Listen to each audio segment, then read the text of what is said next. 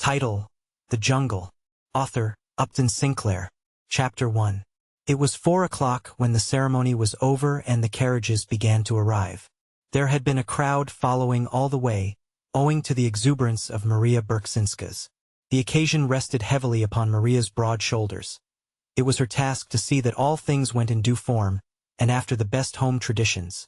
And flying wildly hither and thither, bowling everyone out of the way, and scolding and exhorting all day with her tremendous voice, Maria was too eager to see that others conformed to the proprieties to consider them herself. She had left the church last of all, and, desiring to arrive first at the hall, had issued orders to the coachman to drive faster.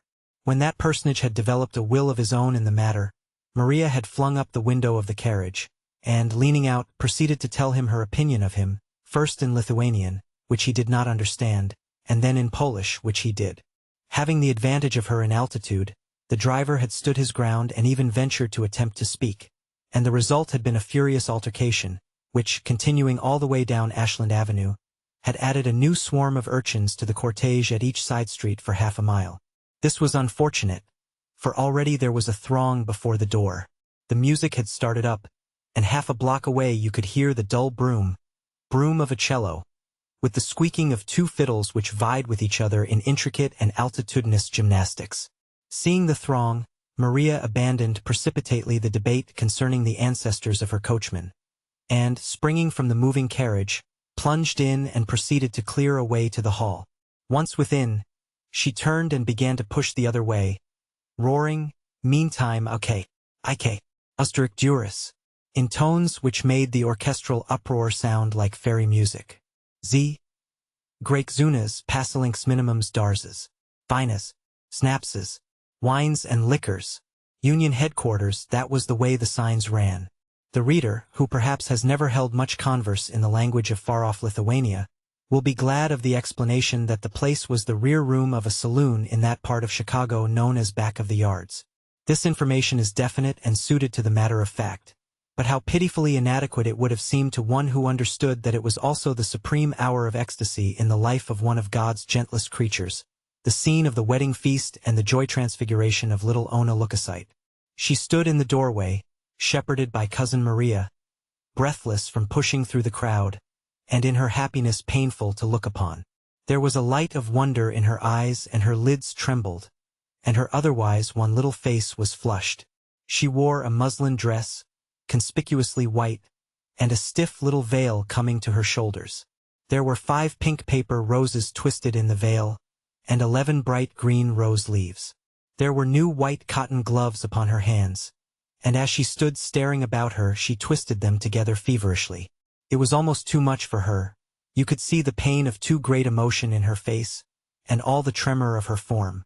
She was so young, not quite 16, and small for her age, a mere child, and she had just been married, and married to Jurgis of all men, to Jurgis Rudkus, he with the white flower in the buttonhole of his new black suit, he with the mighty shoulders and the giant hands. Pronounced Jurgis. Ona was blue-eyed and fair, while Jurgis had great black eyes with beetling brows, and thick black hair that curled in waves about his ears. In short, they were one of those incongruous and impossible married couples with which Mother Nature so often wills to confound all prophets, before and after. Jurgis could take up a 250-pound quarter of beef and carry it into a car without a stagger, or even a thought, and now he stood in a far corner, frightened as a hunted animal, and obliged to moisten his lips with his tongue each time before he could answer the congratulations of his friends. Gradually there was effected a separation between the spectators and the guests, a separation at least sufficiently complete for working purposes. There was no time during the festivities which ensued when there were not groups of onlookers in the doorways and the corners, and if any one of these onlookers came sufficiently close, or looked sufficiently hungry, a chair was offered him, and he was invited to the feast. It was one of the laws of the Veseliga that no one goes hungry, and, while a rule made in the forests of Lithuania is hard to apply in the stockyards district of Chicago, with its 250,000 inhabitants, still they did their best, and the children who ran in from the street and even the dogs went out again happier. A charming informality was one of the characteristics of this celebration. The men wore their hats, or, if they wished, they took them off, and their coats with them. They ate when and where they pleased, and moved as often as they pleased. There were to be speeches and singing, but no one had to listen who did not care to, If he wished, meantime, to speak or sing himself, he was perfectly free. The resulting medley of sound distracted no one, save possibly alone the babies, of which there were present a number equal to the total possessed by all the guests invited. There was no other place for the babies to be, and so part of the preparations for the evening consisted of a collection of cribs and carriages in one corner. In these the babies slept 3 or 4 together or wakened together as the case might be. Those who were still older, and could reach the tables, marched about munching contentedly at meat bones and bologna sausages. The room is about 30 feet square, with whitewashed walls, bare save for a calendar, a picture of a racehorse, and a family tree in a gilded frame. To the right there is a door from the saloon, with a few loafers in the doorway, and in the corner beyond it a bar, with a presiding genius clad in soiled white, with waxed black mustaches and a carefully oiled curl plastered against one side of his forehead. In the opposite corner are 2 tables, filling a third of the room and laden with dishes and cold viands, which a few of the hungrier guests are already munching. At the head, where sits the bride, is a snow-white cake, with an Eiffel Tower of constructed decoration, with sugar roses and 2 angels upon it, and a generous sprinkling of pink and green and yellow candies. Beyond opens a door into the kitchen, where there is a glimpse to be had of a range with much steam ascending from it, and many women, old and young, rushing hither and thither. In the corner to the left are the 3 musicians upon a little platform, toiling heroically to make some impression upon the hubbub. Also the babies, similarly occupied, and an open window whence the populace imbibes the sights and sounds and odors. Suddenly some of the steam begins to advance, and, peering through it, you discern Aunt Elizabeth, Ona's stepmother, Teta Elsbeta as they call her, bearing aloft a great platter of stewed duck. Behind her is Katrina, making her way cautiously, staggering beneath a similar burden, and half a minute later there appears old grandmother Majoskine, with a big yellow bowl of smoking potatoes, nearly as big as herself. So, bit by bit, the feast takes form. There is a ham and a dish of sauerkraut, boiled rice, macaroni, bologna sausages, great piles of penny buns, bowls of milk, and foaming pitchers of beer. There is also, not 6 feet from your back, the bar, where you may order all you please and do not have to pay for it. Ikes! Grakesai! Screams Maria Berksinskas and falls to work herself, for there is more upon the stove inside that will be spoiled if it be not eaten. So, with laughter and shouts and endless badinage and merriment, the guests take their places. The young men, who for the most part have been huddled near the door, summon their resolution and advance, and the shrinking Jurgis is poked and scolded by the old folks until he consents to seat himself at the right hand of the bride. The 2 bridesmaids, whose insignia of office are paper wreaths, come next, and after them the rest of the guests, old and young, boys and girls. The spirit of the occasion takes hold of the stately bartender, who condescends to a plate of stewed duck, even the fat policeman, whose duty it will be, later in the evening, to break up the fights, draws up a chair to the foot of the table. And the children shout and the babies yell, and everyone laughs and sings and chatters, while above all the deafening clamor Cousin Maria shouts orders to the musicians. The musicians, how shall one begin to describe them? All this time they have been there, playing in a mad frenzy. All of this scene must be read or said or sung to music. It is the music which makes it what it is.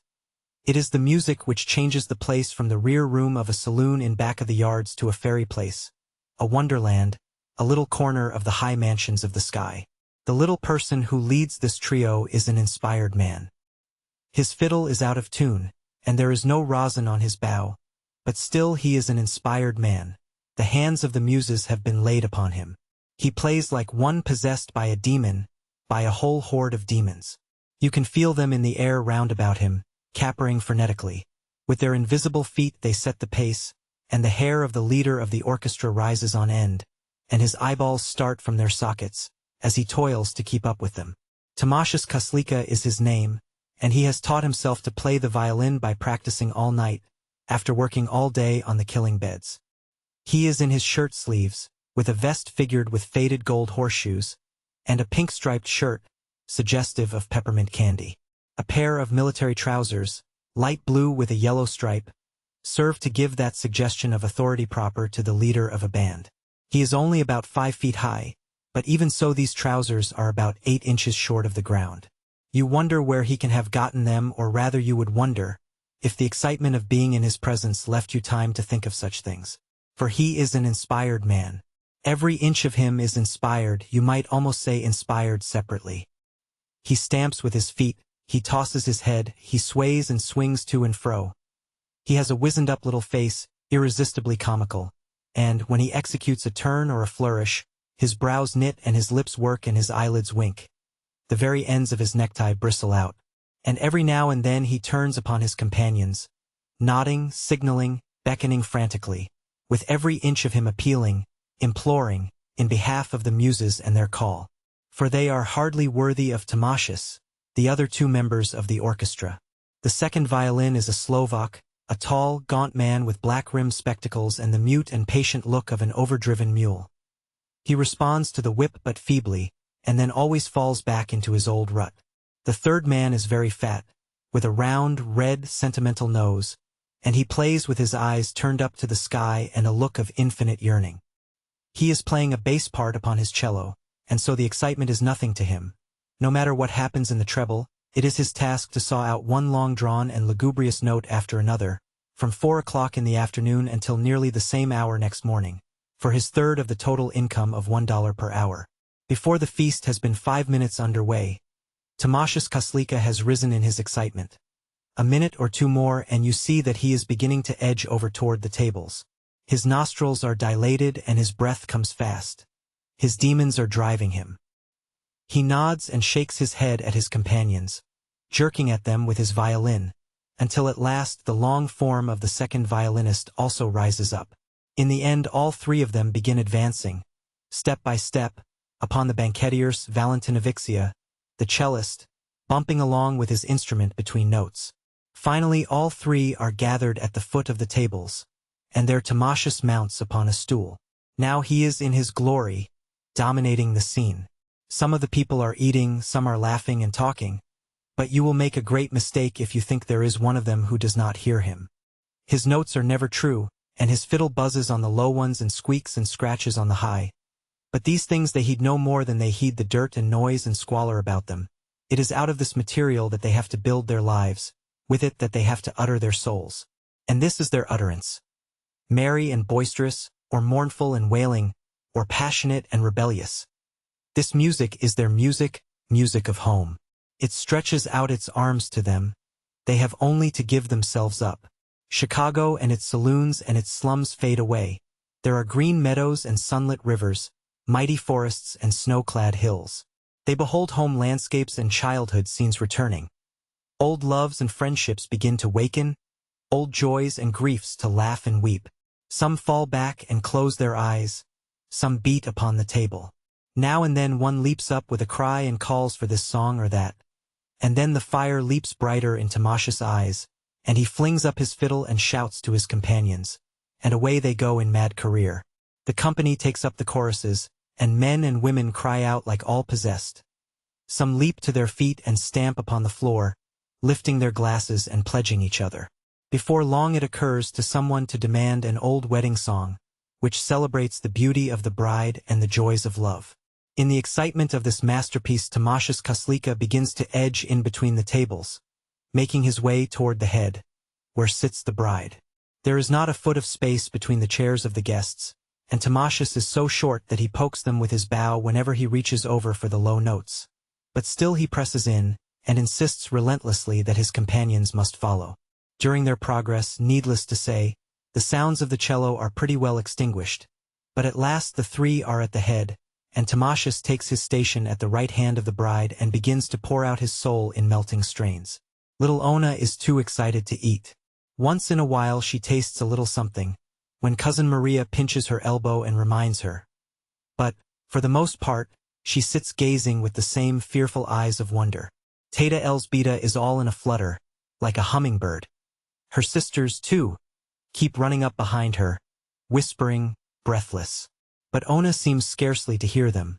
The music keeps calling, and the far-off look comes back, and she sits with her hands pressed together over her heart.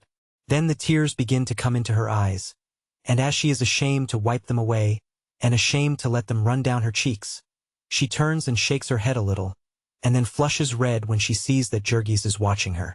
When in the end Tamash's Kaslika has reached her side, and is waving his magic wand above her, Ona's cheeks are scarlet, and she looks as if she would have to get up and run away.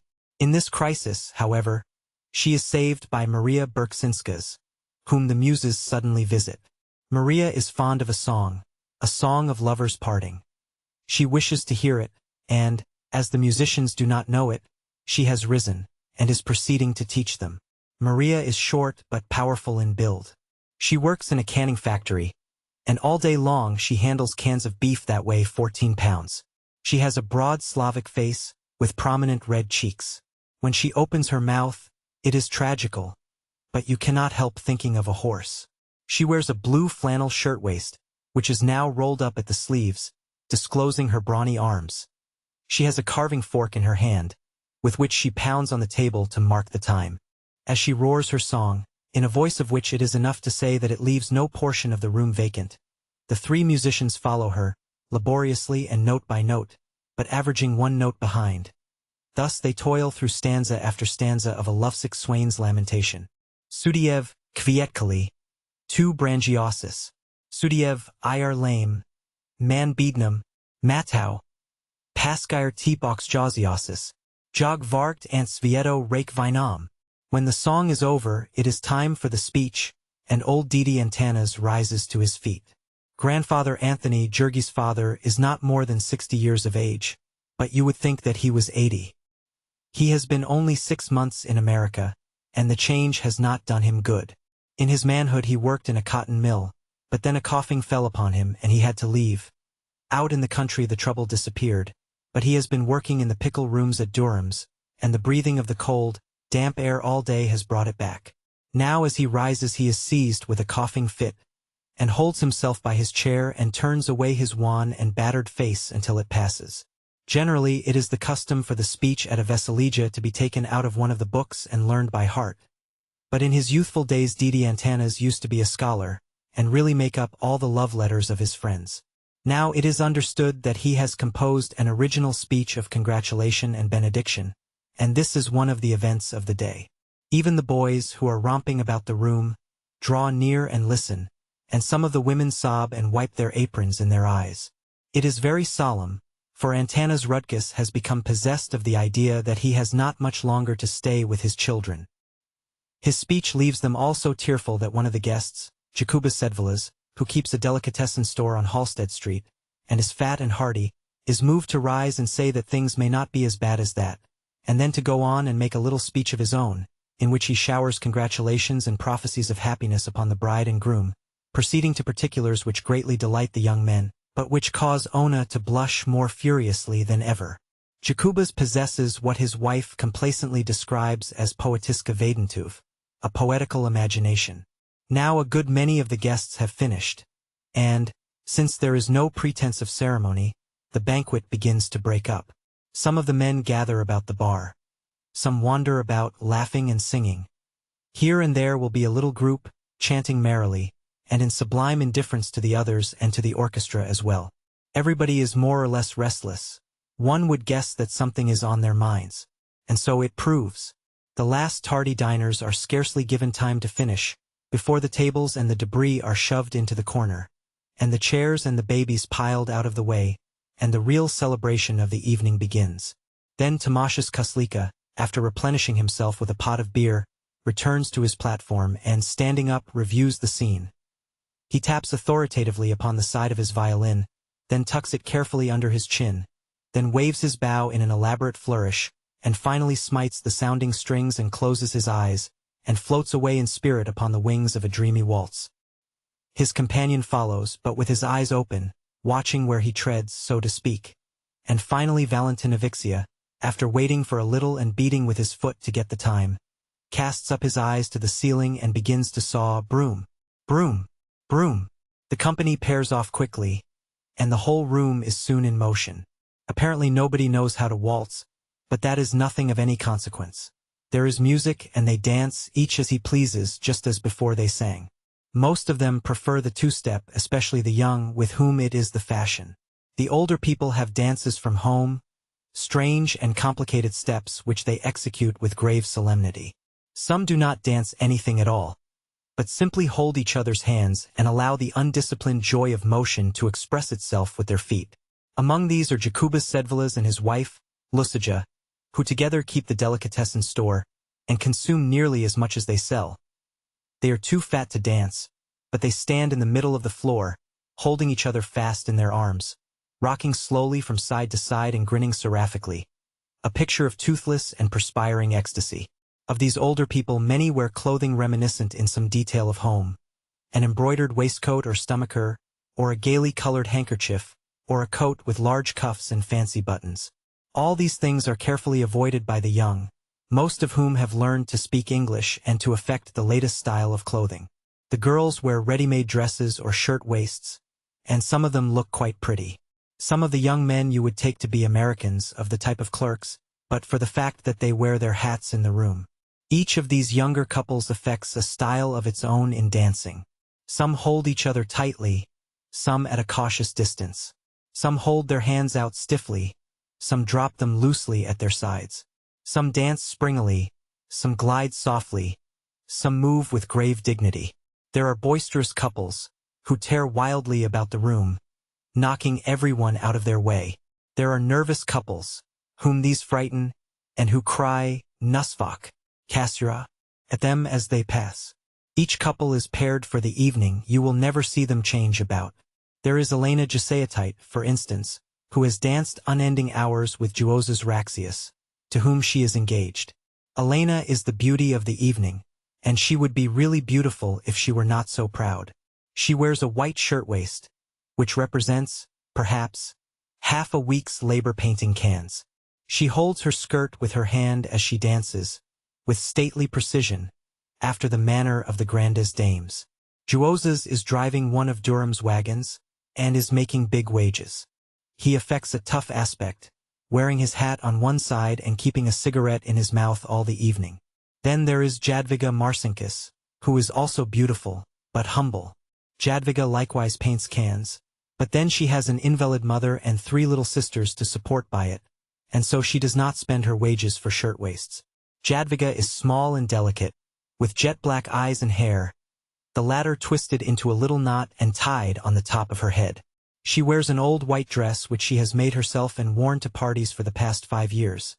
It is high-waisted, almost under her arms and not very becoming. But that does not trouble Jadwiga, who is dancing with her Mikolas. She is small while he is big and powerful. She nestles in his arms as if she would hide herself from view, and leans her head upon his shoulder. He in turn has clasped his arms tightly around her, as if he would carry her away, and so she dances, and will dance the entire evening, and would dance forever, in ecstasy of bliss. You would smile, perhaps, to see them, but you would not smile if you knew all the story. This is the 5th year, now, that Jadwiga has been engaged to Mikolas, and her heart is sick. They would have been married in the beginning, only Mikolas has a father who is drunk all day, and he is the only other man in a large family. Even so they might have managed it, for Mikolas is a skilled man, but for cruel accidents which have almost taken the heart out of them. He is a beef boner, and that is a dangerous trade, especially when you are on piecework and trying to earn a bride. Your hands are slippery, and your knife is slippery, and you are toiling like mad when somebody happens to speak to you or you strike a bone. Then your hand slips up on the blade, and there is a fearful gash. And that would not be so bad only for the deadly contagion. The cut may heal, but you never can tell. Twice now, within the last 3 years, Mikolas has been lying at home with blood poisoning, once for 3 months and once for nearly 7. The last time, too, he lost his job, and that meant 6 weeks more of standing at the doors of the packing houses, at 6 o'clock on bitter winter mornings, with a foot of snow on the ground and more in the air. There are learned people who can tell you out of the statistics that beef boners make 40 cents an hour, but, perhaps, these people have never looked into a beef boner's hands. When Timasius and his companions stop for a rest, as perforce they must, now and then, the dancers halt where they are and wait patiently. They never seem to tire, and there is no place for them to sit down if they did. It is only for a minute anyway, for the leader starts up again in spite of all the protests of the other 2. This time it is another sort of a dance, a Lithuanian dance. Those who prefer to go on with the 2-step, but the majority go through an intricate series of motions, resembling more fancy skating than a dance. The climax of it is a furious prestissimo, at which the couple seize hands and begin a mad whirling. This is quite irresistible, and everyone in the room joins in, until the place becomes a maze of flying skirts and bodies quite dazzling to look upon. But the sight of sights at this moment is Tamashas Kaslika. The old fiddle squeaks and shrieks in protest, but Tamashas has no mercy. The sweat starts out on his forehead, and he bends over like a cyclist on the last lap of a race. His body shakes and throbs like a runaway steam engine, and the ear cannot follow the flying showers of notes. There is a pale blue mist where you look to see his bowing arm. With a most wonderful rush he comes to the end of the tune, and flings up his hands and staggers back exhausted. And with a final shout of delight the dancers fly apart, reeling here and there, bringing up against the walls of the room. After this there is beer for everyone, the musicians included, and the revelers take a long breath and prepare for the great event of the evening, which is the Axiovemas. The Axiovemas is a ceremony which, once begun, will continue for 3 or 4 hours, and it involves one uninterrupted dance. The guests form a great ring, locking hands, and, when the music starts up, begin to move around in a circle. In the center stands the bride, and, one by one, the men step into the enclosure and dance with her. Each dances for several minutes, as long as he pleases. It is a very merry proceeding with laughter and singing, and when the guest has finished, he finds himself face to face with Teta Elsbeta, who holds the hat. Into it he drops a sum of money, $1 or perhaps $5 according to his power and his estimate of the value of the privilege. The guests are expected to pay for this entertainment. If they be proper guests, they will see that there is a neat sum left over for the bride and bridegroom to start life upon. Most fearful they are to contemplate the expenses of this entertainment. They will certainly be over $200 and maybe $300, and $300 is more than the year's income of many a person in this room. There are able-bodied men here who work from early morning until late at night, in ice-cold cellars with 1/4 of an inch of water on the floor. Men who for 6 or 7 months in the year never see the sunlight from Sunday afternoon till the next Sunday morning, and who cannot earn $300 in a year. There are little children here, scarce in their teens, who can hardly see the top of the work benches, whose parents have lied to get them their places, and who do not make the half of $300 a year, and perhaps not even the third of it. And then to spend such a sum, all in a single day of your life at a wedding feast. For obviously it is the same thing whether you spend it at once for your own wedding, or in a long time at the weddings of all your friends. It is very imprudent, it is tragic. But, it is so beautiful. Bit by bit these poor people have given up everything else. But to this they cling with all the power of their souls. They cannot give up the Vesaligia. To do that would mean not merely to be defeated but to acknowledge defeat, and the difference between these two things is what keeps the world going. The Vesaligia has come down to them from a far-off time, and the meaning of it was that one might dwell within the cave and gaze upon shadows, provided only that once in his lifetime he could break his chains, and feel his wings, and behold the sun. Provided that once in his lifetime he might testify to the fact that life, with all its cares and its terrors, is no such great thing after all, but merely a bubble upon the surface of a river, a thing that one may toss about and play with as a juggler tosses his golden balls, a thing that one may quaff, like a goblet of rare red wine. Thus, having known himself for the master of things, a man could go back to his toil and live upon the memory all his days. Endlessly the dancers swung round and round. When they were dizzy they swung the other way. Hour after hour this had continued. The darkness had fallen and the room was dim from the light of 2 smoky oil lamps. The musicians had spent all their fine frenzy by now, and played only one tune wearily, ploddingly. There were 20 bars or so of it, and when they came to the end they began again. Once every 10 minutes or so they would fail to begin again, but instead would sink back exhausted. A circumstance which invariably brought on a painful and terrifying scene, that made the fat policeman stir uneasily in his sleeping place behind the door. It was all Maria Berksinska's. Maria was one of those hungry souls who cling with desperation to the skirts of the retreating muse.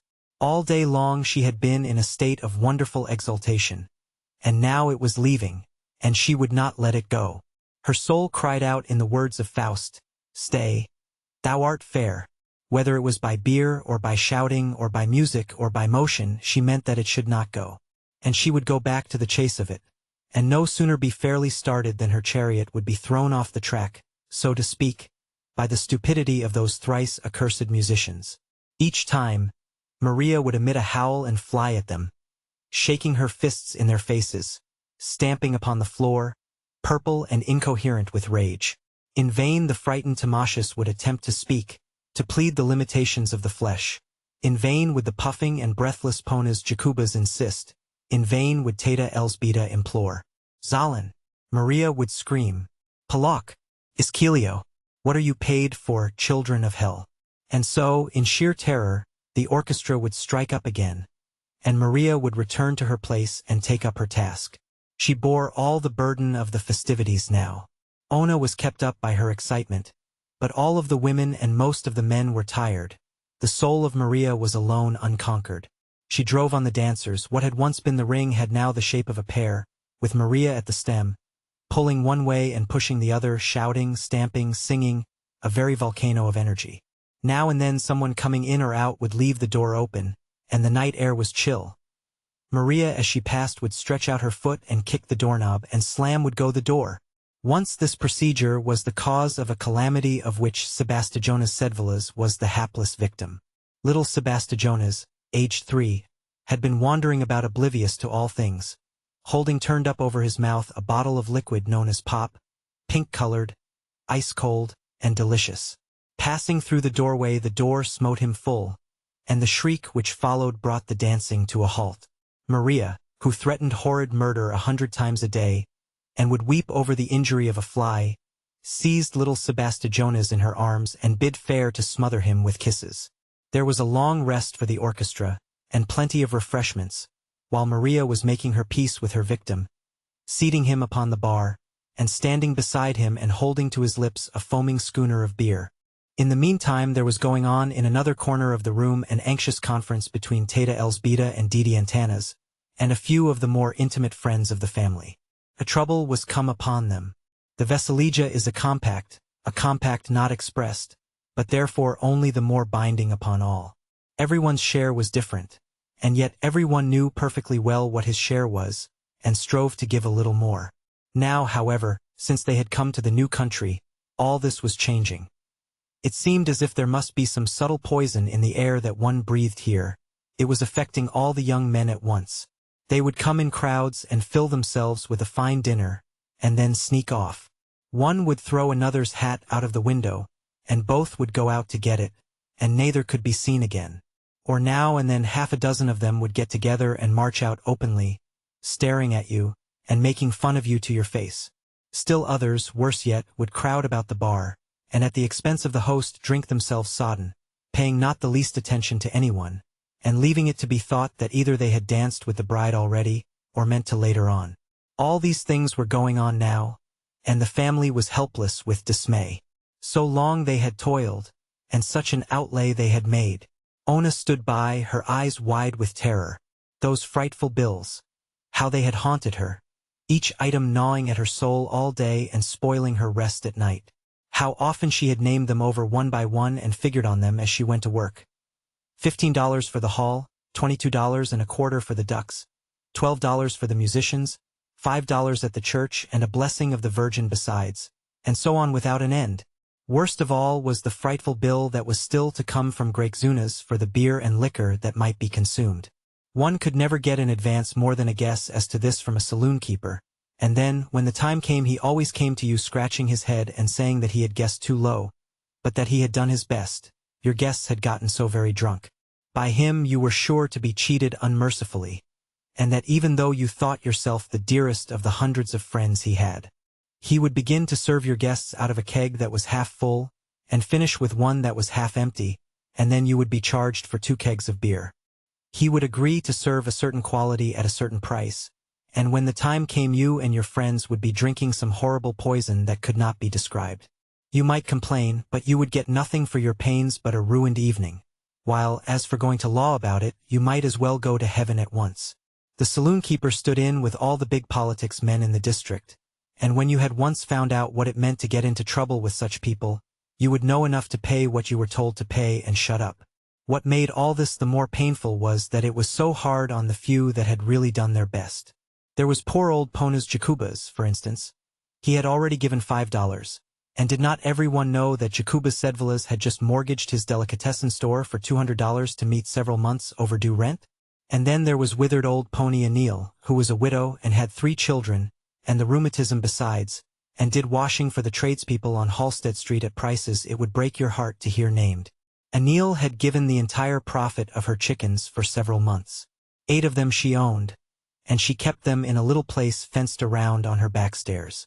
All day long the children of Anil were raking in the dump for food for these chickens, and sometimes, when the competition there was too fierce, you might see them on Halsted Street walking close to the gutters, and with their mother following to see that no one robbed them of their finds. Money could not tell the value of these chickens to old Mrs. Jukneen. She valued them differently, for she had a feeling that she was getting something for nothing by means of them, that with them she was getting the better of a world that was getting the better of her in so many other ways. So she watched them every hour of the day, and had learned to see like an owl at night to watch them then. One of them had been stolen long ago, and not a month passed that someone did not try to steal another. As the frustrating of this one attempt involved a score of false alarms, it will be understood what a tribute old Mrs. Jukneen brought, just because Tata Elsbeta had once loaned her some money for a few days and saved her from being turned out of her house. More and more friends gathered round while the lamentation about these things was going on. Some drew nearer, hoping to overhear the conversation, who were themselves among the guilty, and surely that was a thing to try the patience of a saint. Finally there came Jurgis, urged by someone, and the story was retold to him. Jurgis listened in silence, with his great black eyebrows knitted. Now and then there would come a gleam underneath them, and he would glance about the room. Perhaps he would have liked to go at some of those fellows with his big clenched fists. But then, doubtless, he realized how little good it would do him. No bill would be any less for turning out anyone at this time, and then there would be the scandal, and Jurgis wanted nothing except to get away with Ona and to let the world go its own way. So his hands relaxed and he merely said quietly, "It is done, and there is no use in weeping, Tata Elsbeta."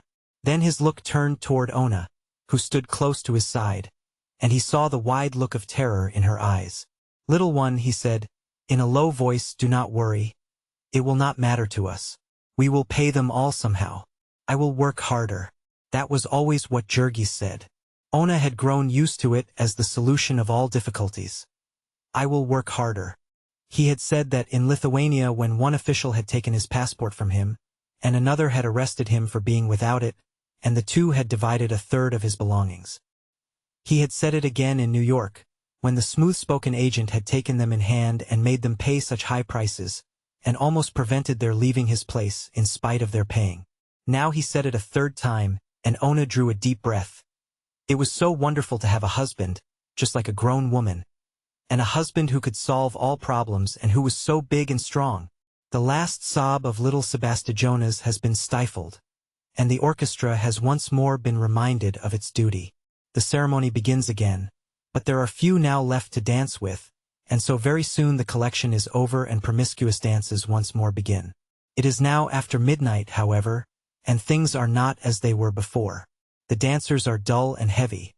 Most of them have been drinking hard, and have long ago passed the stage of exhilaration. They dance in monotonous measure, round after round, hour after hour, with eyes fixed upon vacancy, as if they were only half-conscious, in a constantly growing stupor. The men grasp the women very tightly, but there will be half an hour together when neither will see the other's face.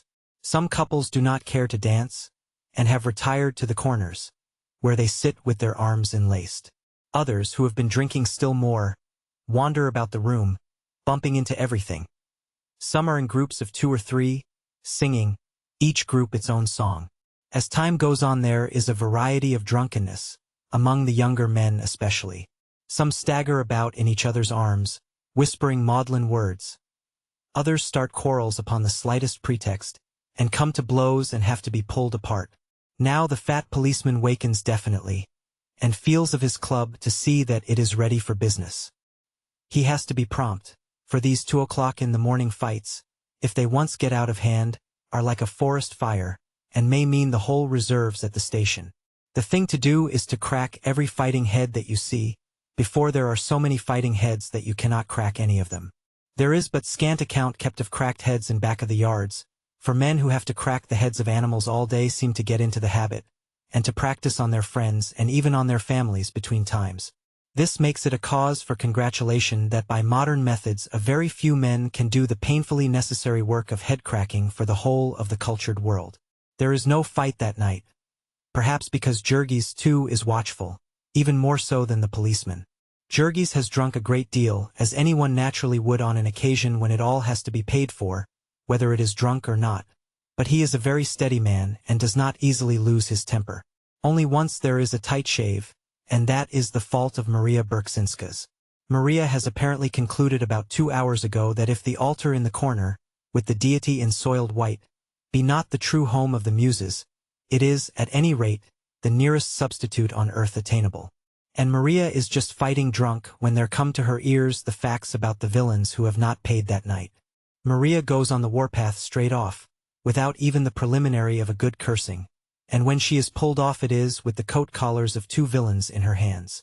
Fortunately, the policeman is disposed to be reasonable, and so it is not Maria who is flung out of the place.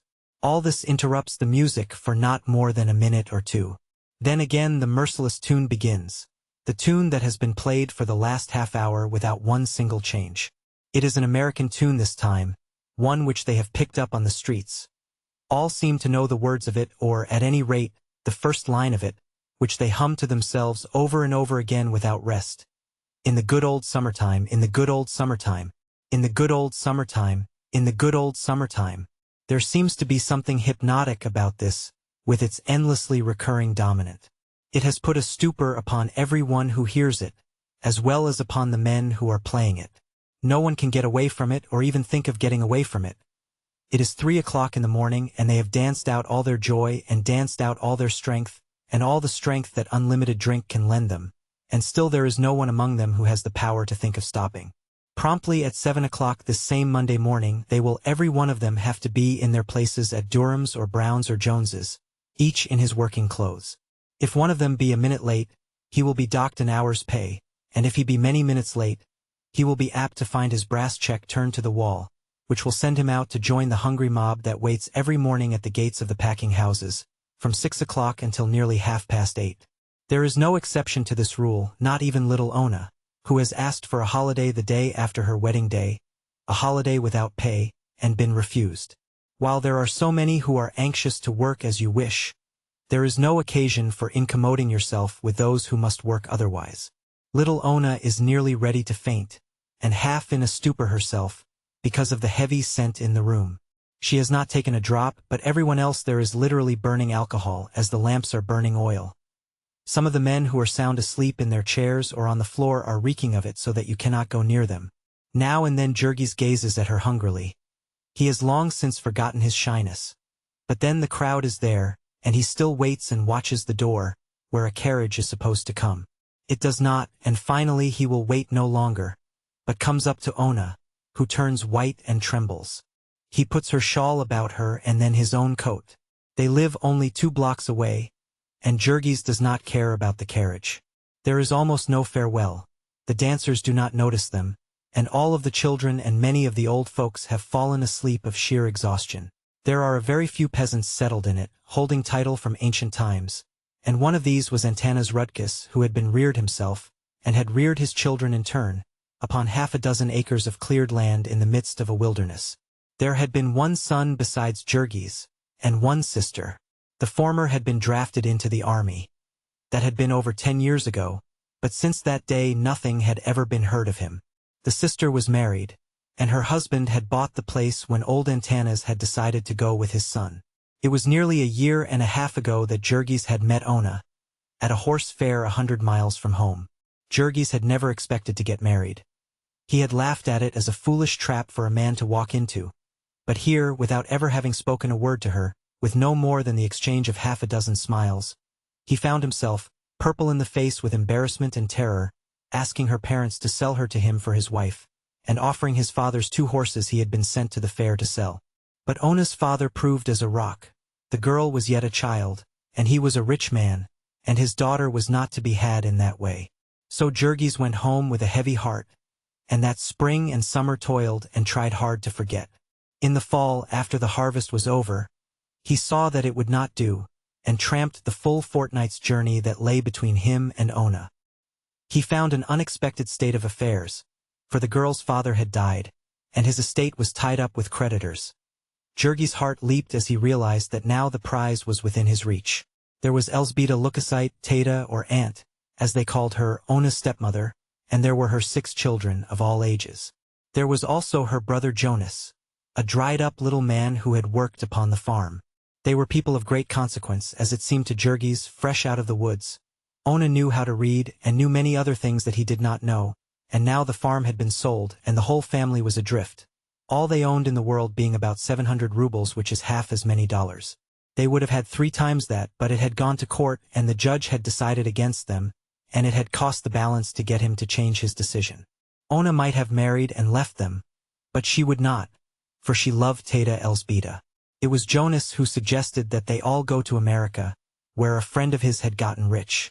He would work for his part and the women would work and some of the children, doubtless, they would live somehow. Jurgis, too, had heard of America.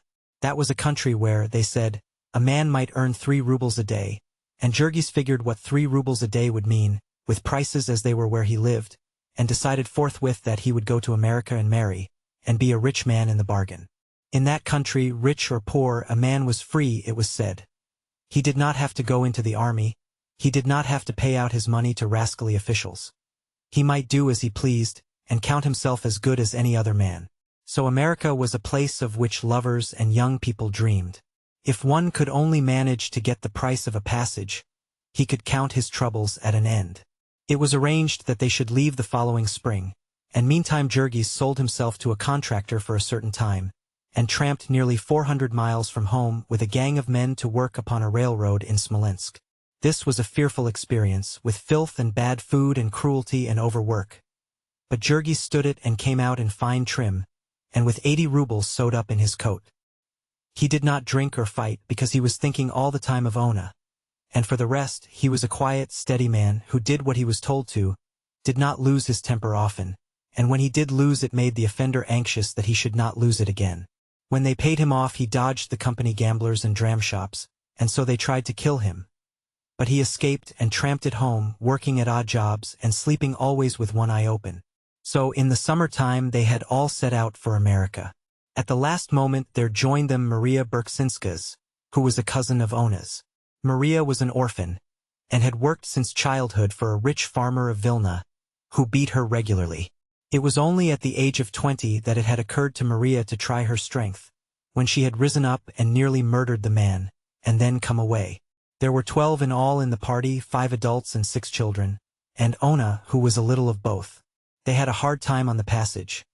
There was an agent who helped them, but he proved a scoundrel and got them into a trap with some officials, and cost them a good deal of their precious money, which they clung to with such horrible fear.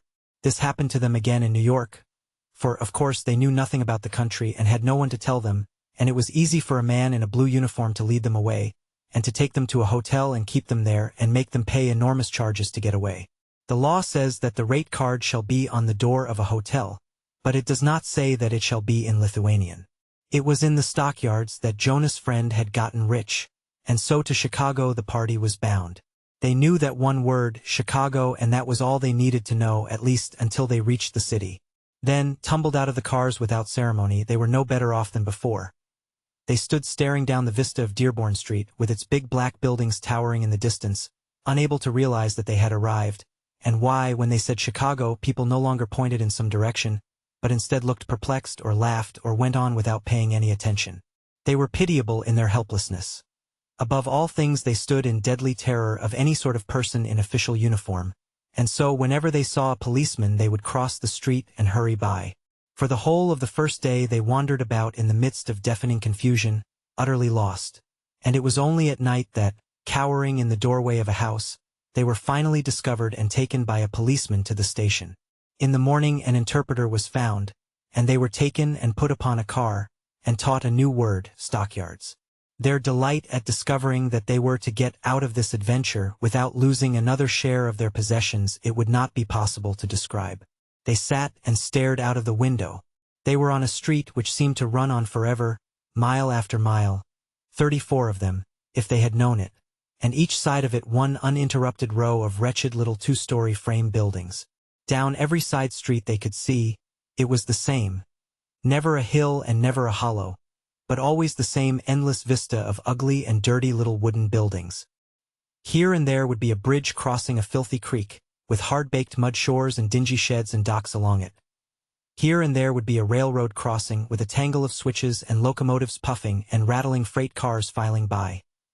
Here and there would be a great factory, a dingy building with innumerable windows in it, and immense volumes of smoke pouring from the chimneys, darkening the air above and making filthy the earth beneath. But after each of these interruptions, the desolate procession would begin again, the procession of dreary little buildings. A full hour before the party reached the city, they had begun to note the perplexing changes in the atmosphere. It grew darker all the time, and upon the earth the grass seemed to grow less green. Every minute, as the train sped on, the colors of things became dingier. The fields were grown parched and yellow, the landscape hideous and bare. And along with the thickening smoke they began to notice another circumstance. A strange, pungent odor. They were not sure that it was unpleasant, this odor. Some might have called it sickening, but their taste in odors was not developed, and they were only sure that it was curious. Now, sitting in the trolley car, they realized that they were on their way to the home of it, that they had traveled all the way from Lithuania to it. It was now no longer something far off and faint, that you caught in whiffs. You could literally taste it as well as smell it. You could take hold of it, almost, and examine it at your leisure. They were divided in their opinions about it. It was an elemental odor, raw and crude. It was rich, almost rancid, sensual and strong. There were some who drank it in as if it were an intoxicant. There were others who put their handkerchiefs to their faces. The new emigrants were still tasting it, lost in wonder, when suddenly the car came to a halt, and the door was flung open, and a voice shouted, "Stockyards!" They were left standing upon the corner, staring. Down a side street there were 2 rows of brick houses, and between them a vista. Half a dozen chimneys, tall as the tallest of buildings, touching the very sky, and leaping from them half a dozen columns of smoke, thick, oily and black as night. It might have come from the center of the world, this smoke, where the fires of the ages still smolder. It came as if self-impelled, driving all before it, a perpetual explosion. It was inexhaustible. One stared, waiting to see it stop, but still the great streams rolled out. They spread in vast clouds overhead, writhing, curling. Then, uniting in one giant river, they streamed away down the sky, stretching a black pall as far as the eye could reach. Then the party became aware of another strange thing. This, too, like the color, was a thing elemental. It was a sound made up of 10,000 little sounds. You scarcely noticed it at first. It sunk into your consciousness, a vague disturbance, a trouble. It was like the murmuring of the bees in the spring, the whisperings of the forest. It suggested endless activity, the rumblings of a world in motion. It was only by an effort that one could realize that it was made by animals, that it was the distant lowing of 10,000 cattle, the distant grunting of 10,000 swine. They would have liked to follow it up, but, alas, they had no time for adventures just then. The policeman on the corner was beginning to watch them, and so, as usual, they started up the street. Scarcely had they gone a block, however, before Jonas was heard to give a cry, and began pointing excitedly across the street. Before they could gather the meaning of his breathless ejaculations he had bounded away, and they saw him enter a shop, over which was a sign, J. Sedvila's Delicatessen.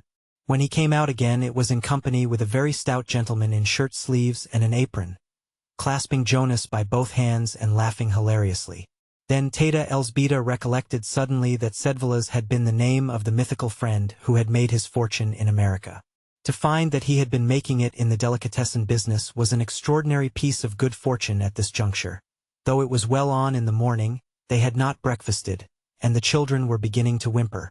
Thus was the happy ending to a woeful voyage. The 2 families literally fell upon each other's necks, for it had been years since Jurgis Sedvilas had met a man from his part of Lithuania. Before half the day they were lifelong friends. In back of the yards the dreary 2-story frame houses were scattered farther apart, and there were great spaces bare, that seemingly had been overlooked by the great soar of a city as it spread itself over the surface of the prairie. These bare places were grown up with dingy, yellow weeds, hiding innumerable tomato cans. Innumerable children played upon them, chasing one another here and there, screaming and fighting. The most uncanny thing about this neighborhood was the number of the children. You thought there must be a school just out, and it was only after long acquaintance that you were able to realize that there was no school, but that these were the children of the neighborhood, that there were so many children to the block in Packingtown that nowhere on its streets could a horse and buggy move faster than a walk. It could not move faster anyhow, on account of the state of the streets. Those through which Jurgis and Ona were walking resembled streets less than they did a miniature topographical map. The roadway was commonly several feet lower than the level of the houses, which were sometimes joined by high board walks. There were no pavements. There were mountains and valleys and rivers, gullies and ditches, and great hollows full of stinking green water. In these pools the children played, and rolled about in the mud of the streets. Here and there one noticed them digging in it, after trophies which they had stumbled on. One wondered about this, as also about the swarms of flies which hung about the scene, literally blackening the air, and the strange, fetid odor which assailed one's nostrils, a ghastly odor, of all the dead things of the universe. It impelled the visitor to questions, and then the residents would explain, quietly, that all this was made land, and that it had been made by using it as a dumping ground for the city garbage. After a few years the unpleasant effect of this would pass away, it was said. But meantime, in hot weather, and especially when it rained, the flies were apt to be annoying. Was it not unhealthful? The stranger would ask, and the residents would answer, perhaps. But there is no telling. A little way farther on, and Jurgis and Ona, staring open-eyed and wondering, came to the place where this made ground was in process of making. Here was a great hole, perhaps 2 city blocks square, and with long files of garbage wagons creeping into it. The place had an odor for which there are no polite words, and it was sprinkled over with children, who raked in it from dawn till dark. Sometimes visitors from the packing houses would wander out to see this dump, and they would stand by and debate as to whether the children were eating the food they got, or merely collecting it for the chickens at home. Apparently none of them ever went down to find out. Beyond this dump there stood a great brickyard with smoking chimneys. First they took out the soil to make bricks, and then they filled it up again with garbage, which seemed to Jurgis and Ona a felicitous arrangement, characteristic of an enterprising country like America. A little way beyond was another great hole, which they had emptied and not yet filled up. This held water, and all summer it stood there, with the nearby soil draining into it, festering and stewing in the sun. And then, when winter came, somebody cut the ice on it, and sold it to the people of the city. This, too, seemed to the newcomers an economical arrangement, for they did not read the newspapers, and their heads were not full of troublesome thoughts about germs. They stood there while the sun went down upon this scene, and the sky in the west turned blood-red, and the tops of the houses shone like fire. Jurgis and Ona were not thinking of the sunset, however. Their backs were turned to it, and all their thoughts were of Packingtown, which they could see so plainly in the distance. The line of the buildings stood clear-cut and black against the sky. Here and there out of the mass rose the great chimneys, with the river of smoke streaming away to the end of the world. It was a study in colors now, this smoke. In the sunset light it was black and brown and gray and purple. All the sordid suggestions of the place were gone. In the twilight it was a vision of power. To the two who stood watching while the darkness swallowed it up, it seemed a dream of wonder, with its talc of human energy, of things being done, of employment for thousands upon thousands of men, of opportunity and freedom, of life and love and joy. When they came away, arm in arm, Jurgis was saying, "Tomorrow I shall go there and get a job." Chapter 3. In his capacity as delicatessen vendor, Jacubas Sedvilas had many acquaintances. Among these was one of the special policemen employed by Durham, whose duty it frequently was to pick out men for employment. Jacubas had never tried it, but he expressed a certainty that he could get some of his friends a job through this man. It was agreed, after consultation, that he should make the effort with old Antanas and with Jonas. Jurgis was confident of his ability to get work for himself, unassisted by anyone. As we have said before, he was not mistaken in this. He had gone to Brown's and stood there not more than half an hour before one of the bosses noticed his form towering above the rest, and signaled to him. The colloquy which followed was brief and to the point. Speak English? No, Lithuanian. Jurgis had studied this word carefully. Job? J. A nod. Worked here before? No stand. Signals and gesticulations on the part of the boss. Vigorous shakes of the head by Jurgis. Shovel guts? No stand. More shakes of the head. Zarnos. Pagaxtis. Sluofa. Imitative motions. J. Sidor. Duries. Pointing. J. Tomorrow 7 o'clock. Understand? Rightoj. Preaspieties. Septini. Decue. Tamistai. Thank you, sir. And that was all. Jurgis turned away, and then in a sudden rush the full realization of his triumph swept over him, and he gave a yell and a jump, and started off on a run. He had a job! He had a job! And he went all the way home as if upon wings, and burst into the house like a cyclone, to the rage of the numerous lodgers who had just turned in for their daily sleep. Meantime Jurgis had been to see his friend the policeman, and received encouragement, so it was a happy party. There being no more to be done that day, the shop was left under the care of Lucija, and her husband sallied forth to show his friends the sights of Packingtown. Jurgis did this with the air of a country gentleman escorting a party of visitors over his estate. He was an old-time resident, and all these wonders had grown up under his eyes, and he had a personal pride in them. The Packers might own the land, but he claimed the landscape, and there was no one to say nay to this. They passed down the busy street that led to the yards. It was still early morning, and everything was at its high tide of activity. A steady stream of employees was pouring through the gate, employees of the higher sort at this hour, clerks and stenographers and such. For the women there were waiting big two-horse wagons, which set off at a gallop as fast as they were filled. In the distance there was heard again the lowing of the cattle, a sound as of a far-off ocean calling. They followed it, this time as eager as children in sight of a circus menagerie, which, indeed, the scene a good deal resembled. They crossed the railroad tracks, and then on each side of the street were the pens full of cattle.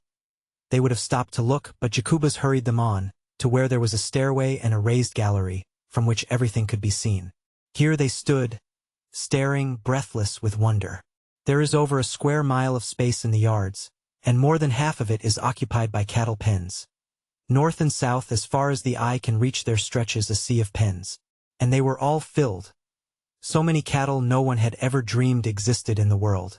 Red cattle, black, white, and yellow cattle, old cattle and young cattle, great bellowing bulls and little calves not an hour born, meek-eyed milch cows and fierce, long-horned Texas steers. The sound of them here was as of all the barnyards of the universe, and as for counting them, it would have taken all day simply to count the pens. Here and there ran long alleys, blocked at intervals by gates, and Jurgis told them that the number of these gates was 25,000. Jurgis had recently been reading a newspaper article which was full of statistics such as that, and he was very proud as he repeated them and made his guests cry out with wonder. Jurgis too had a little of this sense of pride. Had he not just gotten a job, and become a sharer in all this activity, a cog in this marvelous machine? Here and there about the alleys galloped men upon horseback, booted and carrying long whips. They were very busy, calling to each other, and to those who were driving the cattle. They were drovers and stock raisers who had come from far states, and brokers and commission merchants, and buyers for all the big packing houses. Here and there they would stop to inspect a bunch of cattle, and there would be a parley, brief and businesslike. The buyer would nod or drop his whip, and that would mean a bargain, and he would note it in his little book, along with hundreds of others he had made that morning. Then Jurgis pointed out the place where the cattle were driven to be weighed, upon a great scale that would weigh 100,000 pounds at once and record it automatically. It was near to the east entrance that they stood, and all along this east side of the yards ran the railroad tracks, into which the cars were run, loaded with cattle. All night long this had been going on, and now the pens were full. By tonight they would all be empty, and the same thing would be done again. And what will become of all these creatures? Cried Tata Elsbeta. By tonight, Jurgis answered, they will all be killed and cut up, and over there on the other side of the packing houses are more railroad tracks, where the cars come to take them away. There were 250 miles of track within the yards, their guide went on to tell them. They brought about 10,000 head of cattle every day, and as many hogs and half as many sheep, which meant some 8 or 10 million live creatures turned into food every year. One stood and watched, and little by little caught the drift of the tide, as it set in the direction of the packing houses. There were groups of cattle being driven to the chutes, which were roadways about 15 feet wide, raised high above the pens. In these chutes the stream of animals was continuous. It was quite uncanny to watch them, pressing on to their fate, all unsuspicious a very river of death. Our friends were not poetical, and the sight suggested to them no metaphors of human destiny. They thought only of the wonderful efficiency of it all. The chutes into which the hogs went climbed high up, to the very top of the distant buildings, and Jurgis explained that the hogs went up by the power of their own legs, and then their weight carried them back through all the processes necessary to make them into pork. "They don't waste anything here," said the guide, and then he laughed and added a witticism, which he was pleased that his unsophisticated friends should take to be his own. "They use everything about the hog except the squeal. In front of Brown's general office building there grows a tiny plot of grass, and this, you may learn, is the only bit of green thing in Packingtown. Likewise this jest about the hog and his squeal, the stock in trade of all the guides, is the one gleam of humor that you will find there." After they had seen enough of the pens, the party went up the street, to the mass of buildings which occupy the center of the yards. These buildings, made of brick and stained with innumerable layers of Packingtown smoke, were painted all over with advertising signs, from which the visitor realized suddenly that he had come to the home of many of the torments of his life. It was here that they made those products with the wonders of which they pestered him so, by placards that defaced the landscape when he traveled, and by staring advertisements in the newspapers and magazines, by silly little jingles that he could not get out of his mind, and gaudy pictures that lurked for him around every street corner. Here was where they made Brown's imperial hams and bacon, Brown's dressed beef, Brown's Excelsior sausages. Here was the headquarters of Durham's pure leaf lard, of Durham's breakfast bacon, Durham's canned beef, potted ham, deviled chicken, peerless fertilizer. Entering one of the Durham buildings, they found a number of other visitors waiting, and before long there came a guide, to escort them through the place. They make a great feature of showing strangers through the packing plants, for it is a good advertisement. But Pona's Jurgis whispered maliciously that the visitors did not see any more than the packers wanted them to. They climbed a long series of stairways outside of the building, to the top of its 5 or 6 stories. Here was the chute with its river of hogs, all patiently toiling upward. There was a place for them to rest to cool off, and then through another passageway they went into a room from which there is no returning for hogs. It was a long, narrow room with a gallery along it for visitors. At the head there was a great iron wheel, about 20 feet in circumference, with rings here and there along its edge. Upon both sides of this wheel there was a narrow space, into which came the hogs at the end of their journey. In the midst of them stood a great burly Negro, bare-armed and bare-chested. He was resting for the moment, for the wheel had stopped while men were cleaning up. In a minute or two, however, it began slowly to revolve, and then the men upon each side of it sprang to work. They had chains which they fastened about the leg of the nearest hog, and the other end of the chain they hooked into one of the rings upon the wheel. So, as the wheel turned, a hog was suddenly jerked off his feet and borne aloft. At the same instant the car was assailed by a most terrifying shriek. The visitors started in alarm, the women turned pale and shrank back.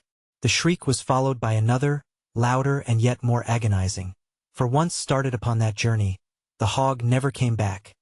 At the top of the wheel he was shunted off upon a trolley, and went sailing down the room. And meantime another was swung up, and then another, until there was a double line of them, each dangling by a foot and kicking in frenzy and squealing. The uproar was appalling, perilous to the eardrums. One feared there was too much sound for the room to hold, that the walls must give way or the ceiling crack. There were high squeals and low squeals, grunts and wails of agony. There would come a momentary lull, and then a fresh outburst, louder than ever, surging up to a deafening climax. It was too much for some of the visitors. The men would look at each other, laughing nervously, and the women would stand with hands clenched, and the blood rushing to their faces, and the tears starting in their eyes. Meantime, heedless of all these things, the men upon the floor were going about their work. Neither squeals of hogs nor tears of visitors made any difference to them. One by one they hooked up the hogs, and one by one with a swift stroke they slit their throats. There was a long line of hogs, with squeals and lifeblood ebbing away together, until at last each started again, and vanished with a splash into a huge vat of boiling water. It was also very businesslike that one watched it fascinated. It was pork-making by machinery, pork-making by applied mathematics. And yet somehow the most matter-of-fact person could not help thinking of the hogs. They were so innocent, they came so very trustingly, and they were so very human in their protests, and so perfectly within their rights.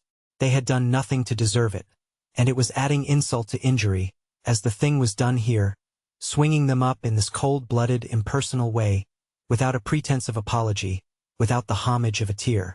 Now and then a visitor wept, to be sure. But this slaughtering machine ran on, visitors or no visitors.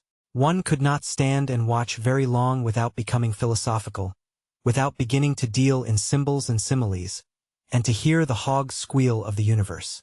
Was it permitted to believe that there was nowhere upon the earth, or above the earth, a heaven for hogs, where they were requited for all this suffering? Each one of these hogs was a separate creature. Some were white hogs, some were black. Some were brown, some were spotted. Some were old, some young. Some were long and lean, some were monstrous. And each of them had an individuality of his own, a will of his own, a hope and a heart's desire. Each was full of self-confidence, of self-importance, and a sense of dignity. And trusting and strong in faith he had gone about his business, the while a black shadow hung over him and a horrid fate waited in his pathway. Now suddenly it had swooped upon him, and had seized him by the leg. Relentless, remorseless, it was. All his protests, his screams were nothing to it. It did its cruel will with him, as if his wishes, his feelings, had simply no existence at all. It cut his throat and watched him gasp out his life. And now was one to believe that there was nowhere a god of hogs, to whom this hog personality was precious, to whom these hog squeals and agonies had a meaning, who would take this hog into his arms and comfort him, reward him for his work well done, and show him the meaning of his sacrifice. Perhaps some glimpse of all this was in the thoughts of our humble-minded Jurgis, as he turned to go on with the rest of the party, and muttered, "Deve, but I'm glad I'm not a hog."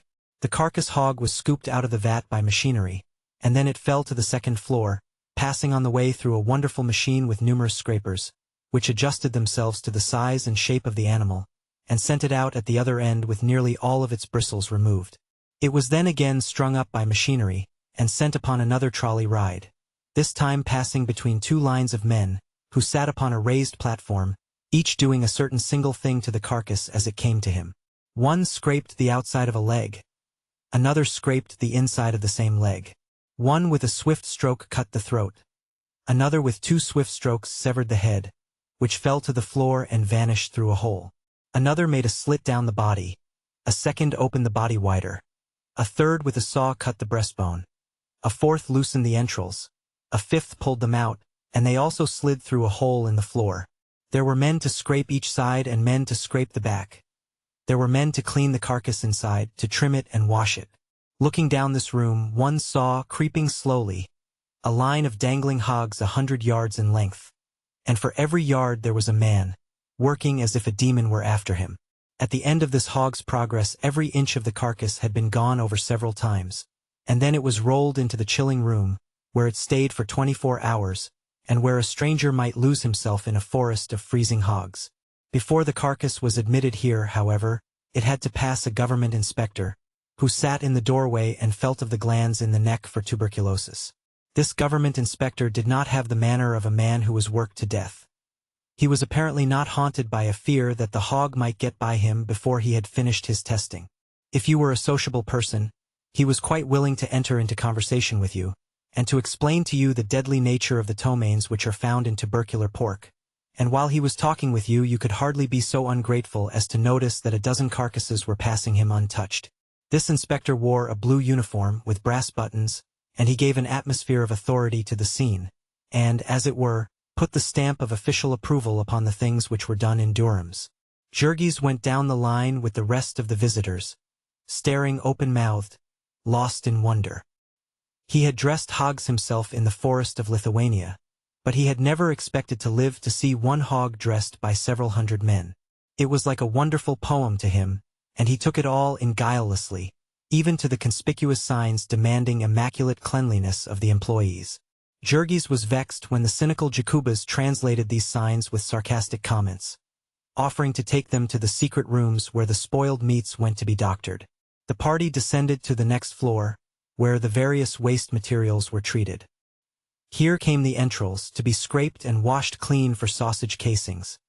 Men and women worked here in the midst of a sickening stench, which caused the visitors to hasten by, gasping. To another room came all the scraps to be tanked, which meant boiling and pumping off the grease to make soap and lard. Below they took out the refuse, and this too was a region in which the visitors did not linger. In still other places men were engaged in cutting up the carcasses that had been through the chilling rooms. First there were the splitters, the most expert workmen in the plant, who earned as high as 50 cents an hour, and did not a thing all day except chop hogs down the middle. Then there were cleaver men, great giants with muscles of iron. Each had 2 men to attend him, to slide the half-carcass in front of him on the table, and hold it while he chopped it, and then turn each piece so that he might chop it once more. His cleaver had a blade about 2 feet long, and he never made but one cut. He made it so neatly, too, that his implement did not smite through and dull itself. There was just enough force for a perfect cut, and no more. So through various yawning holes there slipped to the floor below, to one room hams, to another forequarters, to another sides of pork. One might go down to this floor and see the pickling rooms, where the hams were put into vats, and the great smoke rooms with their airtight iron doors. In other rooms they prepared salt pork. There were whole cellars full of it, built up in great towers to the ceiling. In yet other rooms they were putting up meats in boxes and barrels, and wrapping hams and bacon in oiled paper, sealing and labeling and sewing them. From the doors of these rooms went men with loaded trucks, to the platform where freight cars were waiting to be filled, and one went out there and realized with a start that he had come at last to the ground floor of this enormous building. Then the party went across the street to where they did the killing of beef, where every hour they turned 400 or 500 cattle into meat. Unlike the place they had left, all this work was done on one floor, and instead of there being one line of carcasses which moved to the workmen, there were 15 or 20 lines, and the men moved from one to another of these. This made a scene of intense activity, a picture of human power wonderful to watch. It was all in one great room like a circus amphitheater, with a gallery for visitors running over the center. Along one side of the room ran a narrow gallery, a few feet from the floor, into which gallery the cattle were driven by men with goads which gave them electric shocks. Once crowded in here, the creatures were prisoned, each in a separate pen, by gates that shut, leaving them no room to turn around. And while they stood bellowing and plunging, over the top of the pen there leaned one of the knockers, armed with a sledge-hammer, and watching for a chance to deal a blow. The room echoed with the thuds in quick succession, and the stamping and kicking of the steers. The instant the animal had fallen, the knocker passed on to another, while a second man raised a lever, and the side of the pen was raised, and the animal, still kicking and struggling, slid out to the killing bed. Here a man put shackles about one leg, and pressed another lever, and the body was jerked up into the air. There were 15 or 20 such pens, and it was a matter of only a couple of minutes to knock 15 or 20 cattle and roll them out. Then once more the gates were opened, and another lot rushed in, and so out of each pen there rolled a steady stream of carcasses, which the men upon the killing beds had to get out of the way. The manner in which they did this was something to be seen and never forgotten. They worked with furious intensity, literally upon the run, at a pace with which there is nothing to be compared except a football game. It was all highly specialized labor, each man having his task to do. Generally this would consist of only 2 or 3 specific cuts, and he would pass down the line of 15 or 20 carcasses, making these cuts upon each. First there came the butcher, to bleed them. This meant one swift stroke, so swift that you could not see it, only the flash of the knife, and before you could realize it, the man had darted on to the next line, and a stream of bright red was pouring out upon the floor. This floor was half an inch deep with blood, in spite of the best efforts of men who kept shoveling it through holes. It must have made the floor slippery, but no one could have guessed this by watching the men at work. The carcass hung for a few minutes to bleed. There was no time lost, however, for there were several hanging in each line, and one was always ready. It was let down to the ground, and there came the headsman, whose task it was to sever the head, with 2 or 3 swift strokes. Then came the floorsman to make the first cut in the skin, and then another to finish ripping the skin down the center, and then half a dozen more in swift succession to finish the skinning. After they were through, the carcass was again swung up, and while a man with a stick examined the skin, to make sure that it had not been cut, and another rolled it up and tumbled it through one of the inevitable holes in the floor, the beef proceeded on its journey. There were men to cut it, and men to split it, and men to gut it and scrape it clean inside. There were some with hose which threw jets of boiling water upon it, and others who removed the feet and added the final touches. In the end, as with the hogs, the finished beef was run into the chilling room, to hang its appointed time. The visitors were taken there and shown them, all neatly hung in rows, labeled conspicuously with the tags of the government inspectors, and some, which had been killed by a special process, marked with the sign of the kosher rabbi, certifying that it was fit for sale to the Orthodox.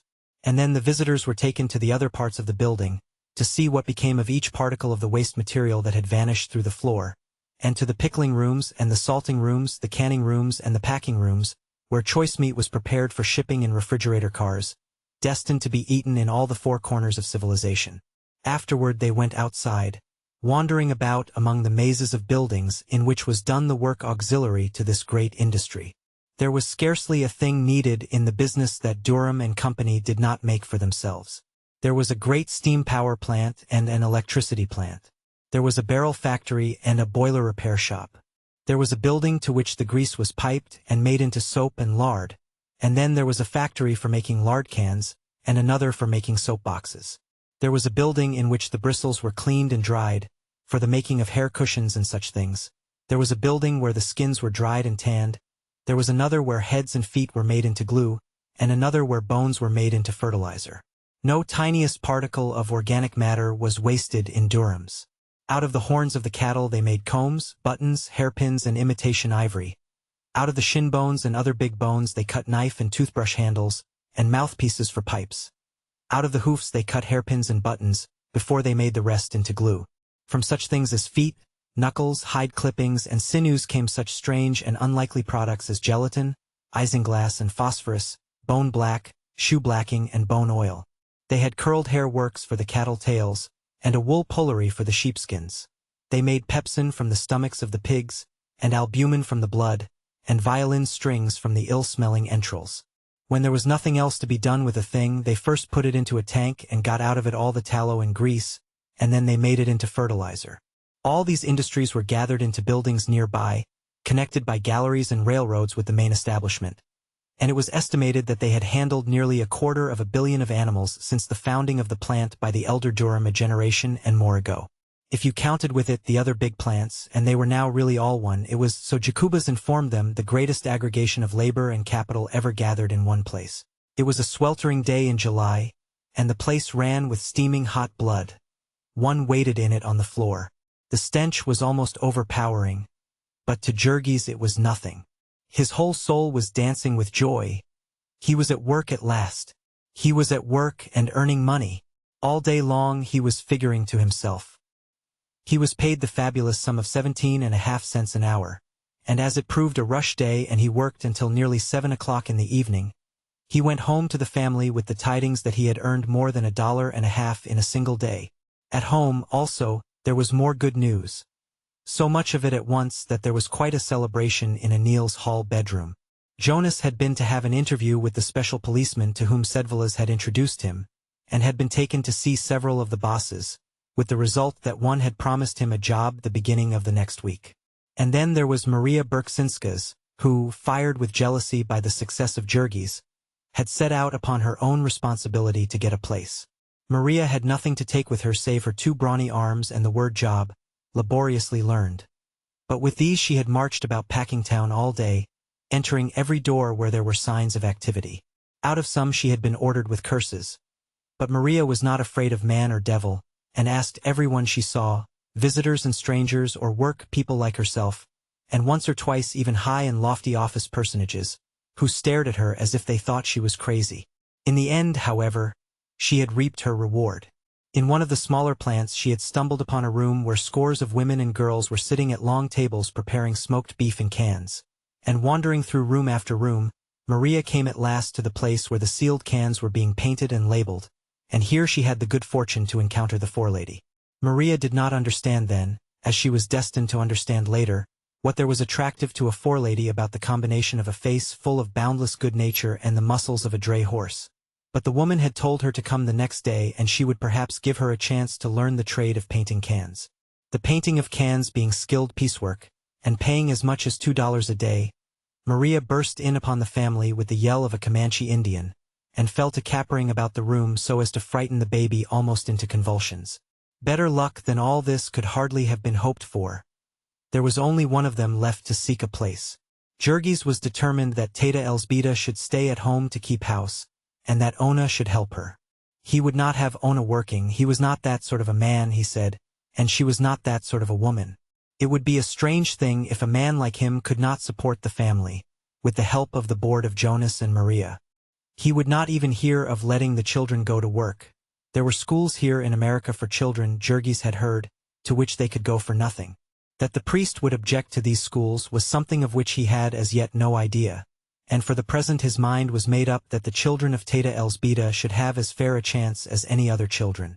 The oldest of them, little Stanislovas, was but 13 and small for his age at that, and while the oldest son of Sedvilas was only 12 and had worked for over a year at Jones's, Jurgis would have it that Stanislovas should learn to speak English and grow up to be a skilled man. So there was only old Didi Antanas. Jurgis would have had him rest too, but he was forced to acknowledge that this was not possible, and besides, the old man would not hear it spoken of. It was his whim to insist that he was as lively as any boy. He had come to America as full of hope as the best of them, and now he was the chief problem that worried his son. For every one that Jurgis spoke to assured him that it was a waste of time to seek employment for the old man in Packingtown. Sedvilas told him that the packers did not even keep the men who had grown old in their own service, to say nothing of taking on new ones. And not only was it the rule here, it was the rule everywhere in America so far as he knew. To satisfy Jurgis he had asked the policeman, and brought back the message that the thing was not to be thought of. They had not told this to old Anthony, who had consequently spent the 2 days wandering about from one part of the yards to another, and had now come home to hear about the triumph of the others, smiling bravely and saying that it would be his turn another day. Their good luck, they felt, had given them the right to think about a home, and sitting out on the doorstep that summer evening, they held consultation about it, and Jurgis took occasion to broach a weighty subject.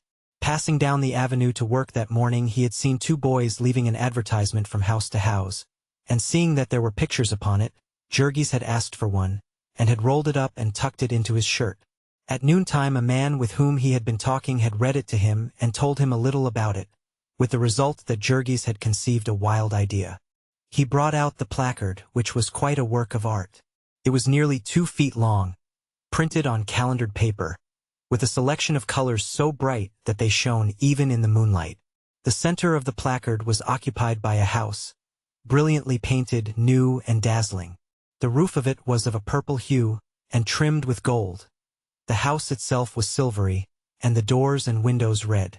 It was a 2-story building with a porch in front, and a very fancy scrollwork around the edges. It was complete in every tiniest detail, even the doorknob, and there was a hammock on the porch and white lace curtains in the windows. Underneath this, in one corner, was a picture of a husband and wife in loving embrace. In the opposite corner was a cradle, with fluffy curtains drawn over it, and a smiling cherub hovering upon silver-colored wings. For fear that the significance of all this should be lost, there was a label in Polish, Lithuanian, and German, Dom. Namai. Heim. Why pay rent? The linguistic circular went on to demand. Why not own your own home? Do you know that you can buy one for less than your rent? We have built thousands of homes which are now occupied by happy families. So it became eloquent, picturing the blissfulness of married life in a house with nothing to pay. It even quoted Home, Sweet Home, and made bold to translate it into Polish, though for some reason it omitted the Lithuanian of this. Perhaps the translator found it a difficult matter to be sentimental in a language in which a sob is known as a guxiogymas and a smile as a nuzasipsagymas. Over this document the family pored long, while Ona spelled out its contents. It appeared that this house contained 4 rooms, besides a basement, and that it might be bought for $1,500, the lot and all. Of this, only $300 had to be paid down, the balance being paid at the rate of $12 a month. These were frightful sums, but then they were in America where people talked about such without fear. They had learned that they would have to pay a rent of $9 a month for a flat, and there was no way of doing better, unless the family of 12 was to exist in 1 or 2 rooms, as at present. If they paid rent, of course they might pay forever and be no better off. Whereas, if they could only meet the extra expense in the beginning, there would at last come a time when they would not have any rent to pay for the rest of their lives. They figured it up. There was a little left of the money belonging to Teta Elzbieta, and there was a little left to Jurgis.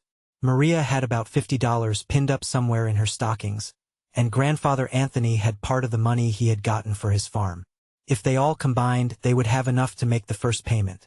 And if they had employment so that they could be sure of the future, it might really prove the best plan. It was, of course, not a thing even to be talked of lightly. It was a thing they would have to sift to the bottom. And yet, on the other hand, if they were going to make the venture, the sooner they did it the better, for were they not paying rent all the time and living in a most horrible way besides? Jurgis was used to dirt. There was nothing could scare a man who had been with a railroad gang, where one could gather up the fleas off the floor of the sleeping room by the handful. But that sort of thing would not do for Ona. They must have a better place of some sort soon. Jurgis said it with all the assurance of a man who had just made $1.57 in a single day. Jurgis was at a loss to understand why, with wages as they were, so many of the people of this district should live the way they did. The next day Maria went to see her forelady, and was told to report the first of the week, and learn the business of can painter. Maria went home, singing out loud all the way, and was just in time to join Ona and her stepmother as they were setting out to go and make inquiry concerning the house. That evening the three made their report to the men. The thing was altogether as represented in the circular, or at any rate so the agent had said. The houses lay to the south about 1.5 miles from the yards. They were wonderful bargains, the gentleman had assured them, personally and for their own good. He could do this, so he explained to them, for the reason that he had himself no interest in their sale. He was merely the agent for a company that had built them. These were the last, and the company was going out of business, so if anyone wished to take advantage of this wonderful no-rent plan, he would have to be very quick. As a matter of fact, there was just a little uncertainty as to whether there was a single house left, for the agent had taken so many people to see them, and for all he knew the company might have parted with the last. Seeing Teta Elzbieta's evident grief at this news, he added, after some hesitation, that if they really intended to make a purchase, he would send a telephone message at his own expense, and have one of the houses kept. So it had finally been arranged, and they were to go and make an inspection the following Sunday morning. That was Thursday, and all the rest of the week the killing gang at Brown's worked at full pressure, and Jurgis cleared $1.75 every day. That was at the rate of $10.50 a week, or $45 a month. Jurgis was not able to figure, except it was a very simple sum, but Ona was like lightning at such things, and she worked out the problem for the family. Maria and Jonas were each to pay $16 a month board, and the old man insisted that he could do the same as soon as he got a place, which might be any day now. That would make $93. Then Maria and Jonas were between them to take a third share in the house, which would leave only $8 a month for Jurgis to contribute to the payment. So they would have $85 a month, or, supposing that Didi Antanas did not get work at once, $70 a month, which ought surely to be sufficient for the support of a family of 12. An hour before the time on Sunday morning the entire party set out. They had the address written on a piece of paper, which they showed to someone now and then. It proved to be a long 1.5 miles, but they walked it, and half an hour or so later the agent put in an appearance. He was a smooth and florid personage, elegantly dressed, and he spoke their language freely, which gave him a great advantage in dealing with them. He escorted them to the house, which was one of a long row of the typical frame dwellings of the neighborhood, where architecture is a luxury that is dispensed with. Ona's heart sank, for the house was not as it was shown in the picture. The color scheme was different, for one thing, and then it did not seem quite so big. Still, it was freshly painted and made a considerable show. It was all brand new, so the agent told them, but he talked so incessantly that they were quite confused, and did not have time to ask many questions. There were all sorts of things they had made up their minds to inquire about, but when the time came, they either forgot them or lacked the courage. The other houses in the row did not seem to be new, and few of them seemed to be occupied. When they ventured to hint at this, the agent's reply was that the purchasers would be moving in shortly. To press the matter would have seemed to be doubting his word, and never in their lives had any one of them ever spoken to a person of the class called gentleman except with deference and humility. The house had a basement, about 2 feet below the street line, and a single story about 6 feet above it, reached by a flight of steps. In addition, there was an attic made by the peak of the roof, and having one small window in each end. The street in front of the house was unpaved and unlighted, and the view from it consisted of a few exactly similar houses, scattered here and there upon lots grown up with dingy brown weeds. The house inside contained 4 rooms, plastered white. The basement was but a frame, the walls being unplastered and the floor not laid. Then, too, they would swindle you with the contract, and how was a poor man to understand anything about a contract? It was all nothing but robbery, and there was no safety but in keeping out of it. And pay rent? Asked Jurgis. Ah, yes, to be sure, the other answered that too was robbery. It was all robbery, for a poor man. After half an hour of such depressing conversation, they had their minds quite made up that they had been saved at the brink of a precipice. But then Sedvilas went away, and Jonas, who was a sharp little man, reminded them that the delicatessen business was a failure, according to its proprietor, and that this might account for his pessimistic views. Which, of course, reopened the subject. The controlling factor was that they could not stay where they were, they had to go somewhere. And when they gave up the house plan and decided to rent, the prospect of paying out $9 a month forever they found just as hard to face. All day and all night for nearly a whole week they wrestled with the problem, and then in the end Jurgis took the responsibility. Brother Jonas had gotten his job and was pushing a truck in Durham's, and the killing gang at Brown's continued to work early and late, so that Jurgis grew more confident every hour, more certain of his mastership. It was the kind of thing the man of the family had to decide and carry through, he told himself. Others might have failed at it, but he was not the failing kind. He would show them how to do it. He would work all day and all night, too, if need be. He would never rest until the house was paid for and his people had a home. So he told them, and so in the end the decision was made. They had talked about looking at more houses before they made the purchase. But then they did not know where any more were, and they did not know any way of finding out. The one they had seen held the sway in their thoughts. Whenever they thought of themselves in a house, it was this house that they thought of. And so they went and told the agent that they were ready to make the agreement. They knew, as an abstract proposition, that in matters of business all men are to be accounted liars. But they could not but have been influenced by all they had heard from the eloquent agent, and were quite persuaded that the house was something they had run a risk of losing by their delay. They drew a deep breath when he told them that they were still in time. They were to come on the morrow, and he would have the papers all drawn up. This matter of papers was one in which Jurgis understood to the full the need of caution. Yet he could not go himself.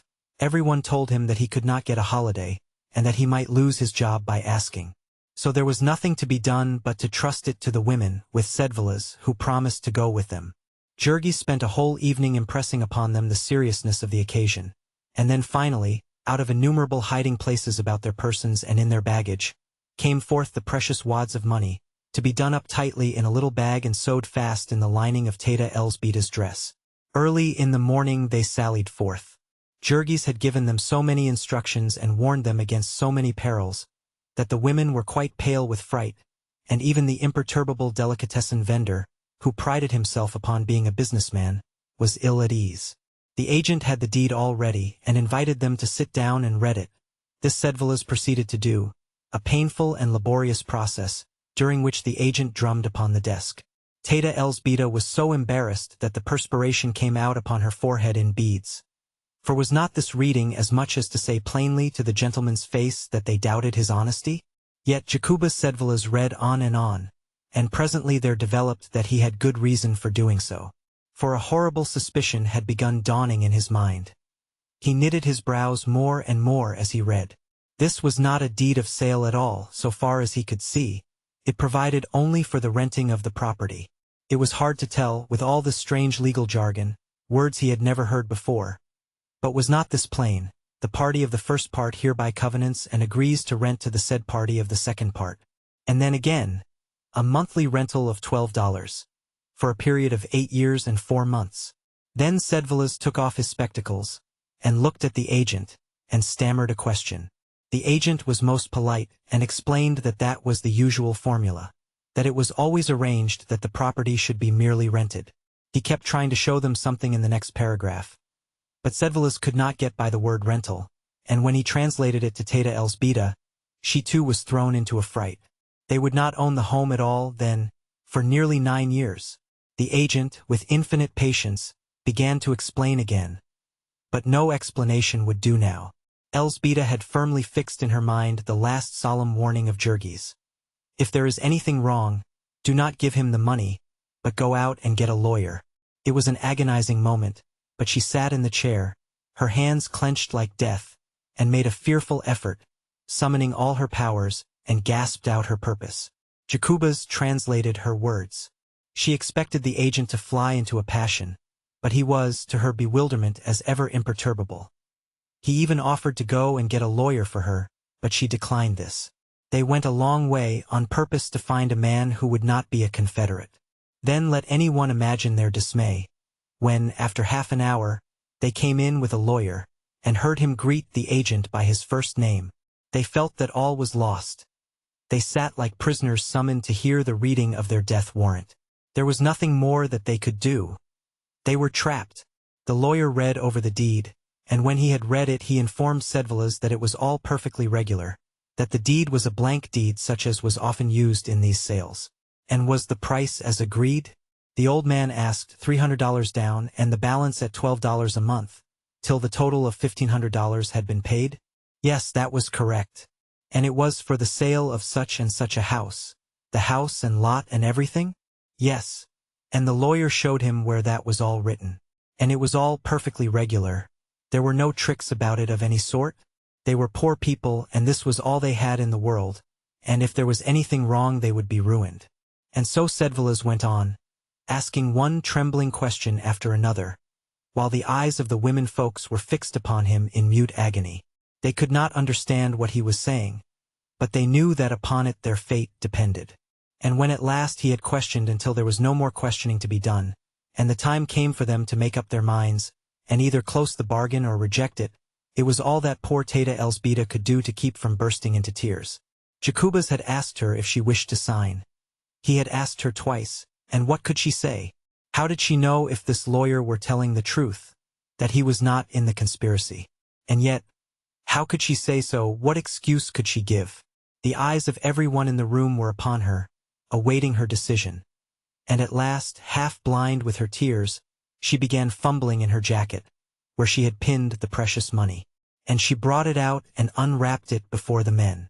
All of this Ona sat watching, from a corner of the room, twisting her hands together, meantime in a fever of fright.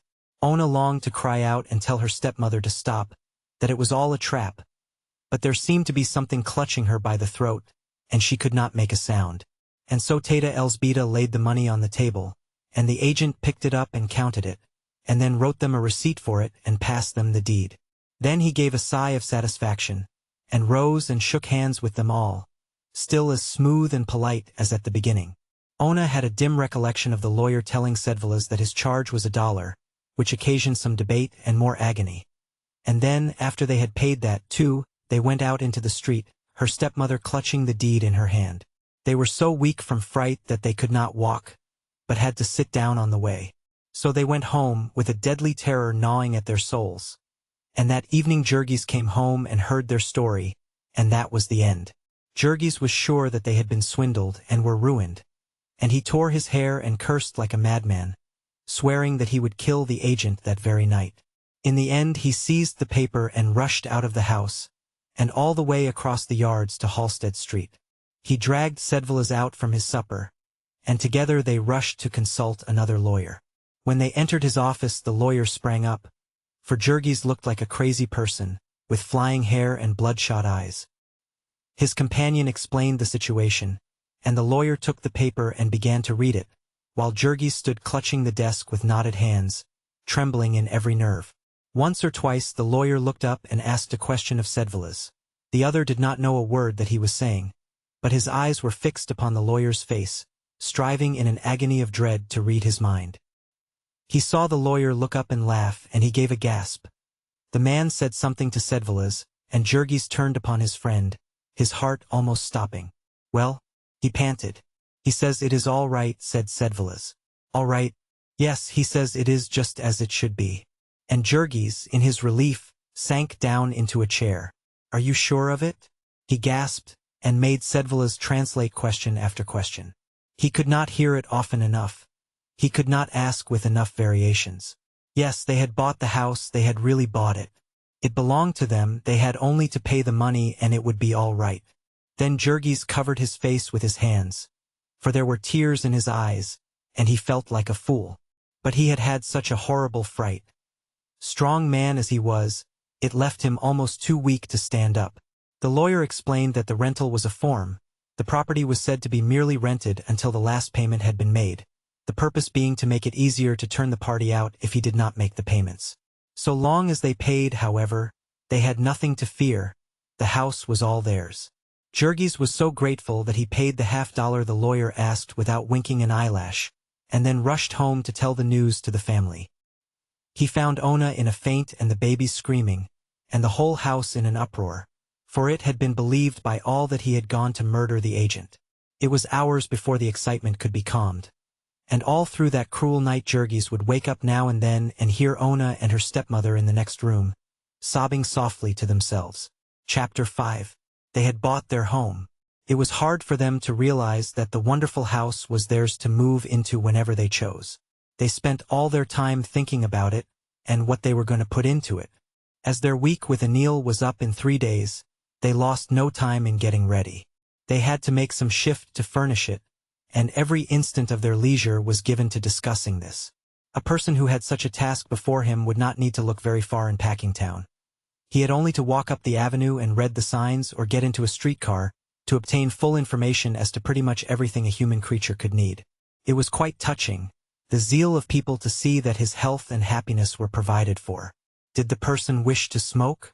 There was a little discourse about cigars, showing him exactly why the Thomas Jefferson 5-cent Perfecto was the only cigar worthy of the name. Had he, on the other hand, smoked too much? Here was a remedy for the smoking habit, 25 doses for a quarter, and a cure absolutely guaranteed in 10 doses. In innumerable ways such as this, the traveler found that somebody had been busied to make smooth his paths through the world, and to let him know what had been done for him. In Packingtown the advertisements had a style all of their own, adapted to the peculiar population. One would be tenderly solicitous. Is your wife pale? It would inquire. Is she discouraged? Does she drag herself about the house and find fault with everything? Why do you not tell her to try Dr. Lanahan's life preservers? Another would be jocular in tone, slapping you on the back, so to speak. Don't be a chump, it would exclaim. Go and get the Goliath bunion cure. Get a move on you, would chime in another. It's easy if you wear the Eureka 250 shoe. Among these importunate signs was one that had caught the attention of the family by its pictures. It showed 2 very pretty little birds building themselves a home, and Maria had asked an acquaintance to read it to her, and told them that it related to the furnishing of a house. Feather your nest, it ran, and went on to say that it could furnish all the necessary feathers for a 4-room nest for the ludicrously small sum of $75. The particularly important thing about this offer was that only a small part of the money need be had at once. The rest one might pay a few dollars every month.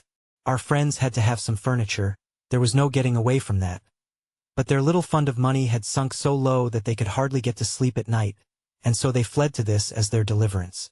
There was more agony and another paper for Elsbeta to sign, and then one night when Jurgis came home, he was told the breathless tidings that the furniture had arrived and was safely stowed in the house.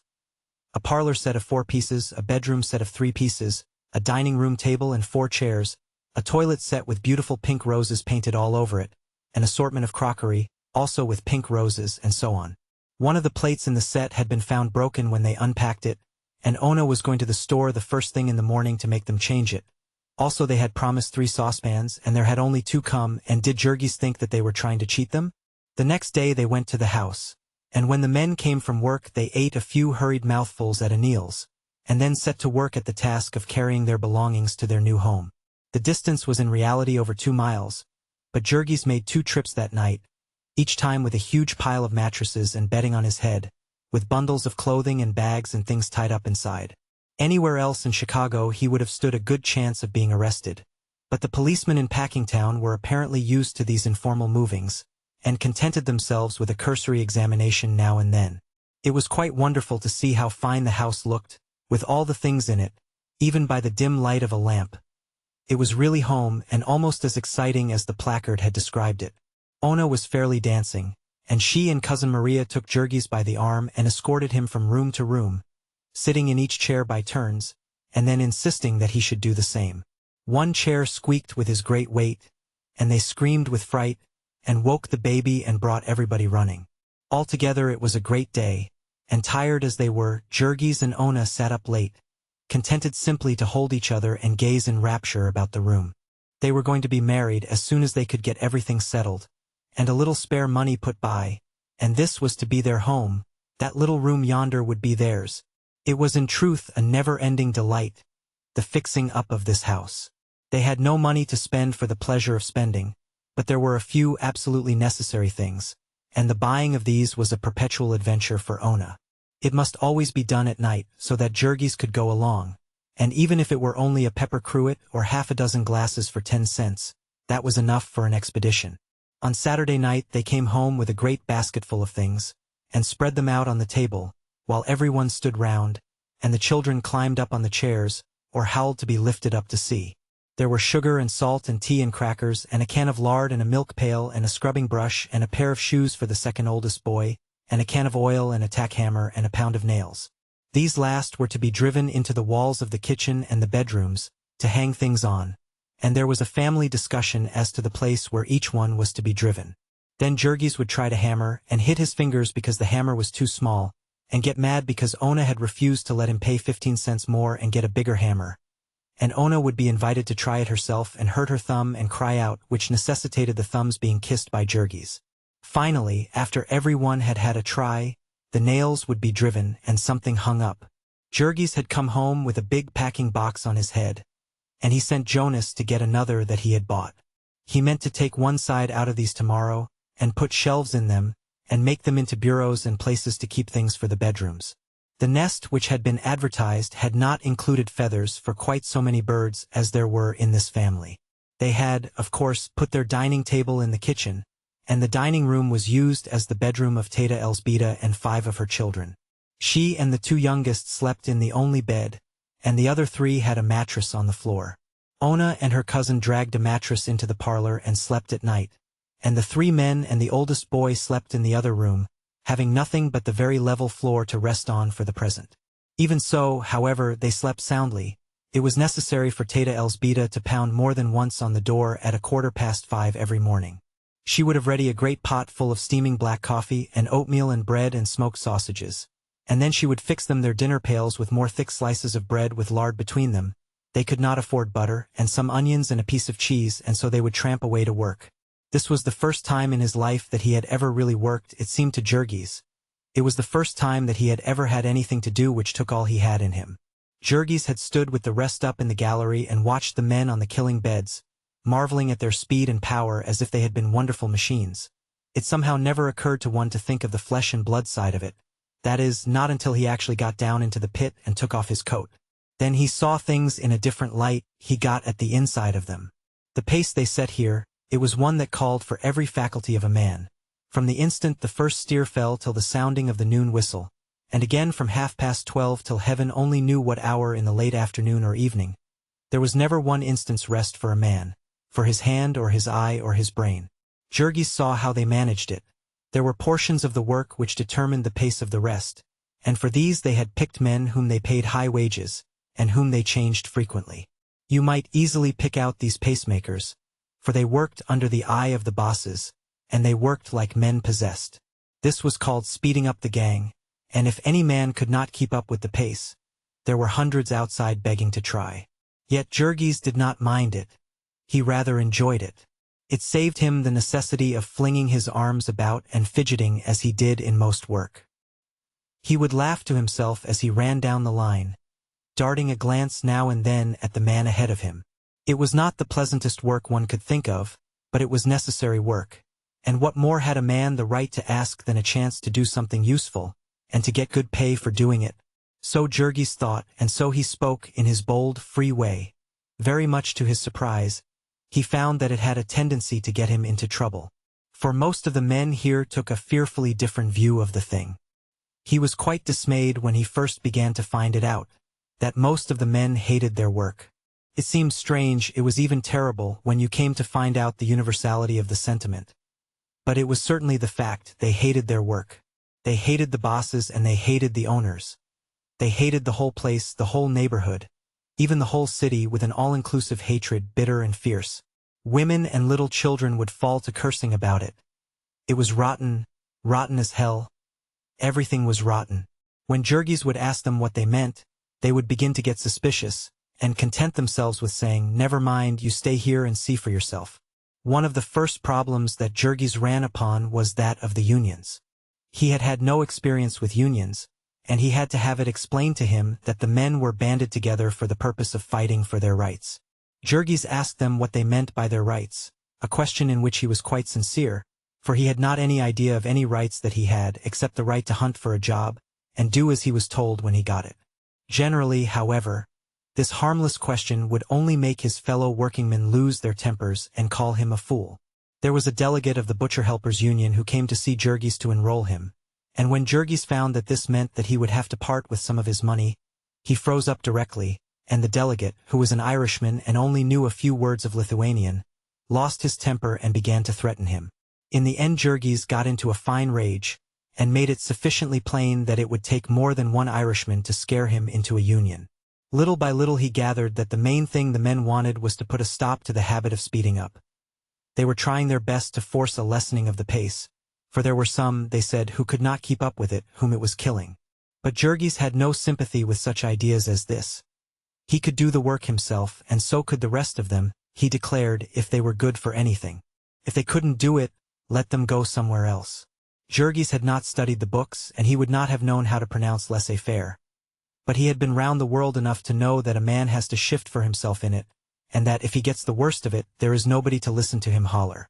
Yet there have been known to be philosophers and plain men who swore by Malthus in the books, and would, nevertheless, subscribe to a relief fund in time of a famine. It was the same with Jurgis, who consigned the unfit to destruction, while going about all day sick at heart because of his poor old father, who was wandering somewhere in the yards begging for a chance to earn his bread. Old Antanas had been a worker ever since he was a child. He had run away from home when he was 12, because his father beat him for trying to learn to read. And he was a faithful man, too. He was a man you might leave alone for a month, if only you had made him understand what you wanted him to do in the meantime. And now here he was, worn out in soul and body, and with no more place in the world than a sick dog. He had his home, as it happened, and someone who would care for him if he never got a job. But his son could not help thinking, suppose this had not been the case. Jurgis Rudkus had been into every building in Packingtown by this time, and into nearly every room. He had stood mornings among the crowd of applicants till the very policeman had come to know his face and to tell him to go home and give it up. He had been likewise to all the stores and saloons for a mile about, begging for some little thing to do, and everywhere they had ordered him out, sometimes with curses, and not once even stopping to ask him a question. So, after all, there was a crack in the fine structure of Jurgis' faith in things as they are. The crack was wide while Didi Antanas was hunting a job, and it was yet wider when he finally got it. For one evening the old man came home in a great state of excitement, with the tale that he had been approached by a man in one of the corridors of the pickle rooms of Durham's, and asked what he would pay to get a job. He had not known what to make of this at first, but the man had gone on with matter-of-fact frankness to say that he could get him a job, provided that he were willing to pay 1/3 of his wages for it. Was he a boss? Antanas had asked, to which the man had replied that that was nobody's business, but that he could do what he said. Jurgis had made some friends by this time, and he sought one of them and asked what this meant. The friend, who was named Tamashis Kaslika, was a sharp little man who folded hides on the killing beds, and he listened to what Jurgis had to say without seeming at all surprised. They were common enough, he said, such cases of petty graft. It was simply some boss who proposed to add a little to his income. After Jurgis had been there a while, he would know that the plants were simply honeycombed with rottenness of that sort. The bosses grafted off the men, and they grafted off each other.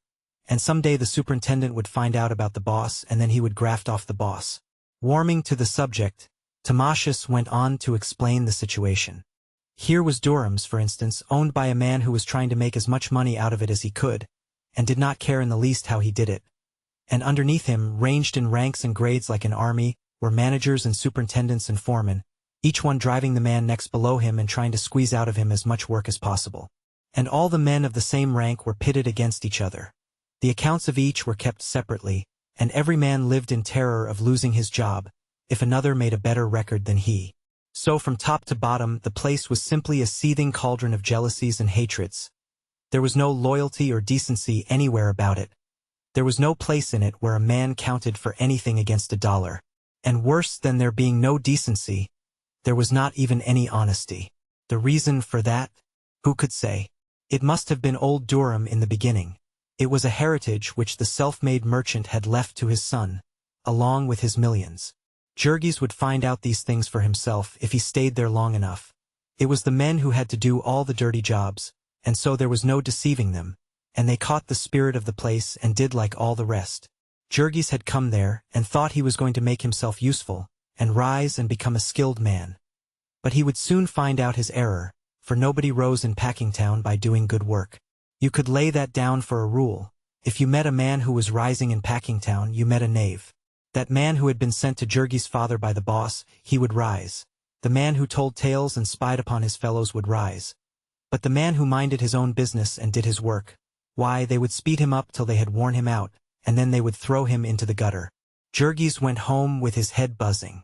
Yet he could not bring himself to believe such things. No, it could not be so. Timasius was simply another of the grumblers. He was a man who spent all his time fiddling, and he would go to parties at night and not get home till sunrise, and so of course he did not feel like work. Then, too, he was a puny little chap. And so he had been left behind in the race, and that was why he was sore. And yet so many strange things kept coming to Jurgis' notice every day.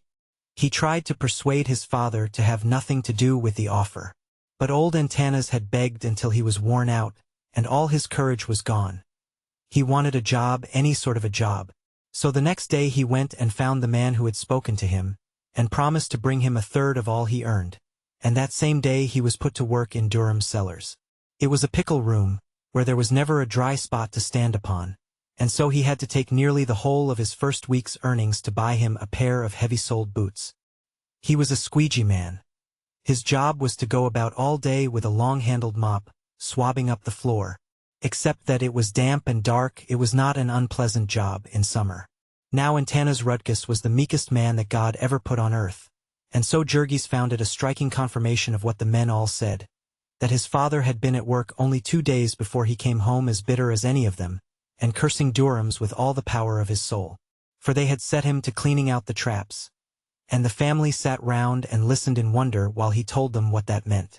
It seemed that he was working in the room where the men prepared the beef for canning, and the beef had lain in vats full of chemicals, and men with great forks speared it out and dumped it into trucks, to be taken to the cooking room.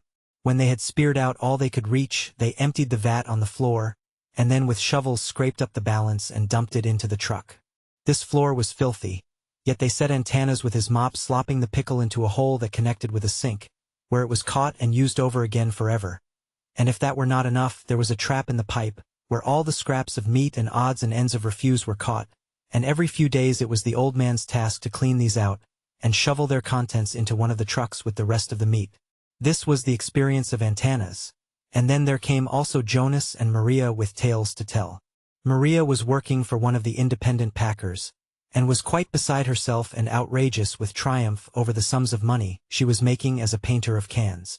But one day she walked home with a pale-faced little woman who worked opposite to her, Jadwiga Marcinkus by name, and Jadwiga told her how she, Maria, had chanced to get her job.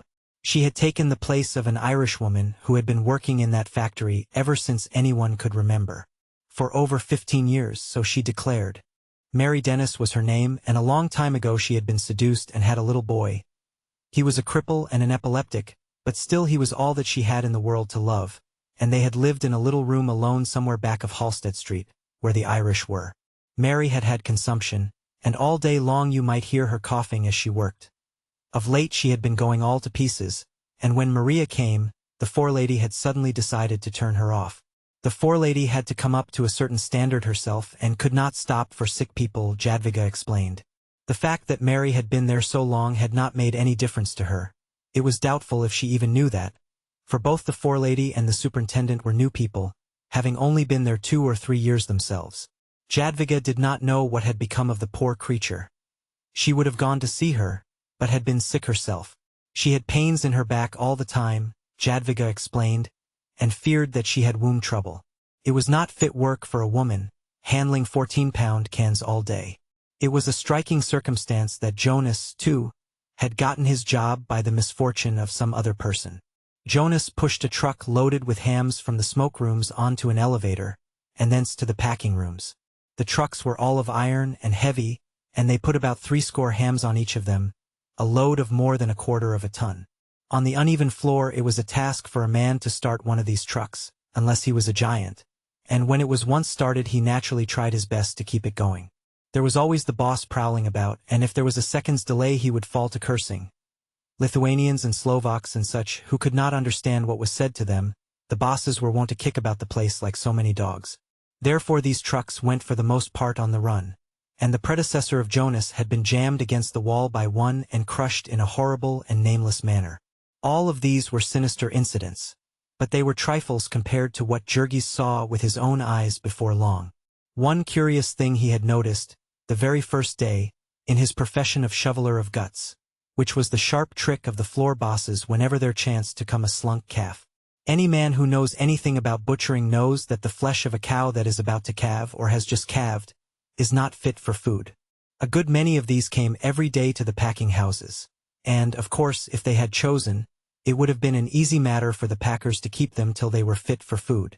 But for the saving of time and fodder, it was the law that cows of that sort came along with the others, and whoever noticed it would tell the boss, and the boss would start up a conversation with the government inspector, and the two would stroll away. So in a trice the carcass of the cow would be cleaned out and entrails would have vanished. It was Jurgis' task to slide them into the trap, calves and all, and on the floor below they took out these slunk calves, and butchered them for meat and used even the skins of them. One day a man slipped and hurt his leg, and that afternoon, when the last of the cattle had been disposed of, and the men were leaving, Jurgis was ordered to remain and do some special work which this injured man had usually done. It was late, almost dark, and the government inspectors had all gone, and there were only 12 or 2 of men on the floor. That day they had killed about 4,000 cattle, and these cattle had come in freight trains from far states, and some of them had got hurt. There were some with broken legs and some with gored sides. There were some that had died, from what cause no one could say, and they were all to be disposed of, here in darkness and silence. Downers, the men called them, and the packing house had a special elevator upon which they were raised to the killing beds, where the gang proceeded to handle them, with an air of businesslike nonchalance which said plainer than any words that it was a matter of everyday routine. It took a couple of hours to get them out of the way, and in the end Jurgis saw them go into the chilling rooms with the rest of the meat, being carefully scattered here and there so that they could not be identified. When he came home that night he was in a very somber mood, having begun to see at last how those might be right who had laughed at him for his faith in America. Chapter 6. Jurgis and Ona were very much in love. They had waited a long time. It was now well into the 2nd year, and Jurgis judged everything by the criterion of its helping or hindering their union. All his thoughts were there. He accepted the family because it was a part of Ona, and he was interested in the house because it was to be Ona's home. Even the tricks and cruelties he saw at Durham's had little meaning for him just then, save as they might happen to affect his future with Ona. The marriage would have been at once if they had had their way. But this would mean that they would have to do without any wedding feast, and when they suggested this they came into conflict with the old people. To Teta Elzbieta especially the very suggestion was an affliction. What? She would cry. To be married on the roadside like a parcel of beggars. No, no. Elzbieta had some traditions behind her. She had been a person of importance in her girlhood, had lived on a big estate and had servants, and might have married well and been a lady, but for the fact that there had been 9 daughters and no sons in the family. Even so, however, she knew what was decent, and clung to her traditions with desperation. They were not going to lose all caste, even if they had come to be unskilled laborers in Packingtown, and that Ona had even talked of omitting a Veselija was enough to keep her stepmother lying awake all night. It was in vain for them to say that they had so few friends. They were bound to have friends in time, and then the friends would talk about it. They must not give up what was right for a little money. If they did, the money would never do them any good. They could depend upon that. And Elsbeta would call upon Didi and Tanas to support her. There was a fear in the souls of these two, lest this journey to a new country might somehow undermine the old home virtues of their children. The very first Sunday they had all been taken to Mass, and poor as they were, Elsbeta had felt it advisable to invest a little of her resources in a representation of the Babe of Bethlehem, made in plaster and painted in brilliant colors. Though it was only a foot high, there was a shrine with 4 snow-white steeples, and the Virgin standing with her child in her arms, and the kings and shepherds and wise men bowing down before him. It had cost 50 cents. But Elsbeta had a feeling that money spent for such things was not to be counted too closely. It would come back in hidden ways. The piece was beautiful on the parlor mantel, and one could not have a home without some sort of ornament. The cost of the wedding feast would, of course, be returned to them, but the problem was to raise it even temporarily. They had been in the neighborhood so short a time that they could not get much credit, and there was no one except Sedvilas from whom they could borrow even a little. Evening after evening Jurgis and Ona would sit and figure the expenses, calculating the term of their separation. They could not possibly manage it decently for less than $200, and even though they were welcome to count in the whole of the earnings of Maria and Jonas as a loan, they could not hope to raise this sum in less than 4 or 5 months. So Ona began thinking of seeking employment herself, saying that if she had even ordinarily good luck, she might be able to take 2 months off the time. They were just beginning to adjust themselves to this necessity, when out of the clear sky there fell a thunderbolt upon them, a calamity that scattered all their hopes to the 4 winds. About a block away from them there lived another Lithuanian family, consisting of an elderly widow and 1 grown son. Their name was Majaskis, and our friends struck up an acquaintance with them before long. One evening they came over for a visit, and naturally the first subject upon which the conversation turned was the neighborhood and its history. And then Grandmother Majaskine, as the old lady was called, proceeded to recite to them a string of horrors that fairly froze their blood. She was a wrinkled-up and wizened personage. She must have been 80, and as she mumbled the grim story through her toothless gums, she seemed a very old witch to them. Grandmother Majaskine had lived in the midst of misfortune so long that it had come to be her element, and she talked about starvation, sickness, and death as other people might about weddings and holidays. The thing came gradually. In the first place, as to the house they had bought, it was not new at all as they had supposed. It was about 15 years old, and there was nothing new upon it but the paint, which was so bad that it needed to be put on new every year or two. The house was one of a whole row that was built by a company which existed to make money by swindling poor people. The family had paid $1,500 for it, and it had not cost the builders $500 when it was new. Grandmother Majaskine knew that because her son belonged to a political organization with a contractor who put up exactly such houses. They used the very flimsiest and cheapest material. They built the houses a dozen at a time, and they cared about nothing at all except the outside shine. The family could take her word as to the trouble they would have, for she had been through it all. She and her son had bought their house in exactly the same way. They had fooled the company, however, for her son was a skilled man, who made as high as $100 a month, and as he had had sense enough not to marry, they had been able to pay for the house. Grandmother Majaskine saw that her friends were puzzled at this remark. They did not quite see how paying for the house was fooling the company. Evidently they were very inexperienced. Cheap as the houses were, they were sold with the idea that the people who bought them would not be able to pay for them. When they failed, if it were only by a single month, they would lose the house and all that they had paid on it, and then the company would sell it over again. And did they often get a chance to do that? Div. Grandmother Majaskine raised her hands. They did it, how often no one could say, but certainly more than half of the time. They might ask anyone who knew anything at all about Packingtown as to that. She had been living here ever since this house was built, and she could tell them all about it. And had it ever been sold before? Susamilki. Why, since it had been built, no less than 4 families that their informant could name had tried to buy it and failed. She would tell them a little about it. The first family had been Germans. The families had all been of different nationalities. There had been a representative of several races that had displaced each other in the stockyards. Grandmother Majoskine had come to America with her son at a time when, so far as she knew, there was only one other Lithuanian family in the district. The workers had all been Germans then, skilled cattle butchers that the packers had brought from abroad to start the business. Afterward, as cheaper labor had come, these Germans had moved away.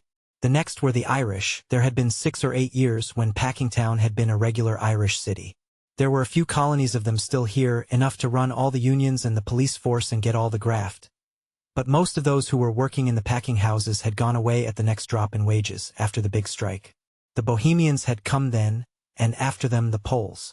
People said that Old Man Durham himself was responsible for these immigrations.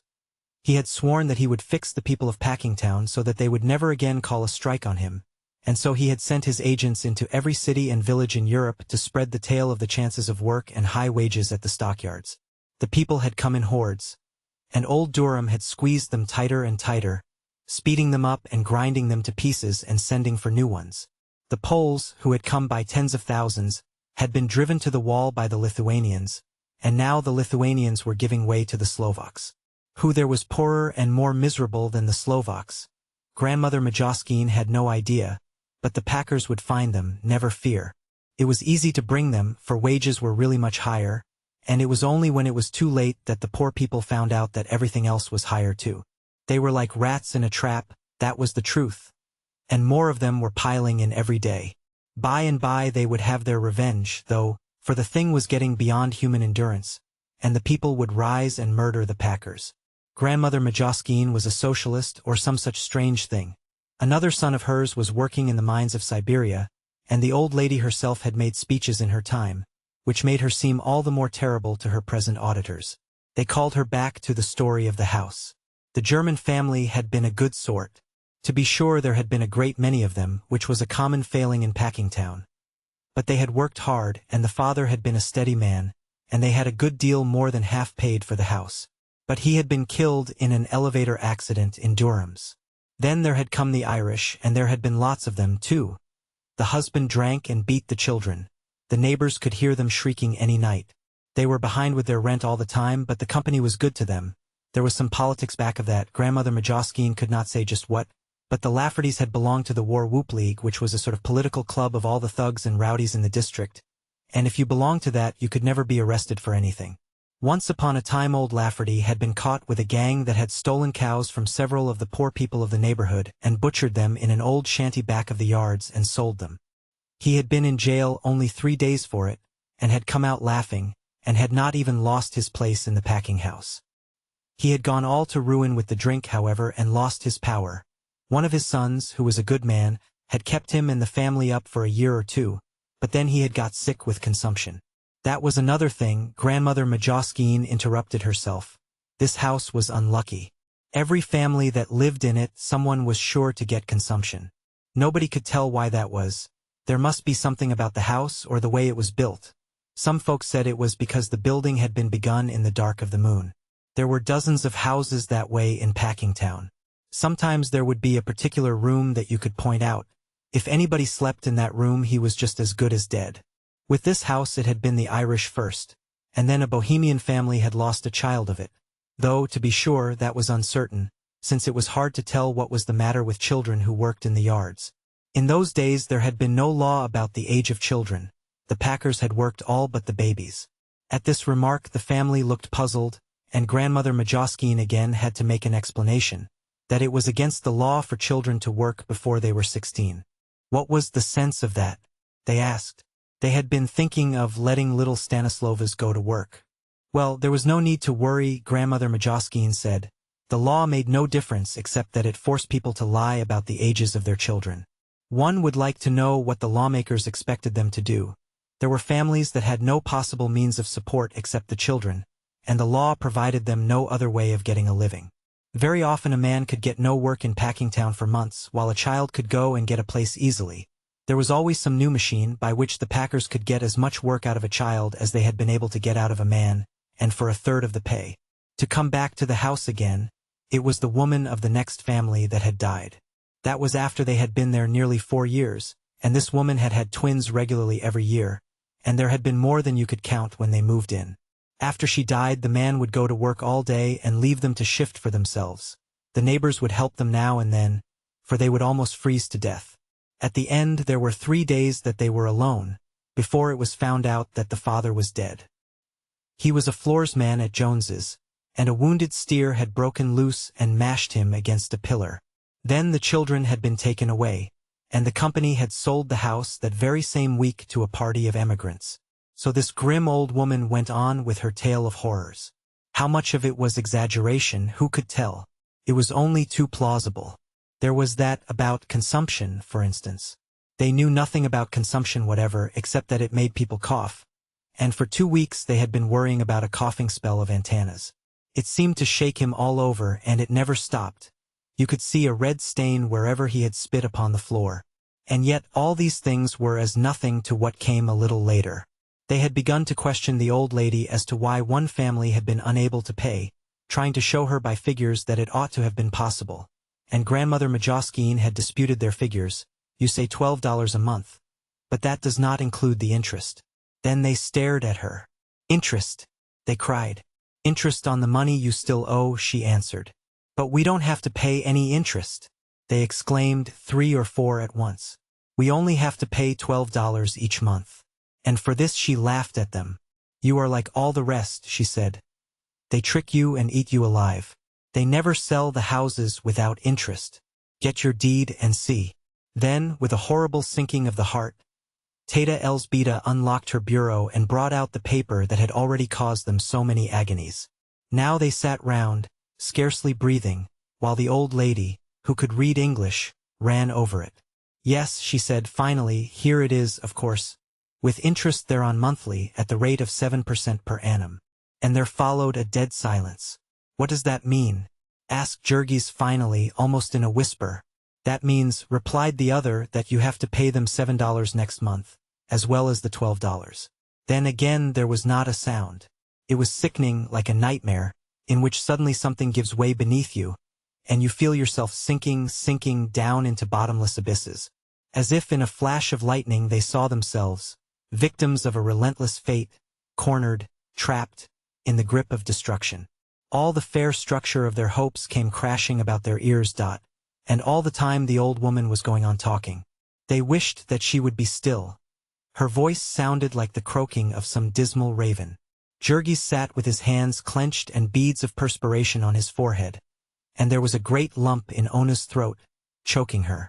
Then suddenly Teta Elsbeta broke the silence with a wail, and Maria began to wring her hands and sob, AI, Beta man. All their outcry did them no good, of course. There sat Grandmother Majoskine, unrelenting, typifying fate. No, of course it was not fair, but then fairness had nothing to do with it. And of course they had not known it. They had not been intended to know it. But it was in the deed, and that was all that was necessary, as they would find when the time came. Somehow or other they got rid of their guest, and then they passed a night of lamentation. The children woke up and found out that something was wrong, and they wailed and would not be comforted. In the morning, of course, most of them had to go to work. The packing houses would not stop for their sorrows. But by 7 o'clock Ona and her stepmother were standing at the door of the office of the agent.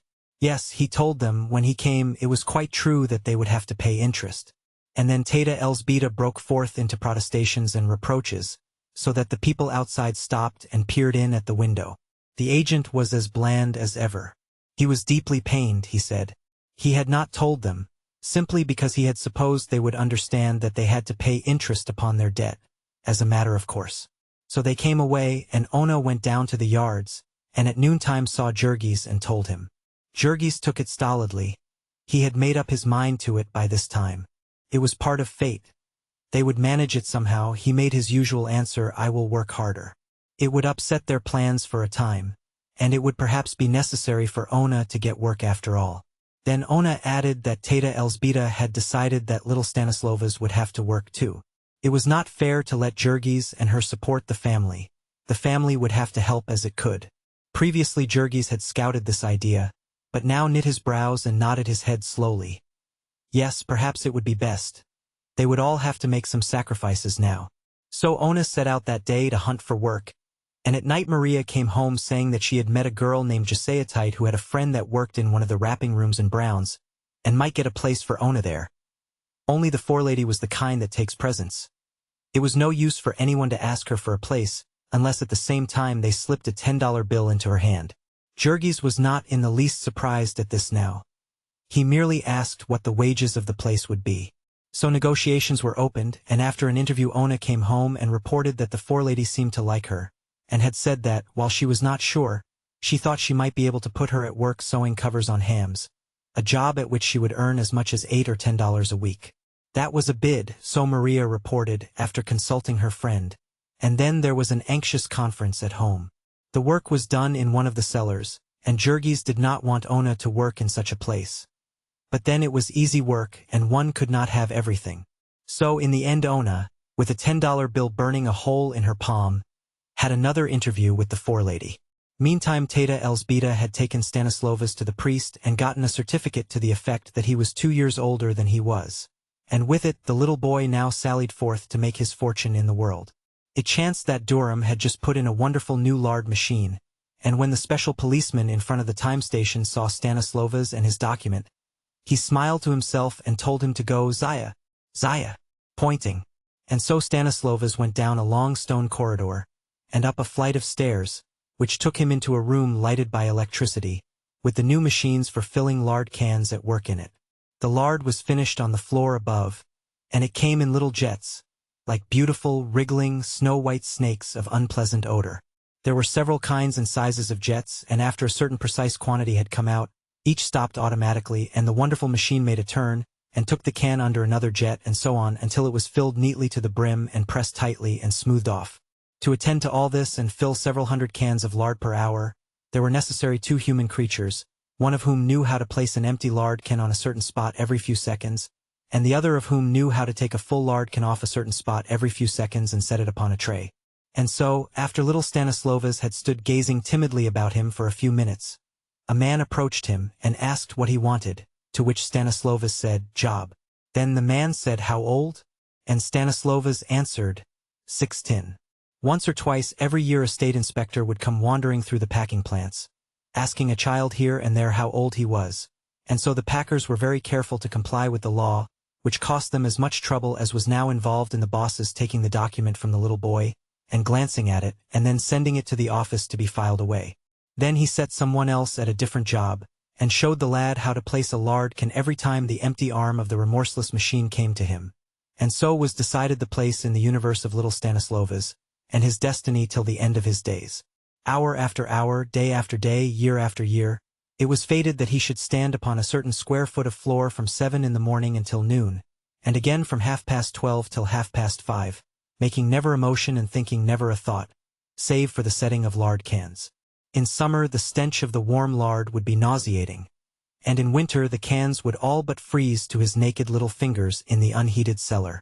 Half the year it would be dark as night when he went into work, and dark as night again when he came out, and so he would never know what the sun looked like on weekdays. And for this, at the end of the week, he would carry home $3 to his family, being his pay at the rate of 5 cents per hour, just about his proper share of the total earnings of the 1.75 million of children who are now engaged in earning their livings in the United States. And meantime, because they were young, and hope is not to be stifled before its time, Jurgis and Ona were again calculating. For they had discovered that the wages of Stanislovas would a little more than pay the interest, which left them just about as they had been before. It would be but fair to them to say that the little boy was delighted with his work, and at the idea of earning a lot of money, and also that the two were very much in love with each other. Chapter 7. All summer long the family toiled, and in the fall they had money enough for Jurgis and Ona to be married according to home traditions of decency. In the latter part of November they hired a hall, and invited all their new acquaintances, who came and left them over $100 in debt. It was a bitter and cruel experience, and it plunged them into an agony of despair. Such a time, of all times, for them to have it, when their hearts were made tender. Such a pitiful beginning it was for their married life. They loved each other so, and they could not have the briefest respite. It was a time when everything cried out to them that they ought to be happy, when wonder burned in their hearts, and leaped into flame at the slightest breath. They were shaken to the depths of them, with the awe of love realized. And was it so very weak of them that they cried out for a little peace? They had opened their hearts, like flowers to the springtime, and the merciless winter had fallen upon them. They wondered if ever any love that had blossomed in the world had been so crushed and trampled. Over them, relentless and savage, there cracked the lash of want. The morning after the wedding it sought them as they slept, and drove them out before daybreak to work. Ona was scarcely able to stand with exhaustion. But if she were to lose her place they would be ruined, and she would surely lose it if she were not on time that day. They all had to go, even little Stanislovas, who was ill from overindulgence in sausages and sarsaparilla. All that day he stood at his lard machine, rocking unsteadily, his eyes closing in spite of him, and he all but lost his place even so, for the foreman booted him twice to waken him. It was fully a week before they were all normal again, and meantime, with whining children and cross adults, the house was not a pleasant place to live in. Jurgis lost his temper very little, however, all things considered. It was because of Ona. The least glance at her was always enough to make him control himself. She was so sensitive. She was not fitted for such a life as this. And 100 times a day, when he thought of her, he would clench his hands and fling himself again at the task before him. She was too good for him, he told himself, and he was afraid because she was his. So long he had hungered to possess her, but now that the time had come he knew that he had not earned the right. That she trusted him so was all her own simple goodness, and no virtue of his. But he was resolved that she should never find this out, and so was always on the watch to see that he did not betray any of his ugly self. He would take care even in little matters, such as his manners, and his habit of swearing when things went wrong. The tears came so easily into Ona's eyes, and she would look at him so appealingly. It kept Jurgis quite busy making resolutions, in addition to all the other things he had on his mind. It was true that more things were going on at this time in the mind of Jurgis than ever had in all his life before. He had to protect her, to do battle for her against the horror he saw about them. He was all that she had to look to, and if he failed she would be lost. He would wrap his arms about her, and try to hide her from the world. He had learned the ways of things about him now. It was a war of each against all, and the devil take the hindmost. You did not give feasts to other people, you waited for them to give feasts to you. You went about with your soul full of suspicion and hatred. You understood that you were environed by hostile powers that were trying to get your money, and who used all the virtues to bait their traps with. The storekeepers plastered up their windows with all sorts of lies to entice you. The very fences by the wayside, the lamp-posts and telegraph poles, were pasted over with lies. The great corporation which employed you lied to you, and lied to the whole country. From top to bottom it was nothing but one gigantic lie. So Jurgis said that he understood it. And yet it was really pitiful, for the struggle was so unfair. Some had so much the advantage. Here he was, for instance, vowing upon his knees that he would save Ona from harm, and only a week later she was suffering atrociously, and from the blow of an enemy that he could not possibly have thwarted. There came a day when the rain fell in torrents, and it being December, to be wet with it and have to sit all day long in one of the cold cellars of Brown's was no laughing matter. Ona was a working girl and did not own waterproofs and such things, and so Jurgis took her and put her on the streetcar. Now it chanced that this car line was owned by gentlemen who were trying to make money. And the city having passed an ordinance requiring them to give transfers, they had fallen into a rage. And first they had made a rule that transfers could be had only when the fare was paid, and later, growing still uglier, they had made another, that the passenger must ask for the transfer, the conductor was not allowed to offer it. Now Ona had been told that she was to get a transfer. But it was not her way to speak up, and so she merely waited, following the conductor about with her eyes, wondering when he would think of her. When at last the time came for her to get out, she asked for the transfer and was refused. Not knowing what to make of this, she began to argue with the conductor, in a language of which he did not understand a word. After warning her several times, he pulled the bell and the car went on, at which Ona burst into tears. At the next corner she got out, of course. And as she had no more money, she had to walk the rest of the way to the yards in the pouring rain. And so all day long she sat shivering, and came home at night with her teeth chattering and pains in her head and back. For 2 weeks afterward she suffered cruelly, and yet every day she had to drag herself to her work. The forewoman was especially severe with Ona, because she believed that she was obstinate on account of having been refused a holiday the day after her wedding. Ona had an idea that her forelady did not like to have her girls marry, perhaps because she was old and ugly and unmarried herself. There were many such dangers in which the odds were all against them. Their children were not as well as they had been at home. But how could they know that there was no sewer to their house, and that the drainage of 15 years was in a cesspool under it? How could they know that the pale blue milk that they bought around the corner was watered, and doctored with formaldehyde besides? When the children were not well at home, Teta Elsbeta would gather herbs and cure them. Now she was obliged to go to the drugstore and buy extracts. And how was she to know that they were all adulterated? How could they find out that their tea and coffee, their sugar and flour, had been doctored, that their canned peas had been colored with copper salts, and their fruit jams with aniline dyes? And even if they had known it, what good would it have done them, since there was no place within miles of them where any other sort was to be had? The bitter winter was coming, and they had to save money to get more clothing and bedding. But it would not matter in the least how much they saved. They could not get anything to keep them warm. All the clothing that was to be had in the stores was made of cotton and shoddy, which is made by tearing old clothes to pieces and weaving the fiber again. If they paid higher prices, they might get frills and fanciness or be cheated. But genuine quality they could not obtain for love nor money. A young friend of Sedvila's, recently come from abroad, had become a clerk in a store on Ashland Avenue, and he narrated with glee a trick that had been played upon an unsuspecting countryman by his boss. The customer had desired to purchase an alarm clock, and the boss had shown him two exactly similar, telling him that the price of one was $1 and of the other $1.75. Upon being asked what the difference was, the man had wound up the first halfway and the second all the way, and showed the customer how the latter made twice as much noise, upon which the customer remarked that he was a sound sleeper, and had better take the more expensive clock. There is a poet who sings that, deeper their heart grows and nobler their bearing, whose youth in the fires of anguish hath died. But it was not likely that he had reference to the kind of anguish that comes with destitution, that is so endlessly bitter and cruel, and yet so sordid and petty, so ugly, so humiliating, unredeemed by the slightest touch of dignity or even of pathos.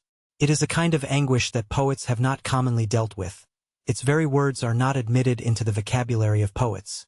The details of it cannot be told in polite society at all. How, for instance, could anyone expect to excite sympathy among lovers of good literature by telling how a family found their home alive with vermin, and of all the suffering and inconvenience and humiliation they were put to, and the hard-earned money they spent in efforts to get rid of them? After long hesitation and uncertainty, they paid 25 cents for a big package of insect powder, a patent preparation which chanced to be 95% gypsum, a harmless earth which had cost about 2 cents to prepare. Of course it had not the least effect, except upon a few roaches which had the misfortune to drink water after eating it, and so got their inwards set in a coating of plaster of Paris. The family, having no idea of this, and no more money to throw away, had nothing to do but give up and submit to one more misery for the rest of their days. Then there was old Antanas. The winter came, and the place where he worked was a dark, unheated cellar, where you could see your breath all day, and where your fingers sometimes tried to freeze. So the old man's cough grew every day worse, until there came a time when it hardly ever stopped, and he had become a nuisance about the place. Then, too, a still more dreadful thing happened to him. He worked in a place where his feet were soaked in chemicals, and it was not long before they had eaten through his new boots. Then sores began to break out on his feet, and grow worse and worse. Whether it was that his blood was bad or there had been a cut, he could not say. But he asked the men about it and learned that it was a regular thing. It was the saltpeter. Everyone felt it sooner or later, and then it was all up with him, at least for that sort of work. The sores would never heal. In the end his toes would drop off if he did not quit. Yet old Antanas would not quit. He saw the suffering of his family, and he remembered what it had cost him to get a job.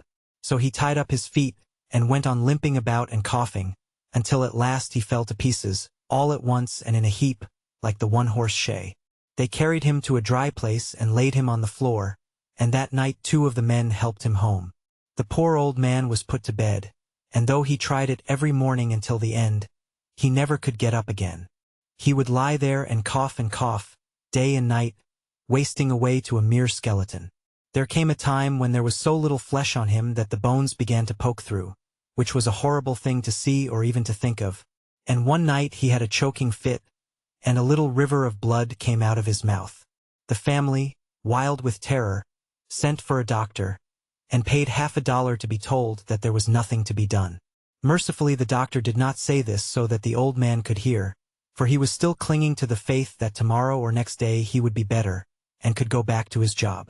The company had sent word to him that they would keep it for him, or rather Jurgis had bribed one of the men to come one Sunday afternoon and say they had. Didi Antanas continued to believe it, while 3 more hemorrhages came, and then at last one morning they found him stiff and cold. Things were not going well with them then, and though it nearly broke Teta Elsbeta's heart, they were forced to dispense with nearly all the decencies of a funeral. They had only a hearse and 1 hack for the women and children, and Jurgis, who was learning things fast, spent all Sunday making a bargain for these, and he made it in the presence of witnesses, so that when the man tried to charge him for all sorts of incidentals, he did not have to pay. For 25 years old Jurgis Rudkus and his son had dwelt in the forest together, and it was hard to part in this way. Perhaps it was just as well that Jurgis had to give all his attention to the task of having a funeral without being bankrupted, and so had no time to indulge in memories and grief. Now the dreadful winter was come upon them. In the forests all summer long, the branches of the trees do battle for light, and some of them lose and die, and then come the raging blasts, and the storms of snow and hail, and strew the ground with these weaker branches. Just so it was in Packingtown. The whole district braced itself for the struggle that was an agony, and those whose time was come died off in hordes. All the year round they had been serving as cogs in the great packing machine, and now was the time for the renovating of it, and the replacing of damaged parts. There came pneumonia and grippe, stalking among them, seeking for weakened constitutions. There was the annual harvest of those whom tuberculosis had been dragging down. There came cruel, cold, and biting winds, and blizzards of snow, all testing relentlessly for failing muscles and impoverished blood. Sooner or later came the day when the unfit one did not report for work, and then, with no time lost in waiting, and no inquiries or regrets, there was a chance for a new hand. The new hands were here by the thousands. All day long the gates of the packing houses were besieged by starving and penniless men. They came, literally, by the thousands every single morning, fighting with each other for a chance for life. Blizzards and cold made no difference to them. They were always on hand. They were on hand 2 hours before the sun rose, an hour before the work began. Sometimes their faces froze, sometimes their feet and their hands. Sometimes they froze altogether, but still they came, for they had no other place to go. One day Durham advertised in the paper for 200 men to cut ice. And all that day the homeless and starving of the city came trudging through the snow from all over its 200 square miles. That night 40 score of them crowded into the station house of the Stockyards district. They filled the rooms, sleeping in each other's laps, toboggan fashion, and they piled on top of each other in the corridors, till the police shut the doors and left some to freeze outside. On the morrow, before daybreak, there were 3,000 at Durham's, and the police reserves had to be sent for to quell the riot. Then Durham's bosses picked out 20 of the biggest. The 200 proved to have been a printer's error. 4 or 5 miles to the eastward lay the lake, and over this the bitter winds came raging. Sometimes the thermometer would fall to 10 or 20 degrees below zero at night, and in the morning the streets would be piled with snowdrifts up to the first-floor windows. The streets through which our friends had to go to their work were all unpaved and full of deep holes and gullies. In summer, when it rained hard, a man might have to wade to his waist to get to his house, and now in winter it was no joke getting through these places, before light in the morning and after dark at night. They would wrap up in all they owned, but they could not wrap up against exhaustion, and many a man gave out in these battles with the snowdrifts, and lay down and fell asleep. And if it was bad for the men, one may imagine how the women and children fared. Some would ride in the cars if the cars were running. But when you are making only 5 cents an hour, as was little Stanislova's, you do not like to spend that much to ride 2 miles. The children would come to the yards with great shawls about their ears, and so tied up that you could hardly find them, and still there would be accidents. One bitter morning in February the little boy who worked at the lard machine with Stanislova's came about an hour late, and screaming with pain. They unwrapped him, and a man began vigorously rubbing his ears. And as they were frozen stiff, it took only 2 or 3 rubs to break them short off. As a result of this, little Stanislova's conceived a terror of the cold that was almost a mania.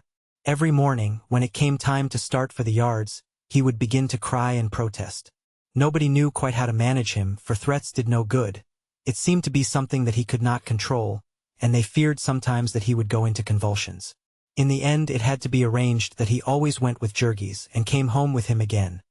And often, when the snow was deep, the man would carry him the whole way on his shoulders. Sometimes Jurgis would be working until late at night, and then it was pitiful, for there was no place for the little fellow to wait, save in the doorways or in a corner of the killing beds, and he would all but fall asleep there and freeze to death. There was no heat upon the killing beds. The men might exactly as well have worked out of doors all winter. For that matter, there was very little heat anywhere in the building except in the cooking rooms and such places, and it was the men who worked in these who ran the most risk of all, because whenever they had to pass to another room they had to go through ice-cold corridors, and sometimes with nothing on above the waist except a sleeveless undershirt. On the killing beds you were apt to be covered with blood, and it would freeze solid. If you leaned against a pillar you would freeze to that, and if you put your hand upon the blade of your knife you would run a chance of leaving your skin on it.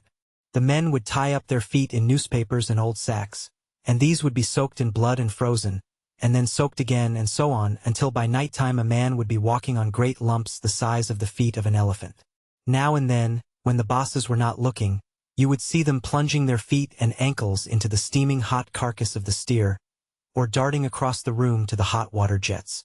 The cruelest thing of all was that nearly all of them, all of those who used knives, were unable to wear gloves, and their arms would be white with frost and their hands would grow numb, and then of course there would be accidents. Also the air would be full of steam from the hot water and the hot blood, so that you could not see 5 feet before you. And then, with men rushing about at the speed they kept up on the killing beds, and all with butcher knives like razors in their hands, well, it was to be counted as a wonder that there were not more men slaughtered than cattle. And yet all this inconvenience they might have put up with, if only it had not been for one thing. If only there had been some place where they might eat. Jurgis had either to eat his dinner amid the stench in which he had worked, or else to rush, as did all his companions, to any one of the hundreds of liquor stores which stretched out their arms to him. To the west of the yards ran Ashland Avenue, and here was an unbroken line of saloons, Whiskey Row they called it. To the north was 47th Street, where there were half a dozen to the block, and at the angle of the two was Whiskey Point, a space of 15 or 20 acres, and containing one glue factory and about 200 saloons. One might walk among these and take his choice. Hot pea soup and boiled cabbage today. Sauerkraut and hot frankfurters. Walk in. Bean soup and stewed lamb. Welcome. All of these things were printed in many languages, as were also the names of the resorts, which were infinite in their variety and appeal. There was the home circle and the cozy corner. There were firesides and hearthstones and pleasure palaces and wonderlands and dream castles and love's delights. Whatever else they were called, they were sure to be called Union Headquarters, and to hold out a welcome to workingmen. And there was always a warm stove and a chair near it and some friends to laugh and talk with. There was only one condition attached: you must drink. If you went in not intending to drink, you would be put out in no time, and if you were slow about going, like as not you would get your head split open with a beer bottle in the bargain. But all of the men understood the convention and drank. They believed that by it they were getting something for nothing, for they did not need to take more than one drink, and upon the strength of it they might fill themselves up with a good hot dinner. This did not always work out in practice, however, for there was pretty sure to be a friend who would treat you, and then you would have to treat him. Then someone else would come in, and, anyhow, a few drinks were good for a man who worked hard. As he went back he did not shiver so, he had more courage for his task. The deadly brutalizing monotony of it did not afflict him so. He had ideas while he worked and took a more cheerful view of his circumstances. On the way home, however, the shivering was apt to come on him again, and so he would have to stop once or twice to warm up against the cruel cold. As there were hot things to eat in this saloon too, he might get home late to his supper, or he might not get home at all. And then his wife might set out to look for him, and she too would feel the cold, and perhaps she would have some of the children with her, and so a whole family would drift into drinking as the current of a river drifts downstream. As if to complete the chain, the packers all paid their men in checks, refusing all requests to pay in coin. And where in Packingtown could a man go to have his check cashed but to a saloon, where he could pay for the favor by spending a part of the money? From all of these things Jurgis was saved because of Ona. He never would take but the one drink at noontime, and so he got the reputation of being a surly fellow, and was not quite welcome at the saloons, and had to drift about from one to another. Then at night he would go straight home, helping Ona and Stanislovas, or often putting the former on a car. And when he got home perhaps he would have to trudge several blocks, and come staggering back through the snowdrifts with a bag of coal upon his shoulder. Home was not a very attractive place, at least not this winter. They had only been able to buy one stove, and this was a small one, and proved not big enough to warm even the kitchen in the bitterest weather. This made it hard for Teta Elzbieta all day, and for the children when they could not get to school. At night they would sit huddled round the stove, while they ate their supper off their laps, and then Jurgis and Jonas would smoke a pipe, after which they would all crawl into their beds to get warm, after putting out the fire to save the coal. Then they would have some frightful experiences with the cold. They would sleep with all their clothes on, including their overcoats, and put over them all the bedding and spare clothing they owned. The children would sleep all crowded into one bed, and yet even so they could not keep warm.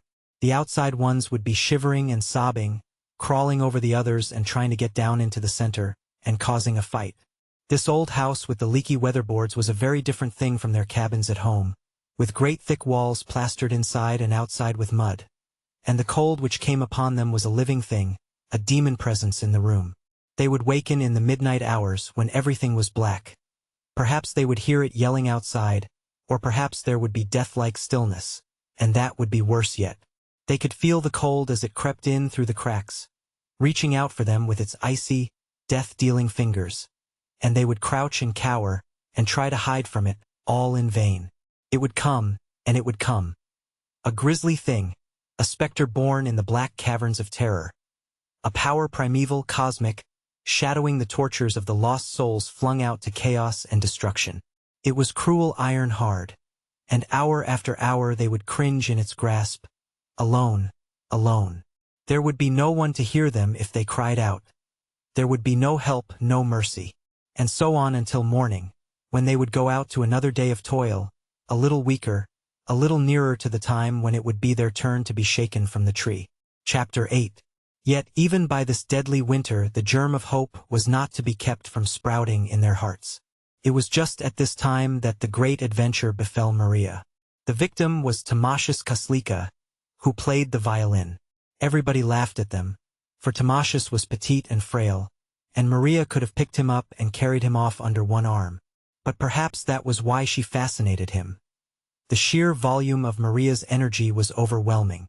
That first night at the wedding Tamasius had hardly taken his eyes off her, and later on, when he came to find that she had really the heart of a baby, her voice and her violence ceased to terrify him, and he got the habit of coming to pay her visits on Sunday afternoons.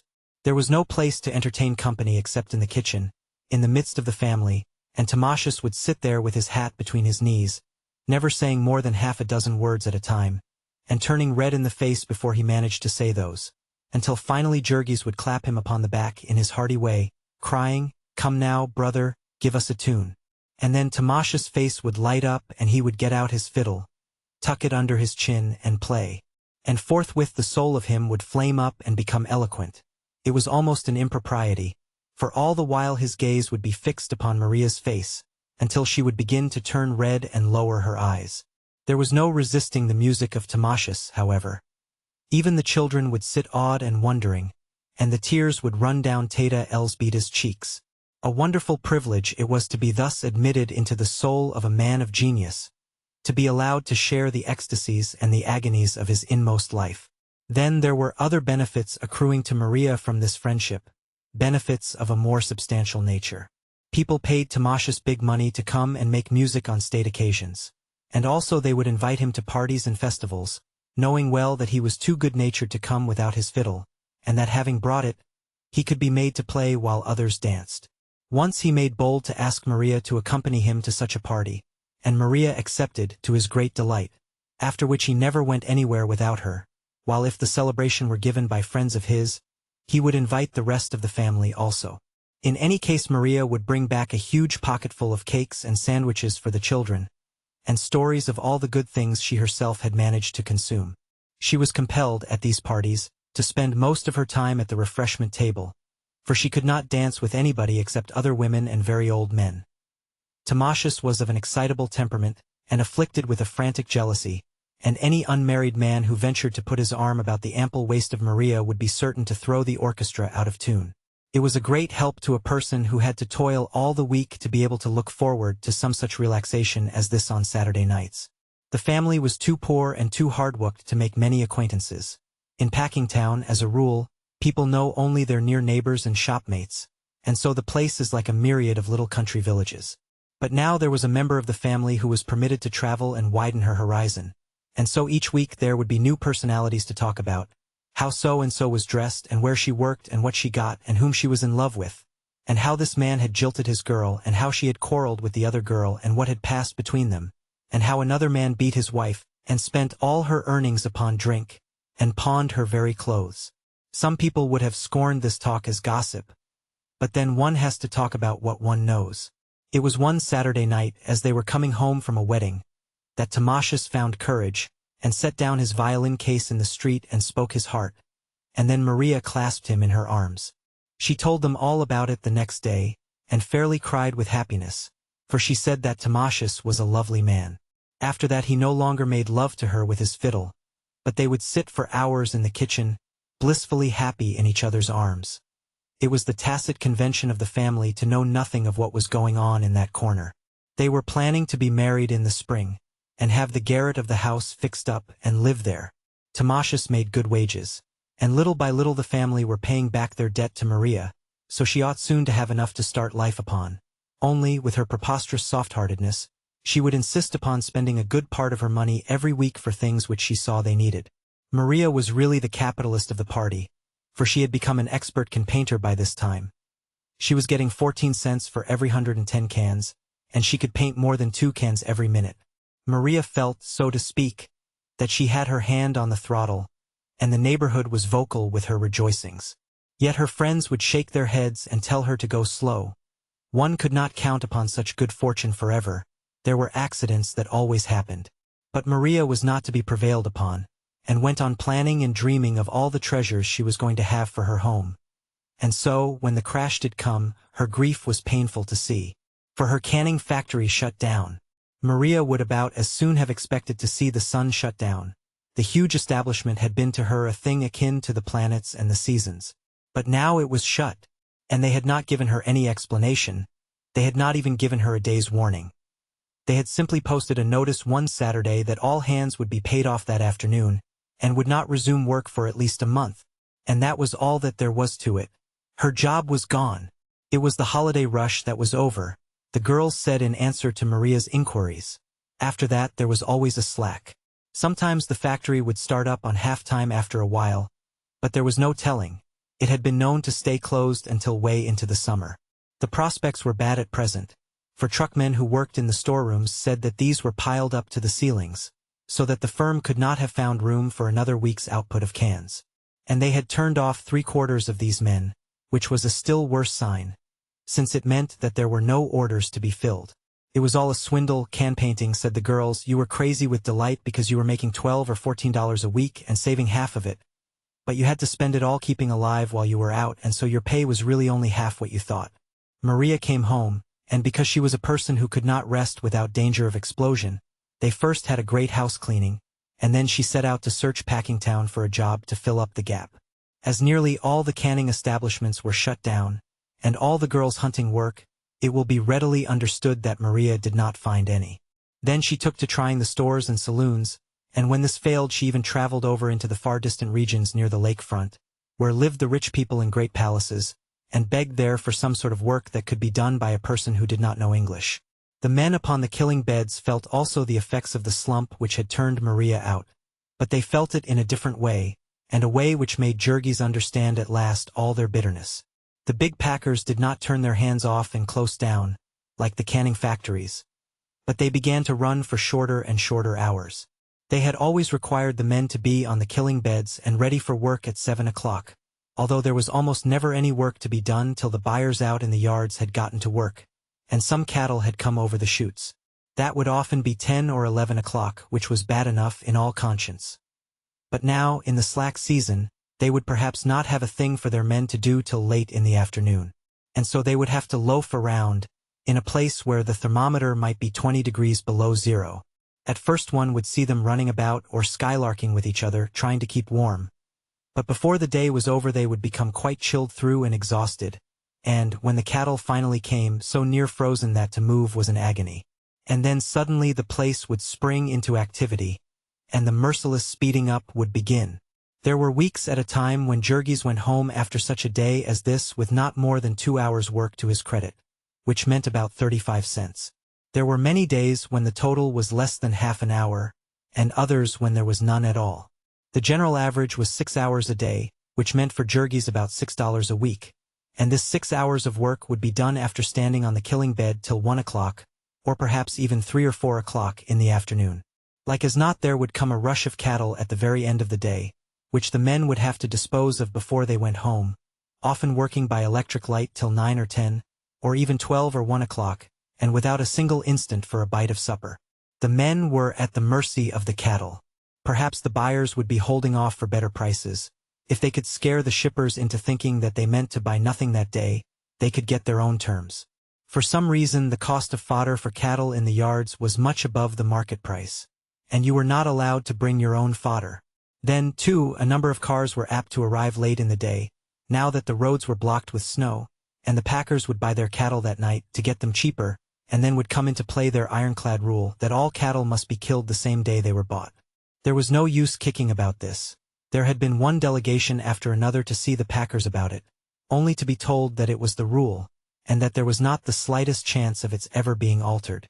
And so on Christmas Eve Jurgis worked till nearly 1 o'clock in the morning, and on Christmas Day he was on the killing bed at 7 o'clock. All this was bad. And yet it was not the worst. For after all the hard work a man did, he was paid for only part of it. Jurgis had once been among those who scoffed at the idea of these huge concerns cheating, and so now he could appreciate the bitter irony of the fact that it was precisely their size which enabled them to do it with impunity. One of the rules on the killing beds was that a man who was 1 minute late was docked an hour, and this was economical, for he was made to work the balance of the hour. He was not allowed to stand round and wait. And on the other hand, if he came ahead of time he got no pay for that, though often the bosses would start up the gang 10 or 15 minutes before the whistle. And this same custom they carried over to the end of the day. They did not pay for any fraction of an hour for broken time. A man might work full 50 minutes, but if there was no work to fill out the hour, there was no pay for him. Thus the end of every day was a sort of lottery, a struggle, all but breaking into open war between the bosses and the men, the former trying to rush a job through and the latter trying to stretch it out. Jurgis blamed the bosses for this, though the truth to be told it was not always their fault.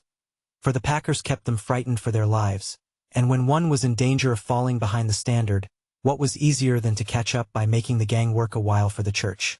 This was a savage witticism the men had, which Jurgis had to have explained to him.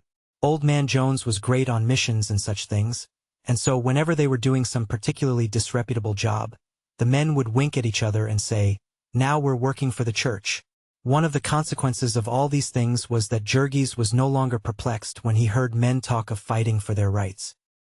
He felt like fighting now himself, and when the Irish delegate of the Butcher Helpers Union came to him a second time, he received him in a far different spirit. A wonderful idea it now seemed to Jurgis, this of the men, that by combining they might be able to make a stand and conquer the packers. Jurgis wondered who had first thought of it, and when he was told that it was a common thing for men to do in America, he got the first inkling of a meaning in the phrase "a free country." The delegate explained to him how it depended upon their being able to get every man to join and stand by the organization, and so Jurgis signified that he was willing to do his share.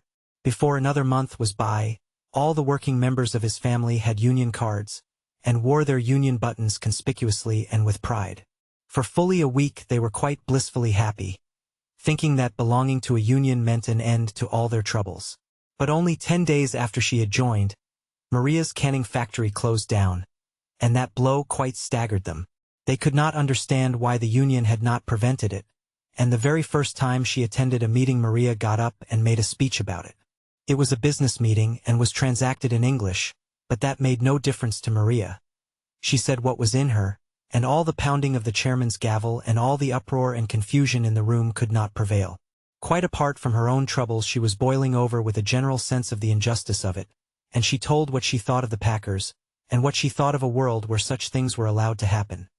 And then, while the echoes of the hall rang with the shock of her terrible voice, she sat down again and fanned herself, and the meeting gathered itself together and proceeded to discuss the election of a recording secretary. Jurgis too had an adventure the first time he attended a union meeting, but it was not of his own seeking. Jurgis had gone with the desire to get into an inconspicuous corner and see what was done. But this attitude of silent and open-eyed attention had marked him out for a victim. Tommy Finnegan was a little Irishman, with big staring eyes and a wild aspect, a hoister by trade, and badly cracked. Somewhere back in the far distant past Tommy Finnegan had had a strange experience, and the burden of it rested upon him. All the balance of his life he had done nothing but try to make it understood. When he talked he caught his victim by the buttonhole and his face kept coming closer and closer, which was trying, because his teeth were so bad. Jurgis did not mind that, only he was frightened.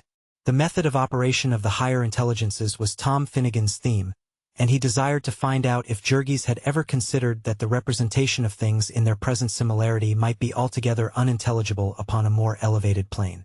There were assuredly wonderful mysteries about the developing of these things.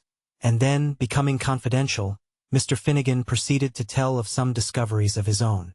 "If ye have ever had a nithing to do wid sperrits," said he, and looked inquiringly at Jurgis, who kept shaking his head. Never mind," continued the other, "but their influences may be operatin' upon ye.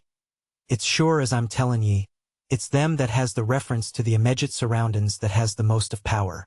It was vouchsafed to me in me youthful days to be acquainted with sperrits," and so Tommy Finnegan went on, expounding a system of philosophy, while the perspiration came out on Jurgis' forehead, so great was his agitation and embarrassment. In the end one of the men, seeing his plight, came over and rescued him. But it was some time before he was able to find anyone to explain things to him, and meanwhile his fear lest the strange little Irishman should get him cornered again was enough to keep him dodging about the room the whole evening.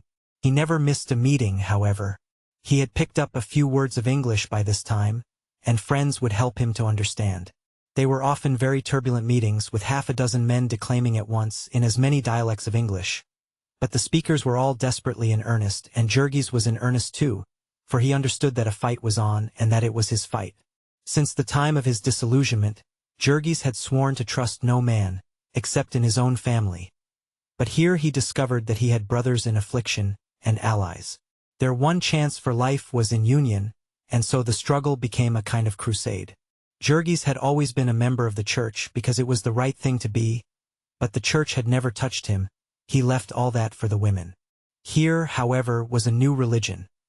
One that did touch him, that took hold of every fiber of him, and with all the zeal and fury of a convert he went out as a missionary. There were many non-union men among the Lithuanians, and with these he would labor and wrestle in prayer, trying to show them the right. Sometimes they would be obstinate and refuse to see it, and Jurgis, alas, was not always patient. He forgot how he himself had been blind, a short time ago, after the fashion of all crusaders since the original ones, who set out to spread the gospel of brotherhood by force of arms. Chapter 9. One of the first consequences of the discovery of the Union was that Jurgis became desirous of learning English. He wanted to know what was going on at the meetings and to be able to take part in them, and so he began to look about him and to try to pick up words. The children, who were at school and learning fast, would teach him a few, and a friend loaned him a little book that had some in it, and Ona would read them to him.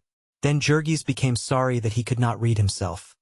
And later on in the winter, when someone told him that there was a night school that was free, he went and enrolled. After that, every evening that he got home from the yards in time, he would go to the school. He would go even if he were in time for only half an hour. They were teaching him both to read and to speak English, and they would have taught him other things if only he had had a little time. Also, the Union made another great difference with him. It made him begin to pay attention to the country. It was the beginning of democracy with him. It was a little state, the Union, a miniature republic. Its affairs were every man's affairs, and every man had a real say about them. In other words, in the Union Jurgis learned to talk politics. In the place where he had come from there had not been any politics. In Russia one thought of the government as an affliction like the lightning and the hail. "Duck, little brother, duck," the wise old peasants would whisper. "Everything passes away." And when Jurgis had first come to America he had supposed that it was the same. He had heard people say that it was a free country. But what did that mean?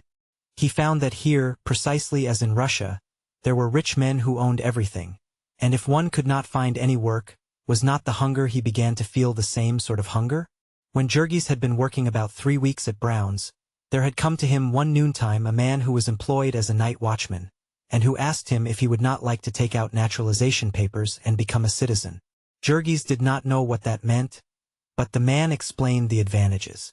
In the first place, it would not cost him anything, and it would get him half a day off with his pay just the same, and then when election time came he would be able to vote, and there was something in that. Jurgis was naturally glad to accept, and so the night watchman said a few words to the boss, and he was excused for the rest of the day. When, later on, he wanted a holiday to get married, he could not get it, and as for a holiday with pay just the same, what power had wrought that miracle heaven only knew. However, he went with the man, who picked up several other newly landed immigrants, Poles, Lithuanians and Slovaks, and took them all outside, where stood a great 4-horse tally-ho coach with 15 or 20 men already in it. It was a fine chance to see the sights of the city, and the party had a merry time, with plenty of beer handed up from inside. So they drove downtown and stopped before an imposing granite building, in which they interviewed an official, who had the papers all ready, with only the names to be filled in. So each man in turn took an oath of which he did not understand a word, and then was presented with a handsome ornamented document with a big red seal and the shield of the United States upon it, and was told that he had become a citizen of the Republic and the equal of the President himself.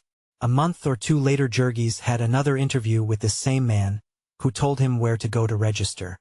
And then finally, when election day came, the packing houses posted a notice that men who desired to vote might remain away until 9 that morning, and the same night watchman took Jurgis and the rest of his flock into the back room of a saloon, and showed each of them where and how to mark a ballot, and then gave each $2 and took them to the polling place, where there was a policeman on duty especially to see that they got through all right. Jurgis felt quite proud of this good luck till he got home and met Jonas, who had taken the leader aside and whispered to him, offering to vote 3 times for $4, which offer had been accepted.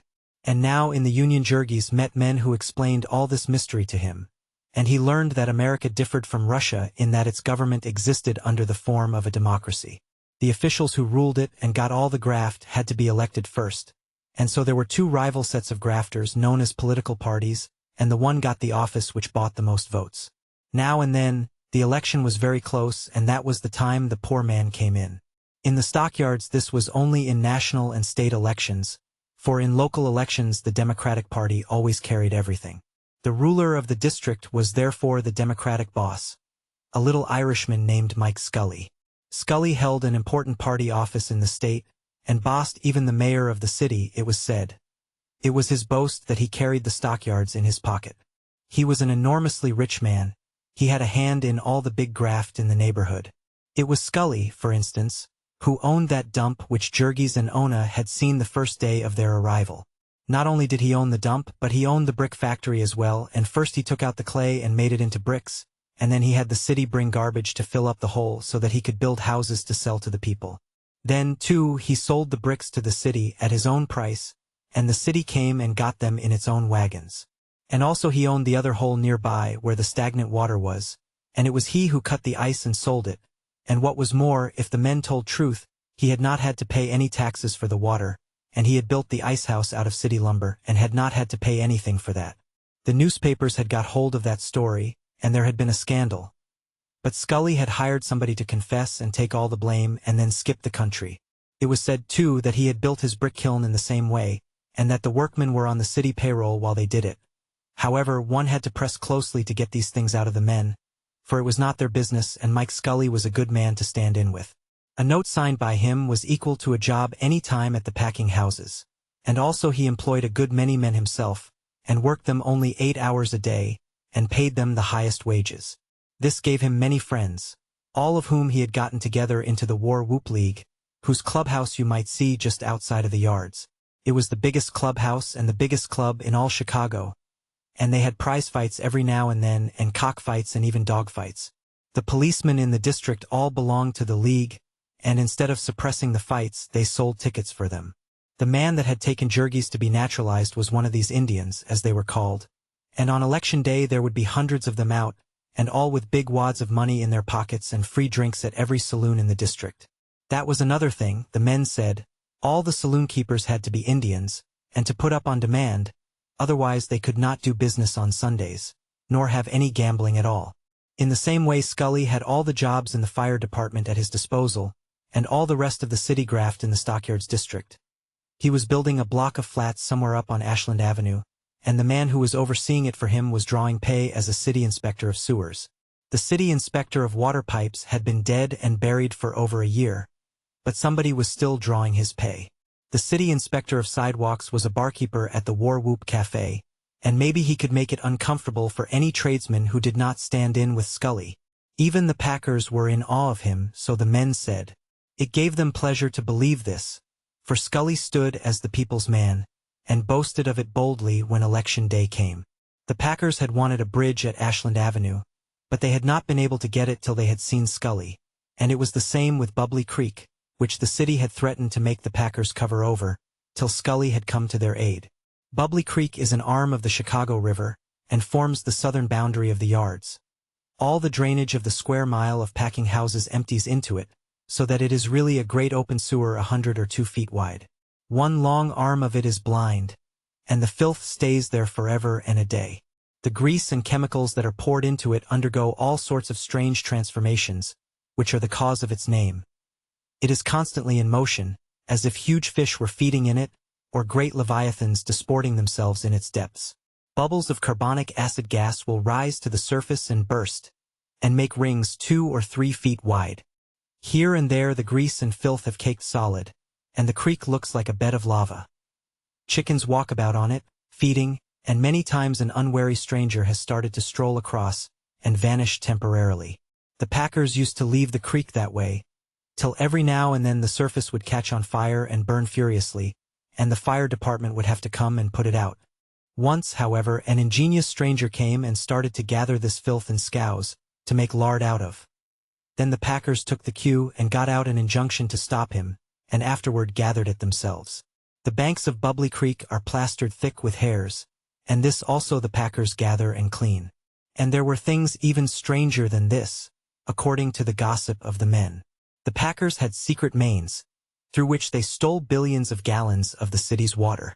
The newspapers had been full of this scandal. Once there had even been an investigation, and an actual uncovering of the pipes. But nobody had been punished, and the thing went right on. And then there was the condemned meat industry with its endless horrors. The people of Chicago saw the government inspectors in Packingtown, and they all took that to mean that they were protected from diseased meat. They did not understand that these 163 inspectors had been appointed at the request of the packers, and that they were paid by the United States government to certify that all the diseased meat was kept in the state. They had no authority beyond that. For the inspection of meat to be sold in the city and state, the whole force in Packingtown consisted of 3 henchmen of the local political machine. And shortly afterward one of these, a physician, made the discovery that the carcasses of steers which had been condemned as tubercular by the government inspectors, and which therefore contained ptomaines, which are deadly poisons, were left upon an open platform and carted away to be sold in the city. And so he insisted that these carcasses be treated with an injection of kerosene, and was ordered to resign the same week. So indignant were the packers that they went farther, and compelled the mayor to abolish the whole Bureau of Inspection. So that since then there has not been even a pretense of any interference with the graft. There was said to be $2,000 a week hush money from the tubercular steers alone, and as much again from the hogs which had died of cholera on the trains, and which you might see any day being loaded into boxcars and hauled away to a place called Globe in Indiana, where they made a fancy grade of lard. Rules and regulations for the inspection of livestock and their products. United States Department of Agriculture, Bureau of Animal Industries, Order Number 125, Section 1. Proprietors of slaughterhouses, canning, salting, packing, or rendering establishments engaged in the slaughtering of cattle, sheep, or swine, or the packing of any of their products, the carcasses or products of which are to become subjects of interstate or foreign commerce, shall make application to the Secretary of Agriculture for inspection of said animals and their products. Section 15. Such rejected or condemned animals shall at once be removed by the owners from the pens containing animals which have been inspected and found to be free from disease and fit for human food, and shall be disposed of in accordance with the laws, ordinances, and regulations of the state and municipality in which said rejected or condemned animals are located. Section 25. A microscopic examination for trichini shall be made of all swine products exported to countries requiring such examination. No microscopic examination will be made of hogs slaughtered for interstate trade, but this examination shall be confined to those intended for the export trade. Jurgis heard of these things little by little, in the gossip of those who were obliged to perpetrate them. It seemed as if every time you met a person from a new department, you heard of new swindles and new crimes. There was, for instance, a Lithuanian who was a cattle butcher for the plant where Maria had worked, which killed meat for canning only. And to hear this man describe the animals which came to his place would have been worthwhile for a Dante or a Zola. It seemed that they must have agencies all over the country, to hunt out old and crippled and diseased cattle to be canned. There were cattle which had been fed on whiskey malt, the refuse of the breweries, and had become what the men called steerly, which means covered with boils. It was a nasty job killing these, for when you plunged your knife into them they would burst and splash foul-smelling stuff into your face. And when a man's sleeves were smeared with blood, and his hands steeped in it, how was he ever to wipe his face, or to clear his eyes so that he could see? It was stuff such as this that made the embalmed beef that had killed several times as many United States soldiers as all the bullets of the Spaniards. Only the army beef, besides, was not fresh canned. It was old stuff that had been lying for years in the cellars. Then one Sunday evening, Jurgis sat puffing his pipe by the kitchen stove, and talking with an old fellow whom Jonas had introduced, and who worked in the canning rooms at Durham's. And so Jurgis learned a few things about the great and only Durham canned goods, which had become a national institution. They were regular alchemists at Durham's. They advertised a mushroom catsup, and the men who made it did not know what a mushroom looked like. They advertised potted chicken, and it was like the boarding house soup of the comic papers, through which a chicken had walked with rubbers on. Perhaps they had a secret process for making chickens chemically, who knows? Said Jurgis' friend. The things that went into the mixture were tripe, and the fat of pork, and beef suet, and hearts of beef, and finally the waste ends of veal, when they had any. They put these up in several grades, and sold them at several prices. But the contents of the cans all came out of the same hopper. And then there was potted game and potted grouse, potted ham and deviled ham, deviled as the men called it. Deviled ham was made out of the waste ends of smoked beef that were too small to be sliced by the machines. And also tripe, dyed with chemicals so that it would not show white, and trimmings of hams and corned beef, and potatoes, skins and all, and finally the hard cartilaginous gullets of beef after the tongues had been cut out. All this ingenious mixture was ground up and flavored with spices to make it taste like something. Anybody who could invent a new imitation had been sure of a fortune from old Durham, said Jurgis' informant. But it was hard to think of anything new in a place where so many sharp wits had been at work for so long, where men welcomed tuberculosis in the cattle they were feeding, because it made them fatten more quickly, and where they bought up all the old rancid butter left over in the grocery stores of a continent, and oxidized it by a forced air process, to take away the odor, rechurned it with skim milk and sold it in bricks in the cities. Up to a year or two ago it had been the custom to kill horses in the yards, ostensibly for fertilizer. But after long agitation the newspapers had been able to make the public realize that the horses were being canned. Now it was against the law to kill horses in Packingtown, and the law was really complied with, for the present at any rate. Any day, however, one might see sharp-horned and shaggy-haired creatures running with the sheep, and yet what a job you would have to get the public to believe that a good part of what it buys for lamb and mutton is really goat's flesh. There was another interesting set of statistics that a person might have gathered in Packingtown, those of the various afflictions of the workers. When Jurgis had first inspected the packing plants with Sedvilas, he had marveled while he listened to the tale of all the things that were made out of the carcasses of animals, and of all the lesser industries that were maintained there. Now he found that each one of these lesser industries was a separate little inferno, in its way as horrible as the killing beds, the source and fountain of them all. The workers in each of them had their own peculiar diseases. And the wandering visitor might be skeptical about all the swindles, but he could not be skeptical about these, for the worker bore the evidence of them about on his own person. Generally he had only to hold out his hand. There were the men in the pickle rooms, for instance, where old Antanas had gotten his death. Scarce a one of these that had not some spot of horror on his person. Let a man so much as scrape his finger pushing a truck in the pickle rooms, and he might have a sore that would put him out of the world. All the joints in his fingers might be eaten by the acid, one by one. Of the butchers and floorsmen, the beef boners and trimmers, and all those who used knives, you could scarcely find a person who had the use of his thumb. Time and time again the base of it had been slashed, till it was a mere lump of flesh against which the man pressed the knife to hold it. The hands of these men would be crisscrossed with cuts, until you could no longer pretend to count them or to trace them. They would have no nails. They had worn them off pulling hides. Their knuckles were swollen so that their fingers spread out like a fan. There were men who worked in the cooking rooms, in the midst of steam and sickening odors, by artificial light. In these rooms the germs of tuberculosis might live for 2 years, but the supply was renewed every hour. There were the beef luggers who carried 200-pound quarters into the refrigerator cars. A fearful kind of work that began at 4 o'clock in the morning, and that wore out the most powerful men in a few years. There were those who worked in the chilling rooms and whose special disease was rheumatism. The time limit that a man could work in the chilling rooms was said to be 5 years. There were the wool pluckers, whose hands went to pieces even sooner than the hands of the pickle men. For the pelts of the sheep had to be painted with acid to loosen the wool, and then the pluckers had to pull out this wool with their bare hands, till the acid had eaten their fingers off. There were those who made the tins for the canned meat. And their hands, too, were a maze of cuts, and each cut represented a chance for blood poisoning. Some worked at the stamping machines, and it was very seldom that one could work long there at the pace that was set, and not give out and forget himself and have a part of his hand chopped off.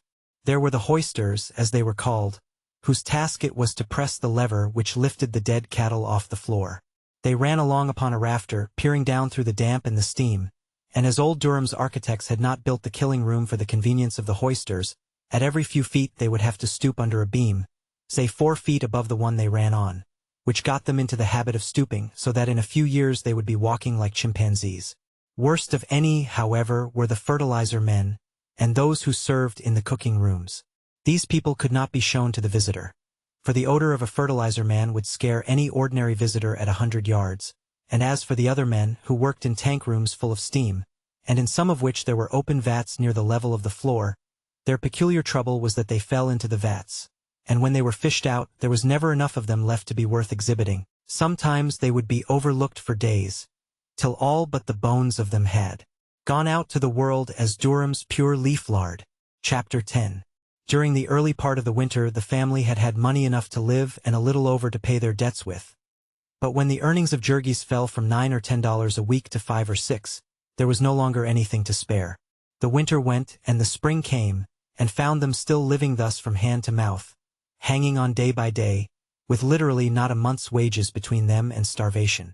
Maria was in despair, for there was still no word about the reopening of the canning factory, and her savings were almost entirely gone. She had had to give up all idea of marrying then. The family could not get along without her, though for that matter she was likely soon to become a burden even upon them, for when her money was all gone, they would have to pay back what they owed her in board. So Jurgis and Ona and Teta Elsbeta would hold anxious conferences until late at night, trying to figure how they could manage this too without starving. Such were the cruel terms upon which their life was possible, that they might never have nor expect a single instant's respite from worry, a single instant in which they were not haunted by the thought of money. They would no sooner escape, as by a miracle, from one difficulty, than a new one would come into view. In addition to all their physical hardships, there was thus a constant strain upon their minds.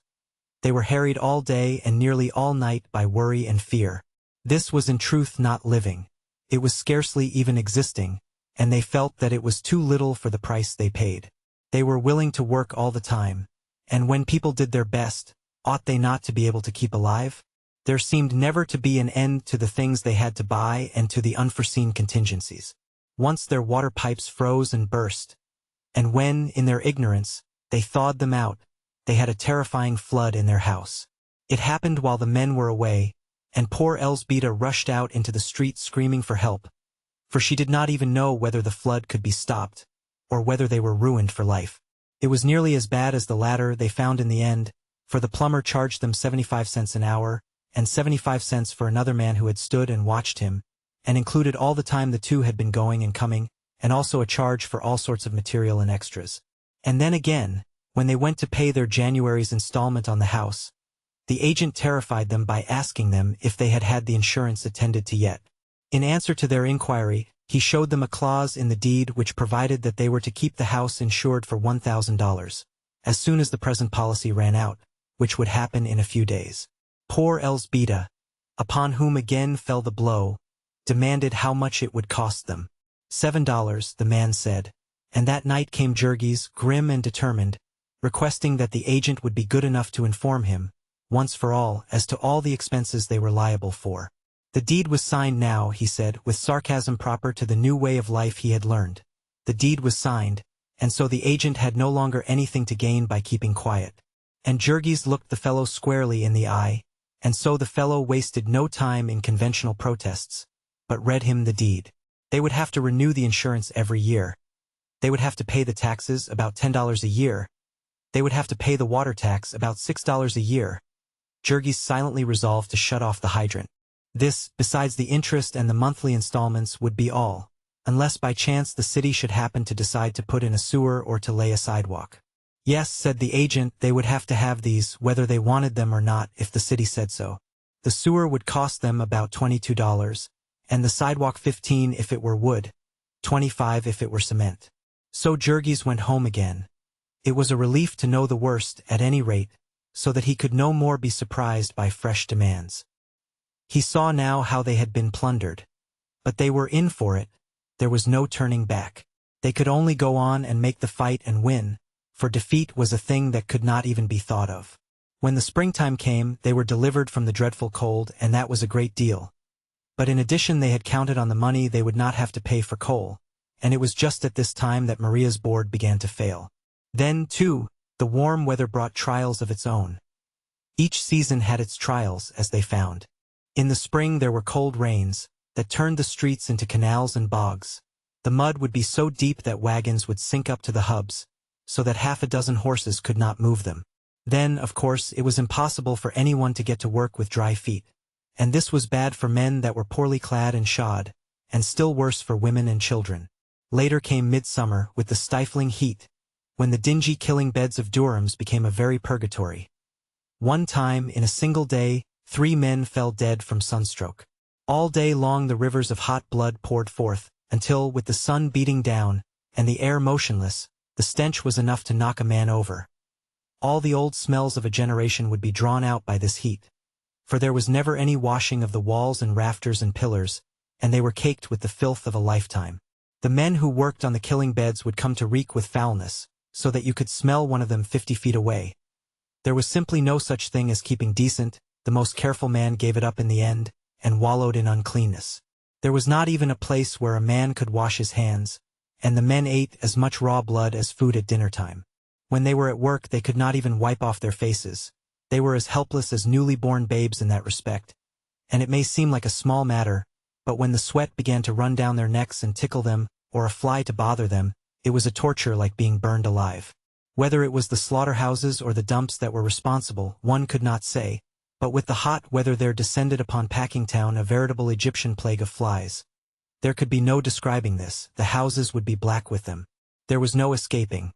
You might provide all your doors and windows with screens, but their buzzing outside would be like the swarming of bees, and whenever you opened the door they would rush in as if a storm of wind were driving them.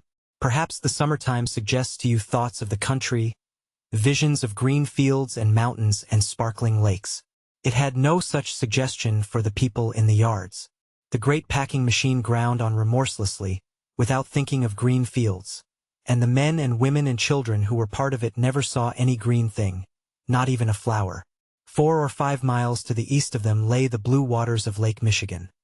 But for all the good it did them it might have been as far away as the Pacific Ocean. They had only Sundays, and then they were too tired to walk. They were tied to the great packing machine, and tied to it for life. The managers and superintendents and clerks of Packingtown were all recruited from another class, and never from the workers. They scorned the workers, the very meanest of them. A poor devil of a bookkeeper who had been working in Durham's for 20 years at a salary of $6 a week, and might work there for 20 more and do no better, would yet consider himself a gentleman, as far removed as the poles from the most skilled worker on the killing beds. He would dress differently, and live in another part of the town, and come to work at a different hour of the day, and in every way make sure that he never rubbed elbows with a laboring man. Perhaps this was due to the repulsiveness of the work. At any rate, the people who worked with their hands were a class apart, and were made to feel it. In the late spring the canning factory started up again, and so once more Maria was heard to sing, and the love music of Tamashas took on a less melancholy tone. It was not for long, however. For a month or two later a dreadful calamity fell upon Maria. Just 1 year and 3 days after she had begun work as a can painter, she lost her job. It was a long story. Maria insisted that it was because of her activity in the union. The packers, of course, had spies in all the unions, and in addition they made a practice of buying up a certain number of the union officials, as many as they thought they needed. So every week they received reports as to what was going on, and often they knew things before the members of the union knew them. Anyone who was considered to be dangerous by them would find that he was not a favorite with his boss, and Maria had been a great hand for going after the foreign people and preaching to them. However that might be, the known facts were that a few weeks before the factory closed, Maria had been cheated out of her pay for 300 cans. The girls worked at a long table, and behind them walked a woman with pencil and notebook, keeping count of the number they finished. This woman was, of course, only human and sometimes made mistakes. When this happened, there was no redress. If on Saturday you got less money than you had earned, you had to make the best of it. But Maria did not understand this, and made a disturbance. Maria's disturbances did not mean anything, and while she had known only Lithuanian and Polish, they had done no harm, for people only laughed at her and made her cry. But now Maria was able to call names in English, and so she got the woman who made the mistake to disliking her. Probably, as Maria claimed, she made mistakes on purpose after that. At any rate, she made them, and the third time it happened Maria went on the warpath and took the matter first to the forelady, and when she got no satisfaction there, to the superintendent. This was unheard of presumption, but the superintendent said he would see about it, which Maria took to mean that she was going to get her money. After waiting 3 days, she went to see the superintendent again. This time the man frowned and said that he had not had time to attend to it, and when Maria, against the advice and warning of everyone, tried it once more, he ordered her back to her work in a passion. Just how things happened after that Maria was not sure. But that afternoon the forelady told her that her services would not be any longer required. Poor Maria could not have been more dumbfounded had the woman knocked her over the head. At first she could not believe what she heard, and then she grew furious and swore that she would come anyway, that her place belonged to her. In the end she sat down in the middle of the floor and wept and wailed. It was a cruel lesson. But then Maria was headstrong. She should have listened to those who had had experience. The next time she would know her place, as the forelady expressed it. And so Maria went out, and the family faced the problem of an existence again. It was especially hard this time, for Ona was to be confined before long, and Jurgis was trying hard to save up money for this. He had heard dreadful stories of the midwives, who grow as thick as fleas in Packingtown, and he had made up his mind that Ona must have a man-doctor. Jurgis could be very obstinate when he wanted to, and he was in this case, much to the dismay of the women, who felt that a man-doctor was an impropriety, and that the matter really belonged to them. The cheapest doctor they could find would charge them $15, and perhaps more when the bill came in, and here was Jurgis declaring that he would pay it, even if he had to stop eating in the meantime. Maria had only about $25 left. Day after day she wandered about the yards begging a job, but this time without hope of finding it. Maria could do the work of an able-bodied man, when she was cheerful, but discouragement wore her out easily, and she would come home at night a pitiable object. She learned her lesson this time, poor creature. She learned it 10 times over. All the family learned it along with her, that when you have once got a job in Packingtown you hang on to it come what will. For weeks Maria hunted, and half of a 5th week. Of course she stopped paying her dues to the union. She lost all interest in the union, and cursed herself for a fool that she had ever been dragged into one. She had about made up her mind that she was a lost soul, when somebody told her of an opening, and she went and got a place as a beef trimmer. She got this because the boss saw that she had the muscles of a man, and so he discharged a man and put Maria to do his work, paying her a little more than half what he had been paying before. When she first came to Packingtown, Maria would have scorned such work as this. She was in another canning factory, and her work was to trim the meat of those diseased cattle that Jurgis had been told about not long before. She was shut up in one of the rooms where the people seldom saw the daylight. Beneath her were the chilling rooms where the meat was frozen, and above her were the cooking rooms, and so she stood on an ice-cold floor, while her head was often so hot that she could scarcely breathe, trimming beef off the bones by the hundredweight, while standing up from early morning till late at night, with heavy boots on and the floor always damp and full of puddles, liable to be thrown out of work indefinitely because of a slackening in the trade, liable again to be kept overtime in rush seasons, and be worked till she trembled in every nerve and lost her grip on her slimy knife, and gave herself a poisoned wound. That was the new life that unfolded itself before Maria. But because Maria was a human horse, she merely laughed and went at it. It would enable her to pay her board again and keep the family going. And as for Timasius, well, they had waited a long time and they could wait a little longer. They could not possibly get along upon his wages alone, and the family could not live without hers. He could come and visit her and sit in the kitchen and hold her hand, and he must manage to be content with that. But day by day the music of Timasius' violin became more passionate and heartbreaking, and Maria would sit with her hands clasped and her cheeks wet and all her body a-tremble, hearing in the wailing melodies the voices of the unborn generations which cried out in her for life. Maria's lesson came just in time to save Ona from a similar fate. Ona, too, was dissatisfied with her place, and had far more reason than Maria. She did not tell half of her story at home, because she saw it was a torment to Jurgis, and she was afraid of what he might do. For a long time Ona had seen that Miss Henderson, the forelady in her department, did not like her. At first she thought it was the old-time mistake she had made in asking for a holiday to get married. Then she concluded it must be because she did not give the forelady a present occasionally.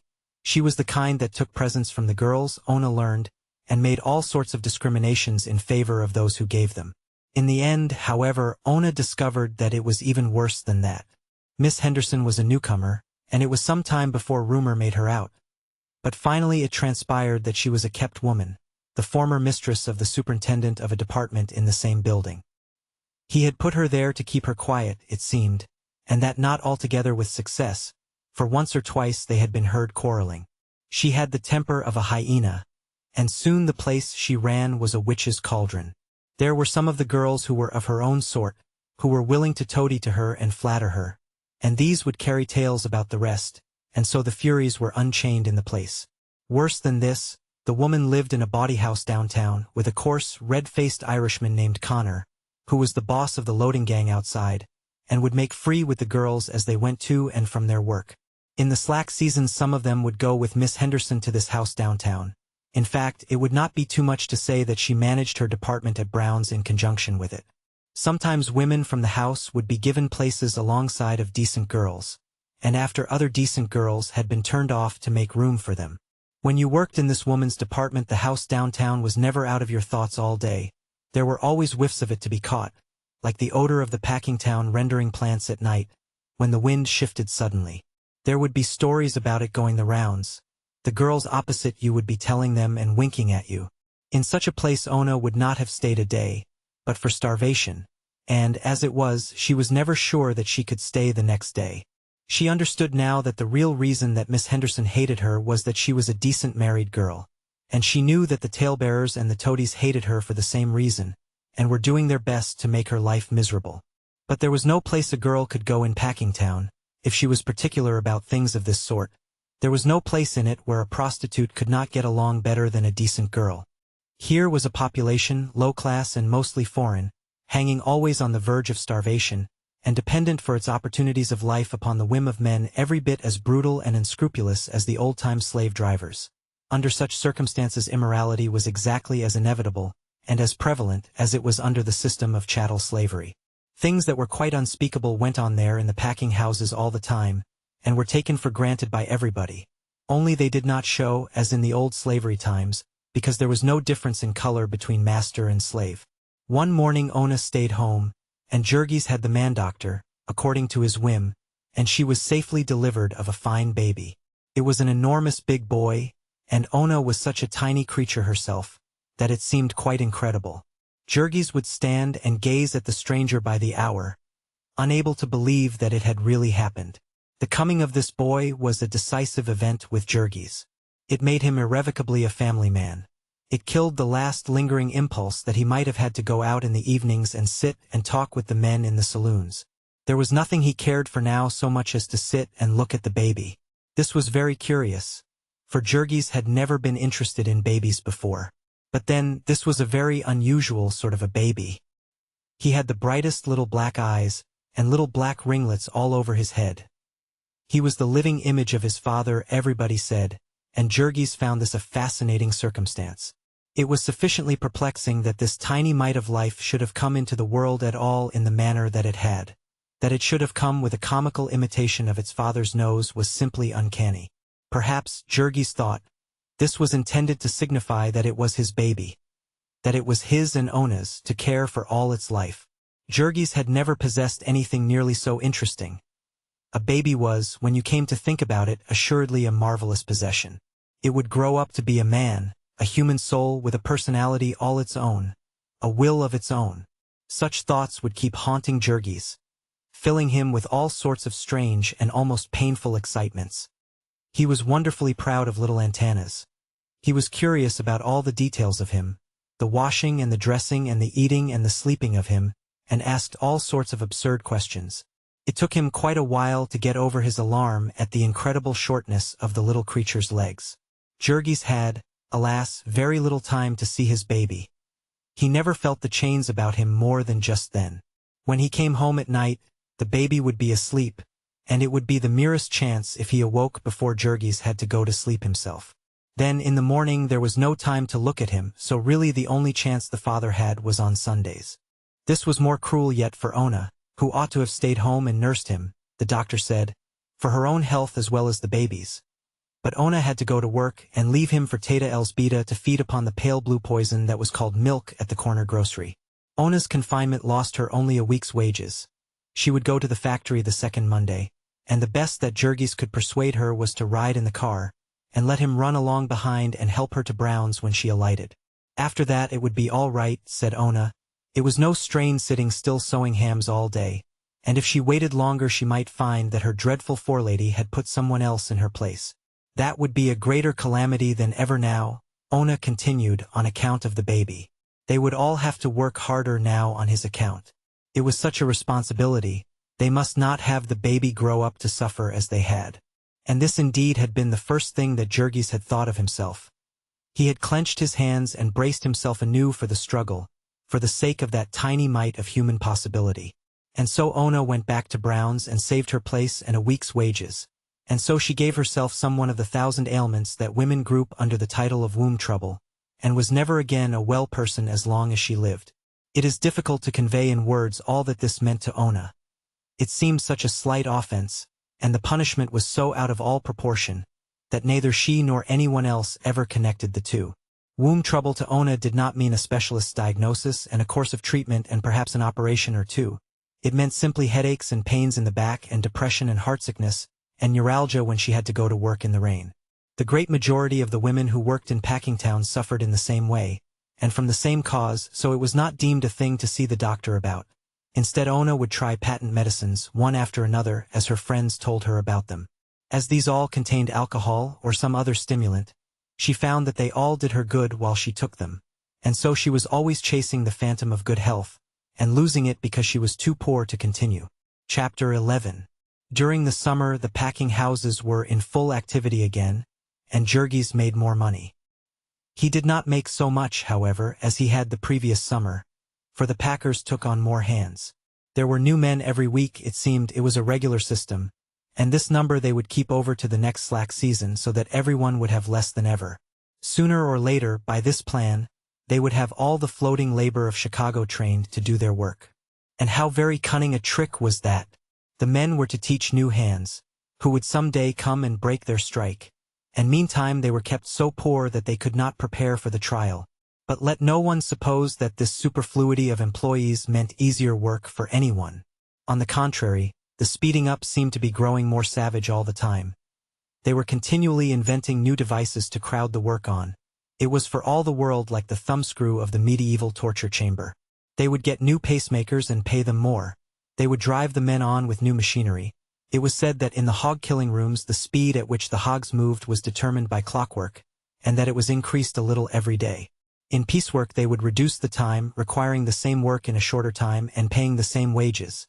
And then, after the workers had accustomed themselves to this new speed, they would reduce the rate of payment to correspond with the reduction in time.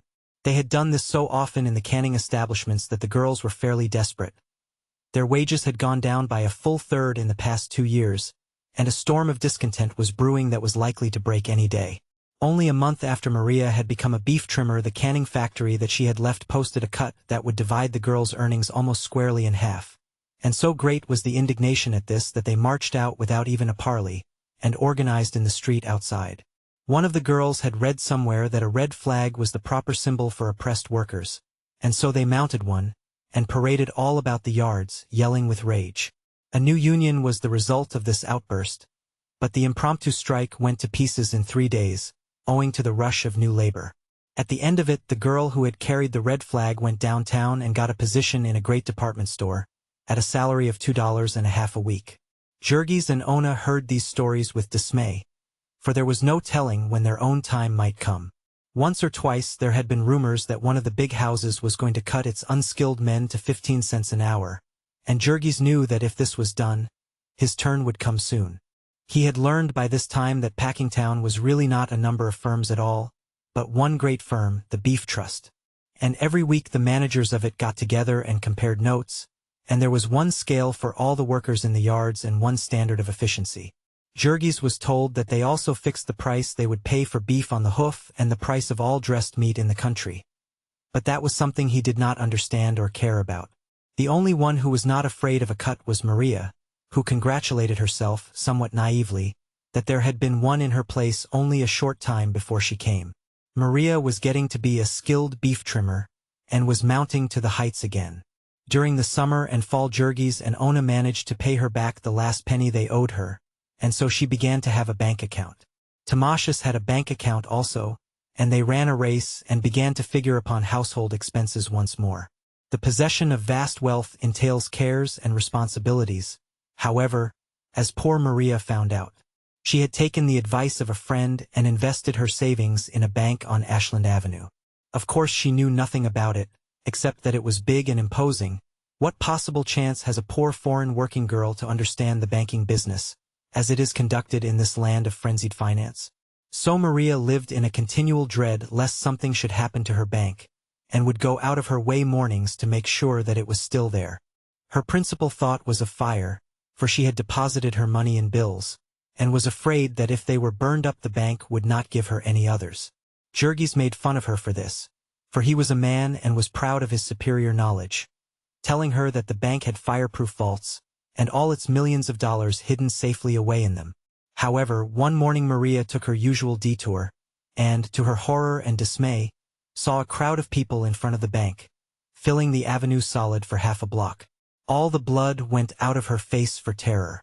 She broke into a run, shouting to the people to ask what was the matter, but not stopping to hear what they answered, till she had come to where the throng was so dense that she could no longer advance.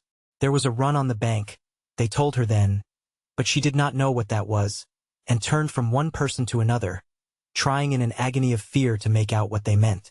Had something gone wrong with the bank? Nobody was sure, but they thought so. Couldn't she get her money? There was no telling. The people were afraid not, and they were all trying to get it. It was too early yet to tell anything. The bank would not open for nearly 3 hours.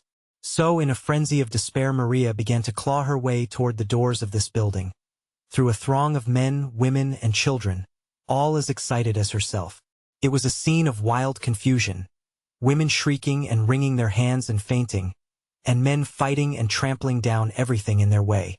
In the midst of the melee Maria recollected that she did not have her bank book, and could not get her money anyway, so she fought her way out and started on a run for home. This was fortunate for her, for a few minutes later the police reserves arrived.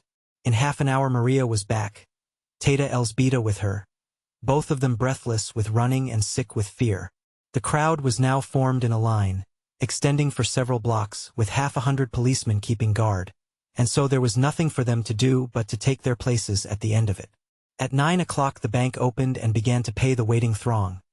But then, what good did that do Maria, who saw 3,000 people before her, enough to take out the last penny of a dozen banks? To make matters worse, a drizzling rain came up and soaked them to the skin. Yet all the morning they stood there, creeping slowly toward the goal. All the afternoon they stood there, heartsick, seeing that the hour of closing was coming, and that they were going to be left out. Maria made up her mind that, come what might, she would stay there and keep her place. But as nearly all did the same, all through the long, cold night, she got very little closer to the bank for that. Toward evening Jurgis came. He had heard the story from the children, and he brought some food and dry wraps, which made it a little easier. The next morning, before daybreak, came a bigger crowd than ever, and more policemen from downtown. Maria held on like grim death, and toward afternoon she got into the bank and got her money. All in big silver dollars, a handkerchief full.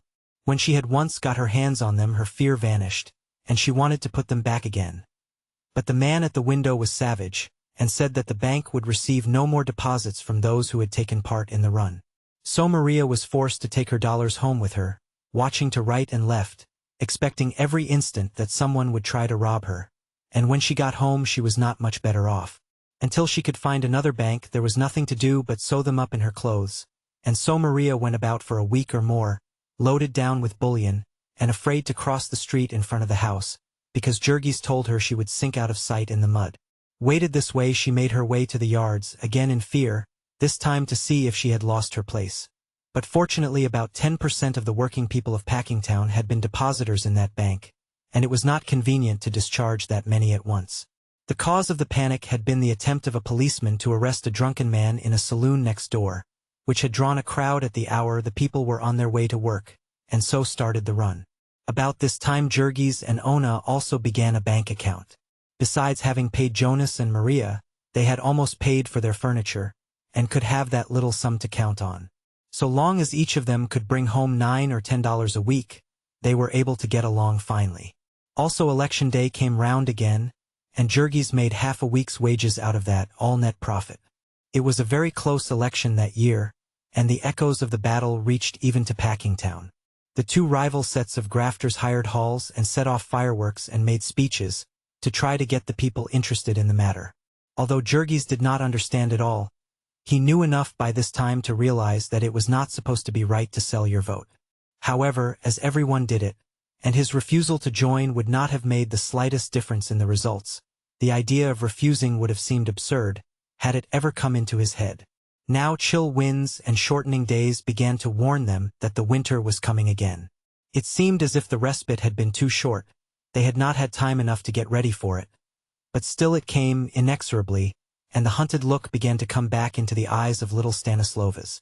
The prospect struck fear to the heart of Jurgis also, for he knew that Ona was not fit to face the cold and the snowdrifts this year. And suppose that some day when a blizzard struck them and the cars were not running, Ona should have to give up, and should come the next day to find that her place had been given to someone who lived nearer and could be depended on? It was the week before Christmas that the first storm came, and then the soul of Jurgis rose up within him like a sleeping lion. There were 4 days that the Ashland Avenue cars were stalled, and in those days, for the first time in his life, Jurgis knew what it was to be really opposed. He had faced difficulties before, but they had been child's play. Now there was a death struggle, and all the furies were unchained within him. The first morning they set out 2 hours before dawn. Ona wrapped all in blankets and tossed upon his shoulder like a sack of meal, and the little boy, bundled nearly out of sight, hanging by his coattails. There was a raging blast beating in his face, and the thermometer stood below 0. The snow was never short of his knees, and in some of the drifts it was nearly up to his armpits. It would catch his feet and try to trip him. It would build itself into a wall before him to beat him back, and he would fling himself into it, plunging like a wounded buffalo, puffing and snorting in rage.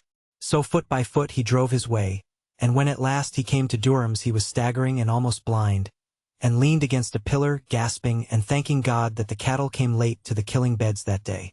In the evening the same thing had to be done again, and because Jurgis could not tell what hour of the night he would get off, he got a saloon keeper to let Ona sit and wait for him in a corner. Once it was 11 o'clock at night, and black as the pit, but still they got home. That blizzard knocked many a man out, for the crowd outside begging for work was never greater, and the packers would not wait long for anyone. When it was over, the soul of Jurgis was a song, for he had met the enemy and conquered, and felt himself the master of his fate.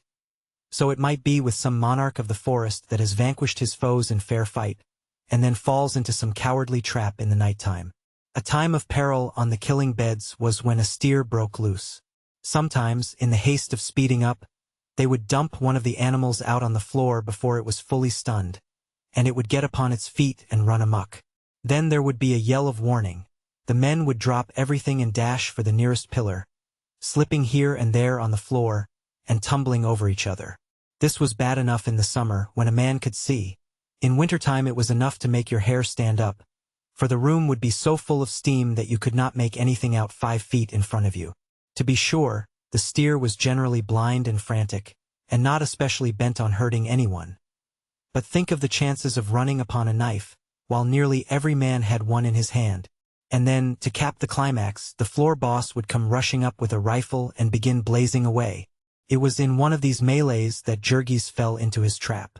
That is the only word to describe it. It was so cruel, and so utterly not to be foreseen. At first he hardly noticed it was such a slight accident. Simply that in leaping out of the way he turned his ankle. There was a twinge of pain, but Jurgis was used to pain, and did not coddle himself. When he came to walk home, however, he realized that it was hurting him a great deal, and in the morning his ankle was swollen out nearly double its size, and he could not get his foot into his shoe. Still, even then, he did nothing more than swear a little, and wrapped his foot in old rags, and hobbled out to take the car. It chanced to be a rush day at Durham's, and all the long morning he limped about with his aching foot. By noontime the pain was so great that it made him faint, and after a couple of hours in the afternoon he was fairly beaten and had to tell the boss. They sent for the company doctor, and he examined the foot and told Jurgis to go home to bed, adding that he had probably laid himself up for months by his folly. The injury was not one that Durham and company could be held responsible for, and so that was all there was to it, so far as the doctor was concerned. Jurgis got home somehow, scarcely able to see for the pain, and with an awful terror in his soul. Elsbeta helped him into bed and bandaged his injured foot with cold water and tried hard not to let him see her dismay. When the rest came home at night she met them outside and told them, and they, too, put on a cheerful face, saying it would only be for a week or two, and that they would pull him through. When they had gotten him to sleep, however, they sat by the kitchen fire and talked it over in frightened whispers. They were in for a siege that was plainly to be seen. Jurgis had only about $60 in the bank, and the slack season was upon them. Both Jonas and Maria might soon be earning no more than enough to pay their board, and besides that there were only the wages of Ona and the pittance of the little boy. There was the rent to pay and still some on the furniture. There was the insurance just due, and every month there was sack after sack of coal. It was January, midwinter, an awful time to have to face privation. Deep snows would come again, and who would carry Ona to her work now? She might lose her place. She was almost certain to lose it. And then little Stanislovas began to whimper. Who would take care of him? It was dreadful that an accident of this sort, that no man can help, should have meant such suffering. The bitterness of it was the daily food and drink of Jurgis. It was of no use for them to try to deceive him. He knew as much about the situation as they did, and he knew that the family might literally starve to death. The worry of it fairly ate him up. He began to look haggard the first 2 or 3 days of it. In truth, it was almost maddening for a strong man like him, a fighter, to have to lie there helpless on his back. It was for all the world the old story of Prometheus bound. As Jurgis lay on his bed, hour after hour there came to him emotions that he had never known before. Before this he had met life with a welcome. It had its trials, but none that a man could not face. But now, in the night-time, when he lay tossing about, there would come stalking into his chamber a grisly phantom, the sight of which made his flesh curl and his hair to bristle up. It was like seeing the world fall away from underneath his feet, like plunging down into a bottomless abyss, into yawning caverns of despair. It might be true, then, after all, what others had told him about life, that the best powers of a man might not be equal to it. It might be true that, strive as he would, toil as he would, he might fail and go down and be destroyed. The thought of this was like an icy hand at his heart. The thought that here, in this ghastly home of all horror, he and all those who were dear to him might lie and perish of starvation and cold, and there would be no ear to hear their cry, no hand to help them. It was true, that here in this huge city, with its stores of heaped-up wealth, human creatures might be hunted down and destroyed by the wild beast powers of nature, just as truly as ever they were in the days of the cavemen. Ona was now making about $30 a month, and Stanislova's about 13.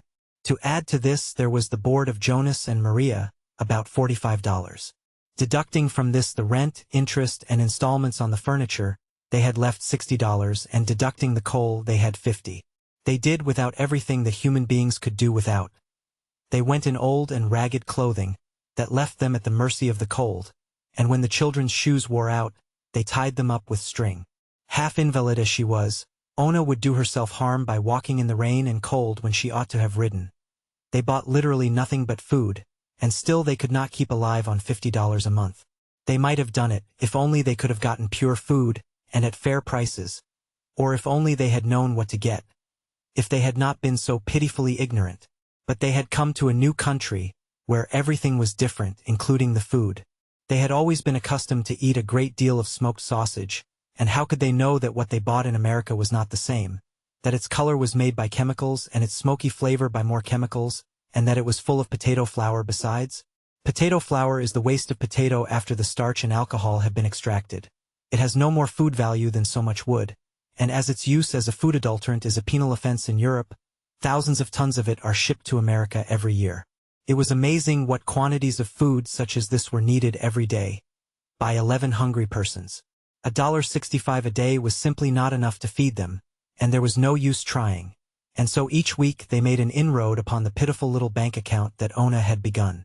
Because the account was in her name, it was possible for her to keep this a secret from her husband, and to keep the heartsickness of it for her own.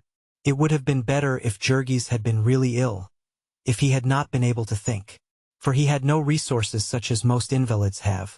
All he could do was to lie there and toss about from side to side. Now and then he would break into cursing regardless of everything, and now and then his impatience would get the better of him, and he would try to get up, and poor Teta Elzbieta would have to plead with him in a frenzy. Elzbieta was all alone with him the greater part of the time. She would sit and smooth his forehead by the hour, and talk to him and try to make him forget.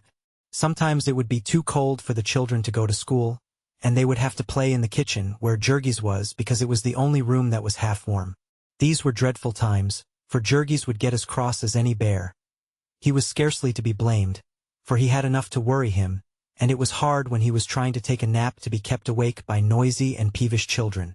Elzbieta's only resource in those times was little Antanas. Indeed, it would be hard to say how they could have gotten along at all if it had not been for little Antanas. It was the one consolation of Jurgis' long imprisonment that now he had time to look at his baby. Teta Elzbieta would put the clothes basket in which the baby slept alongside of his mattress, and Jurgis would lie upon one elbow and watch him by the hour, imagining things. Then little Antanas would open his eyes. He was beginning to take notice of things now, and he would smile. How he would smile! So Jurgis would begin to forget and be happy because he was in a world where there was a thing so beautiful as the smile of little Antanas, and because such a world could not but be good at the heart of it. He looked more like his father every hour, Elzbieta would say, and said it many times a day, because she saw that it pleased Jurgis. The poor little terror-stricken woman was planning all day and all night to soothe the prison giant who was entrusted to her care. Jurgis, who knew nothing about the age-long and everlasting hypocrisy of woman, would take the bait and grin with delight, and then he would hold his finger in front of little Antanas' eyes, and move it this way and that, and laugh with glee to see the baby follow it. There is no pet quite so fascinating as a baby. He would look into Jurgis' face with such uncanny seriousness, and Jurgis would start and cry, "Palak! Look, Muma, he knows his papa. He does. Tu mano surdil, the little rascal." Chapter 12. For 3 weeks after his injury Jurgis never got up from bed. It was a very obstinate sprain.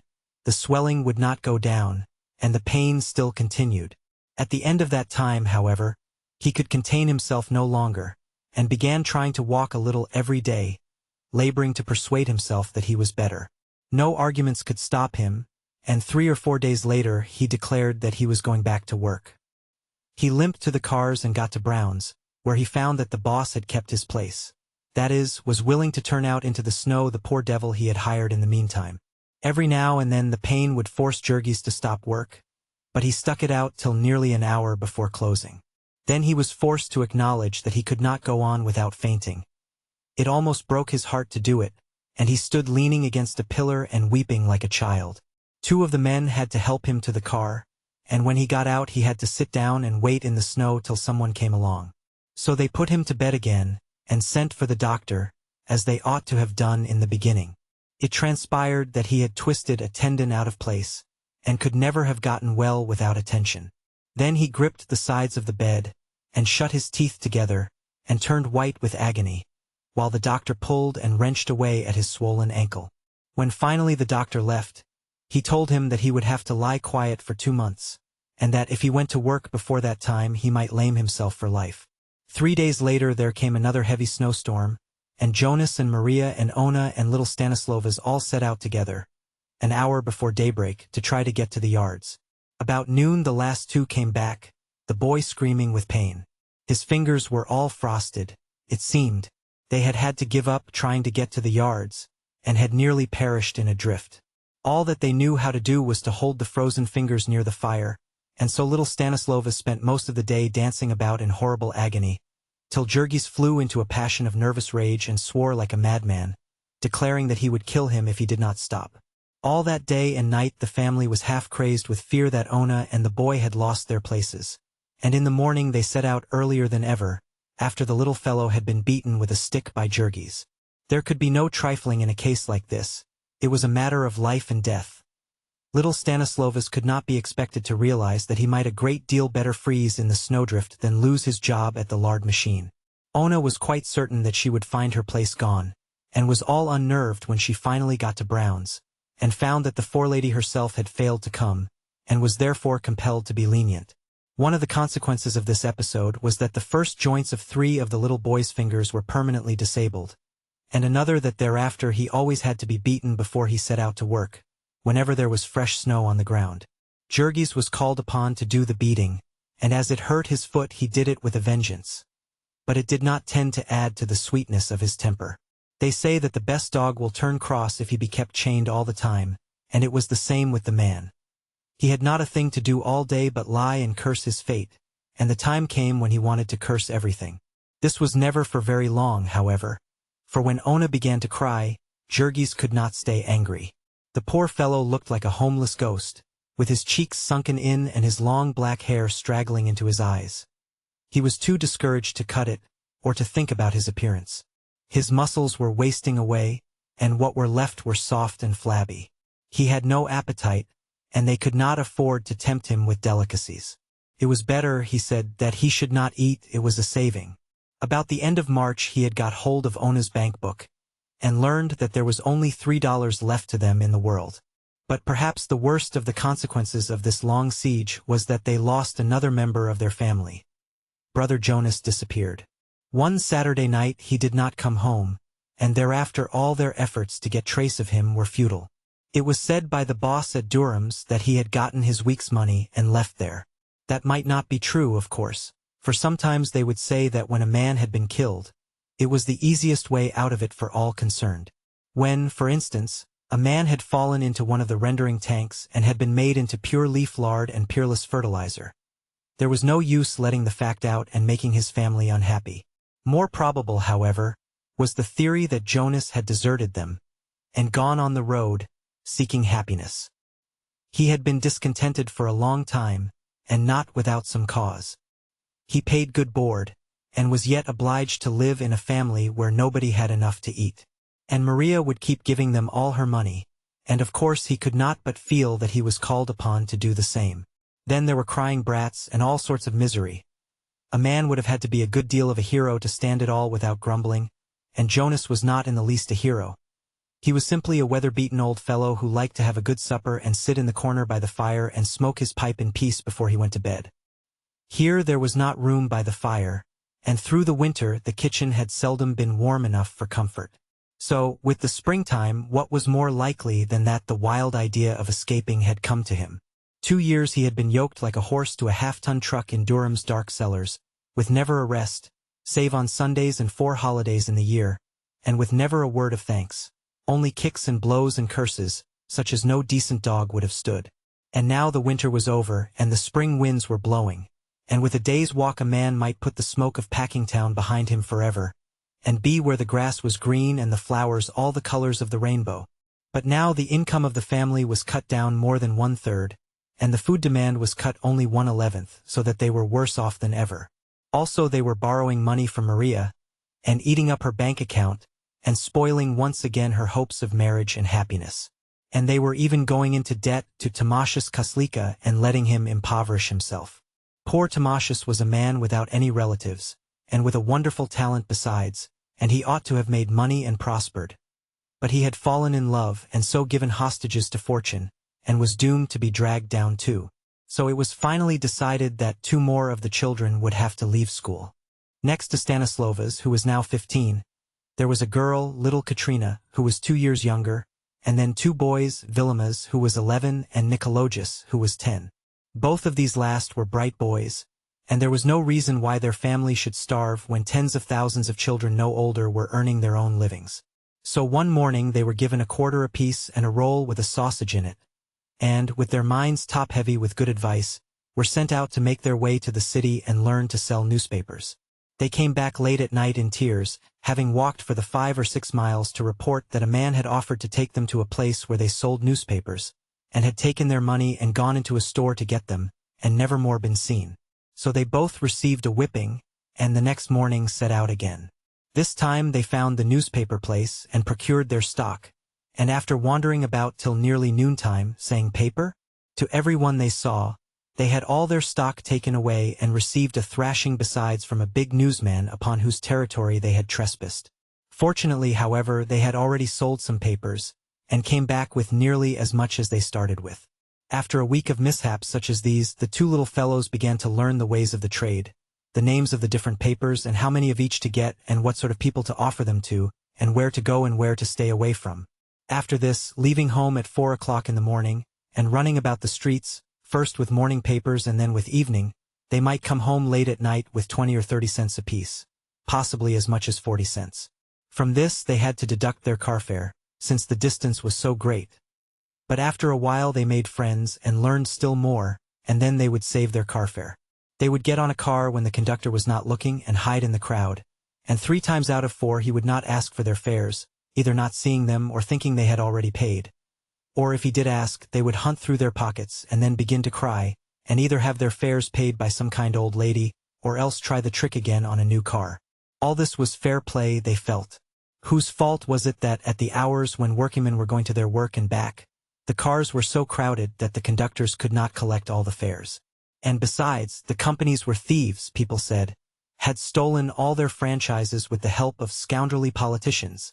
Now that the winter was by, and there was no more danger of snow and no more coal to buy, and another room warm enough to put the children into when they cried, and enough money to get along from week to week with, Jurgis was less terrible than he had been. A man can get used to anything in the course of time, and Jurgis had gotten used to lying about the house. Ona saw this, and was very careful not to destroy his peace of mind, by letting him know how very much pain she was suffering. It was now the time of the spring rains, and Ona had often to ride to her work in spite of the expense. She was getting paler every day, and sometimes, in spite of her good resolutions, it pained her that Jurgis did not notice it.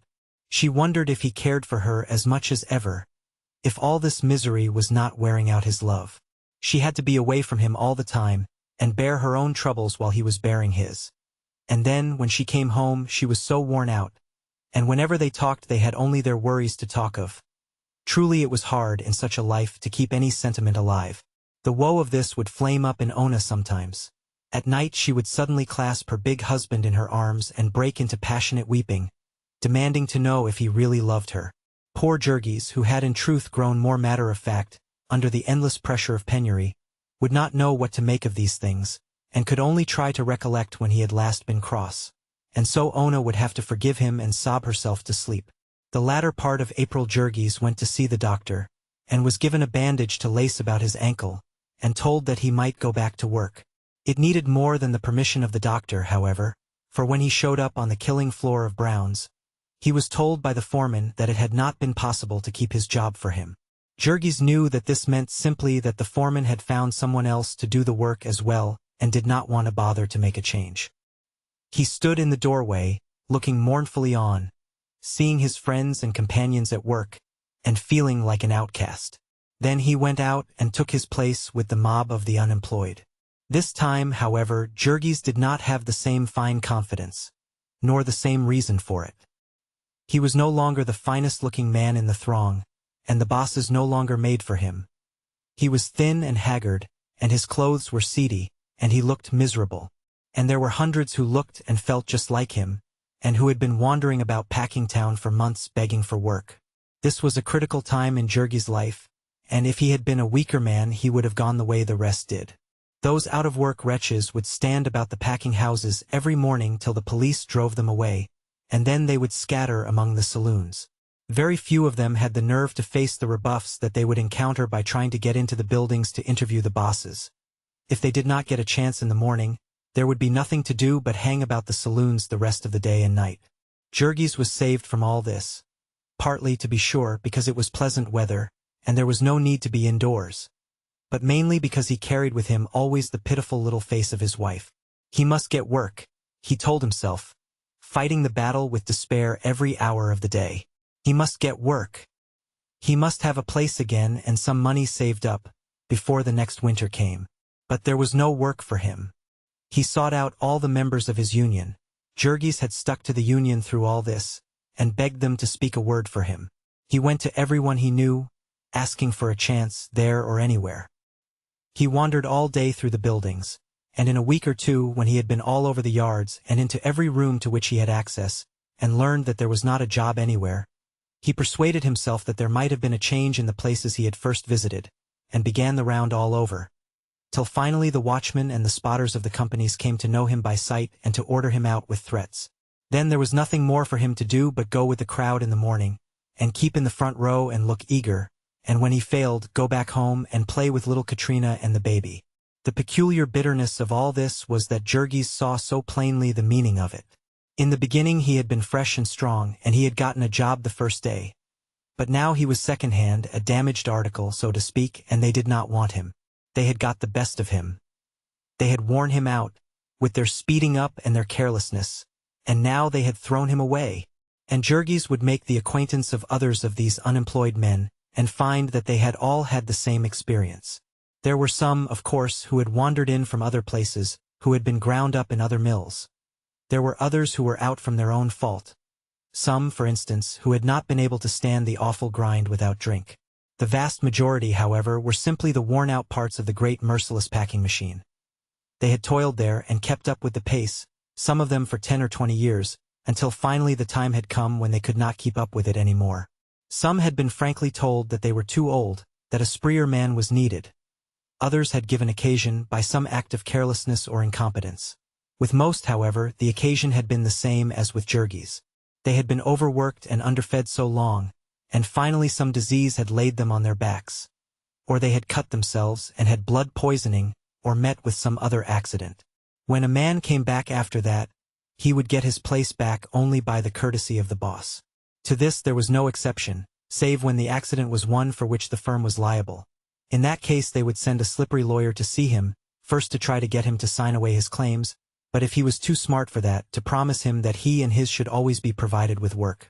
This promise they would keep strictly and to the letter for 2 years. 2 years was the statute of limitations, and after that the victim could not sue. What happened to a man after any of these things all depended upon the circumstances. If he were of the highly skilled workers, he would probably have enough saved up to tide him over. The best paid men, the splitters, made 50 cents an hour, which would be $5 or $6 a day in the rush seasons, and 1 or 2 in the dullest. A man could live and save on that. But then there were only half a dozen splitters in each place, and one of them that Jurgis knew had a family of 22 children, all hoping to grow up to be splitters like their father. For an unskilled man, who made $10 a week in the rush seasons and 5 in the dull, it all depended upon his age and the number he had dependent upon him. An unmarried man could save if he did not drink and if he was absolutely selfish, that is, if he paid no heed to the demands of his old parents, or of his little brothers and sisters, or of any other relatives he might have, as well as of the members of his union, and his chums, and the people who might be starving to death next door. Chapter 13. During this time that Jurgis was looking for work occurred the death of little Christophoras, one of the children of Teta Elsbeta. Both Christophoras and his brother, Jozapas, were cripples, the latter having lost one leg by having it run over, and Christophoras having congenital dislocation of the hip, which made it impossible for him ever to walk. He was the last of Teta Elzbieta's children, and perhaps he had been intended by nature to let her know that she had had enough. At any rate, he was wretchedly sick and undersized. He had the rickets, and though he was over 3 years old, he was no bigger than an ordinary child of 1. All day long he would crawl around the floor in a filthy little dress, whining and fretting. Because the floor was full of drafts, he was always catching cold, and snuffling because his nose ran. This made him a nuisance, and a source of endless trouble in the family. For his mother, with unnatural perversity, loved him best of all her children, and made a perpetual fuss over him, would let him do anything undisturbed, and would burst into tears when his fretting drove Jurgis wild. And now he died. Perhaps it was the smoked sausage he had eaten that morning, which may have been made out of some of the tubercular pork that was condemned as unfit for export. At any rate, an hour after eating it, the child had begun to cry with pain, and in another hour he was rolling about on the floor in convulsions. Little Katrina, who was all alone with him, ran out screaming for help, and after a while a doctor came, but not until Christophoras had howled his last howl. No one was really sorry about this except poor Elzbieta, who was inconsolable. Jurgis announced that so far as he was concerned the child would have to be buried by the city, since they had no money for a funeral, and at this the poor woman almost went out of her senses, wringing her hands and screaming with grief and despair. Her child to be buried in a pauper's grave, and her stepdaughter to stand by and hear it said without protesting. It was enough to make Ona's father rise up out of his grave to rebuke her. If it had come to this, they might as well give up at once, and be buried all of them together. In the end Maria said that she would help with $10, and Jurgis being still obdurate, Elzbieta went in tears and begged the money from the neighbors, and so little Christophoras had a mass and a hearse with white plumes on it, and a tiny plot in a graveyard with a wooden cross to mark the place. The poor mother was not the same for months after that. The mere sight of the floor where little Christophoras had crawled about would make her weep. He had never had a fair chance, poor little fellow, she would say. He had been handicapped from his birth. If only she had heard about it in time, so that she might have had that great doctor to cure him of his lameness. Some time ago, Elzbieta was told, a Chicago billionaire had paid a fortune to bring a great European surgeon over to cure his little daughter of the same disease from which Christophoras had suffered. And because this surgeon had to have bodies to demonstrate upon, he announced that he would treat the children of the poor, a piece of magnanimity over which the papers became quite eloquent. Elzbieta, alas, did not read the papers, and no one had told her. But perhaps it was as well, for just then they would not have had the car fare to spare to go every day to wait upon the surgeon, nor for that matter anybody with the time to take the child. All this while that he was seeking for work, there was a dark shadow hanging over Jurgis, as if a savage beast were lurking somewhere in the pathway of his life, and he knew it, and yet could not help approaching the place. There are all stages of being out of work in Packingtown, and he faced in dread the prospect of reaching the lowest. There is a place that waits for the lowest man, the fertilizer plant. The men would talk about it in awe-stricken whispers. Not more than 1 in 10 had ever really tried it. The other 9 had contented themselves with hearsay evidence and a peep through the door. There were some things worse than even starving to death. They would ask Jurgis if he had worked there yet, and if he meant to, and Jurgis would debate the matter with himself. As poor as they were, and making all the sacrifices that they were, would he dare to refuse any sort of work that was offered to him, be it as horrible as ever it could? Would he dare to go home and eat bread that had been earned by Ona, weak and complaining as she was, knowing that he had been given a chance, and had not had the nerve to take it? And yet he might argue that way with himself all day, and one glimpse into the fertilizer works would send him away again shuddering. He was a man, and he would do his duty. He went and made application, but surely he was not also required to hope for success. The fertilizer works of Durham's lay away from the rest of the plant. Few visitors ever saw them, and the few who did would come out looking like Dante, of whom the peasants declared that he had been into hell. To this part of the yards came all the tankage and the waste products of all sorts. Here they dried out the bones, and in suffocating cellars where the daylight never came you might see men and women and children bending over whirling machines and sawing bits of bone into all sorts of shapes, breathing their lungs full of the fine dust, and doomed to die, every one of them, within a certain definite time. Here they made the blood into albumin, and made other foul-smelling things into things still more foul-smelling. In the corridors and caverns where it was done you might lose yourself as in the great caves of Kentucky. In the dust and the steam the electric lights would shine like far-off twinkling stars, red and blue-green and purple stars, according to the color of the mist and the brew from which it came. For the odors of these ghastly charnel houses there may be words in Lithuanian, but there are none in English. The person entering would have to summon his courage as for a cold water plunge. He would go in like a man swimming under water. He would put his handkerchief over his face and begin to cough and choke. And then, if he were still obstinate, he would find his head beginning to ring, and the veins in his forehead to throb, until finally he would be assailed by an overpowering blast of ammonia fumes, and would turn and run for his life and come out half-dazed. On top of this were the rooms where they dried the tankage, the mass of brown stringy stuff that was left after the waste portions of the carcasses had had the lard and tallow dried out of them.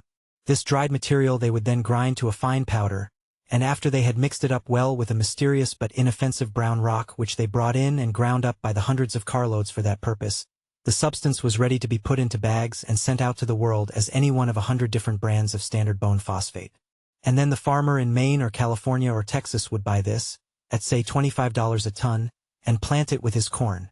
And for several days after the operation the fields would have a strong odor, and the farmer and his wagon and the very horses that had hauled it would all have it too. In Packingtown the fertilizer is pure instead of being a flavoring, and instead of a ton or so spread out on several acres under the open sky, there are hundreds and thousands of tons of it in one building, heaped here and there in haystack piles, covering the floor several inches deep, and filling the air with a choking dust that becomes a blinding sandstorm when the wind stirs. It was to this building that Jurgis came daily, as if dragged by an unseen hand. The month of May was an exceptionally cool one, and his secret prayers were granted. But early in June there came a record-breaking hot spell, and after that there were men wanted in the fertilizer mill. The boss of the grinding room had come to know Jurgis by this time, and had marked him for a likely man, and so when he came to the door about 2 o'clock this breathless hot day, he felt a sudden spasm of pain shoot through him. The boss beckoned to him. In 10 minutes more Jurgis had pulled off his coat and overshirt, and set his teeth together and gone to work. Here was one more difficulty for him to meet and conquer. His labor took him about 1 minute to learn. Before him was one of the vents of the mill in which the fertilizer was being ground, rushing forth in a great brown river, with a spray of the finest dust flung forth in clouds. Jurgis was given a shovel, and along with half a dozen others it was his task to shovel this fertilizer into carts. That others were at work he knew by the sound, and by the fact that he sometimes collided with them. Otherwise they might as well not have been there, for in the blinding dust storm a man could not see 6 feet in front of his face. When he had filled one cart he had to grope around him until another came, and if there was none on hand he continued to grope till one arrived. In 5 minutes he was, of course, a mass of fertilizer from head to feet. They gave him a sponge to tie over his mouth, so that he could breathe, but the sponge did not prevent his lips and eyelids from caking up with it and his ears from filling solid. He looked like a brown ghost at twilight. From hair to shoes he became the color of the building and of everything in it, and for that matter 100 yards outside it. The building had to be left open, and when the wind blew Durham and company lost a great deal of fertilizer. Working in his shirt sleeves and with the thermometer at over 100, the phosphates soaked in through every pore of Jurgis' skin, and in 5 minutes he had a headache and in 15 was almost dazed. The blood was pounding in his brain like an engine's throbbing. There was a frightful pain in the top of his skull, and he could hardly control his hands. Still, with the memory of his 4 months' siege behind him, he fought on in a frenzy of determination, and half an hour later he began to vomit. He vomited until it seemed as if his inwards must be torn into shreds. A man could get used to the fertilizer mill, the boss had said, if he would make up his mind to it. But Jurgis now began to see that it was a question of making up his stomach. At the end of that day of horror he could scarcely stand. He had to catch himself now and then, and lean against a building and get his bearings. Most of the men, when they came out, made straight for a saloon. They seemed to place fertilizer and rattlesnake poison in one class. But Jurgis was too ill to think of drinking. He could only make his way to the street and stagger onto a car. He had a sense of humor, and later on, when he became an old hand, he used to think it fun to board a streetcar and see what happened. Now, however, he was too ill to notice it. How the people in the car began to gasp and sputter, to put their handkerchiefs to their noses, and transfix him with furious glances. Jurgis only knew that a man in front of him immediately got up and gave him a seat, and that half a minute later the two people on each side of him got up, and that in a full minute the crowded car was nearly empty, those passengers who could not get room on the platform having gotten out to walk. Of course Jurgis had made his home a miniature fertilizer mill a minute after entering. The stuff was half an inch deep in his skin. His whole system was full of it, and it would have taken a week not merely of scrubbing, but of vigorous exercise to get it out of him.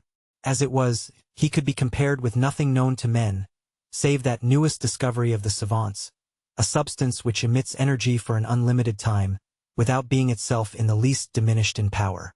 He smelled so that he made all the food at the table taste, and set the whole family to vomiting.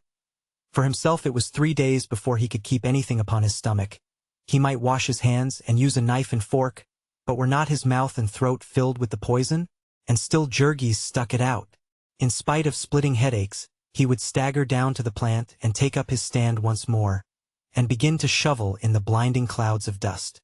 And so at the end of the week he was a fertilizer man for life. He was able to eat again, and though his head never stopped aching, it ceased to be so bad that he could not work. So there passed another summer. It was a summer of prosperity all over the country, and the country ate generously of packing house products. And there was plenty of work for all the family, in spite of the packers' efforts to keep a superfluity of labor. They were again able to pay their debts and to begin to save a little sum. But there were 1 or 2 sacrifices they considered too heavy to be made for long. It was too bad that the boys should have to sell papers at their age. It was utterly useless to caution them and plead with them. Quite without knowing it, they were taking on the tone of their new environment. They were learning to swear in voluble English. They were learning to pick up cigar stumps and smoke them, to pass hours of their time gambling with pennies and dice and cigarette cards.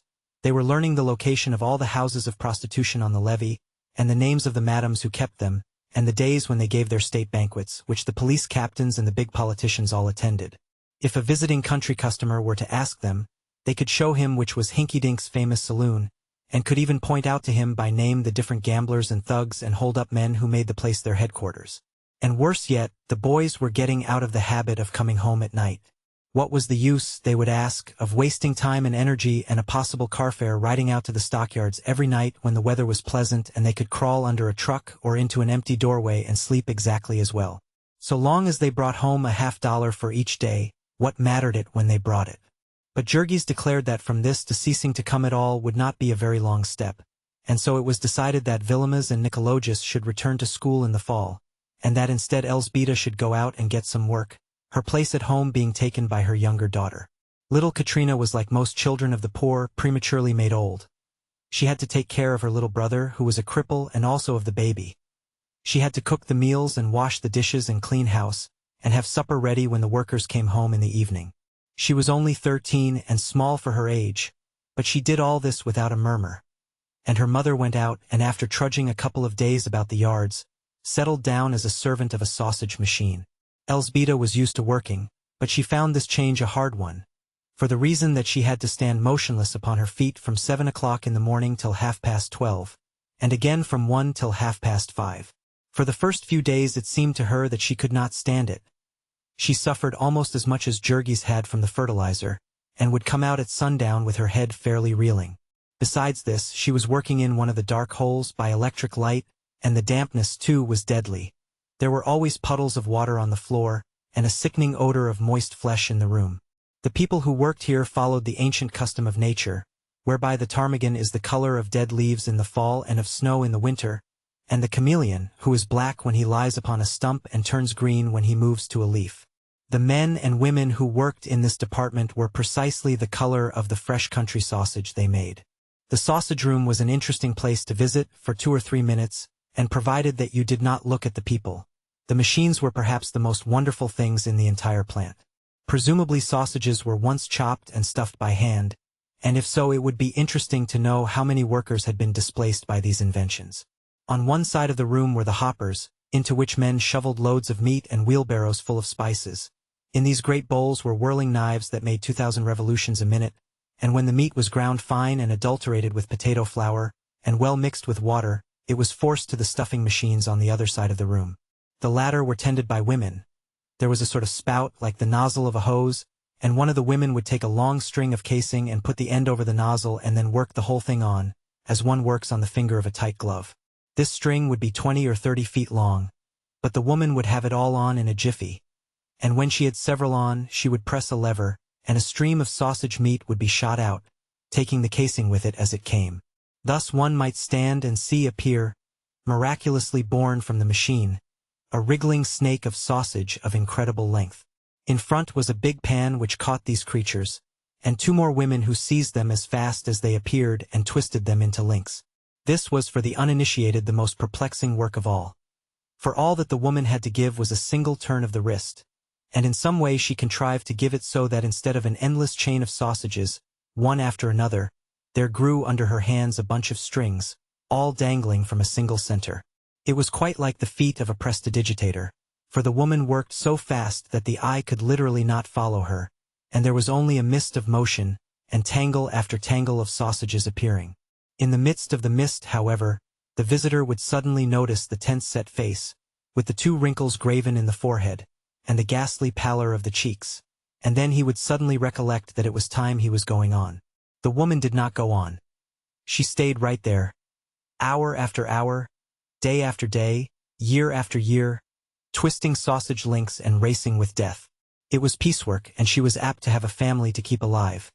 And stern and ruthless economic laws had arranged it that she could only do this by working just as she did, with all her soul upon her work, and with never an instant for a glance at the well-dressed ladies and gentlemen who came to stare at her, as at some wild beast in a menagerie.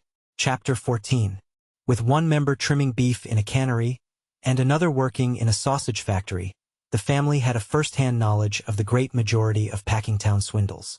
For it was the custom, as they found, whenever meat was so spoiled that it could not be used for anything else, either to can it or else to chop it up into sausage.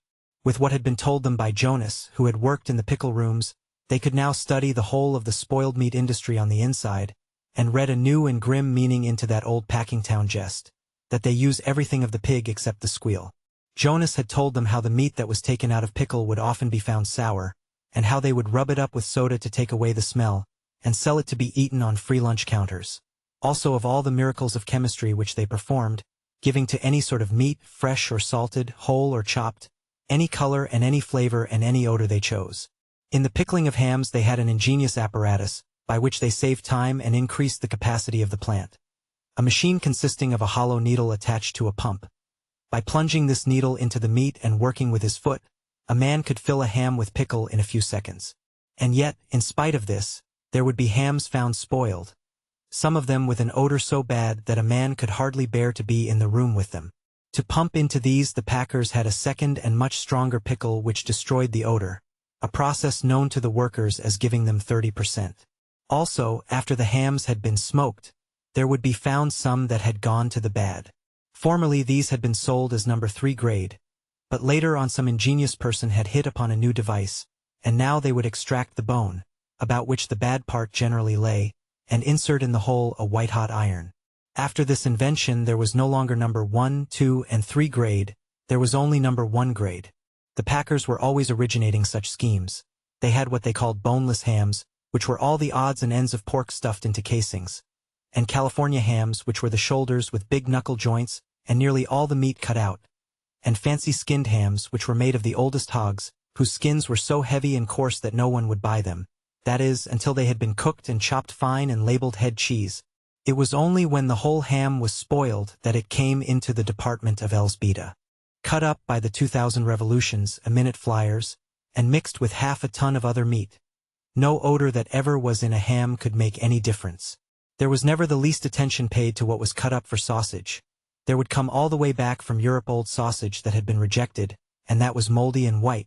It would be dosed with borax and glycerin and dumped into the hoppers and made over again for home consumption. There would be meat that had tumbled out on the floor, in the dirt and sawdust, where the workers had tramped and spit uncounted billions of consumption germs. There would be meat stored in great piles in rooms, and the water from leaky roofs would drip over it, and thousands of rats would race about on it. It was too dark in these storage places to see well, but a man could run his hand over these piles of meat and sweep off handfuls of the dried dung of rats. These rats were nuisances, and the packers would put poisoned bread out for them. They would die, and then rats, bread, and meat would go into the hoppers together. This is no fairy story and no joke. The meat would be shoveled into carts, and the man who did the shoveling would not trouble to lift out a rat even when he saw one. There were things that went into the sausage in comparison with which a poisoned rat was a tidbit. There was no place for the men to wash their hands before they ate their dinner, and so they made a practice of washing them in the water that was to be ladled into the sausage. There were the butt ends of smoked meat, and the scraps of corned beef, and all the odds and ends of the waste of the plants, that would be dumped into old barrels in the cellar and left there. Under the system of rigid economy which the packers enforced, there were some jobs that it only paid to do once in a long time, and among these was the cleaning out of the waste barrels. Every spring they did it, and in the barrels would be dirt and rust and old nails and stale water, and cartload after cartload of it would be taken up and dumped into the hoppers with fresh meat, and sent out to the public's breakfast. Some of it they would make into smoked sausage, but as the smoking took time and was therefore expensive, they would call upon their chemistry department, and preserve it with borax and color it with gelatin to make it brown. All of their sausage came out of the same bowl, but when they came to wrap it they would stamp some of it special, and for this they would charge 2 cents more a pound. Such were the new surroundings in which Elsbeta was placed, and such was the work she was compelled to do. It was stupefying, brutalizing work. It left her no time to think, no strength for anything. She was part of the machine she tended, and every faculty that was not needed for the machine was doomed to be crushed out of existence. There was only one mercy about the cruel grind, that it gave her the gift of insensibility. Little by little she sank into a torpor. She fell silent. She would meet Jurgis and Ona in the evening, and the three would walk home together, often without saying a word. Ona, too, was falling into a habit of silence. Ona, who had once gone about singing like a bird. She was sick and miserable, and often she would barely have strength enough to drag herself home. And there they would eat what they had to eat, and afterward, because there was only their misery to talk of, they would crawl into bed and fall into a stupor and never stir until it was time to get up again, and dress by candlelight and go back to the machines. They were so numbed that they did not even suffer much from hunger. Now, only the children continued to fret when the food ran short. Yet the soul of Ona was not dead. The souls of none of them were dead, but only sleeping, and now and then they would waken, and these were cruel times. The gates of memory would roll open. Old joys would stretch out their arms to them. Old hopes and dreams would call to them, and they would stir beneath the burden that lay upon them, and feel its forever immeasurable weight. They could not even cry out beneath it, but anguish would seize them, more dreadful than the agony of death. It was a thing scarcely to be spoken, a thing never spoken by all the world, that will not know its own defeat. They were beaten. They had lost the game, they were swept aside. It was not less tragic because it was so sordid, because it had to do with wages and grocery bills and rents. They had dreamed of freedom, of a chance to look about them and learn something, to be decent and clean, to see their child grow up to be strong. And now it was all gone. It would never be. They had played the game and they had lost. 6 years more of toil they had to face before they could expect the least respite, the cessation of the payments upon the house. And how cruelly certain it was that they could never stand 6 years of such a life as they were living. They were lost, they were going down, and there was no deliverance for them, no hope. For all the help it gave them, the vast city in which they lived might have been an ocean waste, a wilderness, a desert, a tomb. So often this mood would come to Ona, in the nighttime, when something wakened her. She would lie, afraid of the beating of her own heart, fronting the blood-red eyes of the old primeval terror of life. Once she cried aloud, and woke Jurgis, who was tired and cross. After that she learned to weep silently. Their moods so seldom came together now. It was as if their hopes were buried in separate graves. Jurgis, being a man, had troubles of his own. There was another specter following him. He had never spoken of it, nor would he allow anyone else to speak of it. He had never acknowledged its existence to himself. Yet the battle with it took all the manhood that he had, and once or twice, alas, a little more. Jurgis had discovered drink. He was working in the steaming pit of hell, day after day, week after week, until now, there was not an organ of his body that did its work without pain, until the sound of ocean breakers echoed in his head day and night, and the buildings swayed and danced before him as he went down the street. And from all the unending horror of this there was a respite, a deliverance. He could drink. He could forget the pain, he could slip off the burden. He would see clearly again, he would be master of his brain, of his thoughts, of his will. His dead self would stir in him, and he would find himself laughing and cracking jokes with his companions. He would be a man again, and master of his life. It was not an easy thing for Jurgis to take more than 2 or 3 drinks. With the first drink he could eat a meal, and he could persuade himself that that was economy. With the second he could eat another meal, but there would come a time when he could eat no more, and then to pay for a drink was an unthinkable extravagance, a defiance of the age-long instincts of his hunger-haunted class. One day, however, he took the plunge, and drank up all that he had in his pockets, and went home half-piped, as the men phrase it. He was happier than he had been in a year, and yet, because he knew that the happiness would not last, he was savage, too, with those who would wreck it, and with the world, and with his life. And then again, beneath this, he was sick with the shame of himself. Afterward, when he saw the despair of his family, and reckoned up the money he had spent, the tears came into his eyes, and he began the long battle with the spectre. It was a battle that had no end, that never could have won. But Jurgis did not realize that very clearly. He was not given much time for reflection. He simply knew that he was always fighting. Steeped in misery and despair as he was, merely to walk down the street was to be put upon the rack.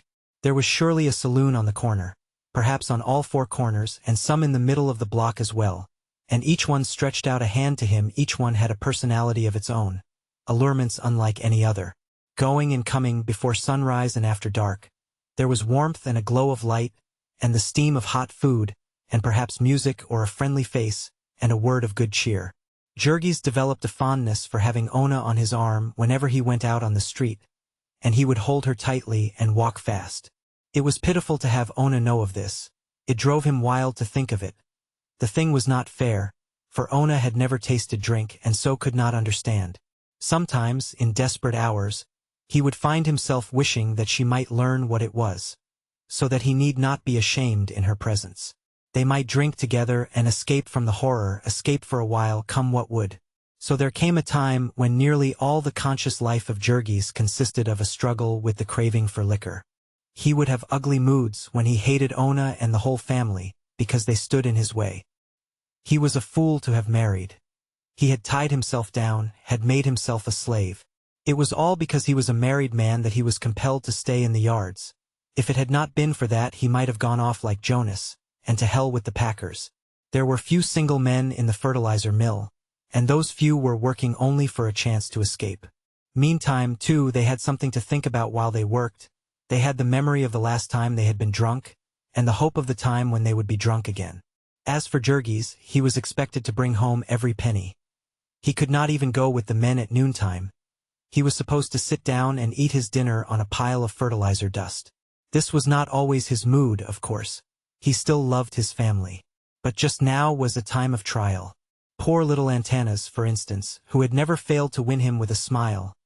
Little Antanas was not smiling just now, being a mass of fiery red pimples. He had had all the diseases that babies are heir to in quick succession: scarlet fever, mumps, and whooping cough in the first year, and now he was down with the measles. There was no one to attend him but Katrina. There was no doctor to help him because they were too poor, and children did not die of the measles, at least not often. Now and then Katrina would find time to sob over his woes, but for the greater part of the time he had to be left alone, barricaded upon the bed. The floor was full of drafts, and if he caught cold he would die. At night he was tied down, lest he should kick the covers off him, while the family lay in their stupor of exhaustion. He would lie and scream for hours, almost in convulsions. And then, when he was worn out, he would lie whimpering and wailing in his torment. He was burning up with fever, and his eyes were running sores. In the daytime he was a thing uncanny and impish to behold, a plaster of pimples and sweat, a great purple lump of misery. Yet all this was not really as cruel as it sounds, for sick as he was, little Antanas was the least unfortunate member of that family. He was quite able to bear his sufferings. It was as if he had all these complaints to show what a prodigy of health he was. He was the child of his parents' youth and joy. He grew up like the conjurer's rosebush, and all the world was his oyster. In general, he toddled around the kitchen all day with a lean and hungry look. The portion of the family's allowance that fell to him was not enough, and he was unrestrainable in his demand for more. And Tana's was but little over a year old, and already no one but his father could manage him. It seemed as if he had taken all of his mother's strength, had left nothing for those that might come after him. Ona was with child again now, and it was a dreadful thing to contemplate. Even Jurgis, dumb and despairing as he was, could not but understand that yet other agonies were on the way, and shudder at the thought of them. For Ona was visibly going to pieces. In the first place, she was developing a cough like the one that had killed old Didi and Tana's. She had had a trace of it ever since that fatal morning when the greedy streetcar corporation had turned her out into the rain. But now it was beginning to grow serious, and to wake her up at night. Even worse than that was the fearful nervousness from which she suffered. She would have frightful headaches and fits of aimless weeping, and sometimes she would come home at night shuddering and moaning, and would fling herself down upon the bed and burst into tears. Several times she was quite beside herself and hysterical, and then Jurgis would go half-mad with fright. Elzbieta would explain to him that it could not be helped, that a woman was subject to such things when she was pregnant, but he was hardly to be persuaded, and would beg and plead to know what had happened. She had never been like this before, he would argue. It was monstrous and unthinkable. It was the life she had to live, the accursed work she had to do, that was killing her by inches. She was not fitted for it. No woman was fitted for it. No woman ought to be allowed to do such work. If the world could not keep them alive any other way, it ought to kill them at once and be done with it. They ought not to marry, to have children. No working man ought to marry. If he, Jurgis, had known what a woman was like, he would have had his eyes torn out first. So he would carry on, becoming half hysterical himself, which was an unbearable thing to see in a big man. Ona would pull herself together and fling herself into his arms, begging him to stop, to be still, that she would be better, it would be all right. So she would lie and sob out her grief upon his shoulder, while he gazed at her, as helpless as a wounded animal, the target of unseen enemies. Chapter 15. The beginning of these perplexing things was in the summer, and each time Ona would promise him with terror in her voice that it would not happen again, but in vain. Each crisis would leave Jurgis more and more frightened, more disposed to distrust Elzbieta's consolations, and to believe that there was some terrible thing about all this that he was not allowed to know. Once or twice in these outbreaks he caught Ona's eye, and it seemed to him like the eye of a hunted animal. There were broken phrases of anguish and despair now and then, amid her frantic weeping. It was only because he was so numb and beaten himself that Jurgis did not worry more about this. But he never thought of it except when he was dragged to it. He lived like a dumb beast of burden, knowing only the moment in which he was. The winter was coming on again, more menacing and cruel than ever. It was October, and the holiday rush had begun. It was necessary for the packing machines to grind till late at night to provide food that would be eaten at Christmas breakfasts, and Maria and Elzbieta and Ona, as part of the machine, began working 15 or 16 hours a day. There was no choice about this. Whatever work there was to be done they had to do, if they wished to keep their places. Besides that, it added another pittance to their incomes. So they staggered on with the awful load.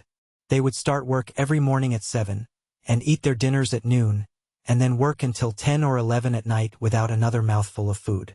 Jurgis wanted to wait for them, to help them home at night, but they would not think of this. The fertilizer mill was not running overtime, and there was no place for him to wait save in a saloon. Each would stagger out into the darkness, and make her way to the corner, where they met. Or if the others had already gone, would get into a car, and begin a painful struggle to keep awake. When they got home they were always too tired either to eat or to undress. They would crawl into bed with their shoes on and lie like logs. If they should fail, they would certainly be lost. If they held out, they might have enough coal for the winter. A day or two before Thanksgiving Day there came a snowstorm. It began in the afternoon, and by evening 2 inches had fallen. Jurgis tried to wait for the women, but went into a saloon to get warm, and took 2 drinks, and came out and ran home to escape from the demon. There he lay down to wait for them and instantly fell asleep. When he opened his eyes again he was in the midst of a nightmare, and found Elzbieta shaking him and crying out. At first he could not realize what she was saying. Ona had not come home. What time was it, he asked. It was morning, time to be up. Ona had not been home that night, and it was bitter cold, and a foot of snow on the ground. Jurgis sat up with a start. Maria was crying with fright and the children were wailing in sympathy. Little Stanislovas in addition, because the terror of the snow was upon him. Jurgis had nothing to put on but his shoes and his coat, and in half a minute he was out of the door. Then, however, he realized that there was no need of haste, that he had no idea where to go. It was still dark as midnight, and the thick snowflakes were sifting down. Everything was so silent that he could hear the rustle of them as they fell. In the few seconds that he stood there hesitating, he was covered white. He set off at a run for the yards, stopping by the way to inquire in the saloons that were open. Ona might have been overcome on the way, or else she might have met with an accident in the machines. When he got to the place where she worked, he inquired of one of the watchmen. There had not been any accident, so far as the man had heard. At the time office, which he found already open, the clerk told him that Ona's check had been turned in the night before, showing that she had left her work. After that, there was nothing for him to do but wait, pacing back and forth in the snow meantime to keep from freezing. Already the yards were full of activity. Cattle were being unloaded from the cars in the distance, and across the way the beef luggers were toiling in the darkness, carrying 200-pound quarters of bullocks into the refrigerator cars. Before the first streaks of daylight there came the crowding throngs of workingmen, shivering, and swinging their dinner pails as they hurried by. Jurgis took up his stand by the time office window, where alone there was light enough for him to see. The snow fell so quick that it was only by peering closely that he could make sure that Ona did not pass him. 7 o'clock came, the hour when the great packing machine began to move. Jurgis ought to have been at his place in the fertilizer mill, but instead he was waiting, in an agony of fear, for Ona. It was 15 minutes after the hour when he saw a form emerge from the snow mist, and sprang toward it with a cry. It was she, running swiftly. As she saw him, she staggered forward, and half fell into his outstretched arms. "What has been the matter?" he cried anxiously. "Where have you been?" It was several seconds before she could get breath to answer him. "I couldn't get home," she exclaimed. The snow, the cars had stopped. "But where were you then?" he demanded. "I had to go home with a friend," she panted, "with Jadwiga." Jurgis drew a deep breath, but then he noticed that she was sobbing and trembling, as if in one of those nervous crises that he dreaded so. "But what's the matter?" he cried. "What has happened?" "Oh, Jurgis, I was so frightened," she said, clinging to him wildly. "I have been so worried." They were near the time station window, and people were staring at them. Jurgis led her away. "How do you mean?" he asked in perplexity. "I was afraid. I was just afraid," sobbed Ona. "I knew you wouldn't know where I was, and I didn't know what you might do. I tried to get home, but I was so tired." "Oh, Jurgis, Jurgis." He was so glad to get her back that he could not think clearly about anything else. It did not seem strange to him that she should be so very much upset. All her fright and incoherent protestations did not matter since he had her back. He let her cry away her tears, and then, because it was nearly 8 o'clock, and they would lose another hour if they delayed, he left her at the packing house door, with her ghastly white face and her haunted eyes of terror. There was another brief interval. Christmas was almost come, and because the snow still held, and the searching cold, morning after morning Jurgis half carried his wife to her post, staggering with her through the darkness, until at last, one night, came the end. It lacked but 3 days of the holidays. About midnight Maria and Elzbieta came home, exclaiming in alarm when they found that Ona had not come. The two had agreed to meet her, and, after waiting, had gone to the room where she worked, only to find that the ham-wrapping girls had quit work an hour before and left. There was no snow that night, nor was it especially cold, and still Ona had not come. Something more serious must be wrong this time. They aroused Jurgis, and he sat up and listened crossly to the story. "She must have gone home again with Jadwiga," he said. Jadwiga lived only 2 blocks from the yards, and perhaps she had been tired.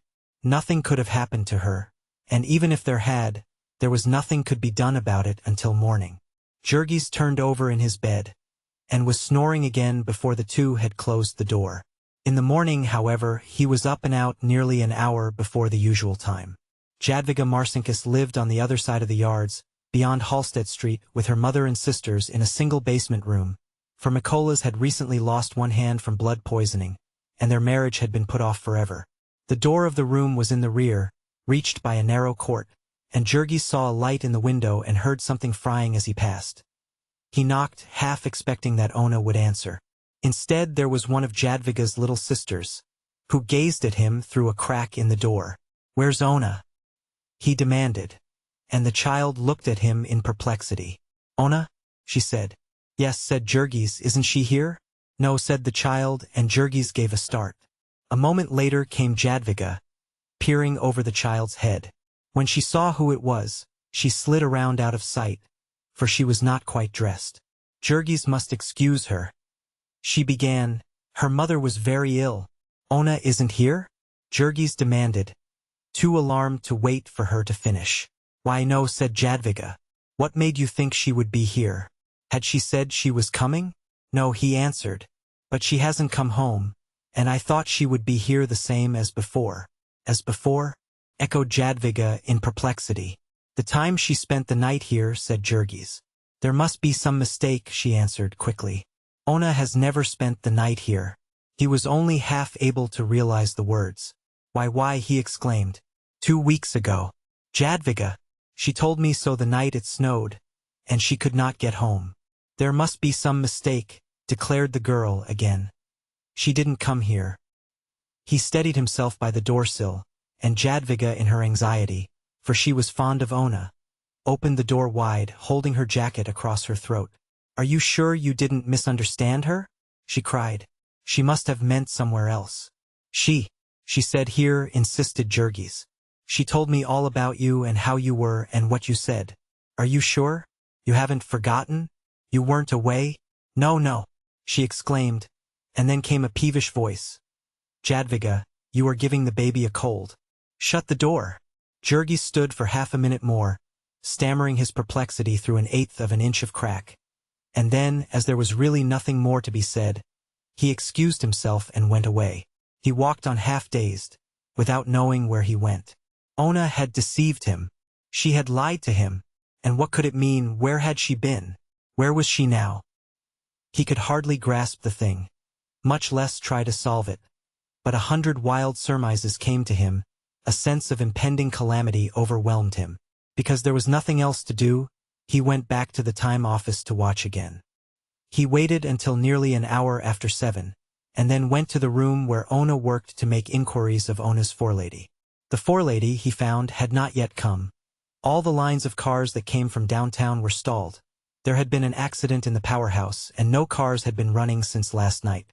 Meantime, however, the ham wrappers were working away, with someone else in charge of them. The girl who answered Jurgis was busy, and as she talked she looked to see if she were being watched. Then a man came up, wheeling a truck. He knew Jurgis for Ona's husband, and was curious about the mystery. Maybe the cars had something to do with it, he suggested. Maybe she had gone downtown. "No," said Jurgis, "she never went downtown." "Perhaps not," said the man. Jurgis thought he saw him exchange a swift glance with the girl as he spoke, and he demanded quickly, "What do you know about it?" But the man had seen that the boss was watching him. He started on again, pushing his truck. "I don't know anything about it," he said, over his shoulder. "How should I know where your wife goes?" Then Jurgis went out again and paced up and down before the building. All the morning he stayed there, with no thought of his work. About noon he went to the police station to make inquiries, and then came back again for another anxious vigil. Finally, toward the middle of the afternoon, he set out for home once more. He was walking out Ashland Avenue. The streetcars had begun running again, and several passed him, packed to the steps with people. The sight of them set Jurgis to thinking again of the man's sarcastic remark, and half involuntarily he found himself watching the cars, with the result that he gave a sudden startled exclamation and stopped short in his tracks. Then he broke into a run. For a whole block he tore after the car, only a little ways behind. That rusty black hat with the drooping red flower, it might not be Ona's, but there was very little likelihood of it. He would know for certain very soon, for she would get out 2 blocks ahead. He slowed down and let the car go on. She got out, and as soon as she was out of sight on the side street, Jurgis broke into a run. Suspicion was rife in him now, and he was not ashamed to shadow her. He saw her turn the corner near their home, and then he ran again, and saw her as she went up the porch steps of the house. After that he turned back, and for 5 minutes paced up and down, his hands clenched tightly and his lips set, his mind in a turmoil. Then he went home and entered. As he opened the door he saw Elzbieta, who had also been looking for Ona, and had come home again. She was now on tiptoe, and had a finger on her lips. Jurgis waited until she was close to him.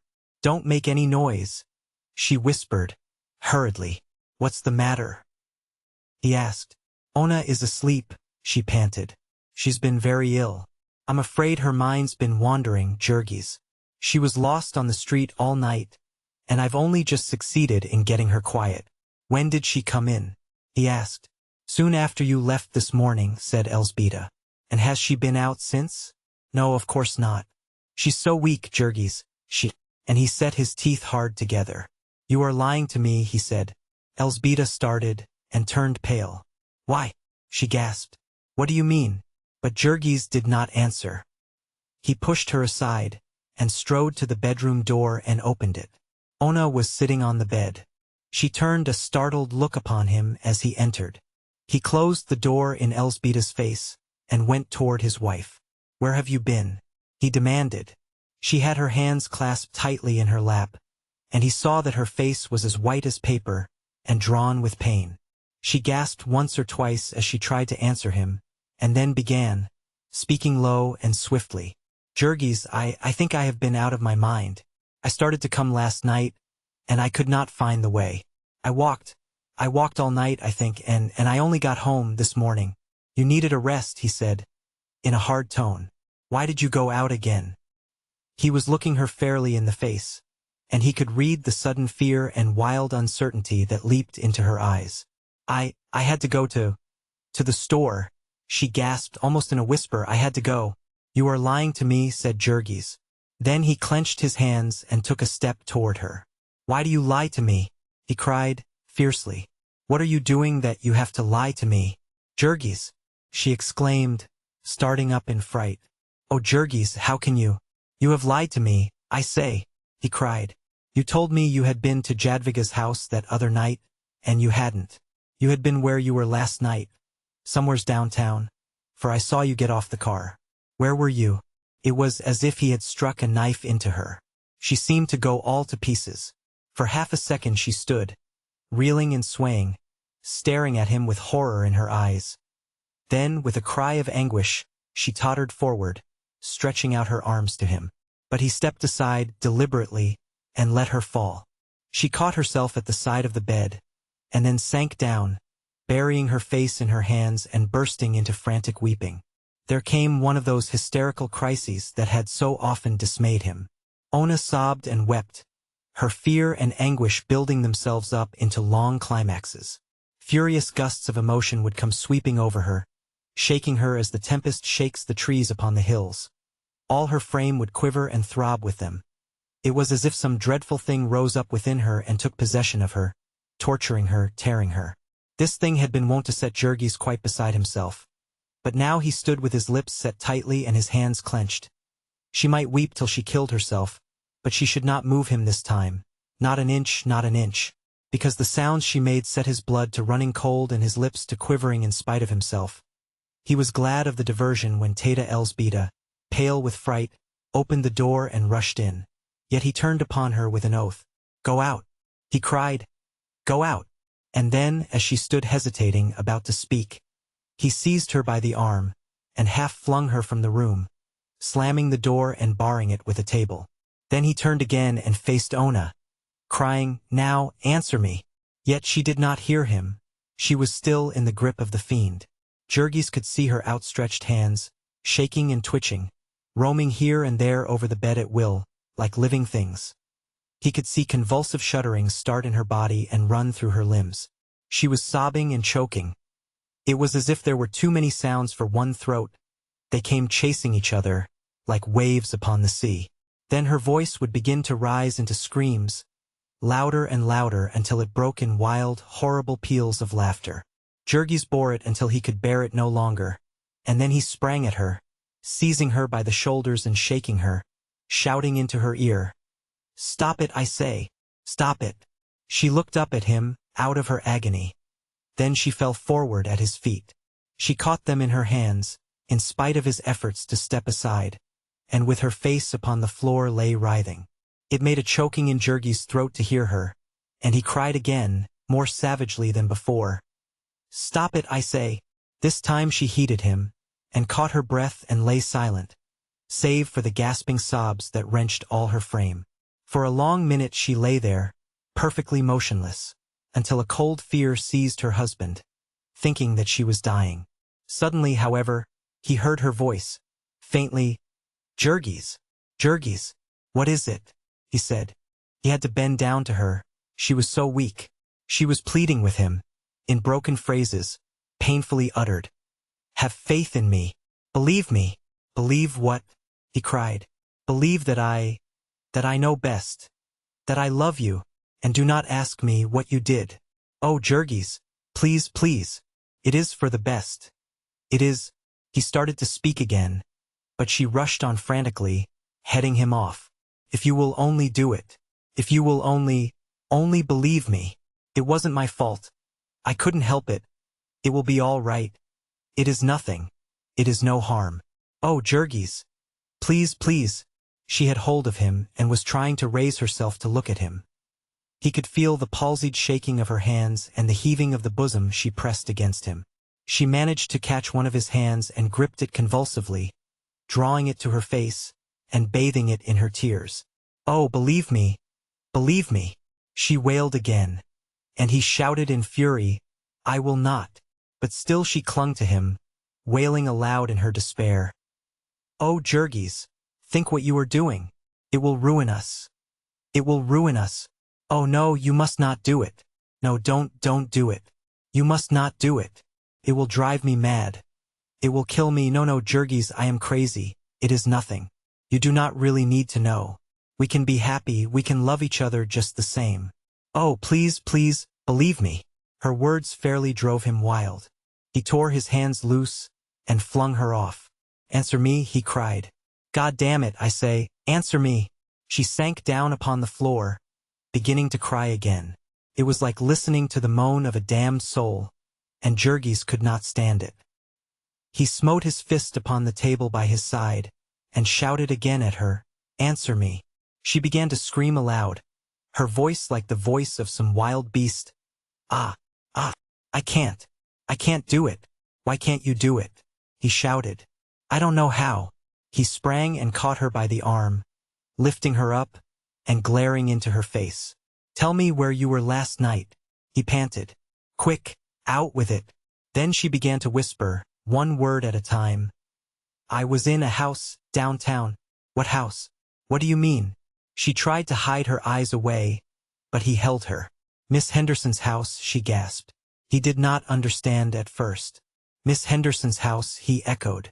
And then suddenly, as in an explosion, the horrible truth burst over him, and he reeled and staggered back with a scream. He caught himself against the wall, and put his hand to his forehead, staring about him, and whispering, Jesus, Jesus. An instant later he leaped at her, as she lay groveling at his feet. He seized her by the throat. Tell me, he gasped hoarsely. Quick, who took you to that place? She tried to get away, making him furious. He thought it was fear of the pain of his clutch. He did not understand that it was the agony of her shame. Still she answered him, Connor. Connor, he gasped. Who is Connor? The boss, she answered. The man. He tightened his grip, in his frenzy, and only when he saw her eyes closing did he realize that he was choking her. Then he relaxed his fingers and crouched, waiting, until she opened her lids again. His breath beat hot into her face. Tell me, he whispered at last, tell me about it. She lay perfectly motionless, and he had to hold his breath to catch her words. I did not want to do it, she said. I tried not to do it.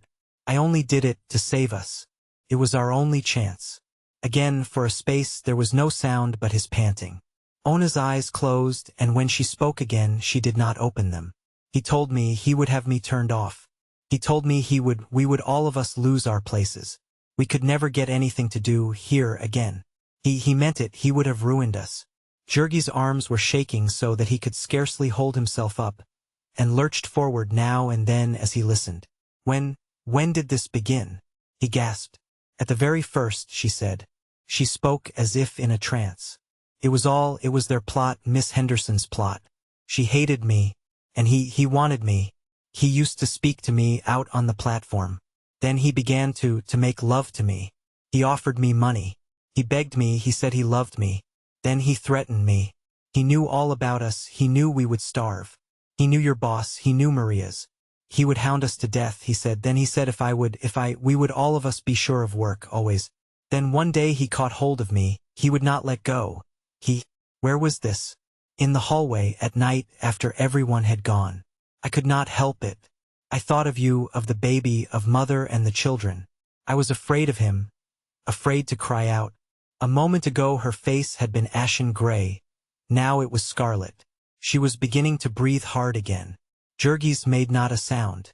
That was 2 months ago. Then he wanted me to come to that house. He wanted me to stay there. He said all of us, that we would not have to work. He made me come there in the evenings. I told you, you thought I was at the factory. Then, one night it snowed, and I couldn't get back. And last night, the cars were stopped. It was such a little thing to ruin us all. I tried to walk, but I couldn't. I didn't want you to know. It would have been all right. We could have gone on just the same, you need never have known about it. He was getting tired of me. He would have let me alone soon. I am going to have a baby. I am getting ugly. He told me that twice, he told me last night. He kicked me last night too. And now you will kill him, you will kill him, and we shall die. All this she had said without a quiver. She lay still as death, not an eyelid moving. And Jurgis too said not a word. He lifted himself by the bed, and stood up.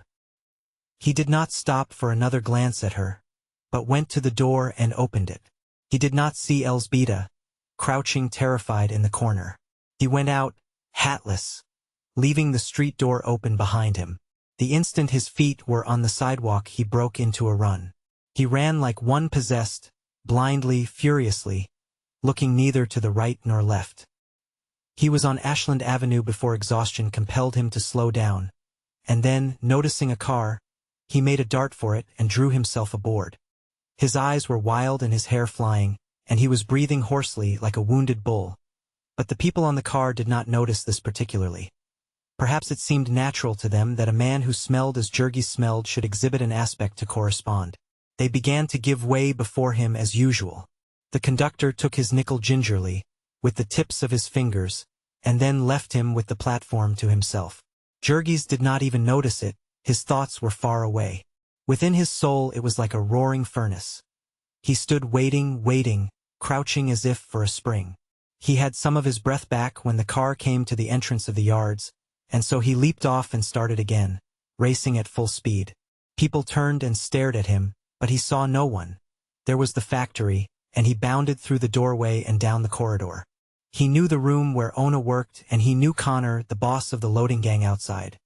He looked for the man as he sprang into the room. The truckmen were hard at work, loading the freshly packed boxes and barrels upon the cars.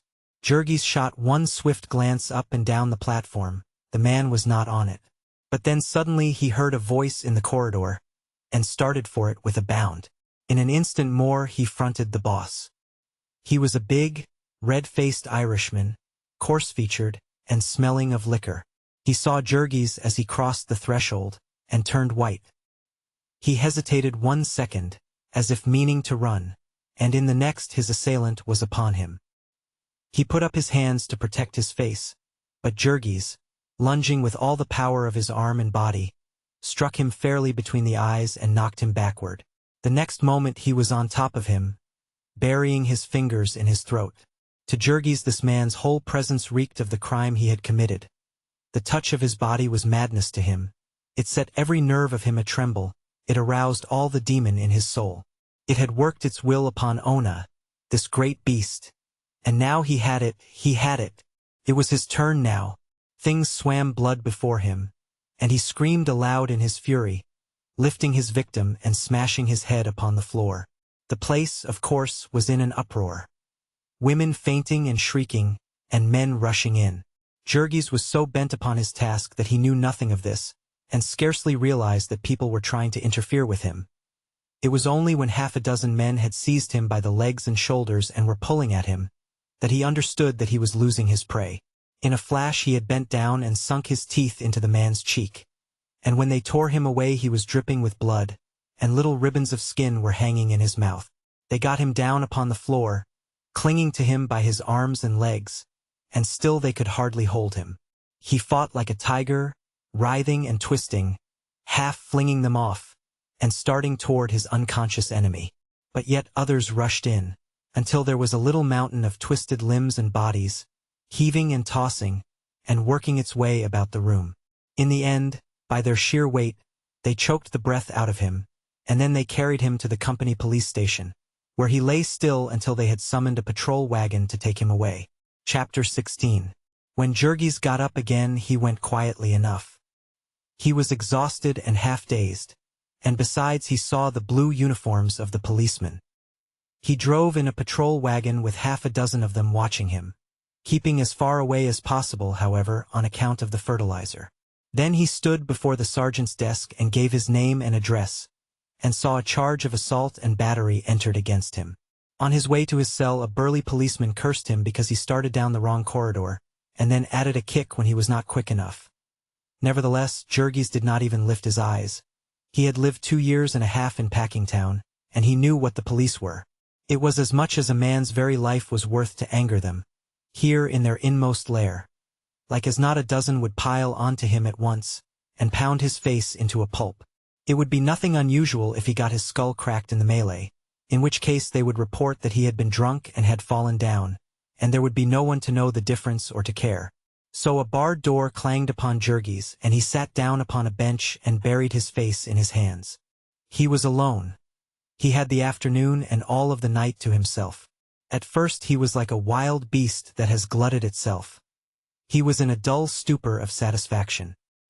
He had done up the scoundrel pretty well, not as well as he would have if they had given him a minute more, but pretty well all the same. The ends of his fingers were still tingling from their contact with the fellow's throat. But then, little by little, as his strength came back and his senses cleared, he began to see beyond his momentary gratification. That he had nearly killed the boss would not help Ona. Not the horrors that she had borne, nor the memory that would haunt her all her days. It would not help to feed her and her child. She would certainly lose her place, while what was to happen to him God only knew. Half the night he paced the floor, wrestling with this nightmare. And when he was exhausted he lay down, trying to sleep, but finding instead, for the first time in his life, that his brain was too much for him. In the cell next to him was a drunken wife-beater, and in the one beyond a yelling maniac. At midnight they opened the station house to the homeless wanderers who were crowded about the door, shivering in the winter blast, and they thronged into the corridor outside of the cells. Some of them stretched themselves out on the bare stone floor and fell to snoring, others sat up, laughing and talking, cursing and quarreling. The air was fetid with their breath, yet in spite of this some of them smelled Jurgis and called down the torments of hell upon him, while he lay in a far corner of his cell, counting the throbbings of the blood in his forehead. They had brought him his supper, which was duffers and dope, being hunks of dry bread on a tin plate, and coffee, called dope because it was drugged to keep the prisoners quiet. Jurgis had not known this, or he would have swallowed the stuff in desperation. As it was, every nerve of him was aquiver with shame and rage. Toward morning the place fell silent, and he got up and began to pace his cell. And then within the soul of him there rose up a fiend, red-eyed and cruel, and tore out the strings of his heart. It was not for himself that he suffered. What did a man who worked in Durham's fertilizer mill care about anything that the world might do to him? What was any tyranny of prison compared with the tyranny of the past, of the thing that had happened and could not be recalled, of the memory that could never be effaced? The horror of it drove him mad. He stretched out his arms to heaven, crying out for deliverance from it, and there was no deliverance, there was no power even in heaven that could undo the past. It was a ghost that would not drown. It followed him, it seized upon him and beat him to the ground. Ah, if only he could have foreseen it. But then, he would have foreseen it, if he had not been a fool. He smote his hands upon his forehead, cursing himself because he had ever allowed Ona to work where she had, because he had not stood between her and a fate which everyone knew to be so common. He should have taken her away, even if it were to lie down and die of starvation in the gutters of Chicago's streets. And now, oh, it could not be true. It was too monstrous, too horrible. It was a thing that could not be faced. A new shuddering seized him every time he tried to think of it. No, there was no bearing the load of it, there was no living under it. There would be none for her. He knew that he might pardon her, might plead with her on his knees, but she would never look him in the face again. She would never be his wife again. The shame of it would kill her. There could be no other deliverance, and it was best that she should die. This was simple and clear, and yet, with cruel inconsistency, whenever he escaped from this nightmare it was to suffer and cry out at the vision of Ona starving. They had put him in jail, and they would keep him here a long time, years maybe. And Ona would surely not go to work again, broken and crushed as she was. And Elzbieta and Maria, too, might lose their places. If that hell-fiend Connor chose to set to work to ruin them, they would all be turned out. And even if he did not, they could not live. Even if the boys left school again, they could surely not pay all the bills without him and Ona. They had only a few dollars now, they had just paid the rent of the house a week ago, and that after it was 2 weeks overdue. So it would be due again in a week. They would have no money to pay it then, and they would lose the house, after all their long, heartbreaking struggle. 3 times now the agent had warned him that he would not tolerate another delay. Perhaps it was very base of Jurgis to be thinking about the house when he had the other unspeakable thing to fill his mind. Yet, how much he had suffered for this house, how much they had all of them suffered. It was their one hope of respite as long as they lived. They had put all their money into it, and they were working people, poor people, whose money was their strength, the very substance of them, body and soul, the thing by which they lived and for lack of which they died. And they would lose it all. They would be turned out into the streets, and have to hide in some icy garret, and live or die as best they could. Jurgis had all the night, and all of many more nights, to think about this, and he saw the thing in its details. He lived it all as if he were there. They would sell their furniture, and then run into debt at the stores, and then be refused credit. They would borrow a little from the Sedvalases, whose delicatessen store was tottering on the brink of ruin. The neighbors would come and help them a little. Poor, sick Jadwiga would bring a few spare pennies, as she always did when people were starving, and Tamash's Koslika would bring them the proceeds of a night's fiddling. So they would struggle to hang on until he got out of jail, or would they know that he was in jail? Would they be able to find out anything about him? Would they be allowed to see him? Or was it to be part of his punishment to be kept in ignorance about their fate? His mind would hang upon the worst possibilities. He saw Ona ill and tortured, Maria out of her place, little Stanislova's unable to get to work for the snow, the whole family turned out on the street. God Almighty! Would they actually let them lie down in the street and die? Would there be no help even then? Would they wander about in the snow till they froze? Jurgis had never seen any dead bodies in the streets, but he had seen people evicted and disappear, no one knew where, and though the city had a relief bureau, though there was a charity organization society in the Stockyards district, in all his life there he had never heard of either of them. They did not advertise their activities, having more calls than they could attend to without that. So on until morning. Then he had another ride in the patrol wagon, along with the drunken wife-beater and the maniac, several plain drunks and saloon fighters, a burglar, and 2 men who had been arrested for stealing meat from the packing houses. Along with them he was driven into a large, white-walled room, stale-smelling and crowded. In front, upon a raised platform behind a rail, sat a stout, florid-faced personage, with a nose broken out in purple blotches. Our friend realized vaguely that he was about to be tried. He wondered what for, whether or not his victim might be dead, and if so, what they would do with him. Hang him, perhaps, or beat him to death. Nothing would have surprised Jurgis, who knew little of the laws. Yet he had picked up gossip enough to have it occur to him that the loud-voiced man upon the bench might be the notorious Justice Callahan, about whom the people of Packingtown spoke with bated breath. Pat Callahan, Growler Pat as he had been known before he ascended the bench, had begun life as a butcher boy and a bruiser of local reputation. He had gone into politics almost as soon as he had learned to talk, and had held 2 offices at once before he was old enough to vote. If Scully was the thumb, Pat Callahan was the first finger of the unseen hand whereby the Packers held down the people of the district. No politician in Chicago ranked higher in their confidence. He had been at it a long time, had been the business agent in the city council of Old Durham, the self-made merchant way back in the early days when the whole city of Chicago had been up at auction. Growler Pat had given up holding city offices very early in his career, caring only for party power, and giving the rest of his time to superintending his dives and brothels. Of late years, however, since his children were growing up, he had begun to value respectability, and had himself made a magistrate, a position for which he was admirably fitted, because of his strong conservatism and his contempt for foreigners. Jurgis sat gazing about the room for an hour or two. He was in hopes that someone of the family would come, but in this he was disappointed. Finally, he was led before the bar, and a lawyer for the company appeared against him. Connor was under the doctor's care, the lawyer explained briefly, and if His Honor would hold the prisoner for a week, $300, said His Honor promptly. Jurgis was staring from the judge to the lawyer in perplexity. "Have you anyone to go on your bond?" demanded the judge, and then a clerk who stood at Jurgis' elbow explained to him what this meant. The latter shook his head, and before he realized what had happened, the policemen were leading him away again. They took him to a room where other prisoners were waiting, and here he stayed until court adjourned, when he had another long and bitterly cold ride in a patrol wagon to the county jail, which is on the north side of the city, and 9 or 10 miles from the stockyards.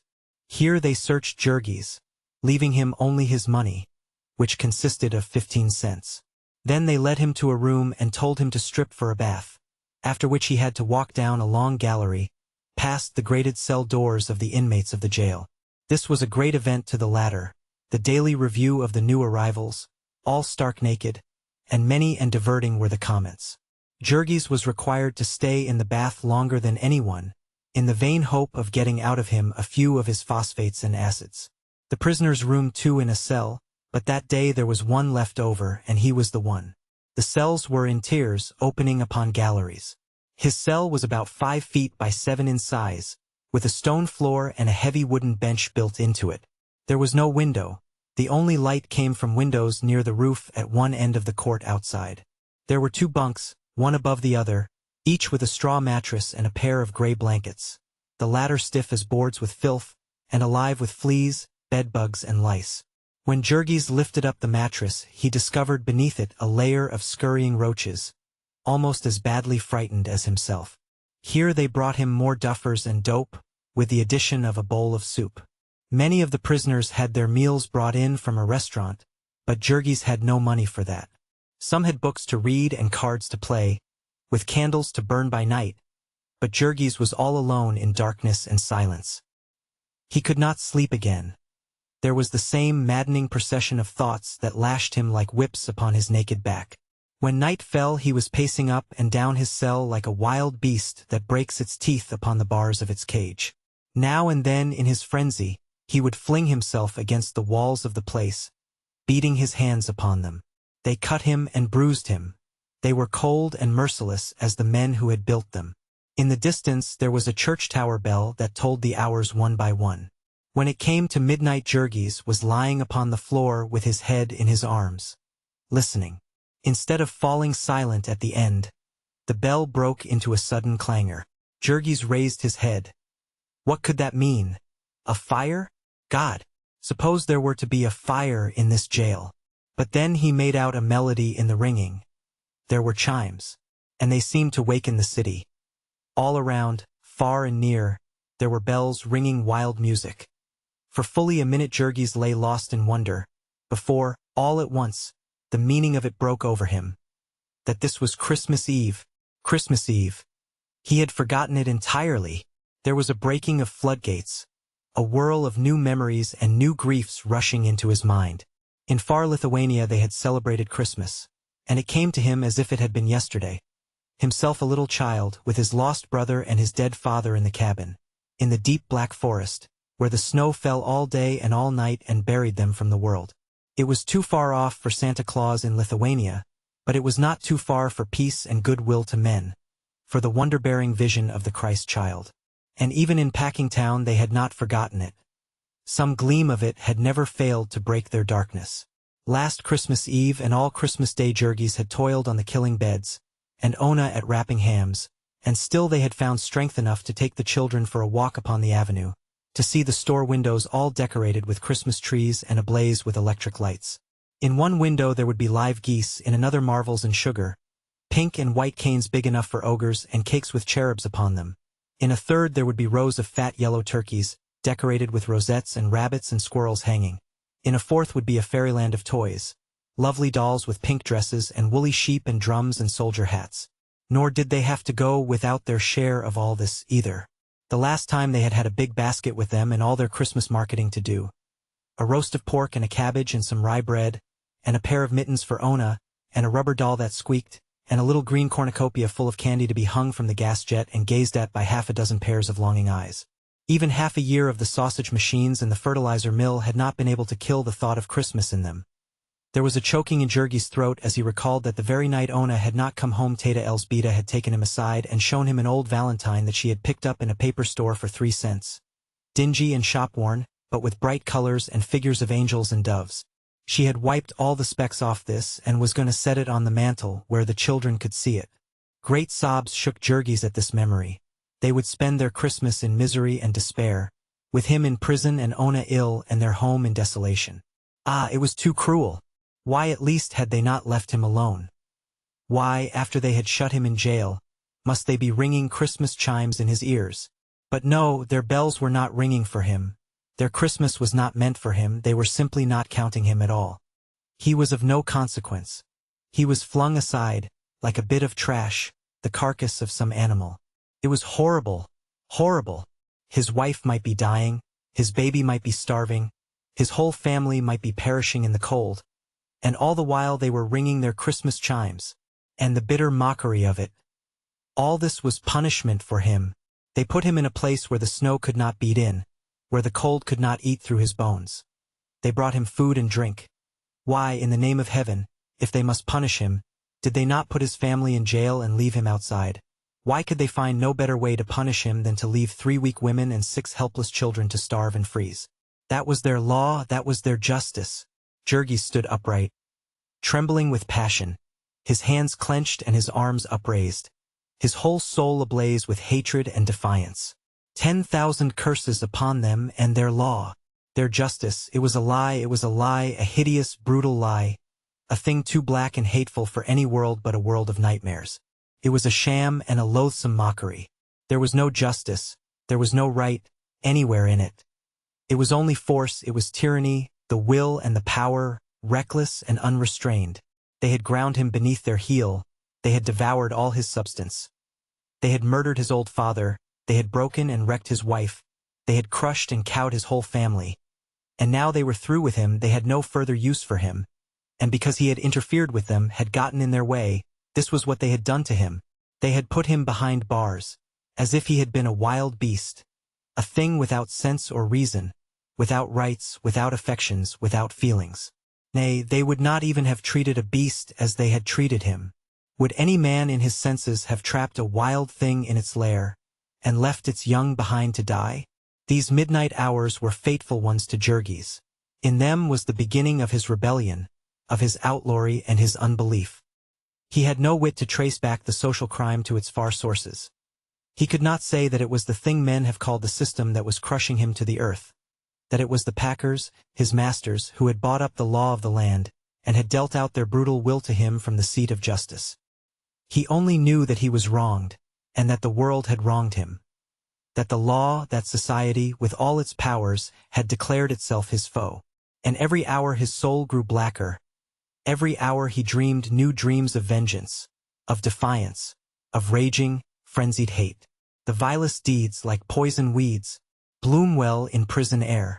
It is only what is good in man that wastes and withers there.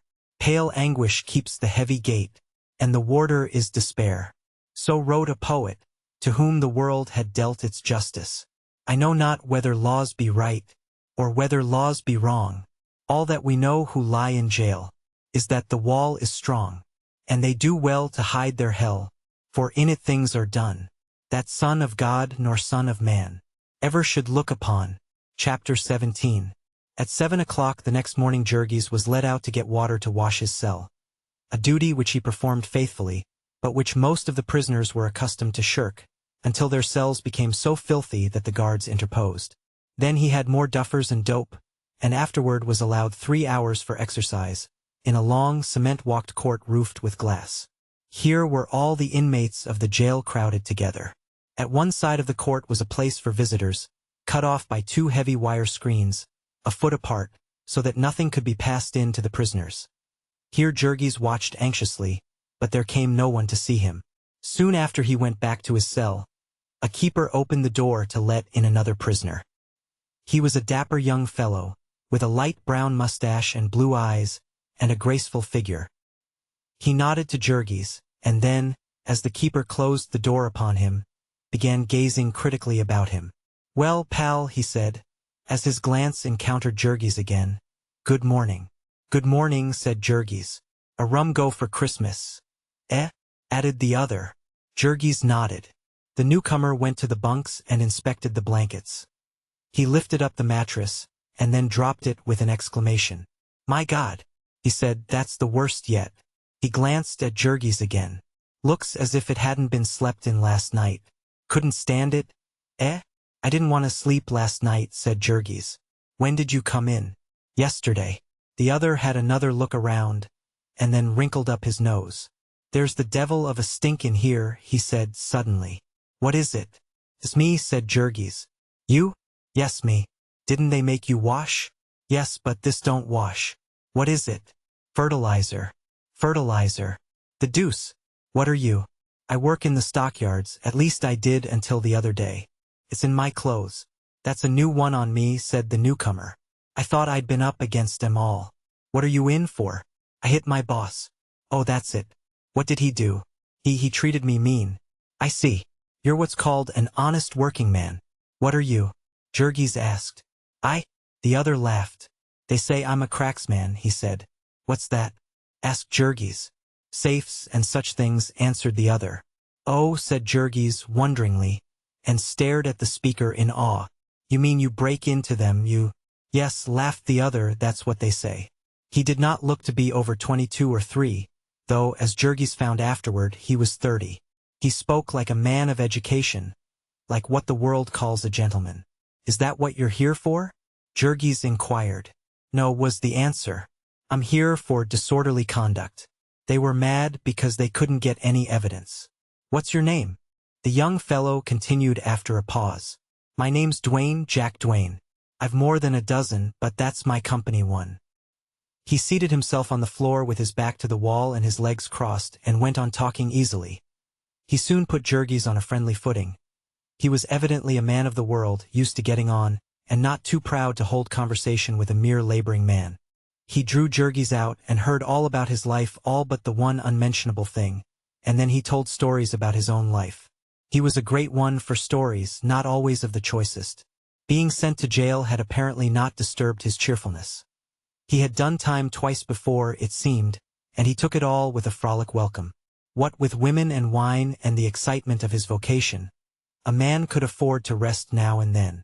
Naturally, the aspect of prison life was changed for Jurgis by the arrival of a cellmate. He could not turn his face to the wall and sulk. He had to speak when he was spoken to. Nor could he help being interested in the conversation of Duane, the first educated man with whom he had ever talked. How could he help listening with wonder while the other told of midnight ventures and perilous escapes, of feastings and orgies, of fortunes squandered in a night? The young fellow had an amused contempt for Jurgis, as a sort of working mule. He, too, had felt the world's injustice, but instead of bearing it patiently, he had struck back, and struck hard. He was striking all the time. There was war between him and society. He was a genial freebooter, living off the enemy, without fear or shame. He was not always victorious, but then defeat did not mean annihilation, and need not break his spirit. Withal, he was a good-hearted fellow, too much so, it appeared. His story came out, not in the first day, nor the second, but in the long hours that dragged by, in which they had nothing to do but talk and nothing to talk of but themselves. Jack Duane was from the East. He was a college-bred man, had been studying electrical engineering. Then his father had met with misfortune in business and killed himself, and there had been his mother and a younger brother and sister.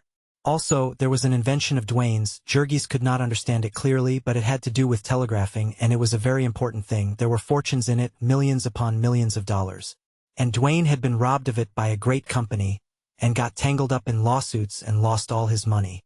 Then somebody had given him a tip on a horse race, and he had tried to retrieve his fortune with another person's money, and had to run away, and all the rest had come from that. The other asked him what had led him to safe-breaking. To Jurgis, a wild and appalling occupation to think about. A man he had met, his cellmate, had replied, "One thing leads to another." Didn't he ever wonder about his family? Jurgis asked. Sometimes, the other answered, but not often. He didn't allow it. Thinking about it would make it no better. This wasn't a world in which a man had any business with a family. Sooner or later Jurgis would find that out also, and give up the fight and shift for himself. Jurgis was so transparently what he pretended to be that his cellmate was as open with him as a child. It was pleasant to tell him adventures. He was so full of wonder and admiration. He was so new to the ways of the country. Dwayne did not even bother to keep back names and places. He told all his triumphs and his failures, his loves and his griefs. Also he introduced Jurgis to many of the other prisoners, nearly half of whom he knew by name. The crowd had already given Jurgis a name. They called him the Stinker. This was cruel, but they meant no harm by it, and he took it with a good-natured grin. Our friend had caught now and then a whiff from the sewers over which he lived. But this was the first time that he had ever been splashed by their filth.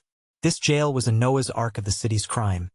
There were murderers, hold-up men and burglars, embezzlers, counterfeiters and forgers, bigamists, shoplifters, confidence men, petty thieves and pickpockets, gamblers and procurers, brawlers, beggars, tramps and drunkards. They were black and white, old and young, Americans and natives of every nation under the sun. There were hardened criminals and innocent men too poor to give bail, old men and boys literally not yet in their teens. They were the drainage of the great festering ulcer of society. They were hideous to look upon, sickening to talk to. All life had turned to rottenness and stench in them.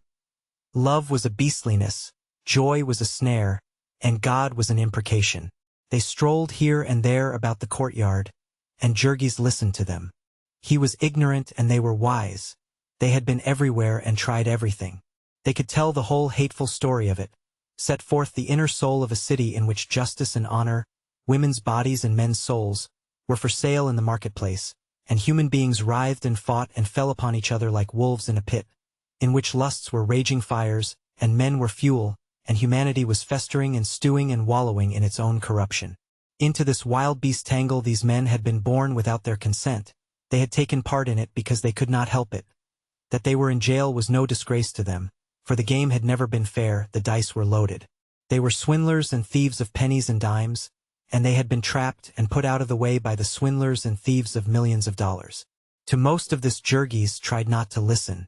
They frightened him with their savage mockery, and all the while his heart was far away, where his loved ones were calling.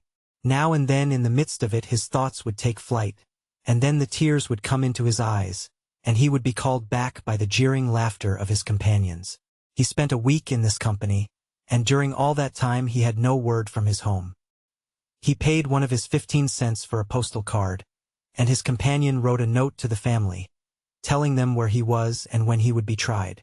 There came no answer to it, however, and at last, the day before New Year's, Jurgis bade goodbye to Jack Dwayne. The latter gave him his address, or rather the address of his mistress, and made Jurgis promise to look him up.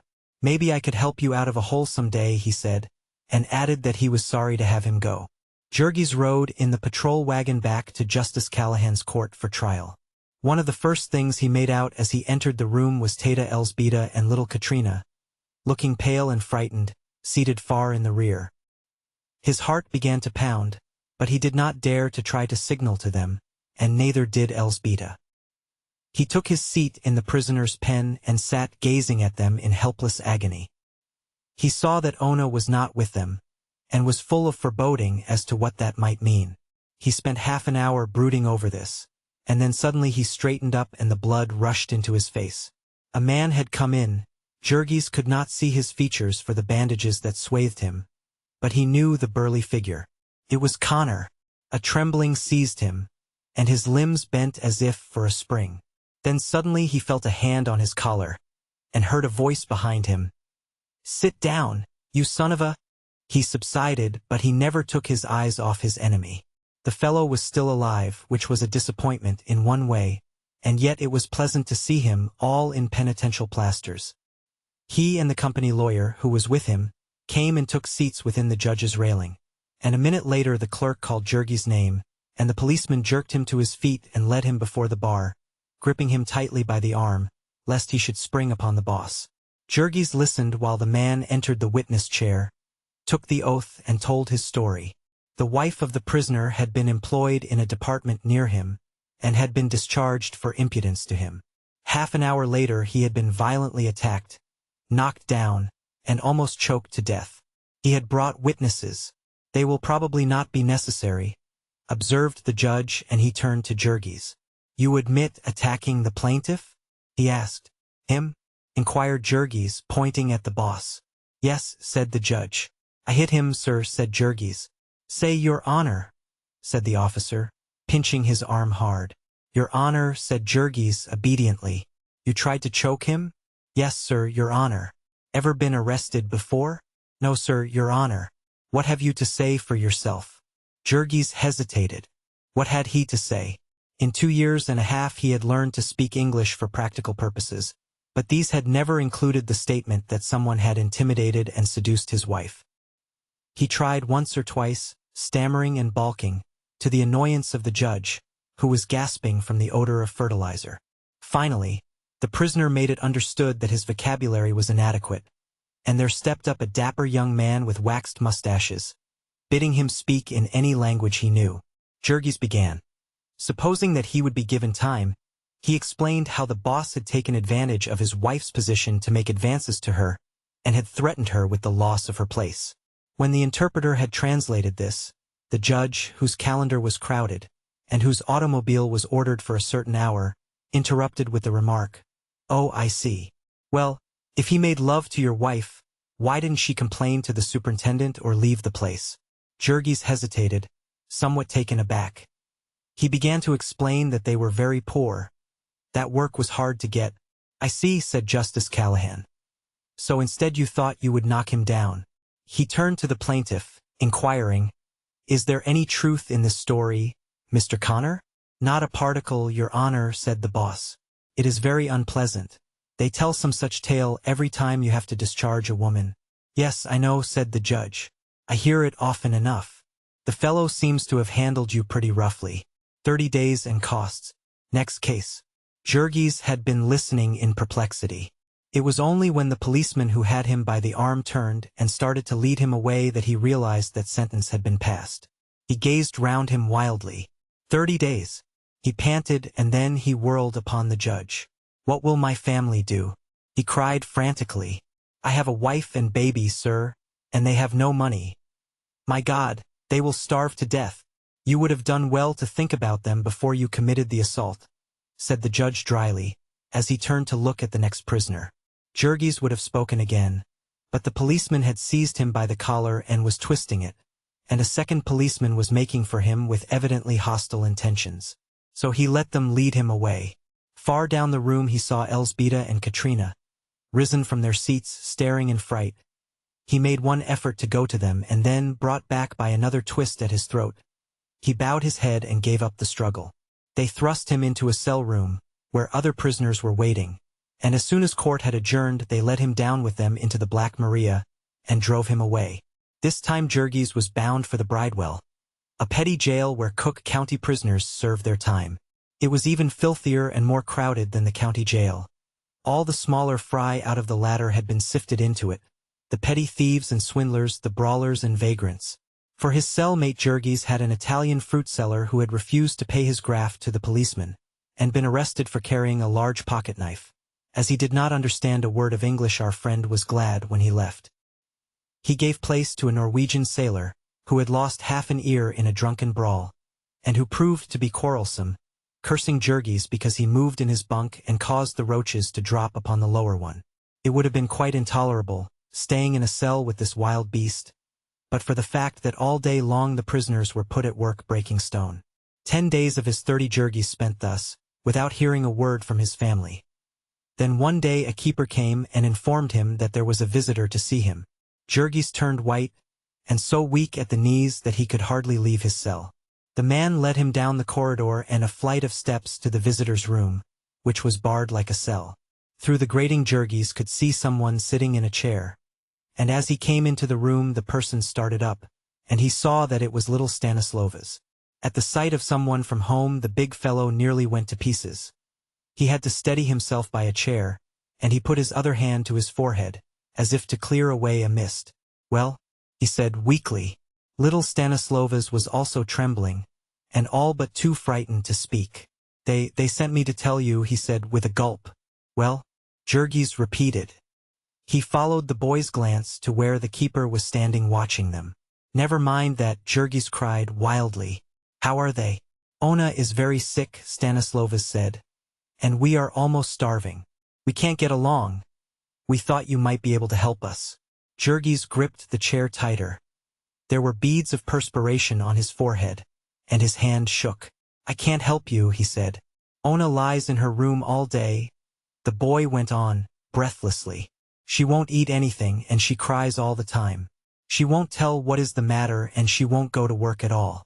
Then a long time ago the man came for the rent. He was very cross. He came again last week. He said he would turn us out of the house. And then Maria." A sob choked Stanislovas and he stopped. "What's the matter with Maria?" cried Jurgis. "She's cut her hand," said the boy. "She's cut it bad, this time worse than before. She can't work and it's all turning green, and the company doctor says she may have to have it cut off. And Maria cries all the time. Her money is nearly all gone, too, and we can't pay the rent and the interest on the house. And we have no coal and nothing more to eat, and the man at the store, he says—" The little fellow stopped again, beginning to whimper. "Go on." The other panted in frenzy. "Go on." I will," sobbed Stanislovas. So cold all the time. And last Sunday it snowed again. A deep, deep snow. And I couldn't get to work. God!" Jurgis half shouted, and he took a step toward the child. There was an old hatred between them because of the snow. Ever since that dreadful morning when the boy had had his fingers frozen and Jurgis had to beat him to send him to work. Now he clenched his hands, looking as if he would try to break through the grating. "You little villain," he cried, "you didn't try." I did, wailed Stanislovas, shrinking from him in terror. "I tried all day, 2 days. Elzbieta was with me, and she couldn't either. We couldn't walk at all, it was so deep. And we had nothing to eat. And oh, it was so cold. I tried, and then the 3rd day Ona went with me." "Ona?" "Yes. She tried to get to work, too. She had to. We were all starving. But she had lost her place." Jurgis reeled and gave a gasp. "She went back to that place?" he screamed. "She tried to," said Stanislovas, gazing at him in perplexity. "Why not, Jurgis?" The man breathed hard 3 or 4 times. "Go on," he panted finally. "I went with her," said Stanislovas, "but Miss Henderson wouldn't take her back. And Connor saw her and cursed her. He was still bandaged up." "Why did you hit him, Jurgis?" There was some fascinating mystery about this, the little fellow knew. But he could get no satisfaction. Jurgis could not speak. He could only stare, his eyes starting out. "She has been trying to get other work," the boy went on. "But she's so weak she can't keep up. And my boss would not take me back either. Ona says he knows Connor, and that's the reason. They've all got a grudge against us now. So I've got to go downtown and sell papers with the rest of the boys and Katrina." "Katrina?" "Yes, she's been selling papers, too. She does best because she's a girl. Only the cold is so bad. It's terrible coming home at night, Jurgis. Sometimes they can't come home at all. I'm going to try to find them tonight and sleep where they do. It's so late and it's such a long ways home. I've had to walk, and I didn't know where it was. I don't know how to get back, either. Only Mother said I must come, because you would want to know, and maybe somebody would help your family when they had put you in jail so you couldn't work. And I walked all day to get here, and I only had a piece of bread for breakfast, Jurgis. Mother hasn't any work either because the sausage department is shut down, and she goes and begs at houses with a basket, and people give her food. Only she didn't get much yesterday. It was too cold for her fingers, and today she was crying. So little Stanislovas went on, sobbing as he talked, and Jurgis stood, gripping the table tightly, saying not a word, but feeling that his head would burst. It was like having weights piled upon him, one after another, crushing the life out of him. He struggled and fought within himself, as if in some terrible nightmare, in which a man suffers an agony, and cannot lift his hand, nor cry out, but feels that he is going mad, that his brain is on fire. Just when it seemed to him that another turn of the screw would kill him, little Stanislovas stopped. "You cannot help us?" he said weakly. Jurgis shook his head. "They won't give you anything here?" He shook it again. "When are you coming out?" 3 weeks yet," Jurgis answered. And the boy gazed around him uncertainly. "Then I might as well go," he said. Jurgis nodded. Then, suddenly recollecting, he put his hand into his pocket and drew it out, shaking. "Here," he said, holding out the 14 cents. "Take this to them." And Stanislovas took it, and after a little more hesitation, started for the door. "Goodbye, Jurgis," he said, and the other noticed that he walked unsteadily as he passed out of sight. For a minute or so Jurgis stood clinging to his chair, reeling and swaying. Then the keeper touched him on the arm, and he turned and went back to breaking stone. Chapter 18. Jurgis did not get out of the bridewell quite as soon as he had expected. To his sentence there were added court costs of $1.50. He was supposed to pay for the trouble of putting him in jail, and not having the money, was obliged to work it off by 3 days more of toil. Nobody had taken the trouble to tell him this. Only after counting the days and looking forward to the end in an agony of impatience, when the hour came that he expected to be free, he found himself still set at the stone heap, and laughed at when he ventured to protest. Then he concluded he must have counted wrong. But as another day passed, he gave up all hope, and was sunk in the depths of despair, when one morning after breakfast a keeper came to him with the word that his time was up at last. So he doffed his prison garb, and put on his old fertilizer clothing, and heard the door of the prison clang behind him. He stood upon the steps, bewildered. He could hardly believe that it was true, that the sky was above him again and the open street before him, that he was a free man. But then the cold began to strike through his clothes, and he started quickly away. There had been a heavy snow, and now a thaw had set in. Fine sleety rain was falling, driven by a wind that pierced Jurgis to the bone. He had not stopped for his overcoat when he set out to do up Connor, and so his rides in the patrol wagons had been cruel experiences. His clothing was old and worn thin, and it never had been very warm. Now as he trudged on the rain soon wet it through. There were 6 inches of watery slush on the sidewalks, so that his feet would soon have been soaked, even had there been no holes in his shoes. Jurgis had had enough to eat in the jail, and the work had been the least trying of any that he had done since he came to Chicago. But even so, he had not grown strong. The fear and grief that had preyed upon his mind had worn him thin. Now he shivered and shrunk from the rain, hiding his hands in his pockets and hunching his shoulders together. The Bridewell grounds were on the outskirts of the city, and the country around them was unsettled and wild. On one side was the big drainage canal, and on the other a maze of railroad tracks, and so the wind had full sweep. After walking a ways, Jurgis met a little ragamuffin whom he hailed. "Hey, Sonny!" The boy cocked one eye at him. He knew that Jurgis was a jailbird by his shaven head. "What your want?" he queried. "How do you go to the stockyards?" Jurgis demanded. "I don't go," replied the boy. Jurgis hesitated a moment, nonplussed. Then he said, "I mean, which is the way?" "Why don't yer say so then?" was the response, and the boy pointed to the northwest across the tracks. "That way." "How far is it?" Jurgis asked. "I dunno," said the other. "Meb 20 miles or so." 20 miles. Jurgis echoed, and his face fell. He had to walk every foot of it, for they had turned him out of jail without a penny in his pockets. Yet, when he once got started, and his blood had warmed with walking, he forgot everything in the fever of his thoughts. All the dreadful imaginations that had haunted him in his cell now rushed into his mind at once. The agony was almost over. He was going to find out, and he clenched his hands in his pockets as he strode, following his flying desire, almost at a run. Ona, the baby, the family, the house, he would know the truth about them all, and he was coming to the rescue. He was free again. His hands were his own, and he could help them, he could do battle for them against the world. For an hour or so he walked thus, and then he began to look about him. He seemed to be leaving the city altogether. The street was turning into a country road, leading out to the westward. There were snow-covered fields on either side of him. Soon he met a farmer driving a two-horse wagon loaded with straw, and he stopped him. "Is this the way to the stockyards?" he asked. The farmer scratched his head. "I dunno just where they be," he said. "But they're in the city somewhere, and you're going dead away from it now." Jurgis looked dazed. "I was told this was the way," he said. "Who told you?" "A boy." "Well, meb he was playing a joke on ye. The best thing ye can do is to go back, and when ye get into town ask a policeman. I'd take ye in, only I've come a long ways and I'm loaded heavy.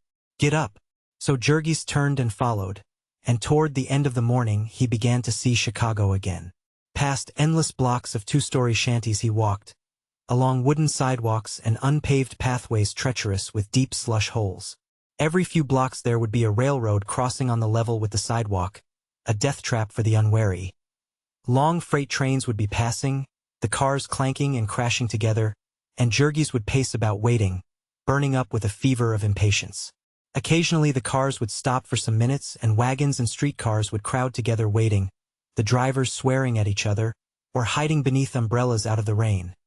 At such times Jurgis would dodge under the gates and run across the tracks and between the cars, taking his life into his hands. He crossed a long bridge over a river frozen solid and covered with slush. Not even on the river bank was the snow white. The rain which fell was a diluted solution of smoke, and Jurgis' hands and face were streaked with black. Then he came into the business part of the city, where the streets were sewers of inky blackness, with horses sleeping and plunging, and women and children flying across in panic-stricken droves. These streets were huge canyons formed by towering black buildings, echoing with the clang of car gongs and the shouts of drivers. The people who swarmed in them were as busy as ants, all hurrying breathlessly, never stopping to look at anything nor at each other. The solitary trampish-looking foreigner, with water-soaked clothing and haggard face and anxious eyes, was as much alone as he hurried past them, as much unheeded and as lost, as if he had been 1,000 miles deep in a wilderness. A policeman gave him his direction and told him that he had 5 miles to go. He came again to the slum districts, to avenues of saloons and cheap stores, with long dingy red factory buildings, and coal yards and railroad tracks. And then Jurgis lifted up his head and began to sniff the air like a startled animal, scenting the far-off odor of home. It was late afternoon then, and he was hungry, but the dinner invitations hung out of the saloons were not for him. So he came at last to the stockyards, to the black volcanoes of smoke and the lowing cattle and the stench. Then, seeing a crowded car, his impatience got the better of him and he jumped aboard, hiding behind another man, unnoticed by the conductor. In 10 minutes more he had reached his street, and home. He was half running as he came round the corner. There was the house at any rate, and then suddenly he stopped and stared. What was the matter with the house? Jurgis looked twice, bewildered. Then he glanced at the house next door and at the one beyond, then at the saloon on the corner. Yes, it was the right place, quite certainly, he had not made any mistake.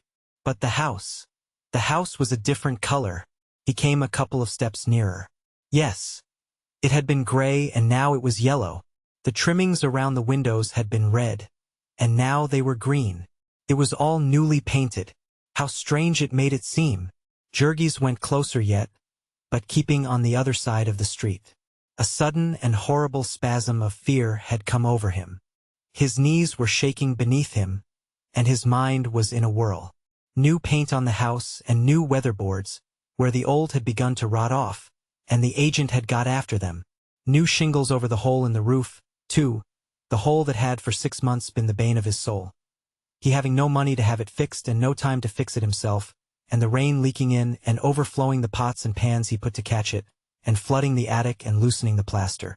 And now it was fixed, and the broken window pane replaced, and curtains in the windows, new white curtains, stiff and shiny. Then suddenly the front door opened. Jurgis stood, his chest heaving as he struggled to catch his breath. A boy had come out, a stranger to him. A big, fat, rosy-cheeked youngster, such as had never been seen in his home before. Jurgis stared at the boy, fascinated. He came down the steps whistling, kicking off the snow. He stopped at the foot and picked up some, and then leaned against the railing, making a snowball. A moment later he looked around and saw Jurgis, and their eyes met. It was a hostile glance, the boy evidently thinking that the other had suspicions of the snowball. When Jurgis started slowly across the street toward him, he gave a quick glance about, meditating retreat, but then he concluded to stand his ground. Jurgis took hold of the railing of the steps, for he was a little unsteady. What are you doing here?" he managed to gasp. "Go on," said the boy. Jurgis tried again. "What do you want here?" "Me?" answered the boy angrily. "I live here." "You live here?" Jurgis panted. He turned white and clung more tightly to the railing. "You live here? Then where's my family?" The boy looked surprised. "Your family?" he echoed, and Jurgis started toward him. This is my house," he cried. "Come off," said the boy. Then suddenly the door upstairs opened, and he called, "Hey Ma! Here's a fellow says he owns this house." A stout Irishwoman came to the top of the steps. "What's that?" she demanded.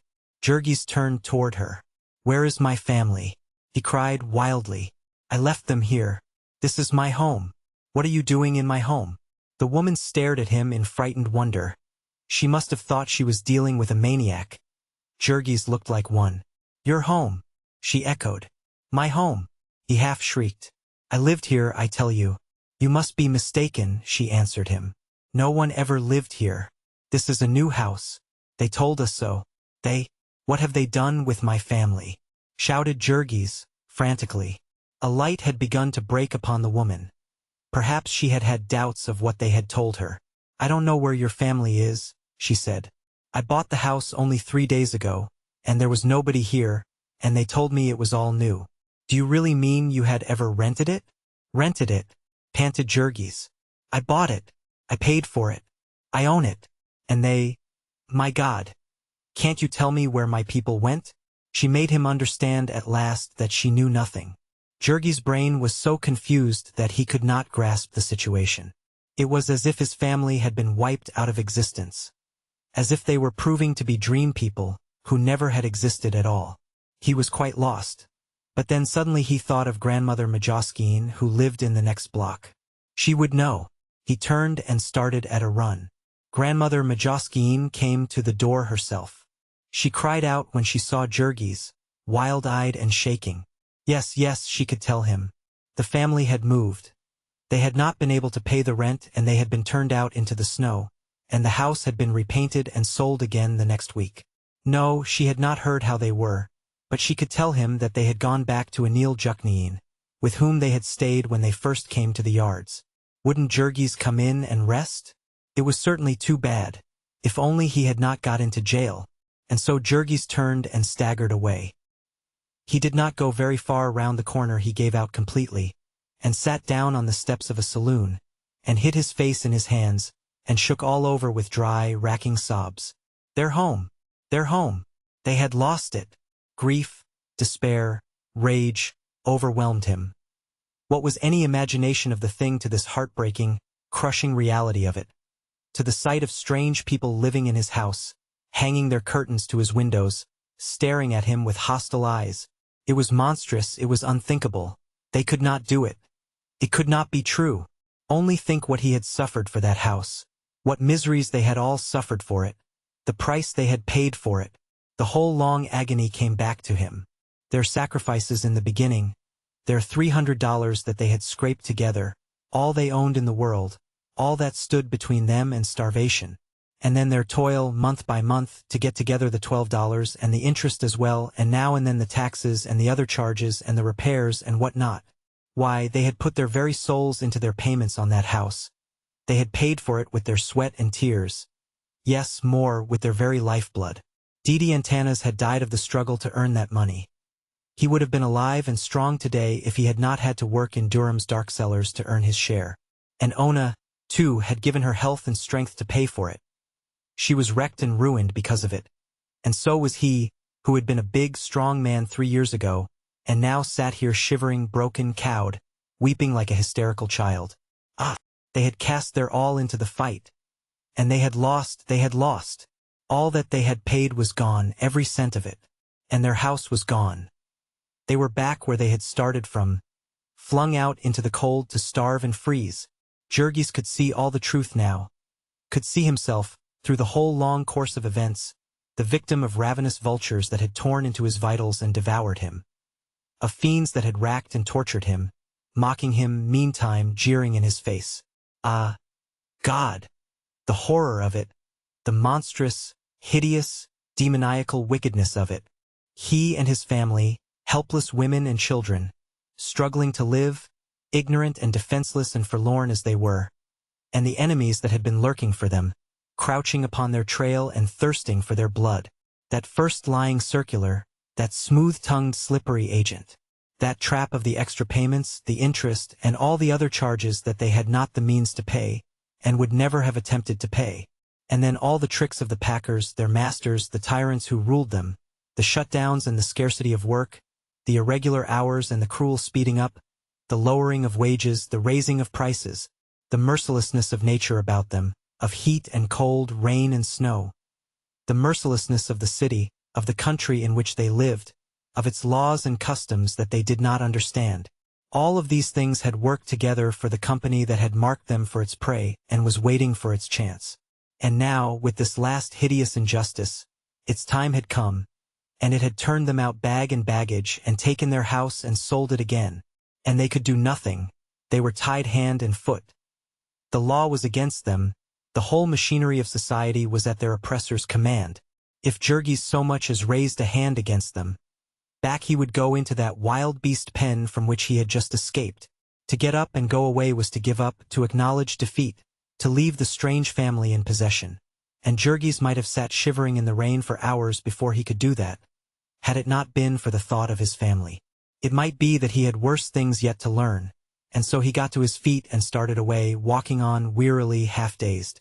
To Anil's house, in back of the yards, was a good 2 miles. The distance had never seemed longer to Jurgis, and when he saw the familiar dingy gray shanty, his heart was beating fast. He ran up the steps and began to hammer upon the door. The old woman herself came to open it. She had shrunk all up with her rheumatism since Jurgis had seen her last, and her yellow parchment face stared up at him from a little above the level of the doorknob. She gave a start when she saw him. "Is Ona here?" he cried, breathlessly. "Yes," was the answer, "she's here."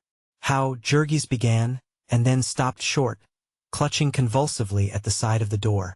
From somewhere within the house had come a sudden cry, a wild, horrible scream of anguish. And the voice was Ona's. For a moment Jurgis stood half paralyzed with fright. Then he bounded past the old woman and into the room. It was Anil's kitchen, and huddled round the stove were half a dozen women, pale and frightened. One of them started to her feet as Jurgis entered. She was haggard and frightfully thin, with one arm tied up in bandages. He hardly realized that it was Maria. He looked first for Ona. Then, not seeing her, he stared at the women, expecting them to speak. But they sat dumb, gazing back at him, panic-stricken. And a second later came another piercing scream. It was from the rear of the house and upstairs. Jurgis bounded to a door of the room and flung it open. There was a ladder leading through a trap door to the garret, and he was at the foot of it when suddenly he heard a voice behind him, and saw Maria at his heels. She seized him by the sleeve with her good hand, panting wildly, "No, no, Jurgis! Stop! What do you mean?" he gasped. "You mustn't go up," she cried. Jurgis was half-crazed with bewilderment and fright. "What's the matter?" he shouted. "What is it?" Maria clung to him tightly. He could hear Ona sobbing and moaning above, and he fought to get away and climb up, without waiting for her reply. "No, no," she rushed on. "Jurgis, you mustn't go up. It's the child." "The child?" he echoed in perplexity. "And Tana's?" Maria answered him, in a whisper. "The new one." And then Jurgis went limp, and caught himself on the ladder. He stared at her as if she were a ghost. "The new one," he gasped. "But it isn't time," he added wildly. Maria nodded. "I know," she said. "But it's come." And then again came Ona's scream, smiting him like a blow in the face, making him wince and turn white. Her voice died away into a wail. Then he heard her sobbing again, "My God! Let me die! Let me die! And Maria hung her arms about him, crying, Come out! Come away! She dragged him back into the kitchen, half carrying him, for he had gone all to pieces. It was as if the pillars of his soul had fallen in. He was blasted with horror. In the room he sank into a chair, trembling like a leaf, Maria still holding him, and the women staring at him in dumb, helpless fright. And then again Ona cried out. He could hear it nearly as plainly here, and he staggered to his feet. How long has this been going on? He panted. Not very long, Maria answered, and then, at a signal from Anil, she rushed on. You go away, Jurgis, you can't help. Go away and come back later. It's all right. Who's with her? Jurgis demanded. And then, seeing Maria hesitating, he cried again. Who's with her? She's all right, she answered. Elzbieta's with her. But the doctor, he panted. Someone who knows. He seized Maria by the arm. She trembled, and her voice sank beneath a whisper as she replied, We have no money. Then, frightened at the look on his face, she exclaimed, It's all right, Jurgis. You don't understand. Go away. Go away. Ah, if you only had waited. Above her protests, Jurgis heard Ona again. He was almost out of his mind. It was all new to him, raw and horrible. It had fallen upon him like a lightning stroke. When little Antanas was born, he had been at work, and had known nothing about it until it was over, and now he was not to be controlled. The frightened women were at their wits' end. One after another they tried to reason with him, to make him understand that this was the lot of woman. In the end they half drove him out into the rain, where he began to pace up and down, bareheaded and frantic. Because he could hear Ona from the street, he would first go away to escape the sounds, and then come back because he could not help it. At the end of a quarter of an hour he rushed up the steps again, and for fear that he would break in the door they had to open it and let him in. There was no arguing with him. They could not tell him that all was going well. How could they know, he cried. Why? She was dying. She was being torn to pieces. Listen to her. Listen. Why, it was monstrous. It could not be allowed. There must be some help for it. Had they tried to get a doctor? They might pay him afterward. They could promise. We couldn't promise, Jurgis, protested Maria. We had no money. We have scarcely been able to keep alive. But I can work, Jurgis exclaimed. I can earn money. Yes, she answered, but we thought you were in jail. How could we know when you would return? They will not work for nothing. Maria went on to tell how she had tried to find a midwife, and how they had demanded $10, $15, even $25, and that in cash. And I had only a quarter, she said. I have spent every cent of my money, all that I had in the bank, and I owe the doctor who has been coming to see me, and he has stopped because he thinks I don't mean to pay him. And we owe Anil for 2 weeks' rent, and she is nearly starving, and is afraid of being turned out. We have been borrowing and begging to keep alive, and there is nothing more we can do. And the children, cried Jurgis. The children have not been home for 3 days. The weather has been so bad. They could not know what is happening. It came suddenly, 2 months before we expected it. Jurgis was standing by the table and he caught himself with his hand. His head sank and his arms shook. It looked as if he were going to collapse. Then suddenly Anil got up and came hobbling toward him, fumbling in her skirt pocket. She drew out a dirty rag, in one corner of which she had something tied. Here, Jurgis, she said, I have some money. Palak. See. She unwrapped it and counted it out. 34 cents. You go now, she said, and try and get somebody yourself. And maybe the rest can help. Give him some money, he will pay you back someday, and it will do him good to have something to think about, even if he doesn't succeed. When he comes back, maybe it will be over. And so the other women turned out the contents of their pocketbooks. Most of them had only pennies and nickels, but they gave him all. Mrs. Olszewski, who lived next door and had a husband who was a skilled cattle butcher, but a drinking man, gave nearly $50, enough to raise the whole sum to $1.25. Then Jurgis thrust it into his pocket, still holding it tightly in his fist, and started away at a run. Chapter 19. Madame Haupthebam ran a sign, swinging from a second-story window over a saloon on the avenue. At a side door was another sign, with a hand pointing up a dingy flight of stairs. Jurgis went up them 3 at a time. Madame Haupt was frying pork and onions, and had her door half open to let out the smoke. When he tried to knock upon it, it swung open the rest of the way, and he had a glimpse of her with a black bottle turned up to her lips. Then he knocked louder, and she started and put it away. She was a Dutchwoman, enormously fat. When she walked she rolled like a small boat on the ocean, and the dishes in the cupboard jostled each other. She wore a filthy blue wrapper, and her teeth were black. "Vot, is it?" she said when she saw Jurgis. He had run like mad all the way and was so out of breath he could hardly speak. His hair was flying and his eyes wild. He looked like a man that had risen from the tomb. "My wife," he panted. "Come quickly." Madame Haupt set the frying pan to one side and wiped her hands on her wrapper. "You want me to come for a case?" she inquired. "Yes," gasped Jurgis. "I have just come back from a case," she said. "I have had no time to eat my dinner. Still, if it is so bad—" "Yes, it is," cried he. "Well then perhaps vot you pay?" I, how much do you want?" Jurgis stammered. $25. His face fell. "I can't pay that," he said. The woman was watching him narrowly. "How much do you pay?" she demanded. "Must I pay now, right away?" "Yes, all my customers do." I haven't much money," Jurgis began in an agony of dread. "I've been in trouble and my money is gone. But I'll pay you, every cent, just as soon as I can. I can work." "Vot is your work?" "I have no place now. I must get one. But how much have you got now?" He could hardly bring himself to reply. When he said $1.25, the woman laughed in his face. "I would not put on my hat for $1.25, she said. "It's all I've got," he pleaded, his voice breaking. "I must get someone. My wife will die. I can't help it. Madame Haupt had put back her pork and onions on the stove. She turned to him and answered, out of the steam and noise. "Get me $10 cash, UND, so you can pay me the rest next month." "I can't do it. I haven't got it," Jurgis protested. "I tell you I have only $1.25. The woman turned to her work. "I don't believe you," she said. "Dat is all to try to cheat me. Vot is de reason a big man like you has got only $1.25? "I've just been in jail," Jurgis cried. He was ready to get down upon his knees to the woman. "And I had no money before, and my family has almost starved. Where is your friends? Dat ought to help you?"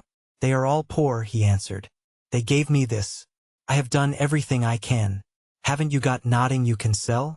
"I have nothing, I tell you. I have nothing," he cried, frantically. "Can't you borrow it, den? Don't your store people trust you?"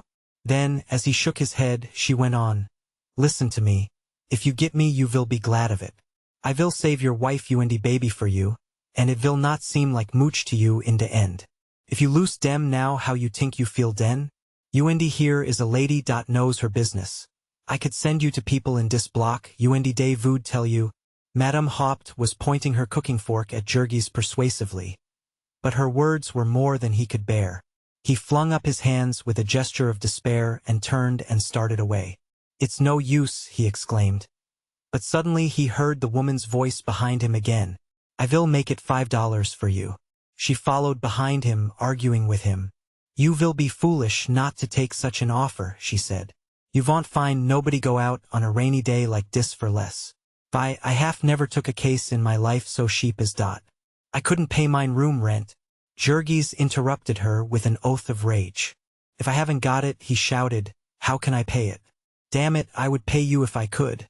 But I tell you I haven't got it. I haven't got it. Do you hear me? I haven't got it."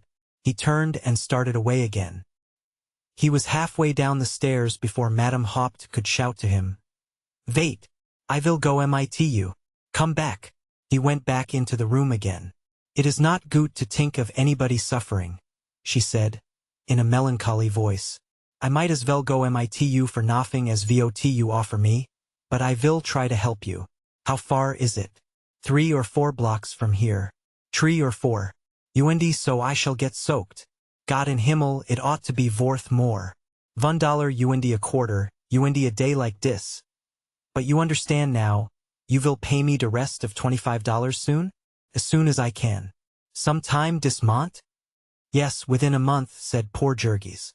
Anything. Hurry up. Veer is the $1 a quarter? Persisted Madame Haupt, relentlessly. Jurgis put the money on the table and the woman counted it and stowed it away. Then she wiped her greasy hands again and proceeded to get ready, complaining all the time. She was so fat that it was painful for her to move, and she grunted and gasped at every step. She took off her wrapper without even taking the trouble to turn her back to Jurgis, and put on her corsets and dress. Then there was a black bonnet which had to be adjusted carefully, and an umbrella which was mislaid, and a bag full of necessaries which had to be collected from here and there, the man being nearly crazy with anxiety in the meantime. When they were on the street he kept about 4 paces ahead of her, turning now and then, as if he could hurry her on by the force of his desire. But Madame Haupt could only go so far at a step, and it took all her attention to get the needed breath for that. They came at last to the house, and to the group of frightened women in the kitchen. It was not over yet, Jurgis learned. He heard Ona crying still, and meantime Madame Haupt removed her bonnet and laid it on the mantelpiece, and got out of her bag, first an old dress and then a saucer of goose grease, which she proceeded to rub upon her hands. The more cases this goose grease is used in, the better luck it brings to the midwife, and so she keeps it upon her kitchen mantelpiece or stowed away in a cupboard with her dirty clothes, for months, and sometimes even for years. Then they escorted her to the ladder, and Jurgis heard her give an exclamation of dismay. God in Himmel, VOT for half you brought me to a place like this? I could not climb up that ladder. I could not get through a trap door. I will not try it, VY I might kill myself already. VOT sort of a place is dot for a woman to bear a child in, up in a garret, MIT only a ladder to it? You ought to be ashamed of yourselves. Jurgis stood in the doorway and listened to her scolding, half drowning out the horrible moans and screams of Ona. At last Anil succeeded in pacifying her, and she essayed the ascent. Then, however, she had to be stopped while the old woman cautioned her about the floor of the garret. They had no real floor. They had laid old boards in one part to make a place for the family to live.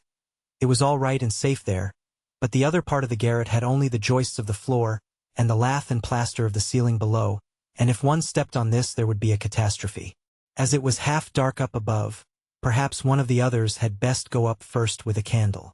Then there were more outcries and threatening, until at last Jurgis had a vision of a pair of elephantine legs disappearing through the trap door, and felt the house shake as Madame Haupt started to walk. Then suddenly Anil came to him and took him by the arm. Now, she said, you go away. Do as I tell you, you have done all you can, and you are only in the way. Go away and stay away. But where shall I go? Jurgis asked helplessly. I don't know where, she answered.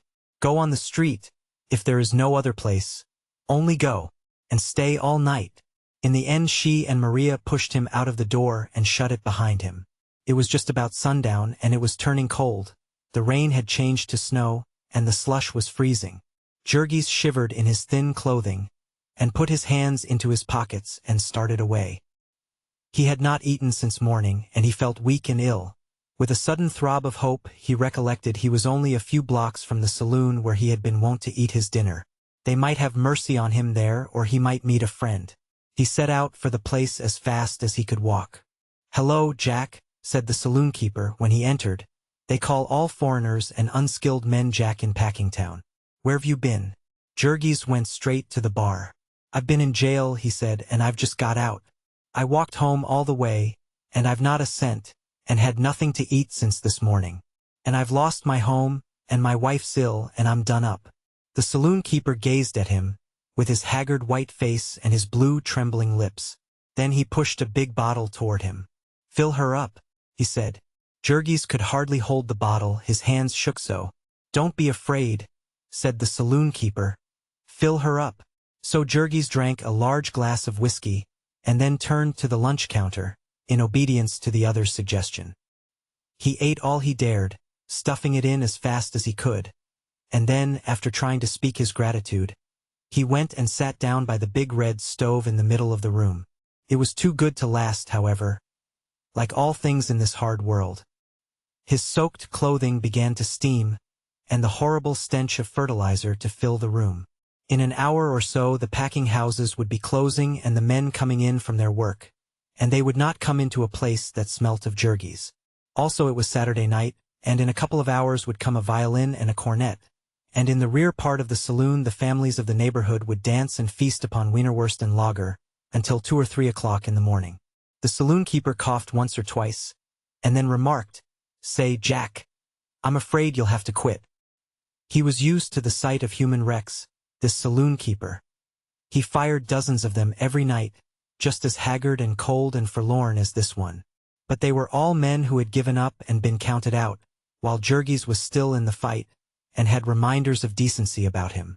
As he got up meekly, the other reflected that he had always been a steady man, and might soon be a good customer again. "You've been up against it, I see," he said. "Come this way." In the rear of the saloon were the cellar stairs.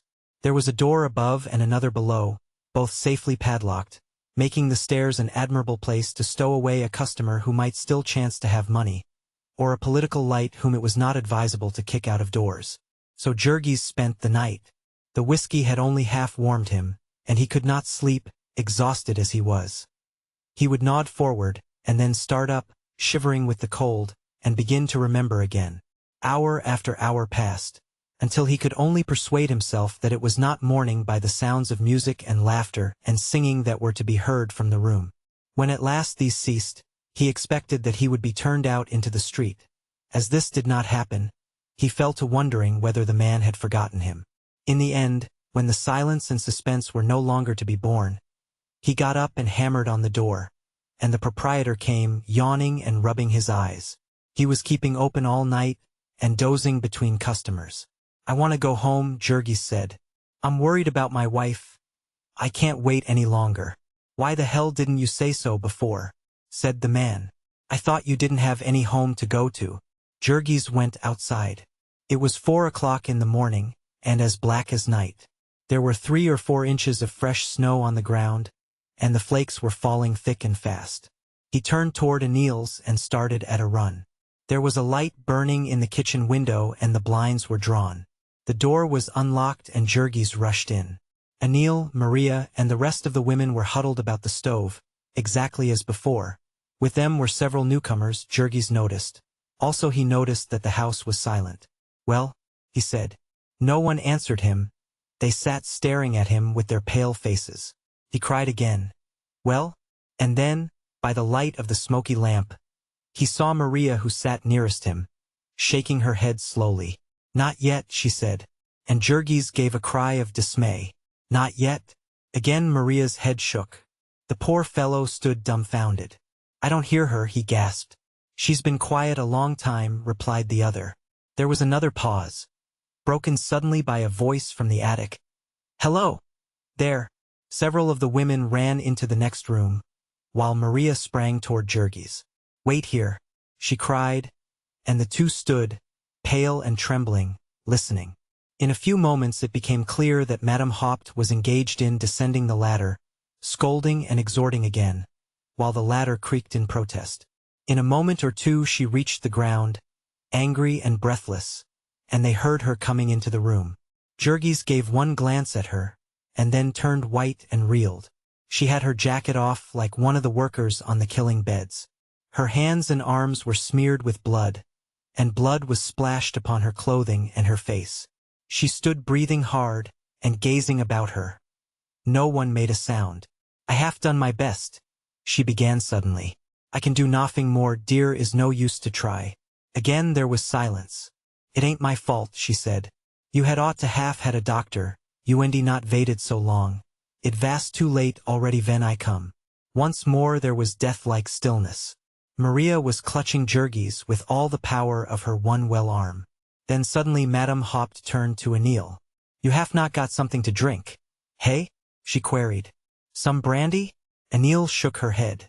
"Her got," exclaimed Madame Haupt. "Such people. Perhaps you will give me something to eat den. I have had nothing since yesterday morning. You and I have worked myself near to death here. If I could have known it vast like this, I would never have come for such money as you give me." At this moment she chanced to look round, and saw Jurgis. She shook her finger at him. "You understand me," she said. "You pays me dat money just the same. It is not my fault dat you send for me so late. I can't help your wife. It is not my fault if der baby comes mit one arm first, so dat I can't save it. I have tried all night, und in dot place vir it is not fit for dogs to be born, und mit nodding to eat only vot I brings in mine own pockets. Here Madame Haupt paused for a moment to get her breath, and Maria, seeing the beads of sweat on Jurgis's forehead, and feeling the quivering of his frame, broke out in a low voice. "How is Ona? How is she?" echoed Madame Haupt. "How do you think she can be ven you leave her to kill herself so? I told dem dot ven they send for the priest. She is young, und she might half got over it. Und been vel und strong, if she had been treated right. She fight hard, dot girl. She is not yet quite dead." And Jurgis gave a frantic scream. "Dead? She will die, of course," said the other angrily. "Der baby is dead now." The garret was lighted by a candle stuck upon a board. It had almost burned itself out, and was sputtering and smoking as Jurgis rushed up the ladder. He could make out dimly in one corner a pallet of rags and old blankets, spread upon the floor. At the foot of it was a crucifix, and near it a priest muttering a prayer. In a far corner crouched Elsbeta, moaning and wailing. Upon the pallet lay Ona. She was covered with a blanket, but he could see her shoulders and one arm lying bare. She was so shrunken he would scarcely have known her. She was all but a skeleton, and as white as a piece of chalk. Her eyelids were closed, and she lay still as death. He staggered toward her and fell upon his knees with a cry of anguish. "Ona! Ona!" She did not stir. He caught her hand in his, and began to clasp it frantically, calling, "Look at me! Answer me! It is Jurgis come back! Don't you hear me?" There was the faintest quivering of the eyelids, and he called again in frenzy, "Ona! Ona!" Then suddenly her eyes opened one instant. One instant she looked at him. There was a flash of recognition between them. He saw her afar off, as through a dim vista, standing forlorn. He stretched out his arms to her. He called her in wild despair. A fearful yearning surged up in him, hunger for her that was agony, desire that was a new being born within him, tearing his heartstrings, torturing him. But it was all in vain. She faded from him. She slipped back and was gone. And a wail of anguish burst from him. Great sobs shook all his frame, and hot tears ran down his cheeks and fell upon her. He clutched her hands, he shook her. He caught her in his arms and pressed her to him, but she lay cold and still. She was gone. She was gone. The word rang through him like the sound of a bell, echoing in the far depths of him, making forgotten chords to vibrate, old shadowy fears to stir. Fears of the dark, fears of the void, fears of annihilation. She was dead. She was dead. He would never see her again, never hear her again. An icy horror of loneliness seized him. He saw himself standing apart and watching all the world fade away from him. A world of shadows, of fickle dreams. He was like a little child in his fright and grief. He called and got no answer, and his cries of despair echoed through the house, making the women downstairs draw nearer to each other in fear. He was inconsolable, beside himself. The priest came and laid his hand upon his shoulder and whispered to him, but he heard not a sound.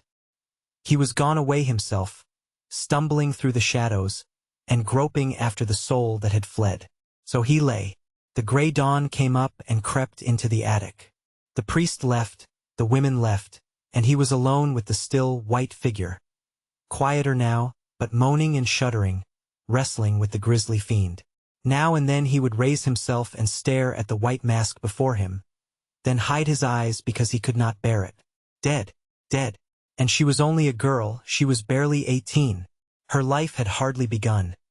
And here she lay murdered, mangled, tortured to death.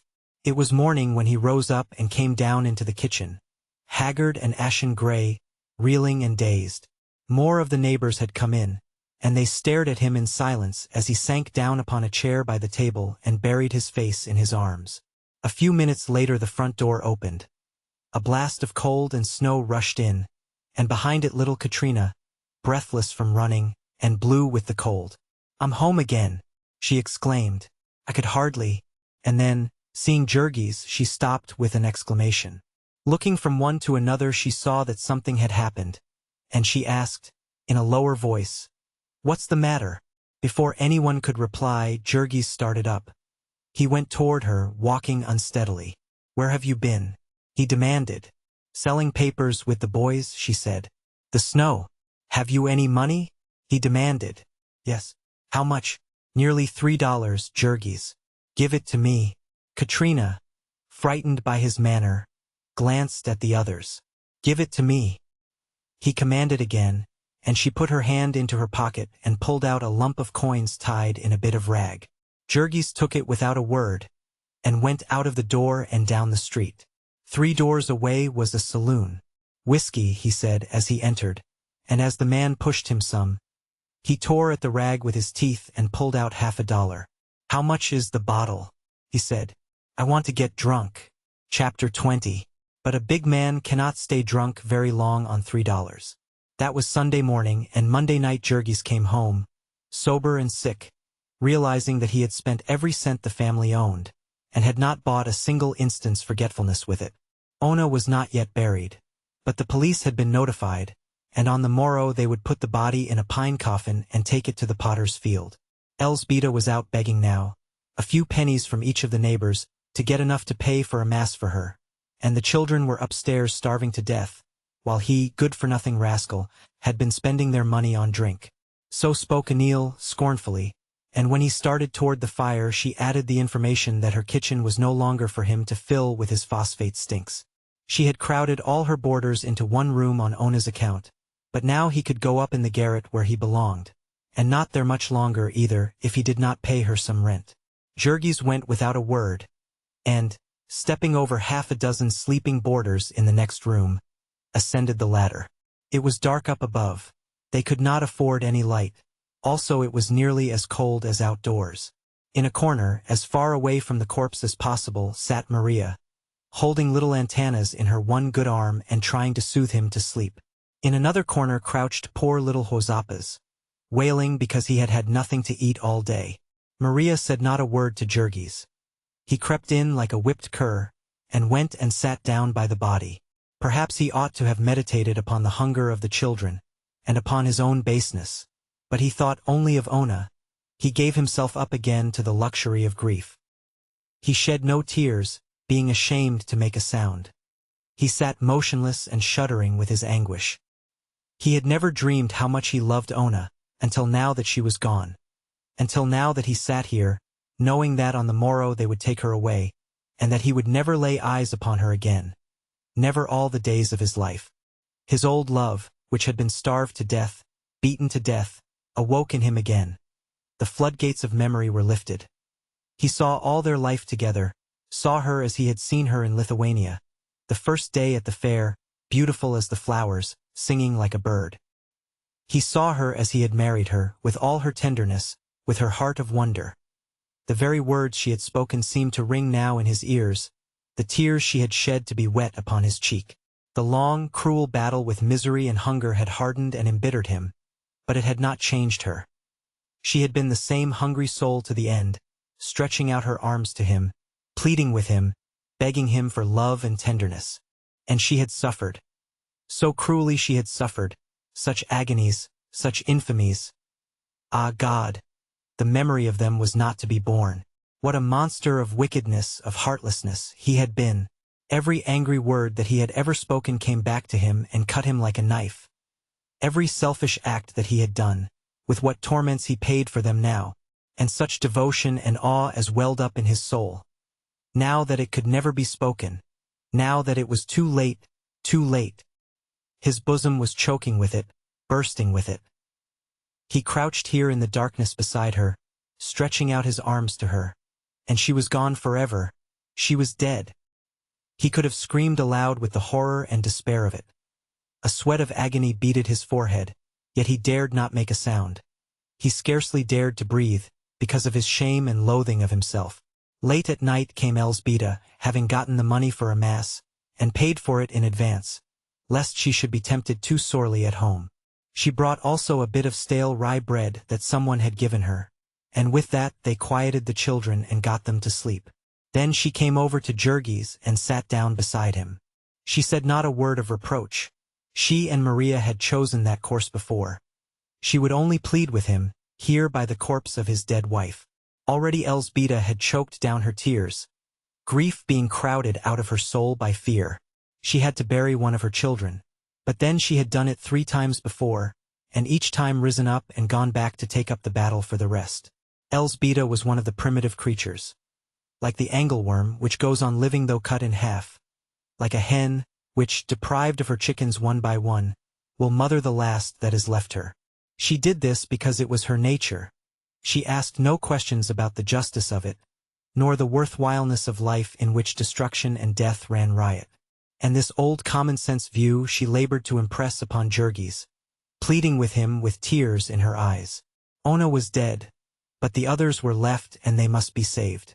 She did not ask for her own children. She and Maria could care for them somehow, but there was Antanas, his own son. Ona had given Antanas to him. The little fellow was the only remembrance of her that he had. He must treasure it and protect it. He must show himself a man. He knew what Ona would have had him do, what she would ask of him at this moment, if she could speak to him. It was a terrible thing that she should have died as she had. But the life had been too hard for her, and she had to go. It was terrible that they were not able to bury her, that he could not even have a day to mourn her, but so it was. Their fate was pressing. They had not a cent, and the children would perish. Some money must be had. Could he not be a man for Ona's sake, and pull himself together? In a little while they would be out of danger. Now that they had given up the house they could live more cheaply, and with all the children working they could get along, if only he would not go to pieces. So Elzbieta went on with feverish intensity. It was a struggle for life with her. She was not afraid that Jurgis would go on drinking, for he had no money for that, but she was wild with dread at the thought that he might desert them, might take to the road as Jonas had done. But with Ona's dead body beneath his eyes, Jurgis could not well think of treason to his child. Yes, he said he would try for the sake of Antanas. He would give the little fellow his chance, would get to work at once, yes, tomorrow, without even waiting for Ona to be buried. They might trust him, he would keep his word, come what might. And so he was out before daylight the next morning, headache, heartache, and all. He went straight to Graham's fertilizer mill, to see if he could get back his job. But the boss shook his head when he saw him. No, his place had been filled long ago, and there was no room for him. Do you think there will be? Jurgis asked. I may have to wait. No, said the other, it will not be worth your while to wait. There will be nothing for you here. Jurgis stood gazing at him in perplexity. What is the matter? He asked. Didn't I do my work? The other met his look with one of cold indifference, and answered, There will be nothing for you here, I said.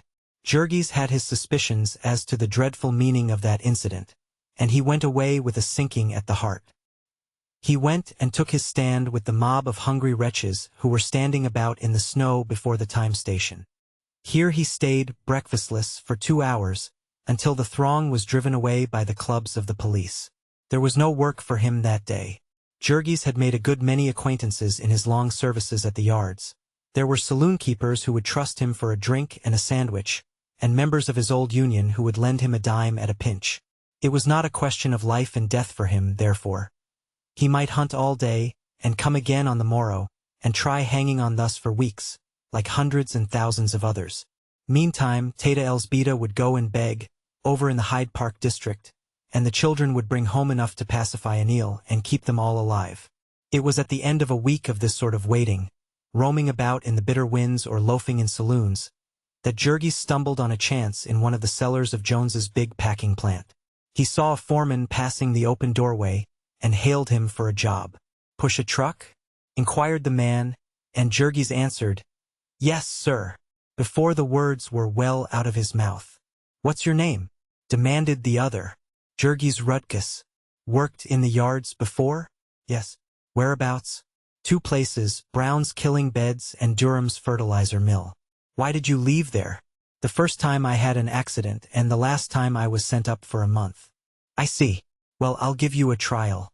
Come early tomorrow and ask for Mr. Thomas.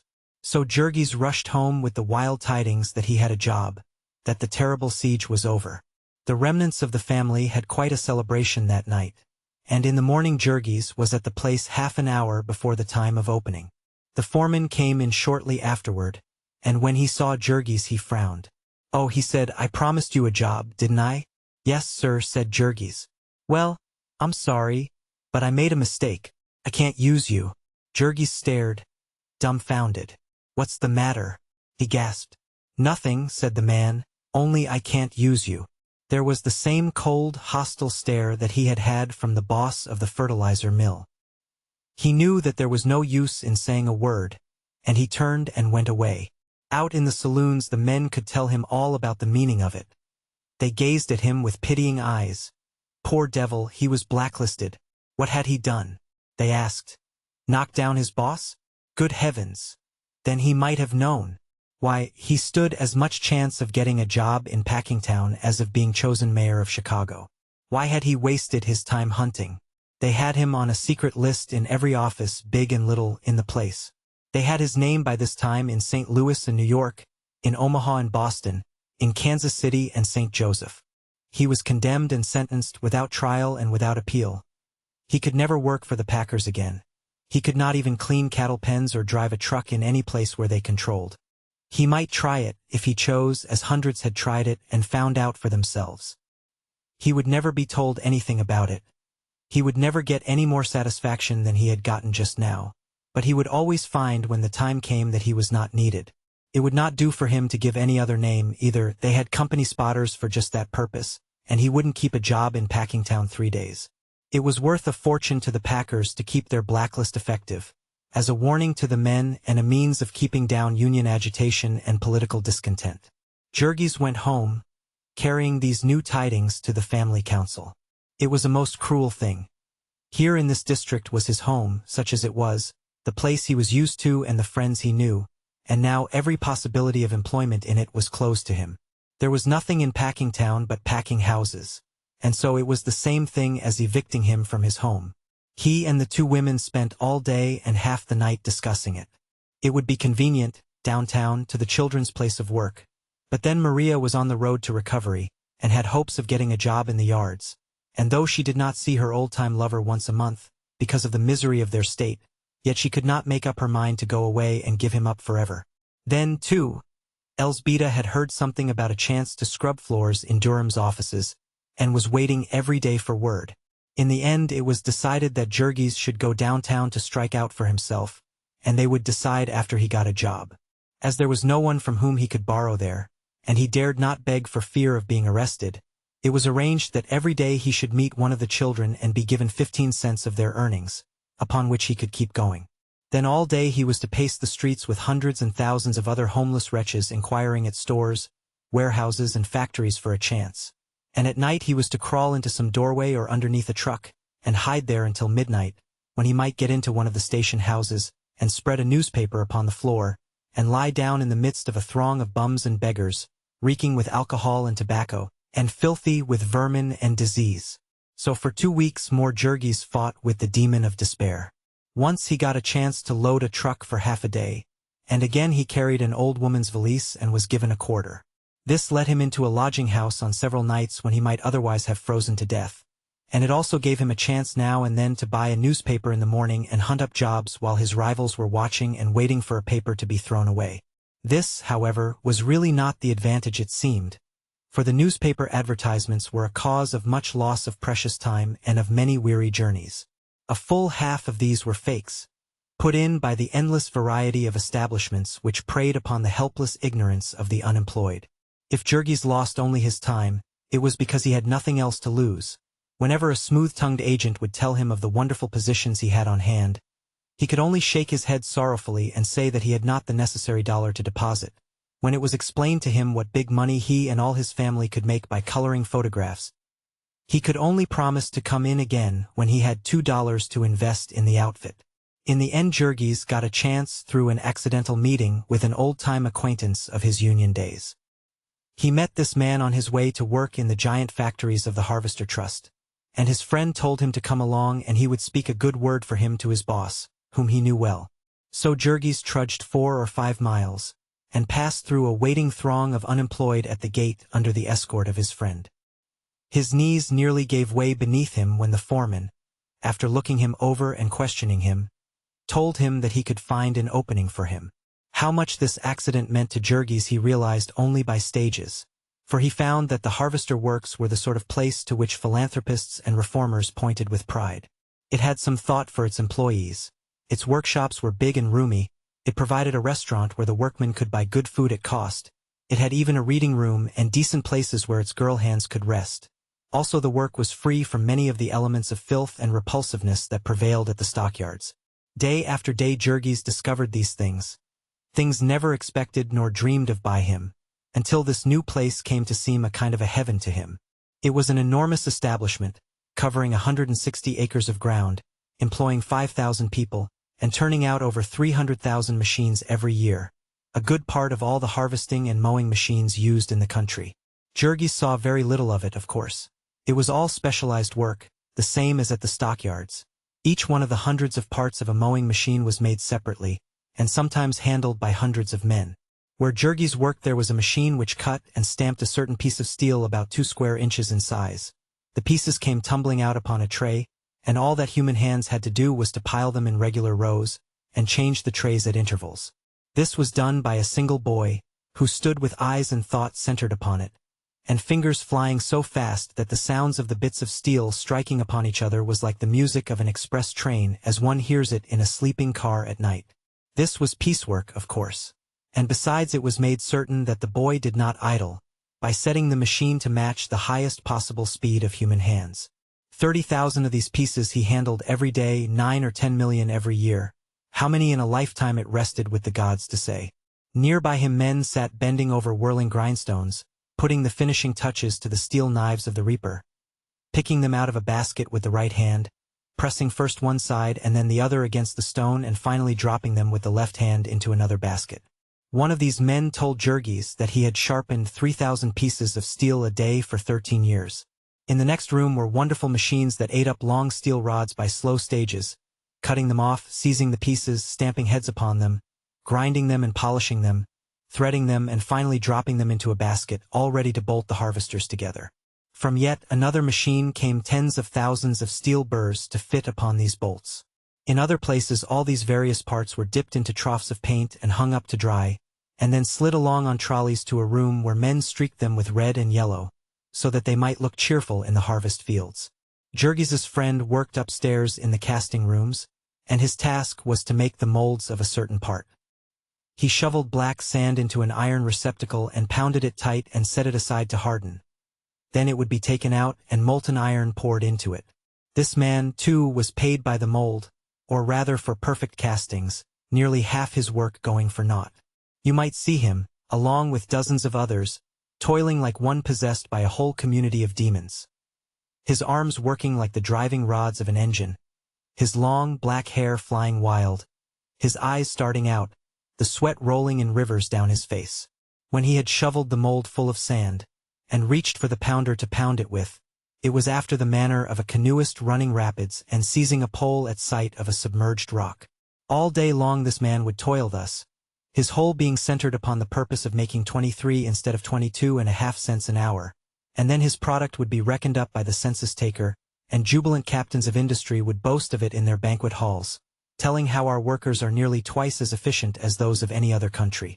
If we are the greatest nation the sun ever shone upon, it would seem to be mainly because we have been able to goad our wage earners to this pitch of frenzy, though there are a few other things that are great among us, including our drink bill, which is $1.25 billion a year, and doubling itself every decade. There was a machine which stamped out the iron plates, and then another which, with a mighty thud, mashed them to the shape of the sitting-down portion of the American farmer.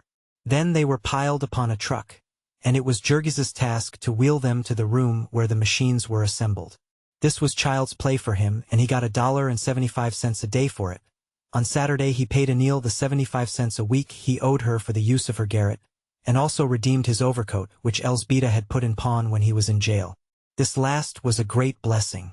A man cannot go about in midwinter in Chicago with no overcoat and not pay for it, and Jurgis had to walk or ride 5 or 6 miles back and forth to his work. It so happened that half of this was in one direction and half in another, necessitating a change of cars. The law required that transfers be given at all intersecting points, but the railway corporation had gotten round this by arranging a pretense at separate ownership. So whenever he wished to ride, he had to pay 10 cents each way, or over 10% of his income to this power, which had gotten its franchises long ago by buying up the city council, in the face of popular clamor amounting almost to a rebellion. Tired as he felt at night, and dark and bitter cold as it was in the morning, Jurgis generally chose to walk. At the hours other workmen were traveling, the streetcar monopoly saw fit to put on so few cars that there would be men hanging to every foot of the backs of them and often crouching upon the snow-covered roof. Of course the doors could never be closed, and so the cars were as cold as outdoors. Jurgis, like many others, found it better to spend his fare for a drink and a free lunch, to give him strength to walk. These, however, were all slight matters to a man who had escaped from Durham's fertilizer mill.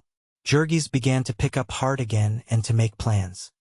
He had lost his house, but then the awful load of the rent and interest was off his shoulders, and when Maria was well again they could start over and save. In the shop where he worked was a man, a Lithuanian like himself, whom the others spoke of in admiring whispers, because of the mighty feats he was performing. All day he sat at a machine turning bolts, and then in the evening he went to the public school to study English and learn to read. In addition, because he had a family of 8 children to support and his earnings were not enough, on Saturdays and Sundays he served as a watchman. He was required to press 2 buttons at opposite ends of a building every 5 minutes, and as the walk only took him 2 minutes, he had 3 minutes to study between each trip. Jurgis felt jealous of this fellow, for that was the sort of thing he himself had dreamed of 2 or 3 years ago. He might do it even yet if he had a fair chance. He might attract attention and become a skilled man or a boss, as some had done in this place. Suppose that Maria could get a job in the big mill where they made binder twine, then they would move into this neighborhood and he would really have a chance. With a hope like that, there was some use in living, to find a place where you were treated like a human being by God. He would show them how he could appreciate it. He laughed to himself as he thought how he would hang on to this job. And then one afternoon, the 9th of his work in the place, when he went to get his overcoat he saw a group of men crowded before a placard on the door, and when he went over and asked what it was, they told him that beginning with the morrow his department of the harvester works would be closed until further notice. Chapter 21. That was the way they did it. There was not half an hour's warning. The works were closed. It had happened that way before, said the men, and it would happen that way forever. They had made all the harvesting machines that the world needed, and now they had to wait till some wore out. It was nobody's fault, that was the way of it, and thousands of men and women were turned out in the dead of winter, to live upon their savings if they had any, and otherwise to die. So many tens of thousands already in the city, homeless and begging for work, and now several thousand more added to them. Jurgis walked home with his pittance of pay in his pocket, heartbroken, overwhelmed. One more bandage had been torn from his eyes. One more pitfall was revealed to him. Of what help was kindness and decency on the part of employers, when they could not keep a job for him, when there were more harvesting machines made than the world was able to buy. What a hellish mockery it was, anyway, that a man should slave to make harvesting machines for the country, only to be turned out to starve for doing his duty too well. Took him 2 days to get over this heart-sickening disappointment. He did not drink anything because Elsbeta got his money for safekeeping, and knew him too well to be in the least frightened by his angry demands. He stayed up in the garret, however, and sulked. What was the use of a man's hunting a job when it was taken from him before he had time to learn the work? But then their money was going again, and little Antanas was hungry, and crying with the bitter cold of the garret. Also Madame Haupt, the midwife, was after him for some money. So he went out once more. For another 10 days he roamed the streets and alleys of the huge city, sick and hungry, begging for any work. He tried in stores and offices, in restaurants and hotels, along the docks and in the railroad yards, in warehouses and mills and factories where they made products that went to every corner of the world. There were often 1 or 2 chances, but there were always 100 men for every chance, and his turn would not come. At night he crept into sheds and cellars and doorways, until there came a spell of belated winter weather, with a raging gale, and the thermometer 5 degrees below zero at sundown and falling all night. Then Jurgis fought like a wild beast to get into the big Harrison Street police station, and slept down in a corridor, crowded with 2 other men upon a single step. He had to fight often in these days to fight for a place near the factory gates, and now and again with gangs on the street. He found, for instance, that the business of carrying satchels for railroad passengers was a preempted one, Whenever he essayed it, 8 or 10 men and boys would fall upon him and force him to run for his life. They always had the policemen squared, and so there was no use in expecting protection. That Jurgis did not starve to death was due solely to the pittance the children brought him. And even this was never certain. For one thing, the cold was almost more than the children could bear. And then they, too, were in perpetual peril from rivals who plundered and beat them. The law was against them, too. Little Villemas, who was really 11, but did not look to be 8, was stopped on the streets by a severe old lady in spectacles, who told him that he was too young to be working and that if he did not stop selling papers she would send a truant officer after him. Also one night a strange man caught little Katrina by the arm and tried to persuade her into a dark cellar way, an experience which filled her with such terror that she was hardly to be kept at work. At last, on a Sunday, as there was no use looking for work, Jurgis went home by stealing rides on the cars. He found that they had been waiting for him for 3 days. There was a chance of a job for him. It was quite a story. Little Jozapas, who was near crazy with hunger these days, had gone out on the street to beg for himself. Jozapas had only one leg, having been run over by a wagon when a little child, but he had got himself a broomstick, which he put under his arm for a crutch. He had fallen in with some other children and found the way to Mike Scully's dump, which lay 3 or 4 blocks away. To this place there came every day many hundreds of wagon loads of garbage and trash from the lakefront, where the rich people lived, and in the heaps the children raked for food. There were hunks of bread and potato peelings and apple cores and meat bones, all of it half frozen and quite unspoiled. Little Jozapas gorged himself, and came home with a newspaper full, which he was feeding to Antanas when his mother came in. Elzbieta was horrified, for she did not believe that the food out of the dumps was fit to eat. The next day, however, when no harm came of it and Jozapas began to cry with hunger, she gave in and said that he might go again. And that afternoon he came home with a story of how while he had been digging away with a stick, a lady upon the street had called him. A real fine lady, the little boy explained, a beautiful lady, and she wanted to know all about him and whether he got the garbage for chickens and why he walked with a broomstick and why Ona had died and how Jurgis had come to go to jail and what was the matter with Maria and everything. In the end she had asked where he lived, and said that she was coming to see him and bring him a new crutch to walk with. She had on a hat with a bird upon it, Jozapas added, and a long fur snake around her neck. She really came, the very next morning, and climbed the ladder to the garret, and stood and stared about her, turning pale at the sight of the blood stains on the floor where Ona had died. She was a settlement worker, she explained to Elzbieta. She lived around on Ashland Avenue. Elzbieta knew the place over a feed store. Somebody had wanted her to go there, but she had not cared to, for she thought that it must have something to do with religion, and the priests did not like her to have anything to do with strange religions. They were rich people who came to live there to find out about the poor people. But what good they expected it would do them to know, one could not imagine. So spoke Elzbieta, naively, and the young lady laughed and was rather at a loss for an answer. She stood and gazed about her, and thought of a cynical remark that had been made to her, that she was standing upon the brink of the pit of hell and throwing in snowballs to lower the temperature. Elzbieta was glad to have somebody to listen, and she told all their woes, what had happened to Ona and the jail and the loss of their home and Maria's accident and how Ona had died and how Jurgis could get no work. As she listened the pretty young lady's eyes filled with tears, and in the midst of it she burst into weeping and hid her face on Elzbieta's shoulder, quite regardless of the fact that the woman had on a dirty old wrapper and that the garret was full of fleas. Poor Elzbieta was ashamed of herself for having told so woeful a tale, and the other had to beg and plead with her to get her to go on. The end of it was that the young lady sent them a basket of things to eat, and left a letter that Jurgis was to take to a gentleman who was superintendent in one of the mills of the great steelworks in South Chicago. He will get Jurgis something to do, the young lady had said, and added, smiling through her tears, if he doesn't, he will never marry me. The steelworks were 15 miles away, and as usual it was so contrived that one had to pay 2 fares to get there. Far and wide the sky was flaring with the red glare that leaped from rows of towering chimneys, for it was pitch dark when Jurgis arrived.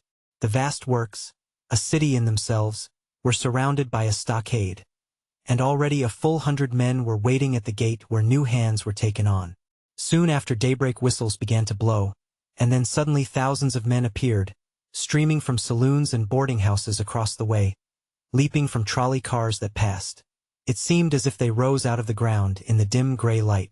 A river of them poured in through the gate, and then gradually ebbed away again, until there were only a few late ones running, and the watchmen pacing up and down, and the hungry strangers stamping and shivering. Jurgis presented his precious letter. The gatekeeper was surly, and put him through a catechism, but he insisted that he knew nothing, and as he had taken the precaution to seal his letter, there was nothing for the gatekeeper to do but send it to the person to whom it was addressed. A messenger came back to say that Jurgis should wait, and so he came inside of the gate, perhaps not sorry enough that there were others less fortunate watching him with greedy eyes. The great mills were getting under way. One could hear a vast stirring, a rolling and rumbling and hammering. Little by little the scene grew plain. Towering, black buildings here and there, long rows of shops and sheds, little railways branching everywhere, bare gray cinders underfoot and oceans of billowing black smoke above. On one side of the grounds ran a railroad with a dozen tracks, and on the other side lay the lake where steamers came to load. Jurgis had time enough to stare and speculate, for it was 2 hours before he was summoned. He went into the office building, where a company timekeeper interviewed him. The superintendent was busy, he said, but he, the timekeeper, would try to find Jurgis a job. He had never worked in a steel mill before, but he was ready for anything. Well, then they would go and see. So they began a tour, among sights that made Jurgis stare amazed.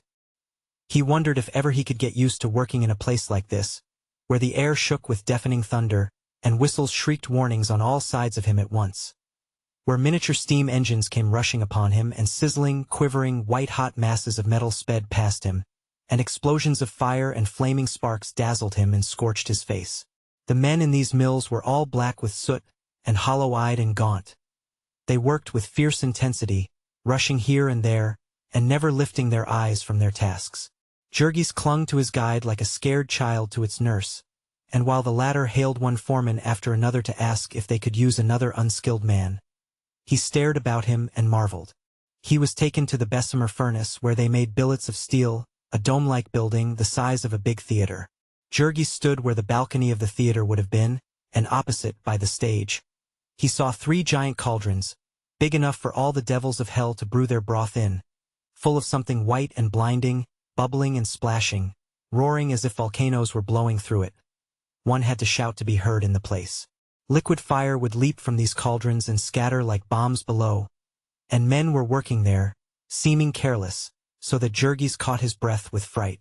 Then a whistle would toot, and across the curtain of the theater would come a little engine with a carload of something to be dumped into one of the receptacles. And then another whistle would toot, down by the stage, and another train would back up, and suddenly, without an instant's warning, one of the giant kettles began to tilt and topple, flinging out a jet of hissing, roaring flame. Jurgis shrank back appalled, for he thought it was an accident. There fell a pillar of white flame, dazzling as the sun, swishing like a huge tree falling in the forest. A torrent of sparks swept all the way across the building, overwhelming everything, hiding it from sight. And then Jurgis looked through the fingers of his hands, and saw pouring out of the cauldron a cascade of living, leaping fire, white with a whiteness not of earth, scorching the eyeballs. Incandescent rainbows shone above it, blue, red, and golden lights played about it. But the stream itself was white, ineffable. Out of regions of wonder it streamed, the very river of life. And the soul leaped up at the sight of it, fled back upon it, swift and resistless, back into far-off lands, where beauty and terror dwell. Then the great cauldron tilted back again, empty, and Jurgis saw to his relief that no one was hurt, and turned and followed his guide out into the sunlight.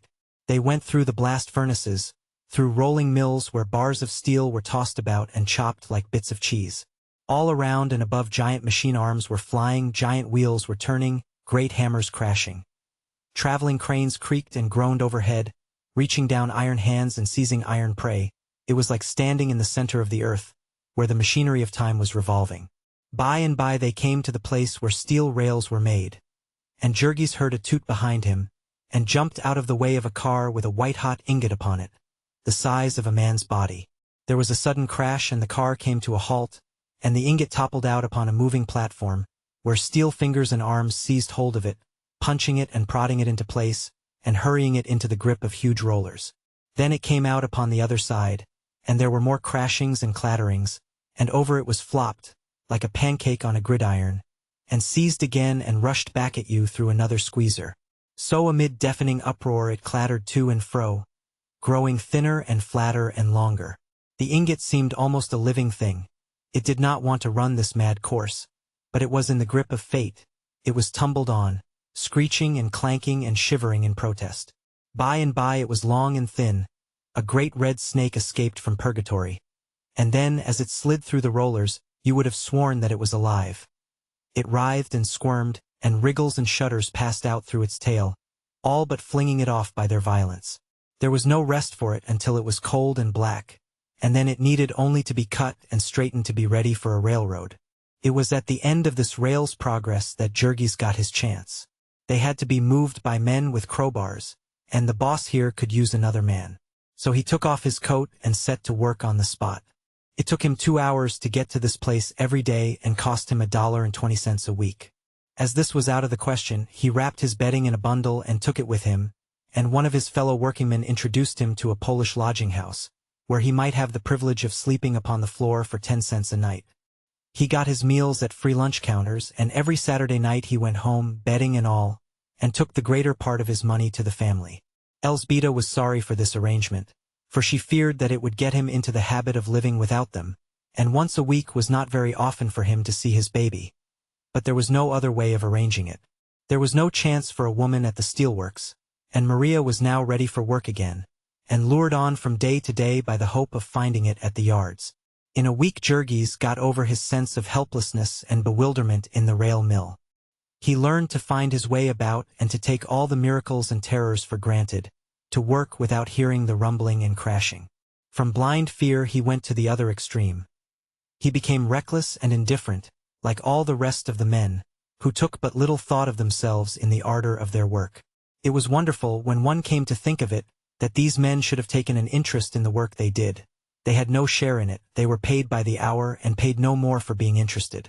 Also they knew that if they were hurt they would be flung aside and forgotten, and still they would hurry to their task by dangerous shortcuts, would use methods that were quicker and more effective in spite of the fact that they were also risky. His 4th day at his work Jurgis saw a man stumble while running in front of a car, and have his foot mashed off, and before he had been there 3 weeks he was witness of a yet more dreadful accident. There was a row of brick furnaces, shining white through every crack with the molten steel inside. Some of these were bulging dangerously, yet men worked before them, wearing blue glasses when they opened and shut the doors. One morning as Jurgis was passing, a furnace blew out, spraying 2 men with a shower of liquid fire. As they lay screaming and rolling upon the ground in agony, Jurgis rushed to help them, and as a result he lost a good part of the skin from the inside of one of his hands. The company doctor bandaged it up, but he got no other thanks from anyone, and was laid up for 8 working days without any pay. Most fortunately, at this juncture, Elzbieta got the long-awaited chance to go at 5 o'clock in the morning and help scrub the office floors of one of the packers. Jurgis came home and covered himself with blankets to keep warm, and divided his time between sleeping and playing with little antennas. Jozapas was away raking in the dump a good part of the time, and Elzbieta and Maria were hunting for more work. Antanas was now over a year and a half old, and was a perfect talking machine. He learned so fast that every week when Jurgis came home it seemed to him as if he had a new child. He would sit down and listen and stare at him, and give vent to delighted exclamations. Palak! Muma! Tu mano serdil! The little fellow was now really the one delight that Jurgis had in the world. His one hope, his one victory. Thank God! Antanas was a boy, and he was as tough as a pine knot, and with the appetite of a wolf. Nothing had hurt him, and nothing could hurt him. He had come through all the suffering and deprivation unscathed, only shriller-voiced and more determined in his grip upon life. He was a terrible child to manage, was Antanas, but his father did not mind that. He would watch him and smile to himself with satisfaction. The more of a fighter he was the better. He would need to fight before he got through. Jurgis had got the habit of buying the Sunday paper whenever he had the money. A most wonderful paper could be had for only 5 cents, a whole armful, with all the news of the world set forth in big headlines, that Jurgis could spell out slowly, with the children to help him at the long words. There was battle and murder and sudden death, It was marvelous how they ever heard about so many entertaining and thrilling happenings. The stories must be all true, for surely no man could have made such things up, and besides, there were pictures of them all as real as life. One of these papers was as good as a circus, and nearly as good as a spree. Certainly a most wonderful treat for a working man, who was tired out and stupefied, and had never had any education, and whose work was one dull, sordid grind, day after day, and year after year, with never a sight of a green field nor an hour's entertainment, nor anything but liquor to stimulate his imagination. Among other things, these papers had pages full of comical pictures, and these were the main joy in life to little Antanas. He treasured them up and would drag them out and make his father tell him about them. There were all sorts of animals among them, and Antanas could tell the names of all of them, lying upon the floor for hours and pointing them out with his chubby little fingers. Whenever the story was plain enough for Jurgis to make out, Antanas would have it repeated to him, and then he would remember it, prattling funny little sentences and mixing it up with other stories in an irresistible fashion. Also his quaint pronunciation of words was such a delight, and the phrases he would pick up and remember, the most outlandish and impossible things. The first time that the little rascal burst out with "goddamn," his father nearly rolled off the chair with glee. But in the end he was sorry for this, for Antanas was soon goddamming everything and everybody. And then, when he was able to use his hands, Jurgis took his bedding again and went back to his task of shifting rails. It was now April, and the snow had given place to cold rains, and the unpaved street in front of Anil's house was turned into a canal. Jurgis would have to wade through it to get home, and if it was late he might easily get stuck to his waist in the mire. But he did not mind this much. It was a promise that summer was coming. Maria had now gotten a place as beef trimmer in one of the smaller packing plants, and he told himself that he had learned his lesson now, and would meet with no more accidents, so that at last there was prospect of an end to their long agony. They could save money again, and when another winter came they would have a comfortable place, and the children would be off the streets and in school again, and they might set to work to nurse back into life their habits of decency and kindness. So once more Jurgis began to make plans and dream dreams. And then one Saturday night he jumped off the car and started home, with the sun shining low under the edge of a bank of clouds that had been pouring floods of water into the mud-soaked street. There was a rainbow in the sky, and another in his breast, for he had 36 hours rest before him, and a chance to see his family. Then suddenly he came in sight of the house, and noticed that there was a crowd before the door. He ran up the steps and pushed his way in, and saw Anil's kitchen crowded with excited women. It reminded him so vividly of the time when he had come home from jail and found Ona dying, that his heart almost stood still. "What's the matter?" he cried. A dead silence had fallen in the room, and he saw that everyone was staring at him. "What's the matter?" he exclaimed again. And then, up in the garret, he heard sounds of wailing, in Maria's voice. He started for the ladder, and Anil seized him by the arm. "No, no," she exclaimed. "Don't go up there." "What is it?" he shouted. And the old woman answered him weakly, "It's Antanas. He's dead. He was drowned out in the street." Chapter 22. Jurgis took the news in a peculiar way. He turned deadly pale, but he caught himself, and for half a minute stood in the middle of the room, clenching his hands tightly and setting his teeth. Then he pushed Anil aside and strode into the next room and climbed the ladder. In the corner was a blanket, with a form half showing beneath it, and beside it lay Elzbieta, whether crying or in a faint, Jurgis could not tell. Maria was pacing the room, screaming and wringing her hands. He clenched his hands tighter yet, and his voice was hard as he spoke. "How did it happen?" he asked. Maria scarcely heard him in her agony. He repeated the question, louder and yet more harshly. "He fell off the sidewalk," she wailed. The sidewalk in front of the house was a platform made of half-rotten boards, about 5 feet above the level of the sunken street. "How did he come to be there?" he demanded. He went out to play," Maria sobbed, her voice choking her. "We couldn't make him stay in. He must have got caught in the mud." "Are you sure that he is dead?" he demanded. Ai, she wailed. "Yes, we had the doctor." Then Jurgis stood a few seconds, wavering. He did not shed a tear.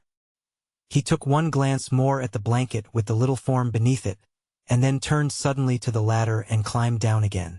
A silence fell once more in the room as he entered. He went straight to the door, passed out, and started down the street. When his wife had died, Jurgis made for the nearest saloon, but he did not do that now, though he had his week's wages in his pocket.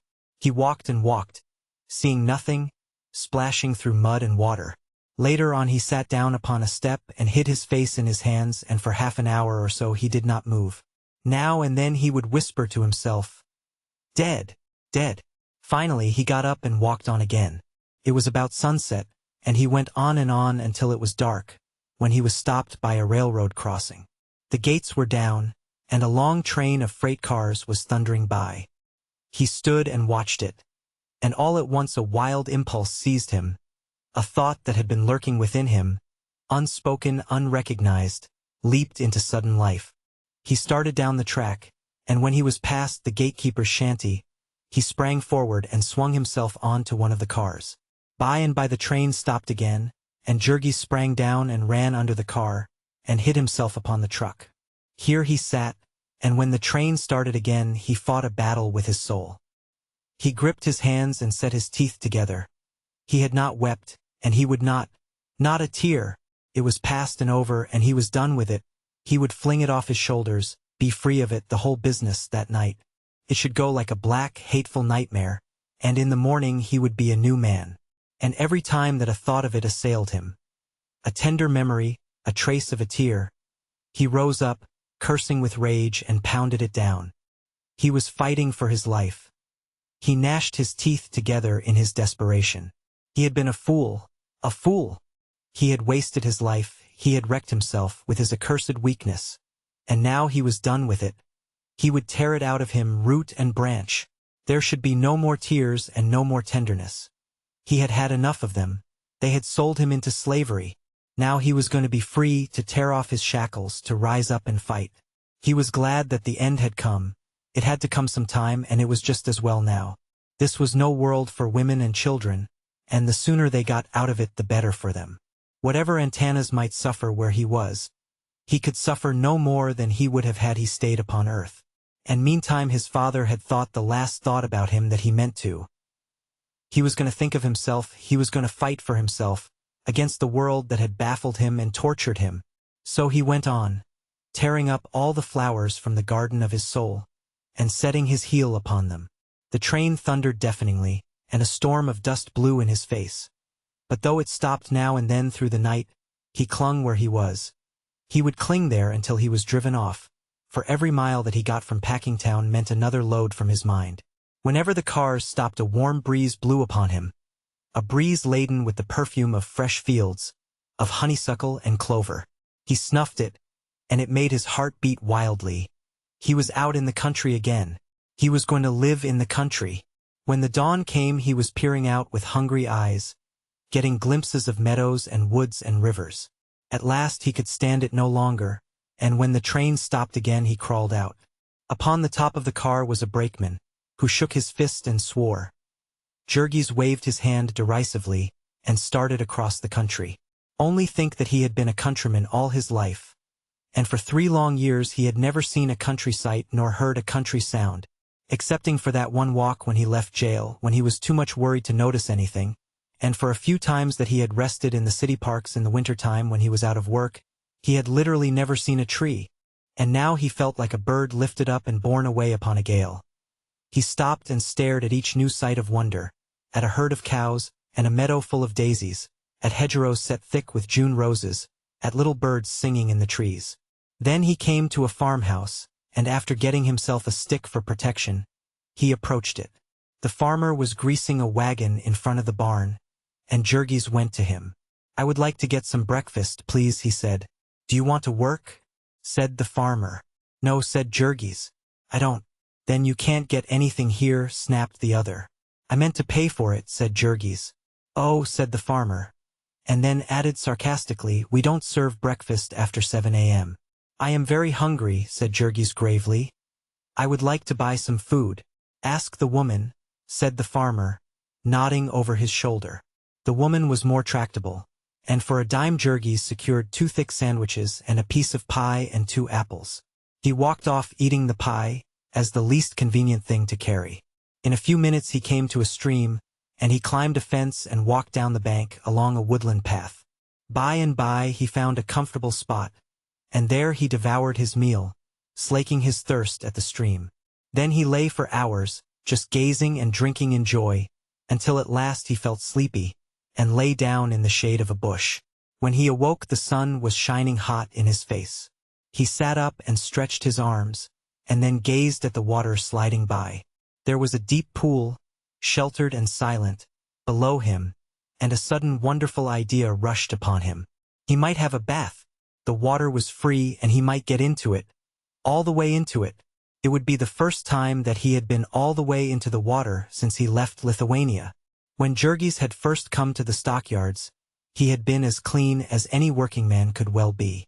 But later on, what with sickness and cold and hunger and discouragement, and the filthiness of his work and the vermin in his home, he had given up washing in winter, and in summer only as much of him as would go into a basin. He had had a shower bath in jail, but nothing since, and now he would have a swim. The water was warm, and he splashed about like a very boy in his glee.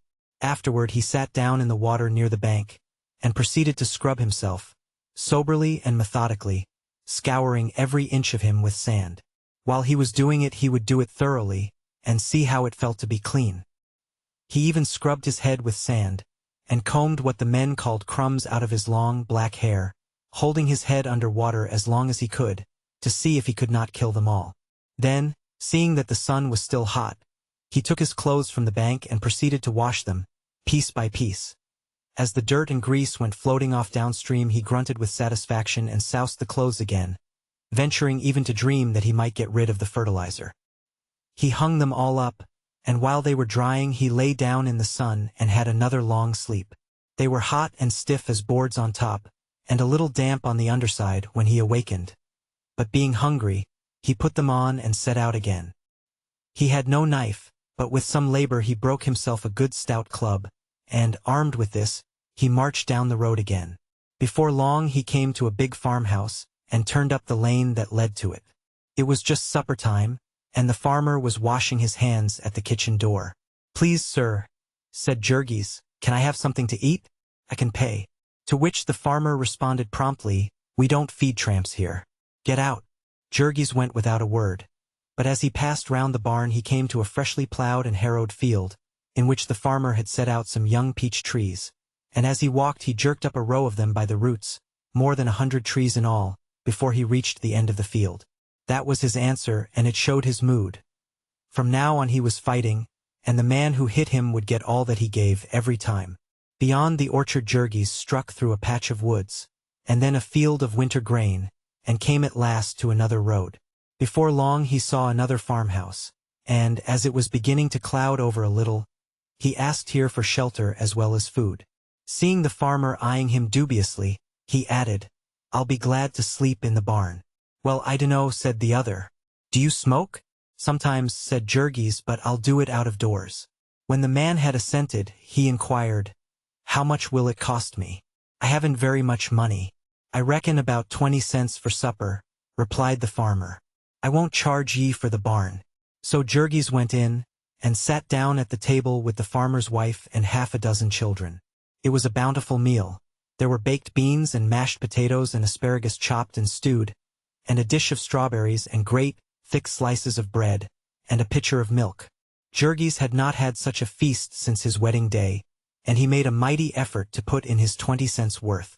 They were all of them too hungry to talk, but afterward they sat upon the steps and smoked, and the farmer questioned his guest. When Jurgis had explained that he was a working man from Chicago, and that he did not know just whither he was bound, the other said, "Why don't you stay here and work for me?" "I'm not looking for work just now," Jurgis answered. "I'll pay ye good," said the other, eyeing his big form. $1 a day and board ye. Help's terrible scarce round here." "Is that winter as well as summer?"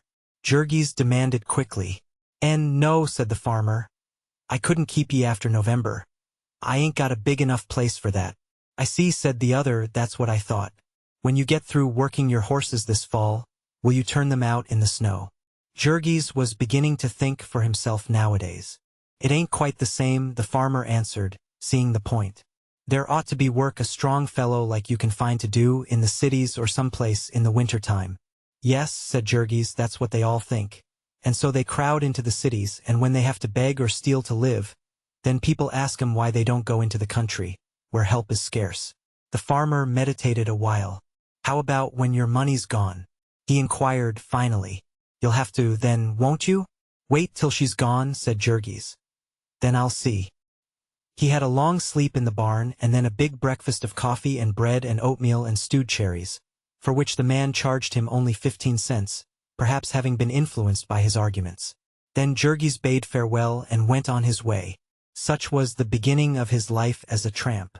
It was seldom he got as fair treatment as from this last farmer, and so as time went on he learned to shun the houses and to prefer sleeping in the fields. When it rained he would find a deserted building, if he could, and if not, he would wait until after dark and then, with his stick ready, begin a stealthy approach upon a barn. Generally he could get in before the dog got scent of him, and then he would hide in the hay and be safe until morning. If not, and the dog attacked him, he would rise up and make a retreat in battle order. Jurgis was not the mighty man he had once been, but his arms were still good, and there were few farm dogs he needed to hit more than once. Before long there came raspberries and then blackberries to help him save his money, and there were apples in the orchards and potatoes in the ground. He learned to note the places and fill his pockets after dark. Twice he even managed to capture a chicken, and had a feast, once in a deserted barn and the other time in a lonely spot alongside of a stream. When all of these things failed him he used his money carefully, but without worry, for he saw that he could earn more whenever he chose. Half an hour's chopping wood in his lively fashion was enough to bring him a meal, and when the farmer had seen him working, he would sometimes try to bribe him to stay. But Jurgis was not staying. He was a free man now, a buccaneer. The old wanderlust had got into his blood, the joy of the unbound life, the joy of seeking, of hoping without limit. There were mishaps and discomforts, but at least there was always something new. And only think what it meant to a man who for years had been penned up in one place, seeing nothing but one dreary prospect of shanties and factories, to be suddenly set loose beneath the open sky, to behold new landscapes, new places, and new people every hour, to a man whose whole life had consisted of doing one certain thing all day, until he was so exhausted that he could only lie down and sleep until the next day, and to be now his own master, working as he pleased and when he pleased, and facing a new adventure every hour. Then, too, his health came back to him, all his lost youthful vigor, his joy and power that he had mourned and forgotten. It came with a sudden rush, bewildering him, startling him.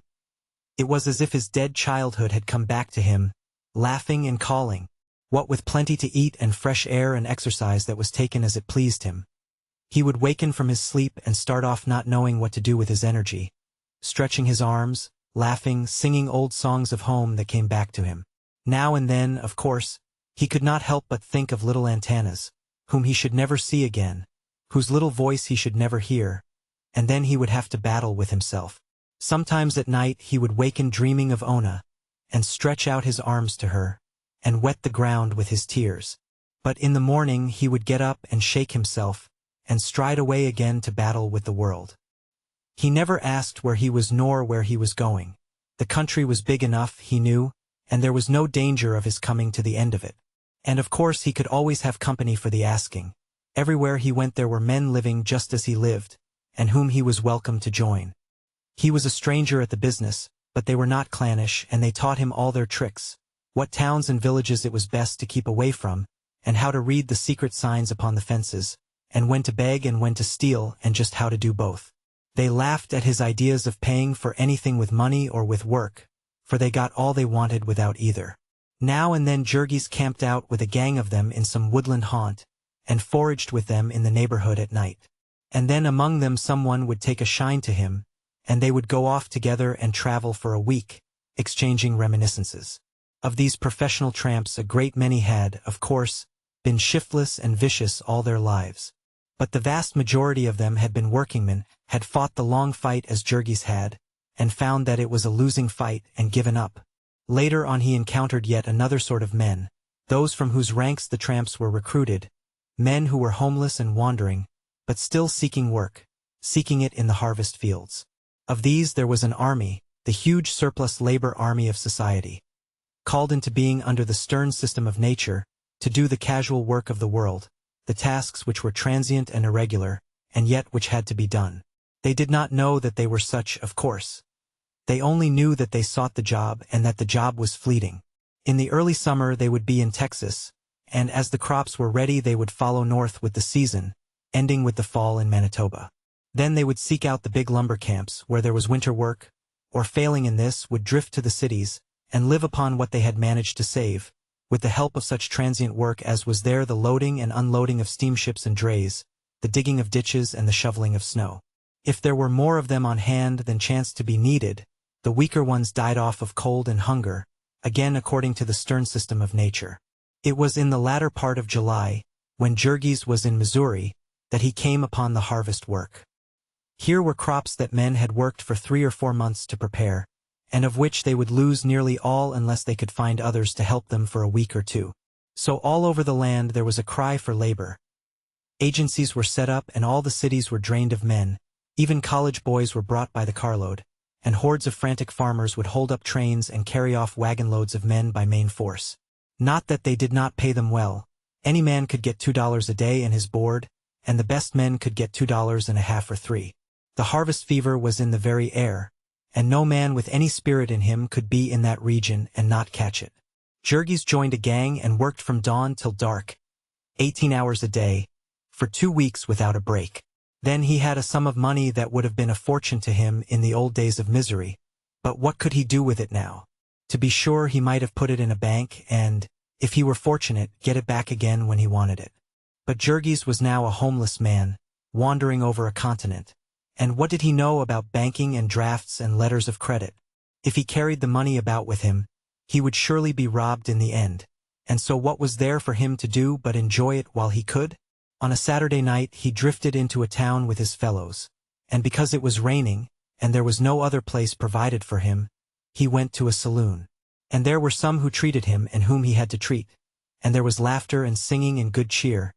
And then out of the rear part of the saloon a girl's face, red-cheeked and merry, smiled at Jurgis, and his heart thumped suddenly in his throat. He nodded to her, and she came and sat by him, and they had more drink, and then he went upstairs into a room with her, and the wild beast rose up within him and screamed, as it has screamed in the jungle from the dawn of time. And then, because of his memories and his shame, he was glad when others joined them, men and women, and they had more drink and spent the night in wild rioting and debauchery. In the van of the surplus labor army, there followed an army of women, they also struggling for life under the stern system of nature. Because there were rich men who sought pleasure, there had been ease and plenty for them so long as they were young and beautiful. And later on, when they were crowded out by others younger and more beautiful, they went out to follow upon the trail of the workingmen. Sometimes they came of themselves, and the saloon keepers shared with them, or sometimes they were handled by agencies, the same as the labor army. They were in the towns in harvest time, near the lumber camps in the winter, in the cities when the men came there. If a regiment were encamped, or a railroad or canal being made, or a great exposition getting ready, the crowd of women were on hand, living in shanties or saloons or tenement rooms, sometimes 8 or 10 of them together. In the morning Jurgis had not a cent, and he went out upon the road again. He was sick and disgusted, but after the new plan of his life, he crushed his feelings down. He had made a fool of himself, but he could not help it now. All he could do was to see that it did not happen again. So he tramped on until exercise and fresh air banished his headache, and his strength and joy returned. This happened to him every time, for Jurgis was still a creature of impulse, and his pleasures had not yet become business. It would be a long time before he could be like the majority of these men of the road, who roamed until the hunger for drink and for women mastered them, and then went to work with a purpose in mind, and stopped when they had the price of a spree. On the contrary, try as he would, Jurgis could not help being made miserable by his conscience. It was the ghost that would not down. It would come upon him in the most unexpected places. Sometimes it fairly drove him to drink. One night he was caught by a thunderstorm, and he sought shelter in a little house just outside of a town. It was a working man's home, and the owner was a Slav like himself, a new emigrant from White Russia. He bade Jurgis welcome in his home language and told him to come to the kitchen fire and dry himself. He had no bed for him, but there was straw in the garret, and he could make out. The man's wife was cooking the supper, and their children were playing about on the floor. Jurgis sat and exchanged thoughts with him about the old country, and the places where they had been and the work they had done. Then they ate and afterward sat and smoked and talked more about America, and how they found it. In the middle of a sentence, however, Jurgis stopped, seeing that the woman had brought a big basin of water and was proceeding to undress her youngest baby. The rest had crawled into the closet where they slept, but the baby was to have a bath, the workingman explained. The nights had begun to be chilly, and his mother, ignorant as to the climate in America, had sewed him up for the winter. Then it had turned warm again, and some kind of a rash had broken out on the child. The doctor had said she must bathe him every night, and she, foolish woman, believed him. Jurgis scarcely heard the explanation. He was watching the baby. He was about a year old, and a sturdy little fellow with soft fat legs, and a round ball of a stomach, and eyes as black as coals. His pimples did not seem to bother him much, and he was wild with glee over the bath, kicking and squirming and chuckling with delight, pulling at his mother's face and then at his own little toes. When she put him into the basin, he sat in the midst of it and grinned, splashing the water over himself and squealing like a little pig. He spoke in Russian, of which Jurgis knew some. He spoke it with the quaintest of baby accents, and every word of it brought back to Jurgis some word of his own dead little one, and stabbed him like a knife. He sat perfectly motionless, silent, but gripping his hands tightly, while a storm gathered in his bosom and a flood heaped itself up behind his eyes. And in the end he could bear it no more, but buried his face in his hands and burst into tears, to the alarm and amazement of his hosts. Between the shame of this and his woe, Jurgis could not stand it, and got up and rushed out into the rain. He went on and on down the road, finally coming to a black woods, where he hid and wept as if his heart would break. Ah, what agony was that, what despair! When the tomb of memory was rent open and the ghosts of his old life came forth to scourge him, what terror to see what he had been and now could never be. To see Ona and his child and his own dead self stretching out their arms to him, calling to him across a bottomless abyss, and to know that they were gone from him forever, and he writhing and suffocating in the mire of his own vileness. Chapter 23. Early in the fall, Jurgis set out for Chicago again. All the joy went out of tramping as soon as a man could not keep warm in the hay, and, like many thousands of others, he deluded himself with the hope that by coming early, he could avoid the rush.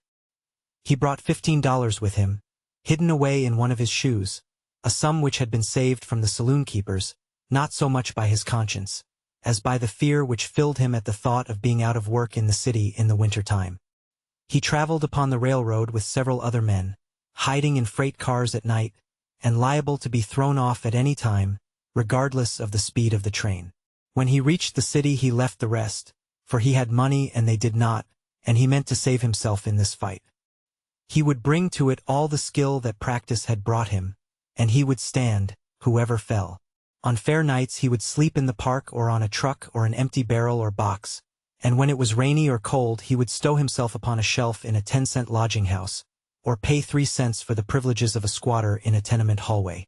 He would eat at free lunches, 5 cents a meal and never a cent more, so he might keep alive for 2 months and more, and in that time he would surely find a job. He would have to bid farewell to his summer cleanliness, of course, for he would come out of the first night's lodging with his clothes alive with vermin. There was no place in the city where he could wash even his face, unless he went down to the lake front, and there it would soon be all ice. First he went to the steel mill and the harvester works, and found that his places there had been filled long ago. He was careful to keep away from the stockyards. He was a single man now, he told himself, and he meant to stay one, to have his wages for his own when he got a job.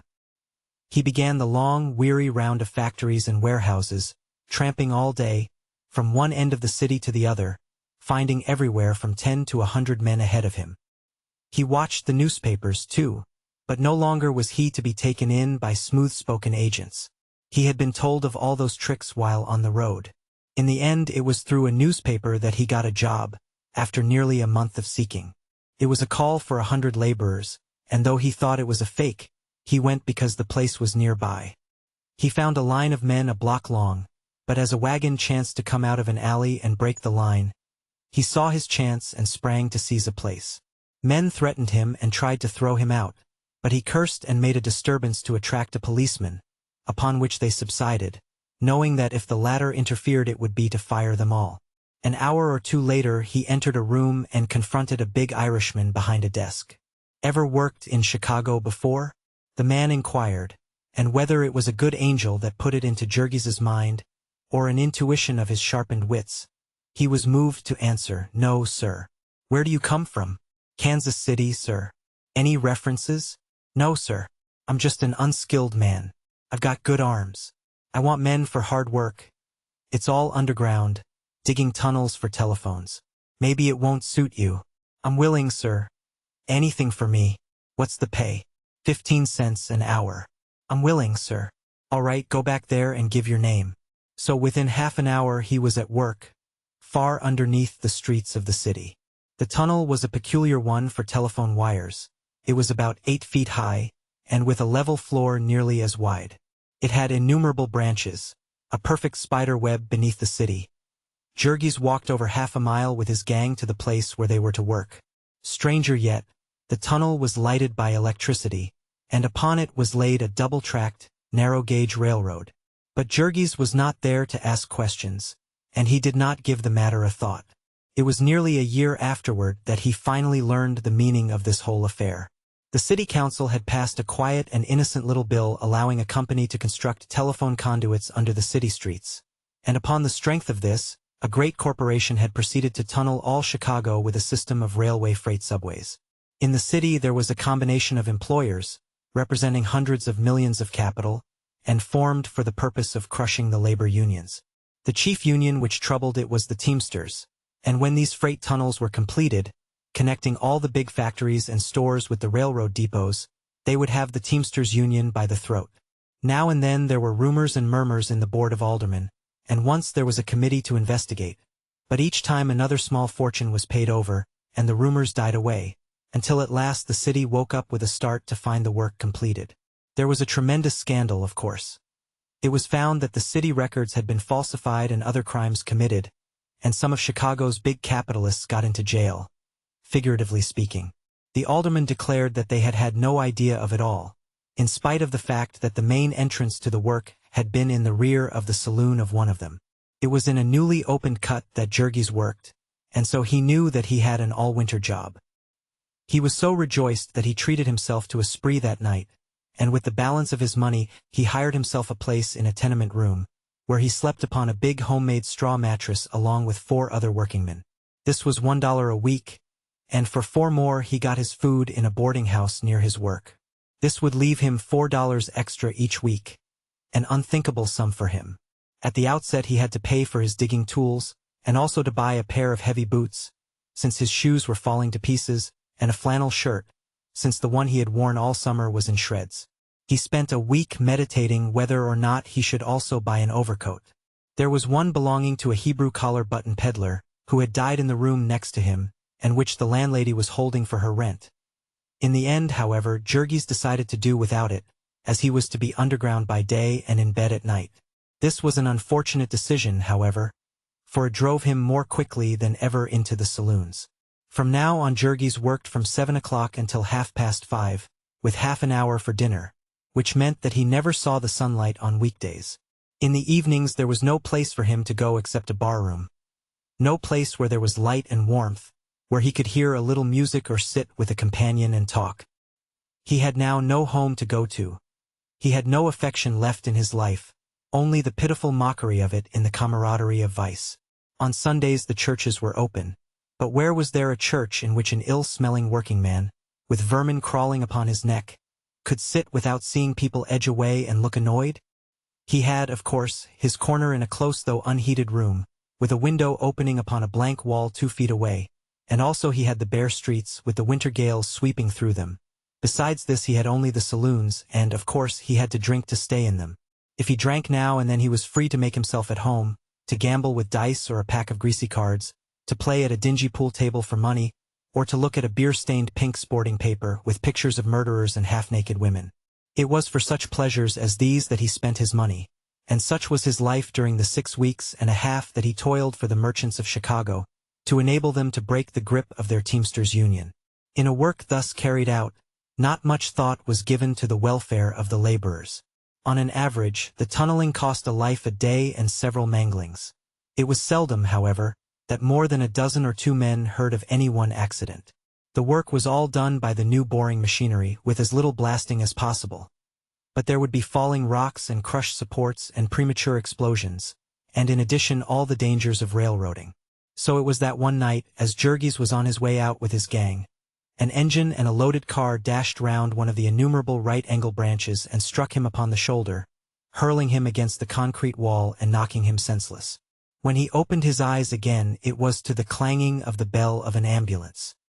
He was lying in it, covered by a blanket, and it was threading its way slowly through the holiday shopping crowds.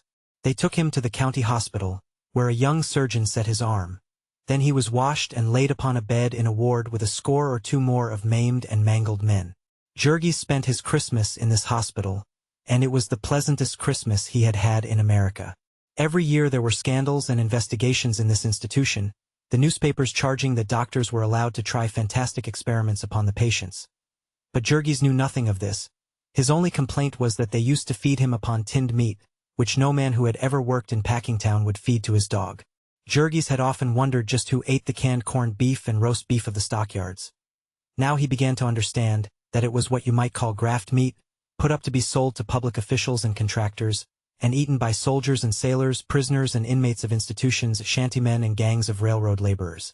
Jurgis was ready to leave the hospital at the end of 2 weeks. This did not mean that his arm was strong and that he was able to go back to work, but simply that he could get along without further attention, and that his place was needed for someone worse off than he. That he was utterly helpless, and had no means of keeping himself alive in the meantime, was something which did not concern the hospital authorities, nor anyone else in the city. As it chanced, he had been hurt on a Monday, and had just paid for his last week's board and his room rent, and spent nearly all the balance of his Saturday's pay. He had less than 75 cents in his pockets, and $1.50 due him for the day's work he had done before he was hurt. He might possibly have sued the company and got some damages for his injuries, but he did not know this, and it was not the company's business to tell him. He went and got his pay and his tools, which he left in a pawn shop for 50 cents. Then he went to his landlady, who had rented his place and had no other for him, and then to his boarding house keeper, who looked him over and questioned him. As he must certainly be helpless for a couple of months, and had boarded there only 6 weeks, she decided very quickly that it would not be worth the risk to keep him on trust. So Jurgis went out into the streets, in a most dreadful plight. It was bitterly cold, and a heavy snow was falling, beating into his face. He had no overcoat and no place to go, and $2.65 in his pocket, with the certainty that he could not earn another cent for months. The snow meant no chance to him now. He must walk along and see others shoveling, vigorous and active, and he with his left arm bound to his side. He could not hope to tide himself over by odd jobs of loading trucks. He could not even sell newspapers or carry satchels, because he was now at the mercy of any rival. Words could not paint the terror that came over him as he realized all this. He was like a wounded animal in the forest. He was forced to compete with his enemies upon unequal terms. There would be no consideration for him because of his weakness. It was no one's business to help him in such distress, to make the fight the least bit easier for him. Even if he took to begging, he would be at a disadvantage, for reasons which he was to discover in good time. In the beginning he could not think of anything except getting out of the awful cold. He went into one of the saloons he had been wont to frequent and bought a drink, and then stood by the fire shivering and waiting to be ordered out. According to an unwritten law, the buying a drink included the privilege of loafing for just so long. Then one had to buy another drink or move on. That Jurgis was an old customer entitled him to a somewhat longer stop. But then he had been away 2 weeks, and was evidently on the bum. He might plead and tell his hard luck story, but that would not help him much. A saloon keeper who was to be moved by such means would soon have his place jammed to the doors with hobos on a day like this. So Jurgis went out into another place and paid another nickel. He was so hungry this time that he could not resist the hot beef stew, an indulgence which cut short his stay by a considerable time. When he was again told to move on, he made his way to a tough place in the Levee district, where now and then he had gone with a certain rat-eyed bohemian working-man of his acquaintance, seeking a woman. It was Jurgis's vain hope that here the proprietor would let him remain as a sitter. In low-class places, in the dead of winter, saloon-keepers would often allow one or two forlorn-looking bums who came in covered with snow or soaked with rain to sit by the fire and look miserable to attract custom. A working man would come in, feeling cheerful after his day's work was over, and it would trouble him to have to take his glass with such a sight under his nose. And so he would call out, "Hello, bub, what's the matter? You look as if you'd been up against it." And then the other would begin to pour out some tale of misery, and the man would say, "Come have a glass, and maybe that'll brace you up." And so they would drink together, and if the tramp was sufficiently wretched-looking or good enough at the gab, they might have two. And if they were to discover that they were from the same country, or had lived in the same city or worked at the same trade, they might sit down at a table and spend an hour or two in talk, and before they got through the saloon-keeper would have taken in $1. All of this might seem diabolical, but the saloon-keeper was in no wise to blame for it. He was in the same plight as the manufacturer who has to adulterate and misrepresent his product. If he does not, someone else will, and the saloon-keeper, unless he is also an alderman, is apt to be in debt to the big brewers, and on the verge of being sold out. The market for sitters was glutted that afternoon, however, and there was no place for Jurgis. In all he had to spend 6 nickels in keeping a shelter over him that frightful day, and then it was just dark, and the station houses would not open until midnight. At the last place, however, there was a bartender who knew him and liked him, and let him doze at one of the tables until the boss came back. And also, as he was going out, the man gave him a tip. On the next block there was a religious revival of some sort, with preaching and singing, and hundreds of hobos would go there for the shelter and warmth. Jurgis went straightway and saw a sign hung out, saying that the door would open at 7:30. Then he walked or half ran a block and hid a while in a doorway and then ran again, and so on until the hour. At the end he was all but frozen, and fought his way in with the rest of the throng, at the risk of having his arm broken again, and got close to the big stove. By 8 o'clock the place was so crowded that the speakers ought to have been flattered. The aisles were filled halfway up, and at the door men were packed tight enough to walk upon. There were 3 elderly gentlemen in black upon the platform, and a young lady who played the piano in front. First they sang a hymn, and then one of the 3, a tall, smooth-shaven man, very thin, and wearing black spectacles, began an address. Jurgis heard smatterings of it, for the reason that terror kept him awake. He knew that he snored abominably, and to have been put out just then would have been like a sentence of death to him. The evangelist was preaching sin and redemption, the infinite grace of God and his pardon for human frailty. He was very much in earnest, and he meant well, but Jurgis, as he listened, found his soul filled with hatred. What did he know about sin and suffering, with his smooth, black coat and his neatly starched collar, his body warm, and his belly full and money in his pocket, and lecturing men who were struggling for their lives, men at the death grapple with the demon powers of hunger and cold? This, of course, was unfair. But Jurgis felt that these men were out of touch with the life they discussed, that they were unfitted to solve its problems. Nay, they themselves were part of the problem. They were part of the order established that was crushing men down and beating them. They were of the triumphant and insolent possessors. They had a hall and a fire and food and clothing and money, and so they might preach to hungry men, and the hungry men must be humble and listen. They were trying to save their souls.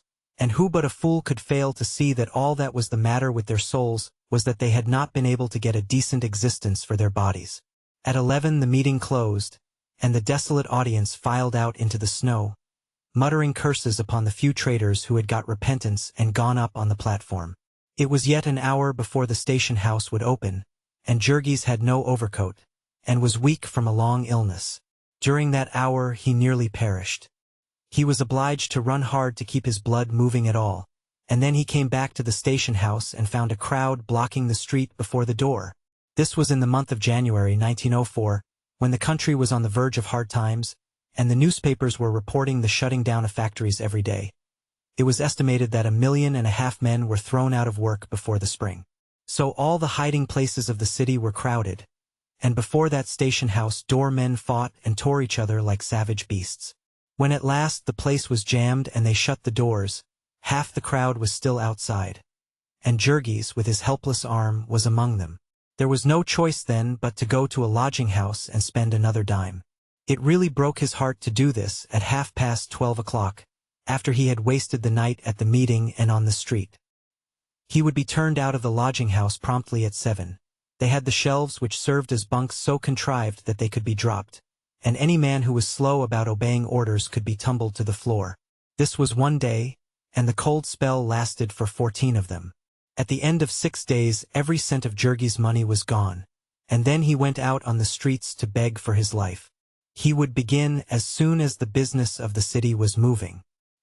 He would sally forth from a saloon, and, after making sure there was no policeman in sight, would approach every likely-looking person who passed him, telling his woeful story and pleading for a nickel or a dime. Then, when he got one, he would dart round the corner and return to his base to get warm. And his victim, seeing him do this, would go away, vowing that he would never give a cent to a beggar again. The victim never paused to ask where else Jurgis could have gone under the circumstances, where he, the victim, would have gone.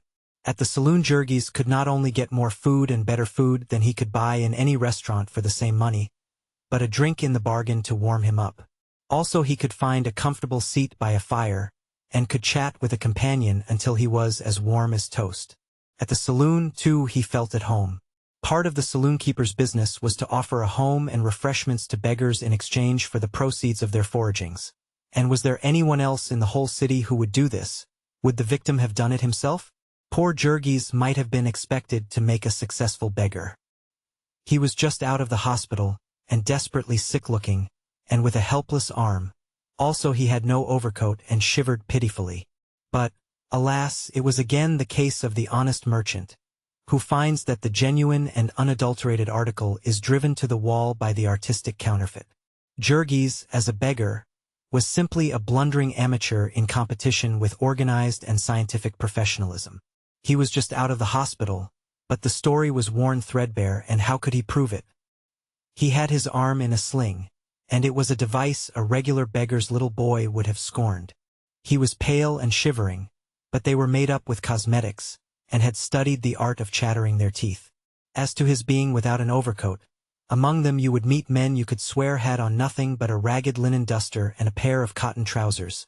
So cleverly had they concealed the several suits of all-wool underwear beneath. Many of these professional mendicants had comfortable homes and families and thousands of dollars in the bank. Some of them had retired upon their earnings, and gone into the business of fitting out and doctoring others, or working children at the trade. There were some who had both their arms bound tightly to their sides, and padded stumps in their sleeves, and a sick child hired to carry a cup for them. There were some who had no legs and pushed themselves upon a wheeled platform. Some who had been favored with blindness, and were led by pretty little dogs. Some less fortunate had mutilated themselves or burned themselves, or had brought horrible sores upon themselves with chemicals. You might suddenly encounter upon the street a man holding out to you a finger rotting and discolored with gangrene, or one with livid scarlet wounds half escaped from their filthy bandages. These desperate ones were the dregs of the city's cesspools, wretches who hid at night in the rain-soaked cellars of old ramshackle tenements, in stale beer dives and opium joints, with abandoned women in the last stages of the harlot's progress, women who had been kept by Chinamen and turned away at last to die. Every day the police net would drag hundreds of them off the streets, and in the detention hospital you might see them, herded together in a miniature inferno, with hideous, beastly faces, bloated and leprous with disease, laughing, shouting, screaming in all stages of drunkenness, barking like dogs, gibbering like apes, raving and tearing themselves in delirium. Chapter 24. In the face of all his handicaps, Jurgis was obliged to make the price of a lodging, and of a drink every hour or two, under penalty of freezing to death. Day after day he roamed about in the Arctic cold, his soul filled full of bitterness and despair. He saw the world of civilization then more plainly than ever he had seen it before, a world in which nothing counted but brutal might, an order devised by those who possessed it for the subjugation of those who did not. He was one of the latter, and all outdoors, all life, was to him one colossal prison, which he paced like a pent-up tiger, trying one bar after another, and finding them all beyond his power. He had lost in the fierce battle of greed, and so was doomed to be exterminated, and all society was busied to see that he did not escape the sentence. Everywhere that he turned were prison bars and hostile eyes following him. The well-fed, sleek policemen, from whose glances he shrank, and who seemed to grip their clubs more tightly when they saw him. The saloon keepers, who never ceased to watch him while he was in their places, who were jealous of every moment he lingered after he had paid his money. The hurrying throngs upon the streets, who were deaf to his entreaties, oblivious of his very existence, and savage and contemptuous when he forced himself upon them. They had their own affairs, and there was no place for him among them. There was no place for him anywhere. Every direction he turned his gaze, this fact was forced upon him. Everything was built to express it to him. The residences with their heavy walls and bolted doors and basement windows barred with iron. The great warehouses filled with the products of the whole world and guarded by iron shutters and heavy gates. The banks with their unthinkable billions of wealth, all buried in safes and vaults of steel. And then one day there befell Jurgis the one adventure of his life. It was late at night, and he had failed to get the price of a lodging. Snow was falling, and he had been out so long that he was covered with it and was chilled to the bone. He was working among the theater crowds, flitting here and there, taking large chances with the police, in his desperation half hoping to be arrested. When he saw a bluecoat start toward him, however, his heart failed him, and he dashed down a side street and fled a couple of blocks. When he stopped again, he saw a man coming toward him, and placed himself in his path. "Please, sir," he began in the usual formula, "will you give me the price of a lodging? I've had a broken arm and I can't work, and I've not a cent in my pocket. I'm an honest working man, sir, and I never begged before. It's not my fault, sir." Jurgis usually went on until he was interrupted, but this man did not interrupt, and so at last he came to a breathless stop. The other had halted, and Jurgis suddenly noticed that he stood a little unsteadily. "Was it you, say?"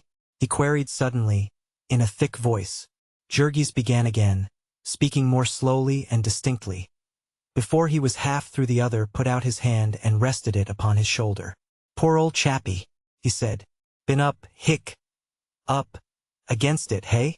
Then he lurched toward Jurgis, and the hand upon his shoulder became an arm about his neck. "Up against it myself, old sport," he said. "She's a hard old world."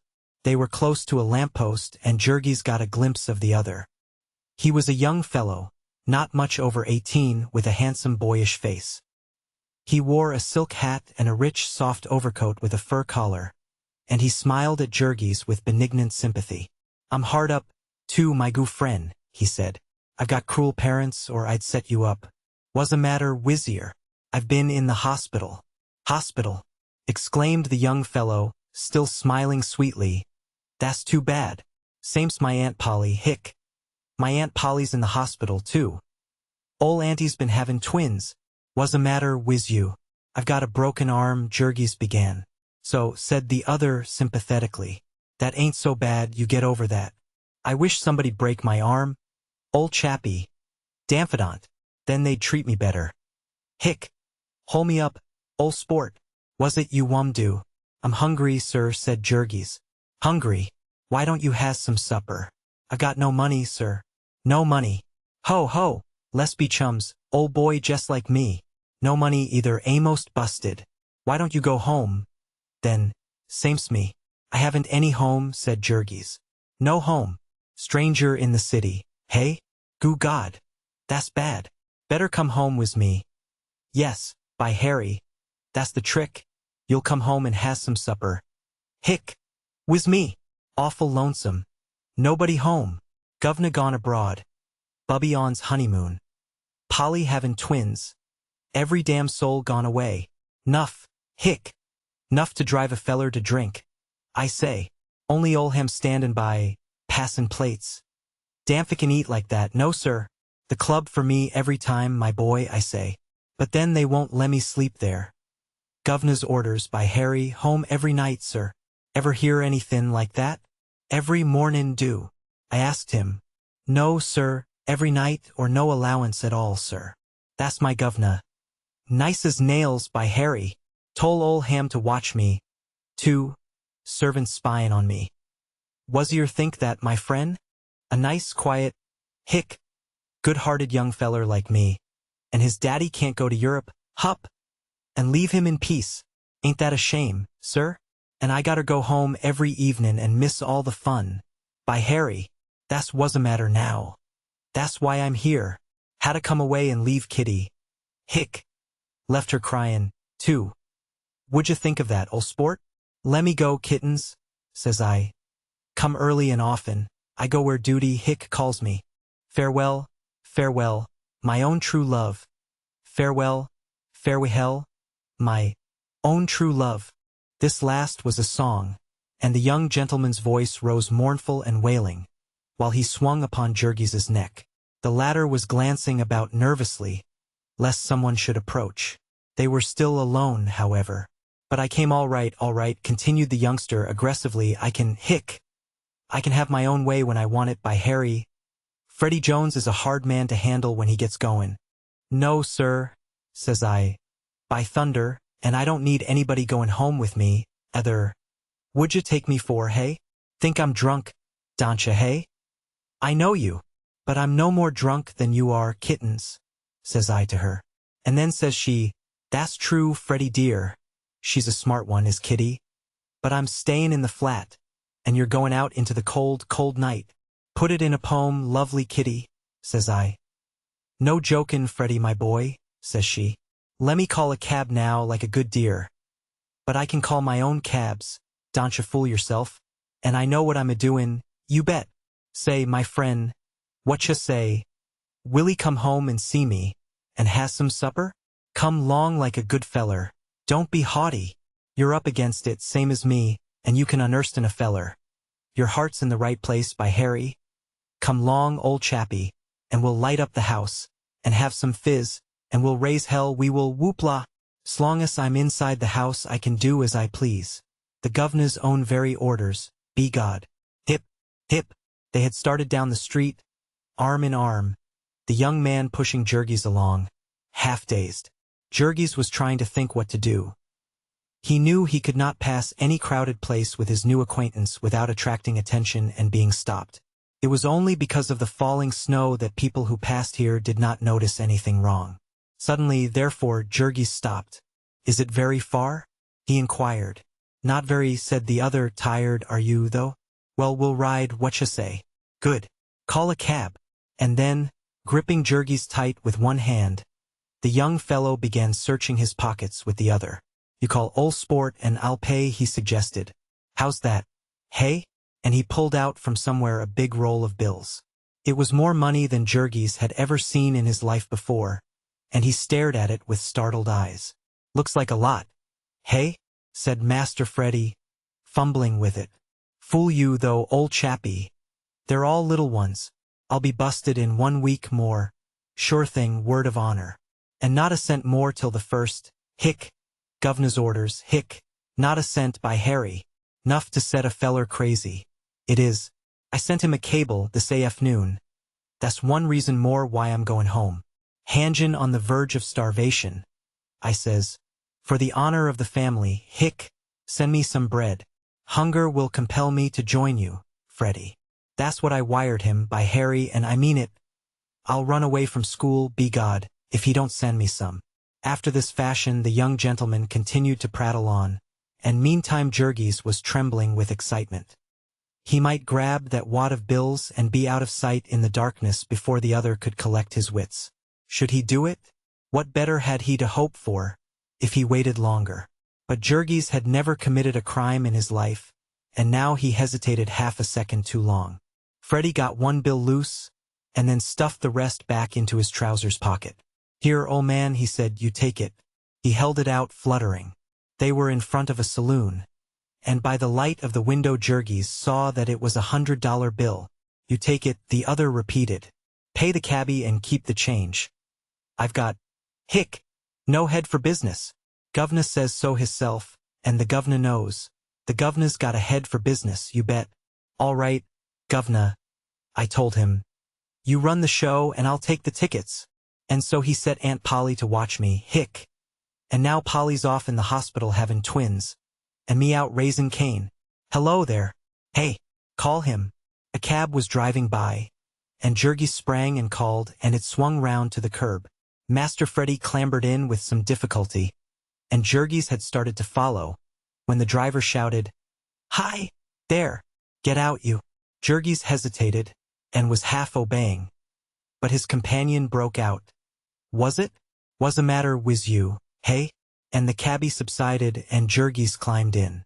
Then Freddie gave a number on the lakeshore drive, and the carriage started away.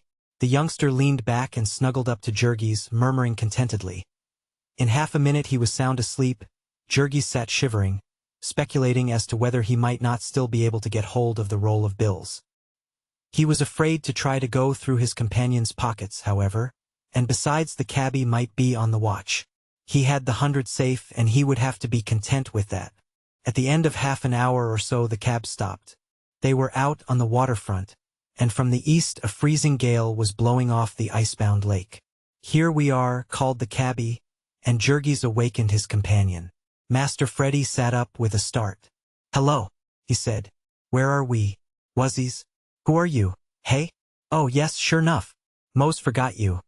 Hick. Old chappie. Home are we? Let's see. Brrr. It's cold. Yes, come long, we're home. It ever so, hick, humble."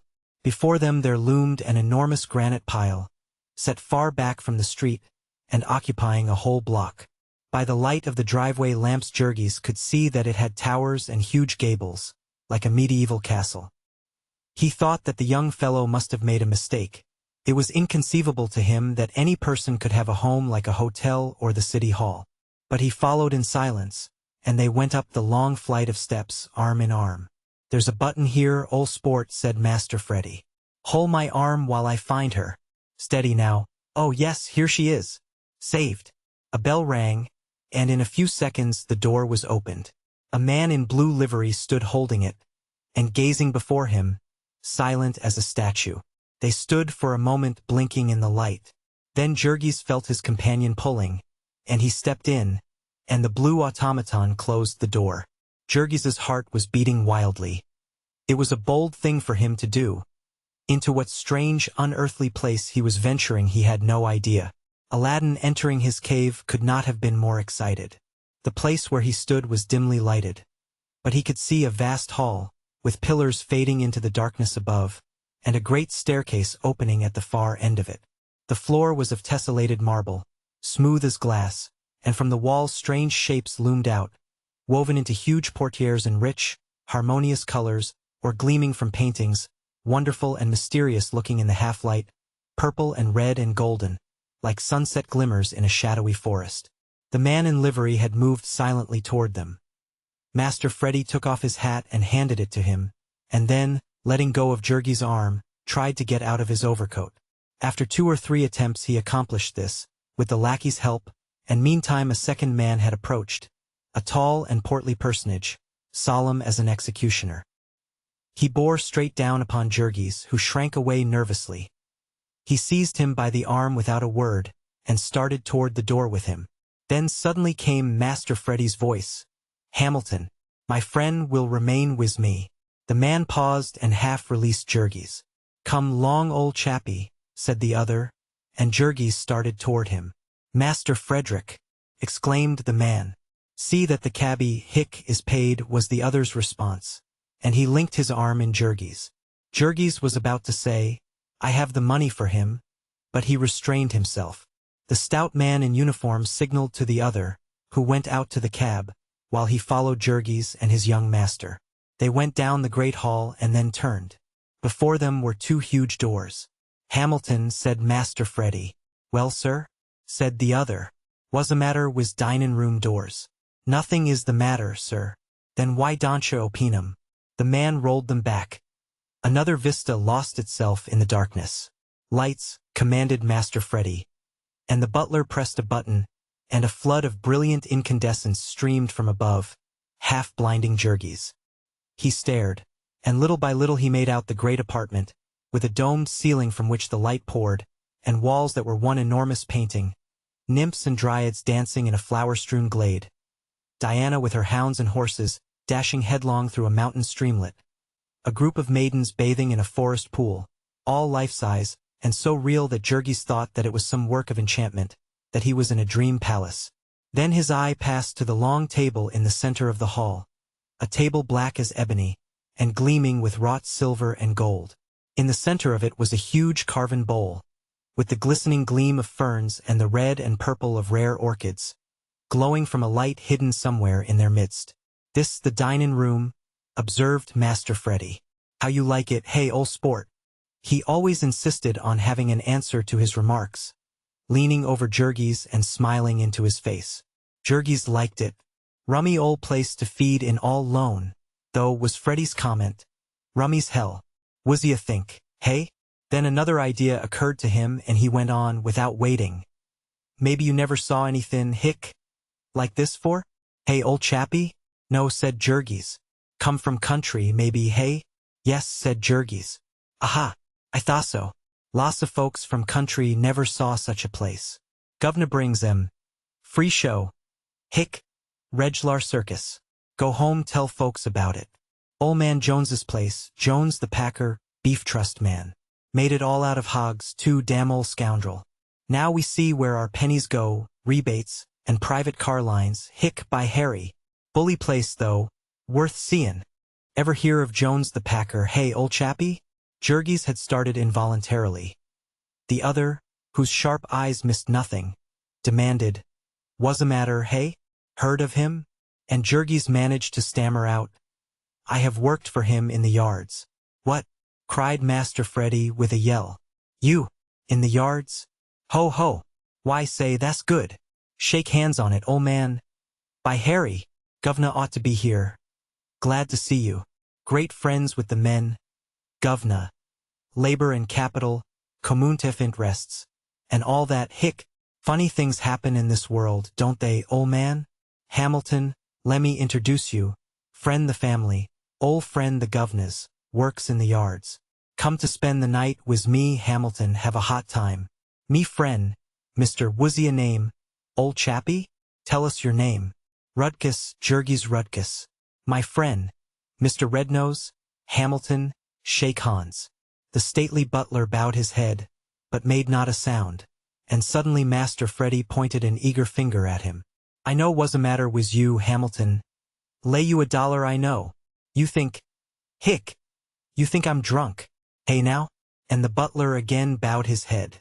"Yes, sir," he said, at which Master Freddy hung tightly upon Jurgis's neck and went into a fit of laughter. "Hamilton, you damn old scoundrel," he roared. "I'll charge you for impudence. You see if I don't. Ho ho ho. I'm drunk. Ho ho." The two waited until his fit had spent itself, to see what new whim would seize him. "What you want to do?" he queried suddenly. "Want to see the place, ol' chappie? Want play the governor? Show you room? State parlors, Louis cans, Louis says.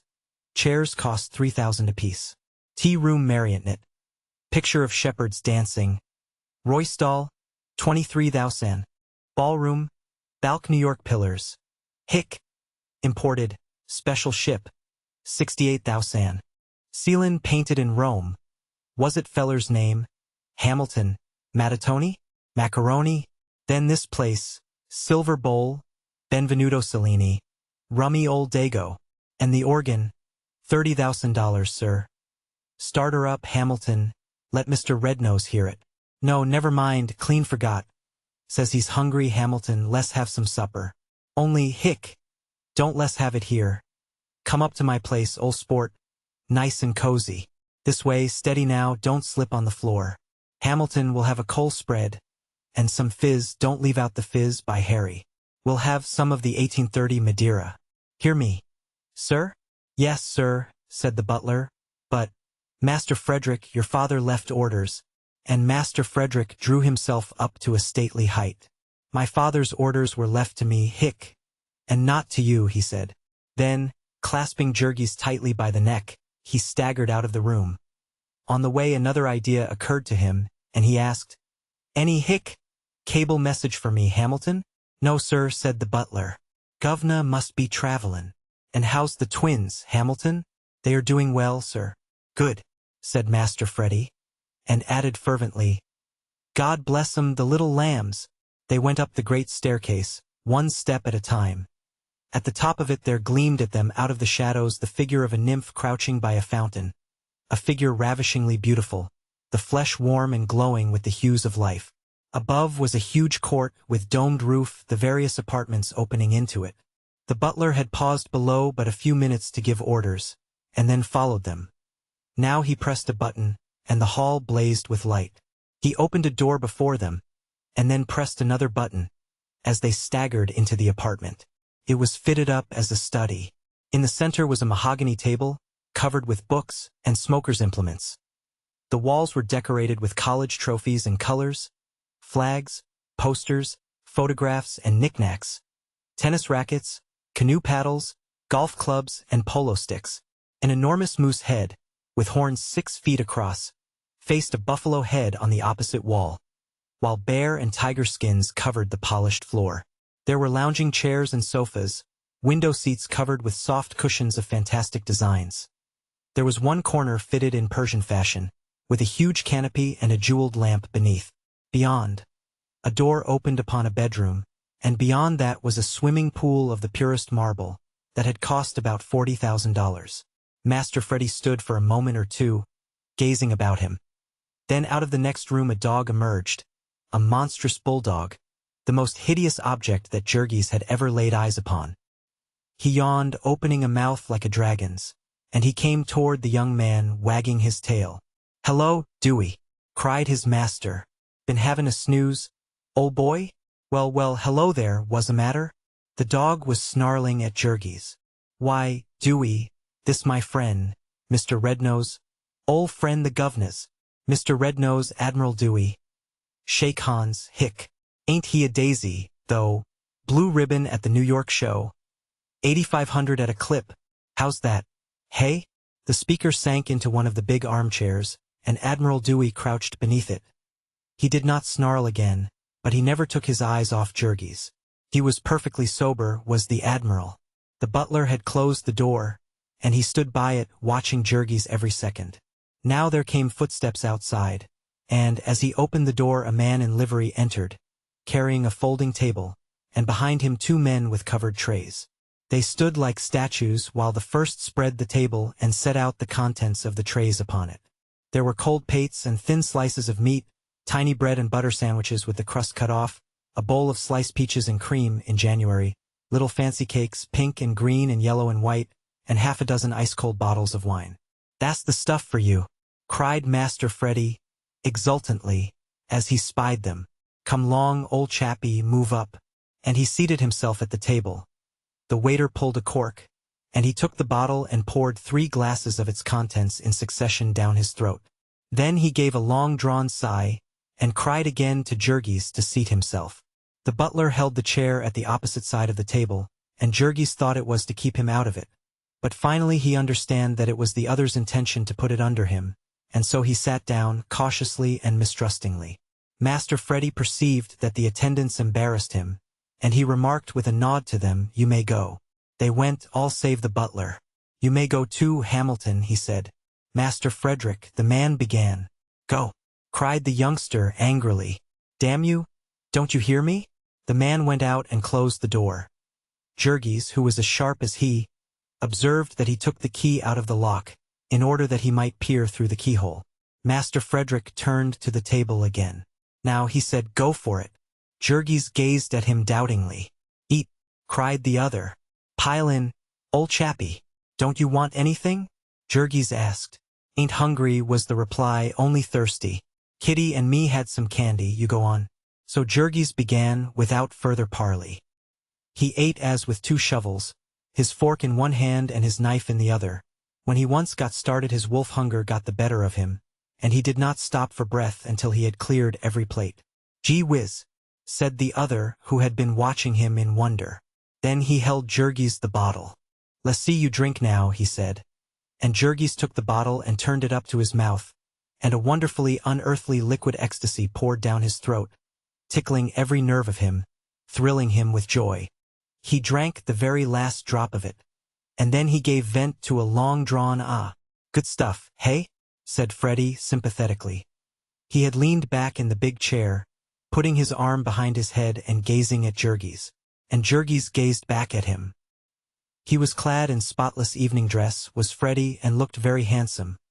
He was a beautiful boy, with light golden hair and the head of an Antinous. He smiled at Jurgis confidingly, and then started talking again, with his blissful insouciance. This time he talked for 10 minutes at a stretch, and in the course of the speech he told Jurgis all of his family history. His big brother Charlie was in love with the guileless maiden who played the part of Little Bright Eyes in The Caliph of Kamskatka. He had been on the verge of marrying her once, only the governor had sworn to disinherit him, and had presented him with a sum that would stagger the imagination, and that had staggered the virtue of Little Bright Eyes. Now Charlie had got leave from college, and had gone away in his automobile on the next best thing to a honeymoon. The governor had made threats to disinherit another of his children also, Sister Gwendolen, who had married an Italian marquis with a string of titles and a dueling record. They lived in his chateau, or rather had, until he had taken to firing the breakfast dishes at her. Then she had cabled for help, and the old gentleman had gone over to find out what were his grace's terms. So they had left Freddie all alone, and he with less than $2,000 in his pocket. Freddie was up in arms and meant serious business, as they would find in the end. If there was no other way of bringing them to terms, he would have his kittens wire that she was about to marry him, and see what happened then. So the cheerful youngster rattled on, until he was tired out.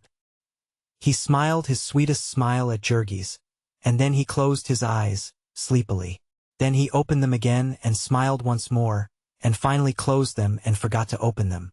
For several minutes Jurgis sat perfectly motionless, watching him, and reveling in the strange sensation of the champagne. Once he stirred and the dog growled. After that he sat almost holding his breath, until after a while the door of the room opened softly, and the butler came in. He walked toward Jurgis upon tiptoe, scowling at him, and Jurgis rose up and retreated, scowling back. So until he was against the wall, and then the butler came close and pointed toward the door. "Get out of here," he whispered. Jurgis hesitated, giving a glance at Freddie, who was snoring softly. "If you do, you son of a," hissed the butler, "I'll mash in your face for you before you get out of here."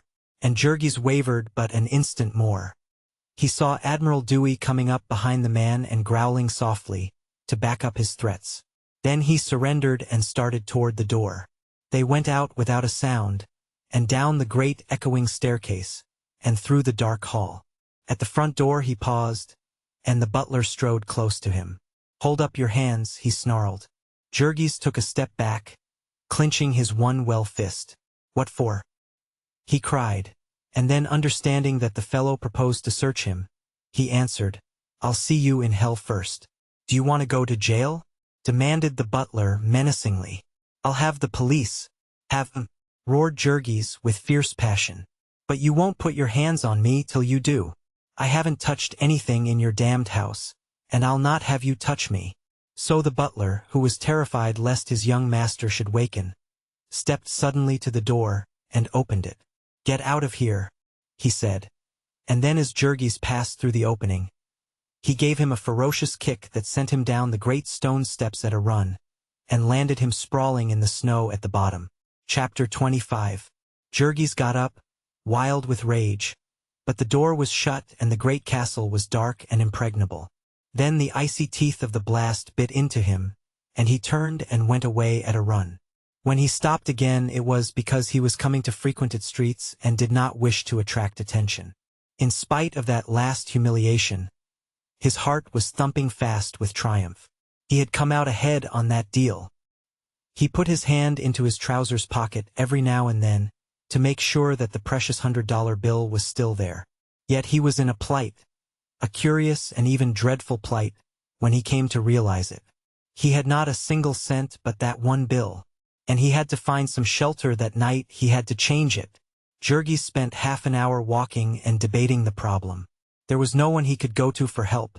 He had to manage it all alone. To get it changed in a lodging house would be to take his life in his hands. He would almost certainly be robbed, and perhaps murdered, before morning. He might go to some hotel or railroad depot and ask to have it changed. But what would they think, seeing a bum like him with $100? He would probably be arrested if he tried it. And what story could he tell? On the morrow Freddie Jones would discover his loss, and there would be a hunt for him, and he would lose his money. The only other plan he could think of was to try in a saloon. He might pay them to change it, if it could not be done otherwise. He began peering into places as he walked. He passed several as being too crowded, Then finally, chancing upon one where the bartender was all alone, he gripped his hands in sudden resolution and went in. "Can you change me $100 bill?" he demanded. The bartender was a big, husky fellow, with the jaw of a prize fighter, and a 3-week stubble of hair upon it. He stared at Jurgis. "What's that you say?" he demanded. I said, "Could you change me $100 bill?" "Where'd yous get it?" he inquired incredulously. "Never mind," said Jurgis. "I've got it and I want it changed. I'll pay you if you'll do it." The other stared at him hard. "Let me see it," he said. "Will you change it?" Jurgis demanded, gripping it tightly in his pocket. "How the hell can I know if it's good or not?" retorted the bartender. "What share take me for, hey?" Then Jurgis slowly and warily approached him. He took out the bill and fumbled it for a moment, while the man stared at him with hostile eyes across the counter. Then finally he handed it over. The other took it and began to examine it. He smoothed it between his fingers and held it up to the light.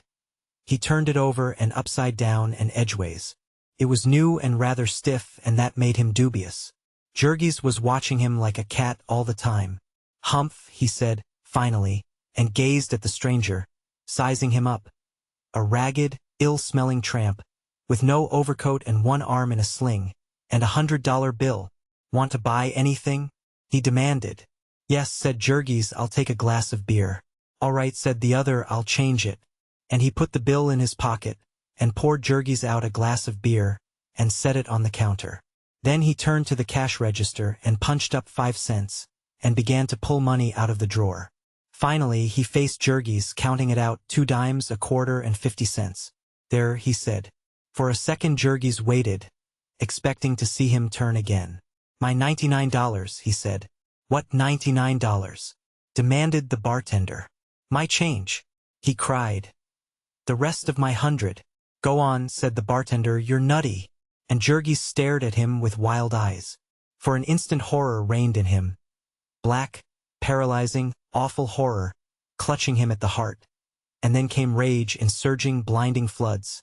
He screamed aloud, and seized the glass and hurled it at the other's head. The man ducked, and it missed him by half an inch.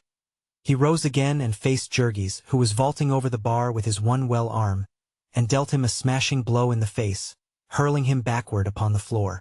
Then, as Jurgis scrambled to his feet again and started round the counter after him, he shouted at the top of his voice, "Help! Help!" Jurgis seized a bottle off the counter as he ran, and as the bartender made a leap he hurled the missile at him with all his force. It just grazed his head, and shivered into 1,000 pieces against the post of the door. Then Jurgis started back, rushing at the man again in the middle of the room. This time, in his blind frenzy, he came without a bottle, and that was all the bartender wanted. He met him halfway and floored him with a sledgehammer drive between the eyes. An instant later the screen doors flew open, and 2 men rushed in. Just as Jurgis was getting to his feet again, foaming at the mouth with rage, and trying to tear his broken arm out of its bandages. "Look out!" shouted the bartender. "He's got a knife."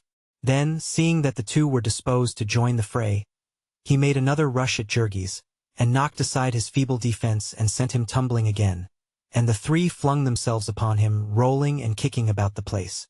A second later a policeman dashed in, and the bartender yelled once more, "Look out for his knife!"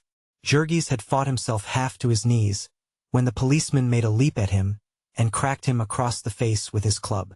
Though the blow staggered him, the wild beast frenzy still blazed in him, and he got to his feet, lunging into the air. Then again the club descended, full upon his head, and he dropped like a log to the floor. The policeman crouched over him, clutching his stick, waiting for him to try to rise again. And meantime the barkeeper got up and put his hand to his head. "Christ," he said, "I thought I was done for that time. Did he cut me?" "Don't see anything, Jake," said the policeman. "What's the matter with him?" "Just crazy drunk," said the other. "A lame duck, too, but he most got me under the bar. Yous had better call the wagon, Billy." "No," said the officer. "He's got no more fight in him, I guess, and he's only got a block to go." He twisted his hand in Jurgis's collar and jerked at him. "Get up here, you," he commanded. But Jurgis did not move, and the bartender went behind the bar, and after stowing the $100 bill away in a safe hiding place, came and poured a glass of water over Jurgis. Then, as the latter began to moan feebly, the policeman got him to his feet and dragged him out of the place. The station house was just around the corner, and so in a few minutes Jurgis was in a cell. He spent half the night lying unconscious, and the balance moaning in torment, with a blinding headache and a racking thirst. Now and then he cried aloud for a drink of water, but there was no one to hear him. There were others in that same station house with split heads and a fever. There were hundreds of them in the great city, and tens of thousands of them in the great land, and there was no one to hear any of them. In the morning Jurgis was given a cup of water and a piece of bread, and then hustled into a patrol wagon and driven to the nearest police court. He sat in the pen with a score of others until his turn came. The bartender, who proved to be a well-known bruiser, was called to the stand. He took the oath and told his story. The prisoner had come into his saloon after midnight, fighting drunk, and had ordered a glass of beer and tendered a $1 bill in payment. He had been given 95 cents change, and had demanded $99 more, and before the plaintiff could even answer had hurled the glass at him and then attacked him with a bottle of bitters, and nearly wrecked the place.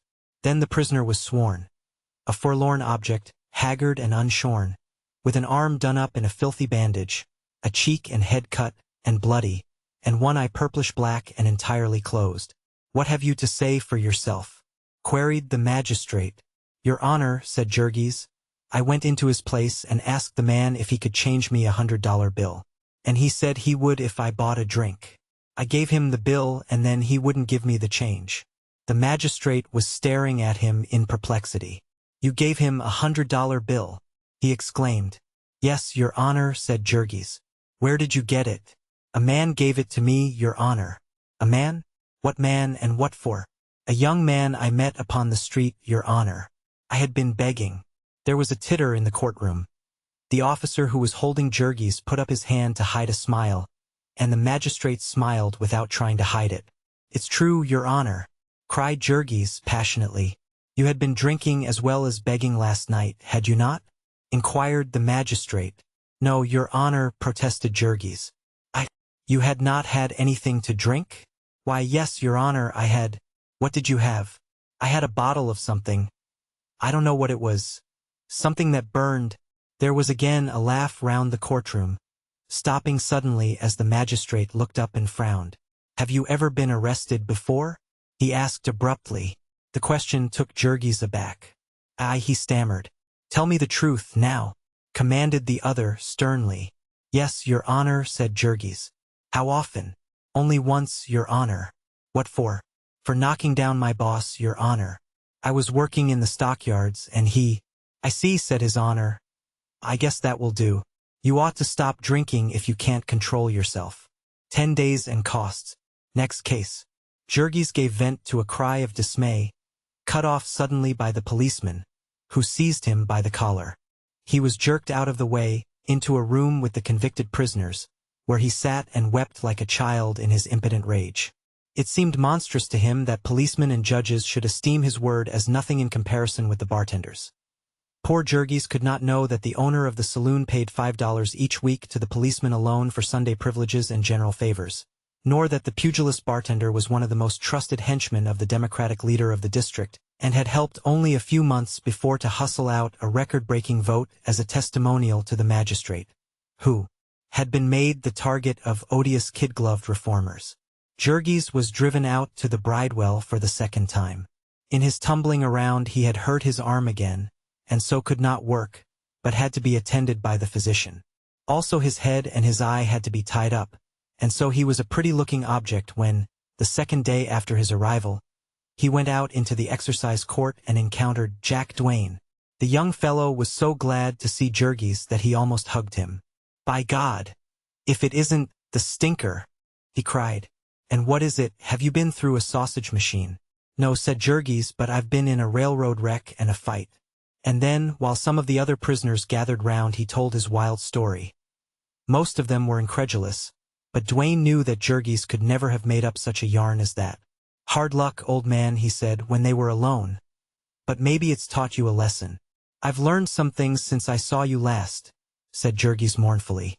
Then he explained how he had spent the last summer hoboing it, as the phrase was. "And you?" he asked finally. "Have you been here ever since?" "Lord, no," said the other. "I only came in the day before yesterday. It's the second time they've sent me up on a trumped-up charge. I've had hard luck and can't pay them what they want. Why don't you quit Chicago with me, Jurgis?" "I've no place to go," said Jurgis sadly. "Neither have I," replied the other, laughing lightly. "But we'll wait till we get out and see." In the Bridewell, Jurgis met few who had been there the last time, but he met scores of others, old and young, of exactly the same sort. It was like breakers upon a beach. There was new water, but the wave looked just the same. He strolled about and talked with them, and the biggest of them told tales of their prowess, while those who were weaker, or younger and inexperienced, gathered round and listened in admiring silence. The last time he was there, Jurgis had thought of little but his family.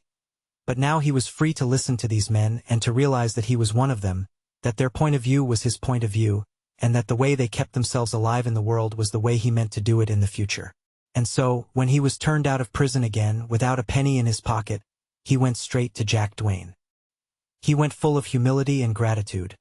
For Duane was a gentleman and a man with a profession, and it was remarkable that he should be willing to throw in his lot with a humble working man, one who had even been a beggar and a tramp. Jurgis could not see what help he could be to him, but he did not understand that a man like himself, who could be trusted to stand by anyone who was kind to him, was as rare among criminals as among any other class of men. The address Jurgis had was a garret room in the ghetto district, the home of a pretty little French girl, Duane's mistress, who sewed all day and eked out her living by prostitution. He had gone elsewhere, she told Jurgis. He was afraid to stay there now on account of the police. The new address was a cellar dive, whose proprietor said that he had never heard of Duane. But after he had put Jurgis through a catechism, he showed him a back stairs which led to a fence in the rear of a pawnbroker's shop, and thence to a number of assignation rooms, in one of which Duane was hiding. Duane was glad to see him. He was without a cent of money, he said, and had been waiting for Jurgis to help him get some. He explained his plan. In fact, he spent the day in laying bare to his friend the criminal world of the city, and in showing him how he might earn himself a living in it. That winter he would have a hard time on account of his arm, and because of an unwanted fit of activity of the police, but so long as he was unknown to them he would be safe if he were careful. Here at Papa Hanson's, so they called the old man who kept the dive, he might rest at ease, for Papa Hanson was square, would stand by him so long as he paid, and gave him an hour's notice if there were to be a police raid. Also Rosensteg, the pawnbroker, would buy anything he had for a third of its value, and guarantee to keep it hidden for a year. There was an oil stove in the little cupboard of a room, and they had some supper, and then about 11 o'clock at night they sallied forth together, by a rear entrance to the place, Duane armed with a slingshot. They came to a residence district, and he sprang up a lamppost and blew out the light, and then the two dodged into the shelter of an area step and hid in silence. Pretty soon a man came by, a working man, and they let him go. Then after a long interval came the heavy tread of a policeman, and they held their breath till he was gone. Though half frozen, they waited a full quarter of an hour after that, and then again came footsteps walking briskly. Duane nudged Jurgis, and the instant the man had passed they rose up. Duane stole out as silently as a shadow, and a second later Jurgis heard a thud and a stifled cry. He was only a couple of feet behind, and he leaped to stop the man's mouth, while Duane held him fast by the arms, as they had agreed. But the man was limp and showed a tendency to fall, and so Jurgis had only to hold him by the collar, while the other, with swift fingers, went through his pockets, ripping open first his overcoat and then his coat, and then his vest, searching inside and outside, and transferring the contents into his own pockets. At last, after feeling of the man's fingers and in his necktie, Duane whispered, "That's all," and they dragged him to the area and dropped him in. Then Jurgis went one way and his friend the other, walking briskly. The latter arrived first, and Jurgis found him examining the swag. There was a gold watch, for one thing, with a chain and locket. There was a silver pencil and a matchbox and a handful of small change, and finally a card case. This last Duane opened feverishly. There were letters and checks and 2 theater tickets, and at last, in the back part, a wad of bills. He counted them. There was a 20, 5 tens, 4 5s, and 3 1s. Duane drew a long breath. "That lets us out," he said. After further examination, They burned the card case and its contents, all but the bills, and likewise the picture of a little girl in the locket. Then Duane took the watch and trinkets downstairs, and came back with $16. The old scoundrel said the case was filled, he said. It's a lie, but he knows I want the money.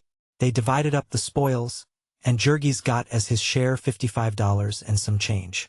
He protested that it was too much, but the other had agreed to divide even. That was a good haul, he said, better than average. When they got up in the morning, Jurgis was sent out to buy a paper. One of the pleasures of committing a crime was the reading about it afterward. I had a pal that always did it, Duane remarked, laughing. Until one day he read that he had left $3,000 in a lower inside pocket of his party's vest.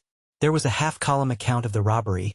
It was evident that a gang was operating in the neighborhood, said the paper, for it was the third within a week, and the police were apparently powerless. The victim was an insurance agent, and he had lost $110 that did not belong to him. He had chanced to have his name marked on his shirt, otherwise he would not have been identified yet. His assailant had hit him too hard, and he was suffering from concussion of the brain, and also he had been half frozen when found, and would lose 3 fingers on his right hand. The enterprising newspaper reporter had taken all this information to his family, and told how they had received it. Since it was Jurgis's first experience, these details naturally caused him some worriment. But the other laughed coolly. It was the way of the game, and there was no helping it. Before long Jurgis would think no more of it than they did in the yards of knocking out a bullock. It's a case of us or the other fellow, and I say the other fellow every time, he observed. Still, said Jurgis reflectively, he never did us any harm. He was doing it to somebody as hard as he could, you can be sure of that, said his friend.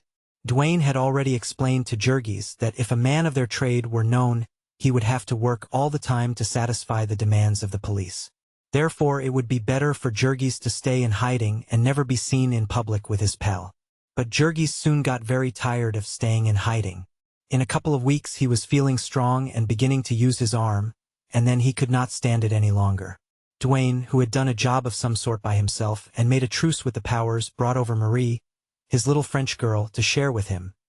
But even that did not avail for long, and in the end he had to give up arguing, and take Jurgis out and introduce him to the saloons and sporting houses where the big crooks and hold-up men hung out. And so Jurgis got a glimpse of the high-class criminal world of Chicago. The city, which was owned by an oligarchy of businessmen, being nominally ruled by the people, a huge army of graft was necessary for the purpose of effecting the transfer of power. Twice a year, in the spring and fall elections, millions of dollars were furnished by the businessmen and expended by this army. Meetings were held and clever speakers were hired, bands played and rockets sizzled, tons of documents and reservoirs of drinks were distributed, and tens of thousands of votes were bought for cash. And this army of graft had, of course, to be maintained the year round. The leaders and organizers were maintained by the businessmen directly, aldermen and legislators by means of bribes, party officials out of the campaign funds, lobbyists and corporation lawyers in the form of salaries, contractors by means of jobs, labor union leaders by subsidies, and newspaper proprietors and editors by advertisements. The rank and file, however, were either foisted upon the city, or else lived off the population directly. There was the police department and the fire and water departments and the whole balance of the civil list, from the meanest office boy to the head of a city department. And for the horde who could find no room in these, there was the world of vice and crime, there was license to seduce, to swindle and plunder and prey. The law forbade Sunday drinking, and this had delivered the saloon keepers into the hands of the police, and made an alliance between them necessary. The law forbade prostitution, and this had brought the madams into the combination. It was the same with the gambling house keeper and the poolroom man, and the same with any other man or woman who had a means of getting graft, and was willing to pay over a share of it. The green goods man and the highwayman, the pickpocket and the sneak thief, and the receiver of stolen goods, the seller of adulterated milk, of stale fruit and diseased meat, the proprietor of unsanitary tenements, the fake doctor and the usurer, the beggar and the pushcart man, the prize fighter and the professional slugger, the racetrack tout, the procurer, the white slave agent, and the expert seducer of young girls. All of these agencies of corruption were banded together, and leagued in blood brotherhood with the politician and the police. More often than not they were one and the same person. The police captain would own the brothel he pretended to raid, the politician would open his headquarters in his saloon. Hinky-Dink or Bathhouse John or others of that ilk were proprietors of the most notorious dives in Chicago, and also the gray wolves of the city council, who gave away the streets of the city to the businessmen. And those who patronized their places were the gamblers and prize fighters who set the law at defiance, and the burglars and hold-up men who kept the whole city in terror. On election day, all these powers of vice and crime were one power. They could tell within 1% what the vote of their district would be, and they could change it at an hour's notice. A month ago Jurgis had all but perished of starvation upon the streets. And now suddenly, as by the gift of a magic key, he had entered into a world where money and all the good things of life came freely. He was introduced by his friend to an Irishman named Buck Halloran, who was a political worker and on the inside of things. This man talked with Jurgis for a while, and then told him that he had a little plan by which a man who looked like a working man might make some easy money. But it was a private affair and had to be kept quiet. Jurgis expressed himself as agreeable, and the other took him that afternoon, it was Saturday, to a place where city laborers were being paid off. The paymaster sat in a little booth, with a pile of envelopes before him, and 2 policemen standing by. Jurgis went, according to directions, and gave the name of Michael O'Flaherty, and received an envelope, which he took around the corner and delivered to Halloran, who was waiting for him in a saloon. Then he went again, and gave the name of Johann Schmidt, and a third time and give the name of Serge Remenitsky. Halloran had quite a list of imaginary workingmen, and Jurgis got an envelope for each one. For this work he received $5, and was told that he might have it every week so long as he kept quiet. As Jurgis was excellent at keeping quiet, he soon won the trust of Buck Halloran, and was introduced to others as a man who could be depended upon. This acquaintance was useful to him in another way. Also before long Jurgis made his discovery of the meaning of pull, and just why his boss, Connor, and also the pugilist bartender, had been able to send him to jail. One night there was given a ball, the benefit of One-Eyed Larry, a lame man who played the violin in one of the big high-class houses of prostitution on Clark Street, and was a wag and a popular character on the levee. This ball was held in a big dance hall, and was one of the occasions when the city's powers of debauchery gave themselves up to madness. Jurgis attended and got half insane with drink, and began quarreling over a girl. His arm was pretty strong by then, and he set to work to clean out the place, and ended in a cell in the police station. The police station being crowded to the doors, and stinking with bums, Jurgis did not relish staying there to sleep off his liquor, and sent for Halloran, who called up the district leader and had Jurgis bailed out by telephone at 4 o'clock in the morning. When he was arraigned that same morning, the district leader had already seen the clerk of the court and explained that Jurgis Rudkus was a decent fellow who had been indiscreet, and so Jurgis was fined $10 and the fine was suspended, which meant that he did not have to pay for it, and never would have to pay it unless somebody chose to bring it up against him in the future. Among the people Jurgis lived with now money was valued according to an entirely different standard from that of the people of Packingtown. Yet, strange as it may seem, he did a great deal less drinking than he had as a working man. He had not the same provocations of exhaustion and hopelessness. He had now something to work for, to struggle for. He soon found that if he kept his wits about him, he would come upon new opportunities, and being naturally an active man, he not only kept sober himself, but helped to steady his friend, who was a good deal fonder of both wine and women than he. One thing led to another. In the saloon where Jurgis met Buck Halloran he was sitting late one night with Duane, when a country customer, a buyer for an out-of-town merchant, came in, a little more than half-piped. There was no one else in the place but the bartender, and as the man went out again Jurgis and Duane followed him. He went round the corner, and in a dark place made by a combination of the elevated railroad and an unrented building, Jurgis leaped forward and shoved a revolver under his nose, while Duane, with his hat pulled over his eyes, went through the man's pockets with lightning fingers. They got his watch and his wad, and were round the corner again and into the saloon before he could shout more than once. The bartender, to whom they had tipped the wink, had the cellar door open for them, and they vanished, making their way by a secret entrance to a brothel next door. From the roof of this there was access to 3 similar places beyond. By means of these passages the customers of any one place could be gotten out of the way, in case of falling out with the police chanced to lead to a raid, and also it was necessary to have a way of getting a girl out of reach in case of an emergency. Thousands of them came to Chicago answering advertisements for servants and factory hands, and found themselves trapped by fake employment agencies, and locked up in a bawdy house.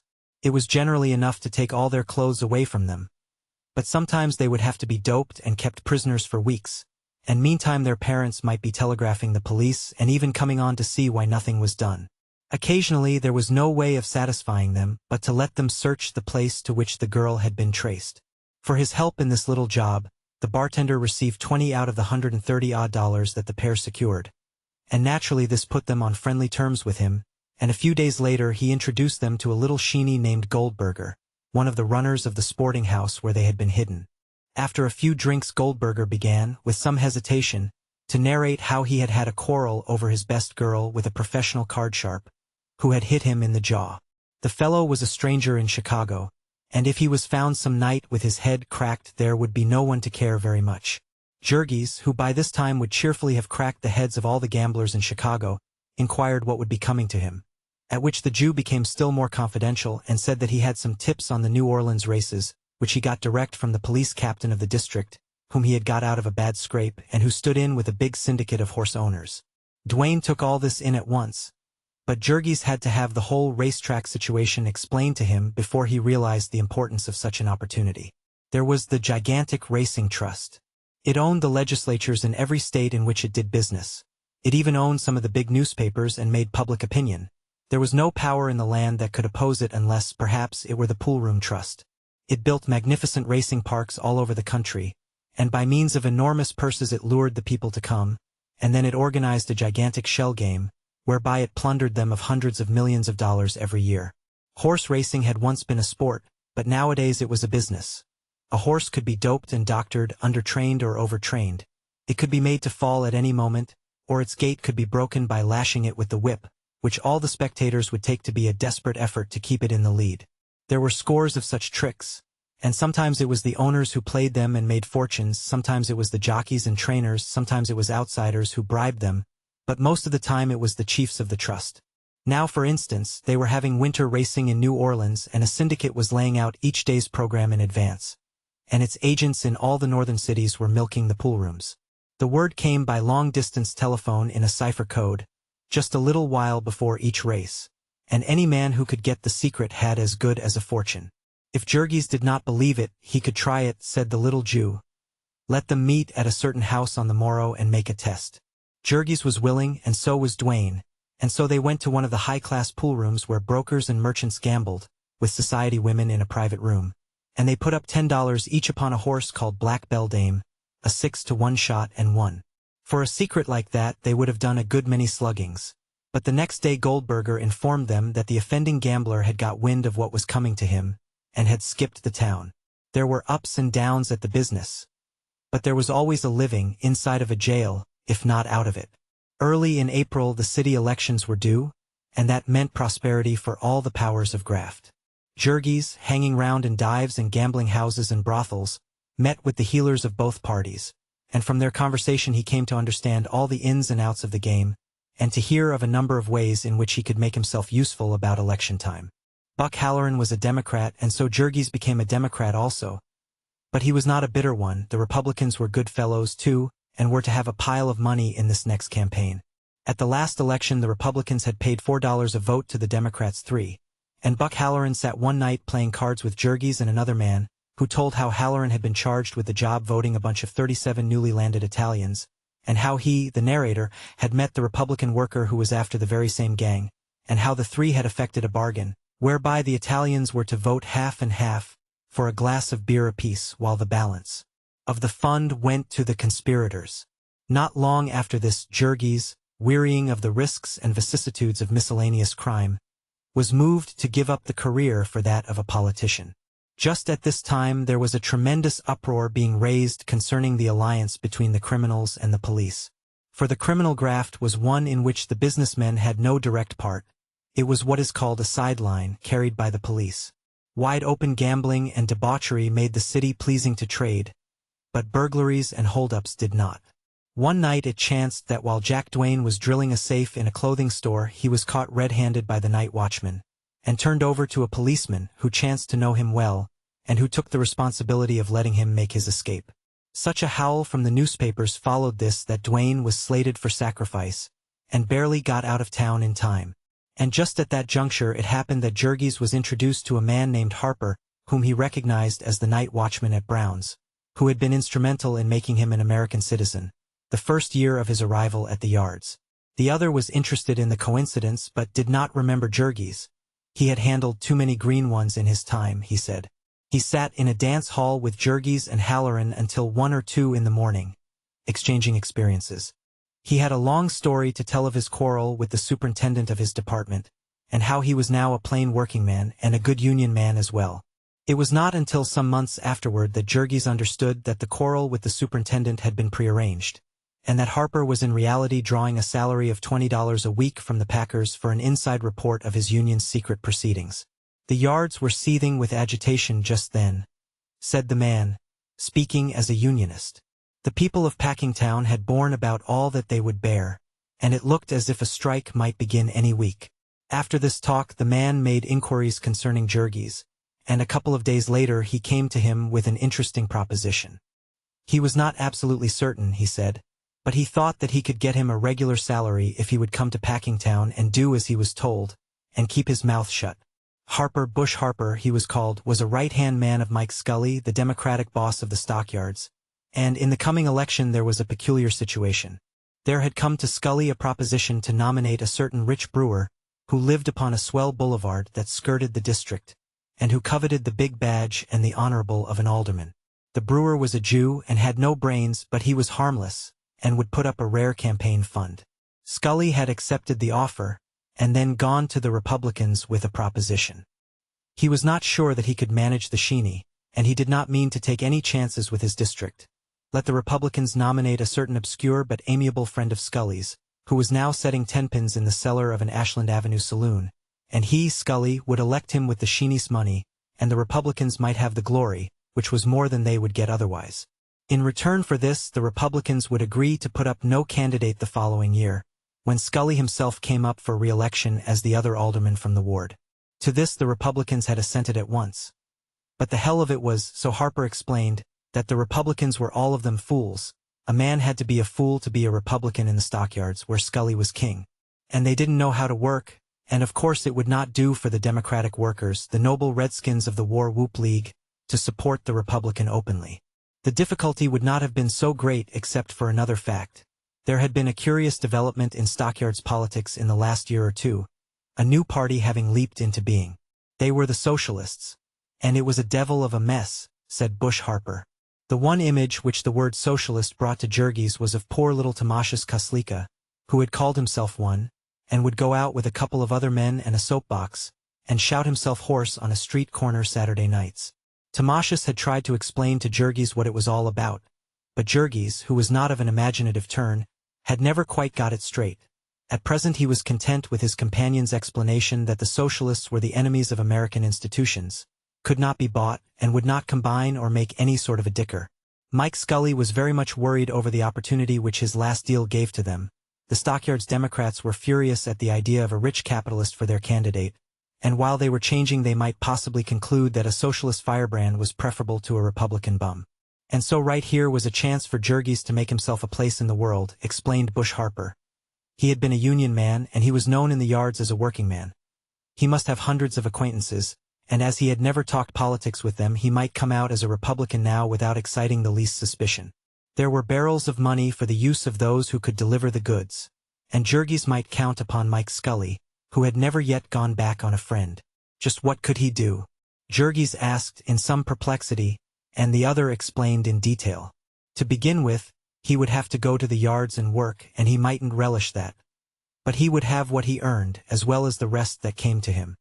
He would get active in the union again, and perhaps try to get an office as he, Harper, had. He would tell all his friends the good points of Doyle, the Republican nominee, and the bad ones of the Sheeny, and then Scully would furnish a meeting place and he would start the Young Men's Republican Association or something of that sort, and have the rich brewer's best beer by the hogshead and fireworks and speeches, just like the War Whoop League. Surely Jurgis must know hundreds of men who would like that sort of fun, and there would be the regular Republican leaders and workers to help him out, and they would deliver a big enough majority on election day. When he had heard all this explanation to the end, Jurgis demanded, "But how can I get a job in Packingtown? I'm blacklisted." At which Bush Harper laughed. "I'll attend to that all right," he said. And the other replied, "It's a go then. I'm your man." So Jurgis went out to the stockyards again, and was introduced to the political lord of the district, the boss of Chicago's mayor. It was Scully who owned the brickyards and the dump and the ice pond, though Jurgis did not know it. It was Scully who was to blame for the unpaved street in which Jurgis's child had been drowned. It was Scully who had put into office the magistrate who had first sent Jurgis to jail. It was Scully who was principal stockholder in the company which had sold him the ramshackle tenement, and then robbed him of it. But Jurgis knew none of these things, any more than he knew that Scully was but a tool and puppet of the packers. To him Scully was a mighty power, the biggest man he had ever met. He was a little, dried-up Irishman whose hands shook. He had a brief talk with his visitor, watching him with his rat-like eyes, and making up his mind about him, and then he gave him a note to Mr. Harmon, one of the head managers of Durham's. The bearer, Jurgis Rudkus, is a particular friend of mine, and I would like you to find him a good place, for important reasons. He was once indiscreet, but you will perhaps be so good as to overlook that. Mr. Harmon looked up inquiringly when he read this. What does he mean by indiscreet? He asked. I was blacklisted, sir, said Jurgis, at which the other frowned. Blacklisted? He said. How do you mean? And Jurgis turned red with embarrassment. He had forgotten that a blacklist did not exist. I had difficulty in getting a place, he stammered. What was the matter? I got into a quarrel with a foreman. Not my own boss, sir, and struck him. I see, said the other, and meditated for a few moments. What do you wish to do? He asked. Anything, sir, said Jurgis. Only I had a broken arm this winter, and so I have to be careful. How would it suit you to be a night watchman? That wouldn't do, sir. I have to be among the men at night. I see politics. Well, would it suit you to trim hogs? Yes, sir, said Jurgis. And Mr. Harmon called a timekeeper and said, Take this man to Pat Murphy and tell him to find room for him somehow. And so Jurgis marched into the hog-killing room, a place where, in the days gone by, he had come begging for a job. Now he walked jauntily and smiled to himself, seeing the frown that came to the boss's face as the timekeeper said, Mr. Harmon says to put this man on. It would overcrowd his department and spoil the record he was trying to make. But he said not a word except all right. And so Jurgis became a working man once more, and straightway he sought out his old friends and joined the union and began to root for Scotty Doyle. Doyle had done him a good turn once, he explained, and was really a bully chap. Doyle was a working man himself and would represent the workingmen. Why did they want to vote for a millionaire Sheeny, and what the hell had Mike Scully ever done for them that they should back his candidates all the time? And meantime Scully had given Jurgis a note to the Republican leader of the ward, and he had gone there and met the crowd he was to work with. Already they had hired a big hall, with some of the brewers' money, and every night Jurgis brought in a dozen new members of the Doyle Republican Association. Pretty soon they had a grand opening night, and there was a brass band, which marched through the streets and fireworks and bombs and red lights in front of the hall. And there was an enormous crowd with 2 overflow meetings, so that the pale and trembling candidate had to recite 3 times over the little speech which one of Scully's henchmen had written, and which he had been a month learning by heart. Best of all, the famous and eloquent Senator Spareshanks, presidential candidate, rode out in an automobile to discuss the sacred privileges of American citizenship and protection and prosperity for the American workingman. His inspiriting address was quoted to the extent of half a column in all the morning newspapers, which also said that it could be stated upon excellent authority that the unexpected popularity developed by Doyle, the Republican candidate for alderman, was giving great anxiety to Mr. Scully, the chairman of the Democratic City Committee. The chairman was still more worried when the monster torchlight procession came off, with the members of the Doyle Republican Association all in red capes and hats, and free beer for every voter in the ward, the best beer ever given away in a political campaign, as the whole electorate testified. During this parade, and at innumerable cart-tail meetings as well, Jurgis labored tirelessly. He did not make any speeches, there were lawyers and other experts for that, but he helped to manage things, distributing notices and posting placards and bringing out the crowds, and when the show was on he attended to the fireworks and the beer.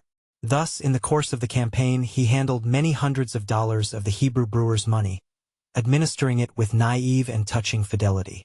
Toward the end, however, he learned that he was regarded with hatred by the rest of the boys, because he compelled them either to make a poorer showing than he or to do without their share of the pie.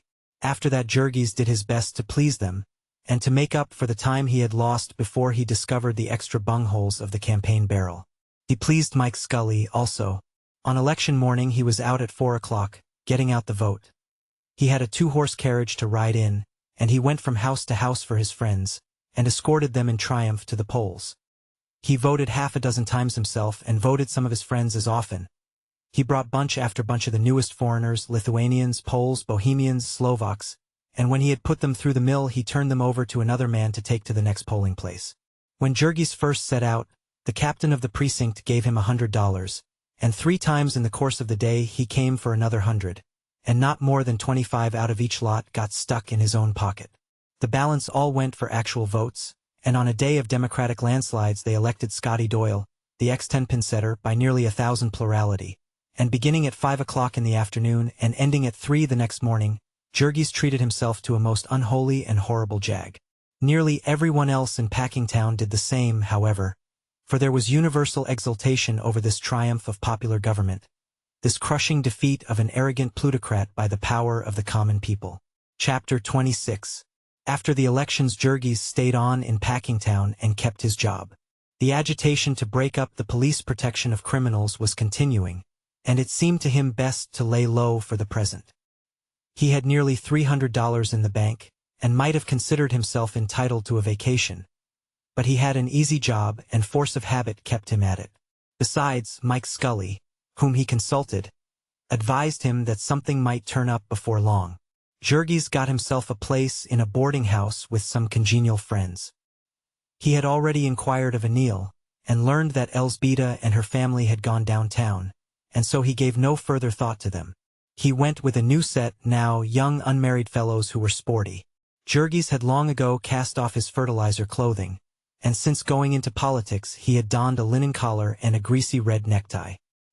He had some reason for thinking of his dress, for he was making about $11 a week, and 2/3 of it he might spend upon his pleasures without ever touching his savings. Sometimes he would ride downtown with a party of friends to the cheap theaters and the music halls and other haunts with which they were familiar. Many of the saloons in Packingtown had pool tables, and some of them bowling alleys, by means of which he could spend his evenings in petty gambling. Also, there were cards and dice. One time Jurgis got into a game on a Saturday night and won prodigiously, and because he was a man of spirit he stayed in with the rest and the game continued until late Sunday afternoon, and by that time he was out over $20. On Saturday nights, also, a number of balls were generally given in Packingtown. Each man would bring his girl with him, paying $50 for a ticket, and several dollars additional for drinks in the course of the festivities, which continued until 3 or 4 o'clock in the morning, unless broken up by fighting. During all this time the same man and woman would dance together, half stupefied with sensuality and drink. Before long Jurgis discovered what Scully had meant by something turning up. In May the agreement between the packers and the unions expired, and a new agreement had to be signed. Negotiations were going on, and the yards were full of talk of a strike. The old scale had dealt with the wages of the skilled men only, and of the members of the meat workers' union about 2/3 were unskilled men. In Chicago these latter were receiving, for the most part, 18.5 cents an hour, and the unions wished to make this the general wage for the next year. It was not nearly so large a wage as it seemed. In the course of the negotiations the union officers examined time checks to the amount of $10,000, and they found that the highest wages paid had been $14 a week, and the lowest $2.05, and the average of the whole $6.65. And $6.65 was hardly too much for a man to keep a family on, considering the fact that the price of dressed meat had increased nearly 50% in the last 5 years, while the price of beef on the hoof had decreased as much. It would have seemed that the packers ought to be able to pay it. But the packers were unwilling to pay it. They rejected the union demand, and to show what their purpose was, a week or two after the agreement expired they put down the wages of about 1,000 men to 16.5 cents, and it was said that Old Man Jones had vowed he would put them to 15 before he got through. There were 1.5 million of men in the country looking for work, 100,000 of them right in Chicago, and were the packers to let the union stewards march into their places and bind them to a contract that would lose them several $1,000s a day for a year? Not much. All this was in June, and before long the question was submitted to a referendum in the unions, and the decision was for a strike. It was the same in all the packing house cities, and suddenly the newspapers and public woke up to face the gruesome spectacle of a meat famine. All sorts of pleas for a reconsideration were made, but the packers were obdurate, And all the while they were reducing wages and heading off shipments of cattle and rushing in wagon loads of mattresses and cots. So the men boiled over, and one night telegrams went out from the Union headquarters to all the big packing centers, to St. Paul, South Omaha, Sioux City, St. Joseph, Kansas City, East St. Louis, and New York. And the next day at noon between 50 and 60,000 men drew off their working clothes and marched out of the factories, and the great beef strike was on. Jurgis went to his dinner, and afterward he walked over to see Mike Scully, who lived in a fine house, upon a street which had been decently paved and lighted for his especial benefit. Scully had gone into semi-retirement, and looked nervous and worried. "What do you want?" he demanded when he saw Jurgis. "I came to see if maybe you could get me a place during the strike," the other replied. And Scully knit his brows and eyed him narrowly.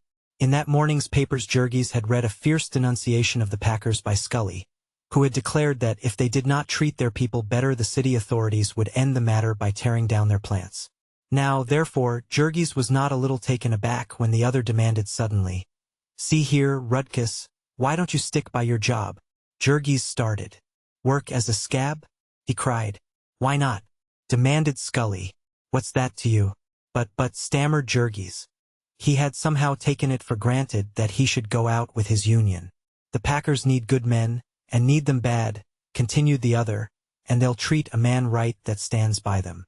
Why don't you take your chance and fix yourself?" "But," said Jurgis, "how could I ever be of any use to you in politics?" "You couldn't be it anyhow," said Scully, abruptly. "Why not?" asked Jurgis. "Hell, man," cried the other. "Don't you know you're a Republican? And do you think I'm always going to elect Republicans? My brewer has found out already how we served him, and there is the deuce to pay." Jurgis looked dumbfounded. He had never thought of that aspect of it before. "I could be a Democrat," he said. "Yes," responded the other, "but not right away. A man can't change his politics every day. And besides, I don't need you. There'd be nothing for you to do. And it's a long time to election day, anyhow. And what are you going to do meantime?" "I thought I could count on you," began Jurgis. "Yes," responded Scully, "so you could—" "I never yet went back on a friend. But is it fair to leave the job I got you and come to me for another? I have had 100 fellows after me today, and what can I do? I've put 17 men on the city payroll to clean streets this 1 week, and do you think I can keep that up forever? It wouldn't do for me to tell other men what I tell you, but you've been on the inside, and you ought to have sense enough to see for yourself. What have you to gain by a strike?" "I hadn't thought," said Jurgis. "Exactly," said Scully, "but you'd better. Take my word for it, the strike will be over in a few days, and the men will be beaten, and meantime what you can get out of it will belong to you. Do you see?" And Jurgis saw. He went back to the yards and into the workroom. The men had left a long line of hogs in various stages of preparation, and the foreman was directing the feeble efforts of a score or two of clerks and stenographers and office boys to finish up the job and get them into the chilling rooms. Jurgis went straight up to him and announced, "I have come back to work, Mr. Murphy." The boss's face lighted up. "Good man," he cried. "Come ahead." "Just a moment," said Jurgis, checking his enthusiasm. "I think I ought to get a little more wages." "Yes," replied the other, "of course. What do you want?" Jurgis had debated on the way. His nerve almost failed him now, but he clenched his hands. "I think I ought to have $3 a day," he said. "All right," said the other, promptly. And before the day was out our friend discovered that the clerks and stenographers and office boys were getting $5 a day, and then he could have kicked himself. So Jurgis became one of the new American heroes, a man whose virtues merited comparison with those of the martyrs of Lexington and Valley Forge. The resemblance was not complete, of course, for Jurgis was generously paid and comfortably clad, and was provided with a spring cot and a mattress and 3 substantial meals a day. Also he was perfectly at ease, and safe from all peril of life and limb, save only in the case that a desire for beer should lead him to venture outside of the stockyard's gates. And even in the exercise of this privilege he was not left unprotected. A good part of the inadequate police force of Chicago was suddenly diverted from its work of hunting criminals, and rushed out to serve him. The police and the strikers also were determined that there should be no violence. But there was another party interested which was minded to the contrary, and that was the press. On the first day of his life as a strikebreaker Jurgis quit work early, and in a spirit of bravado he challenged 3 men of his acquaintance to go outside and get a drink. They accepted and went through the big Halsted Street gate, where several policemen were watching, and also some Union pickets, scanning sharply those who passed in and out. Jurgis and his companions went south on Halsted Street, past the hotel, and then suddenly half a dozen men started across the street toward them and proceeded to argue with them concerning the error of their ways. As the arguments were not taken in the proper spirit, they went on to threats, and suddenly one of them jerked off the hat of one of the four and flung it over the fence. The man started after it, and then, as a cry of "Scab!" was raised and a dozen people came running out of saloons and doorways, a second man's heart failed him and he followed. Jurgis and the fourth stayed long enough to give themselves the satisfaction of a quick exchange of blows, and then they, too, took to their heels and fled back of the hotel and into the yards again. Meantime, of course, policemen were coming on a run, and as a crowd gathered other police got excited and sent in a riot call. Jurgis knew nothing of this, but went back to Packers Avenue, and in front of the Central Time Station he saw one of his companions, breathless and wild with excitement, narrating to an ever-growing throng how the four had been attacked and surrounded by a howling mob, and had been nearly torn to pieces. While he stood listening, smiling cynically, several dapper young men stood by with notebooks in their hands, and it was not more than 2 hours later that Jurgis saw newsboys running about with armfuls of newspapers, printed in red and black letters 6 inches high.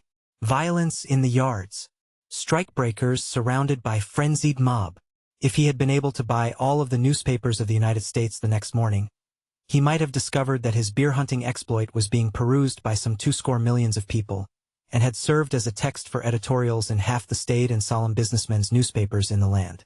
Jurgis was to see more of this as time passed. For the present, his work being over, he was free to ride into the city, by a railroad direct from the yards, or else to spend the night in a room where cots had been laid in rows. He chose the latter, but to his regret, for all night long gangs of strikebreakers kept arriving. As very few of the better class of workingmen could be got for such work, these specimens of the new American hero contained an assortment of the criminals and thugs of the city, besides Negroes and the lowest foreigners, Greeks, Romanians, Sicilians, and Slovaks. They had been attracted more by the prospect of disorder than by the big wages, and they made the night hideous with singing and carousing, and only went to sleep when the time came for them to get up to work. In the morning before Jurgis had finished his breakfast, Pat Murphy ordered him to one of the superintendents, who questioned him as to his experience in the work of the killing room. His heart began to thump with excitement, for he divined instantly that his hour had come, that he was to be a boss. Some of the foremen were union members, and many who were not had gone out with the men. It was in the killing department that the packers had been left most in the lurch, and precisely here that they could least afford it. The smoking and canning and salting of meat might wait, and all the byproducts might be wasted, but fresh meats must be had, or the restaurants and hotels and brownstone houses would feel the pinch, and then public opinion would take a startling turn. An opportunity such as this would not come twice to a man, and Jurgis seized it. Yes, he knew the work, the whole of it, and he could teach it to others. But if he took the job and gave satisfaction, he would expect to keep it. They would not turn him off at the end of the strike? To which the superintendent replied that he might safely trust Durham's for that. They proposed to teach these unions a lesson, and most of all those foremen who had gone back on them. Jurgis would receive $5 a day during the strike, and $25 a week after it was settled. So our friend got a pair of slaughter pen boots and jeans, and flung himself at his task. It was a weird sight, there on the killing beds. A throng of stupid black Negroes, and foreigners who could not understand a word that was said to them, mixed with pale-faced, hollow-chested bookkeepers and clerks, half fainting for the tropical heat and the sickening stench of fresh blood, and all struggling to dress a dozen or two cattle in the same place where, 24 hours ago, the old killing gang had been speeding, with their marvelous precision, turning out 400 carcasses. Every hour, the Negroes and the toughs from the levee did not want to work, and every few minutes some of them would feel obliged to retire and recuperate. In a couple of days Durham and company had electric fans up to cool off the rooms for them, and even couches for them to rest on, and meantime they could go out and find a shady corner and take a snooze, and as there was no place for anyone in particular and no system, it might be hours before their boss discovered them. As for the poor office employees, they did their best, moved to it by terror. 30 of them had been fired in a bunch that first morning for refusing to serve, besides a number of women clerks and typewriters who had declined to act as waitresses. It was such a force as this that Jurgis had to organize. He did his best, flying here and there, placing them in rows and showing them the tricks. He had never given an order in his life before, but he had taken enough of them to know, and he soon fell into the spirit of it and roared and stormed like any old stager. He had not the most tractable pupils, however. "See higher, boss," a big black buck would begin. "If you don't like the way I does this job, you can get somebody else to do it." Then a crowd would gather and listen, muttering threats. After the first meal, nearly all the steel knives had been missing, and now every Negro had one, ground to a fine point, hidden in his boots. There was no bringing order out of such a chaos, Jurgis soon discovered, and he fell in with the spirit of the thing. There was no reason why he should wear himself out with shouting. If hides and guts were slashed and rendered useless, there was no way of tracing it to anyone, and if a man lay off and forgot to come back, there was nothing to be gained by seeking him, for all the rest would quit in the meantime. Everything went during the strike, and the packers paid. Before long, Jurgis found that the custom of resting had suggested to some alert minds the possibility of registering at more than one place and earning more than $5 a day. When he caught a man at this, he fired him, but it chanced to be in a quiet corner, and the man tendered him a $10 bill and a wink, and he took them. Of course, before long this custom spread, and Jurgis was soon making quite a good income from it. In the face of handicaps such as these, the packers counted themselves lucky if they could kill off the cattle that had been crippled in transit and the hogs that had developed disease. Frequently, in the course of a 2 or 3 days trip, in hot weather and without water, some hog would develop cholera and die, and the rest would attack him before he had ceased kicking, and when the car was opened there would be nothing of him left but the bones. If all the hogs in this carload were not killed at once, they would soon be down with the dread disease, and there would be nothing to do but make them into lard. It was the same with cattle that were gored and dying, or were limping with broken bones stuck through their flesh. They must be killed, even if brokers and buyers and superintendents had to take off their coats and help drive and cut and skin them.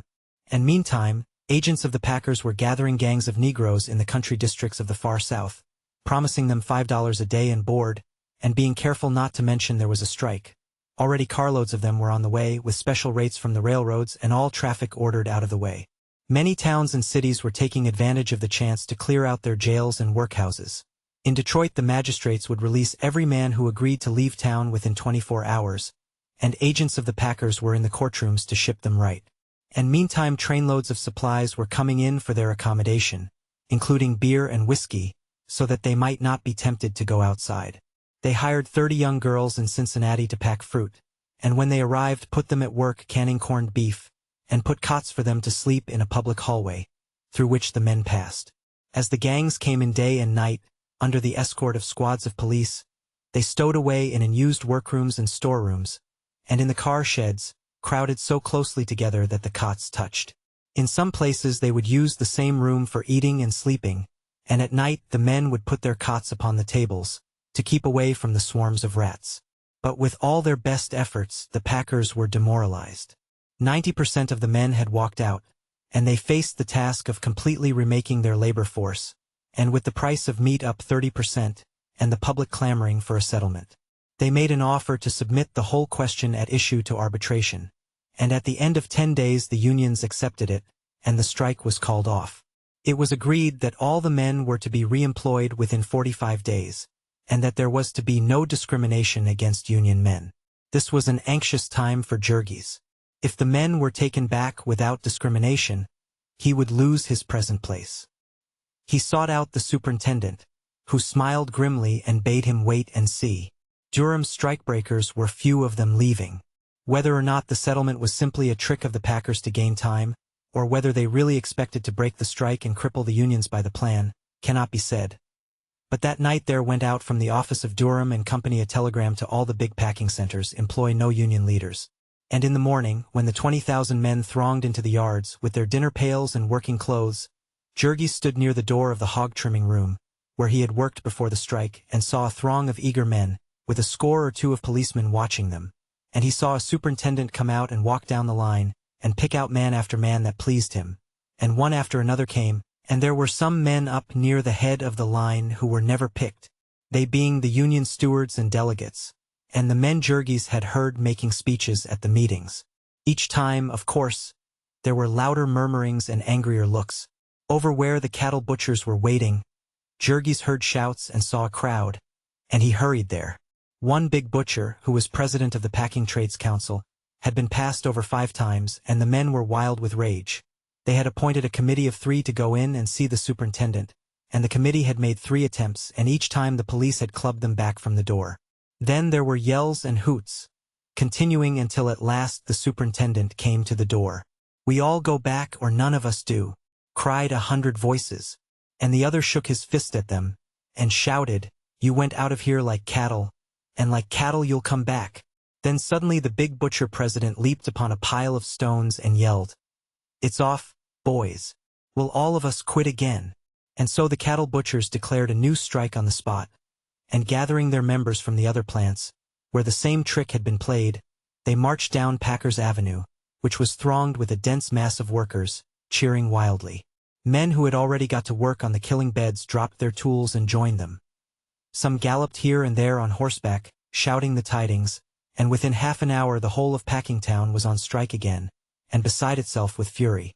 There was quite a different tone in Packingtown after this. The place was a seething cauldron of passion, and the scab who ventured into it fared badly. There were 1 or 2 of these incidents each day, the newspapers detailing them, and always blaming them upon the unions. Yet 10 years before, when there were no unions in Packingtown, there was a strike and national troops had to be called, and there were pitched battles fought at night, by the light of blazing freight trains. Packingtown was always a center of violence. In Whiskey Point, where there were 100 saloons and 1 glue factory, there was always fighting and always more of it in hot weather. Anyone who had taken the trouble to consult the station house blotter would have found that there was less violence that summer than ever before, and this while 20,000 men were out of work, and with nothing to do all day but brood upon bitter wrongs.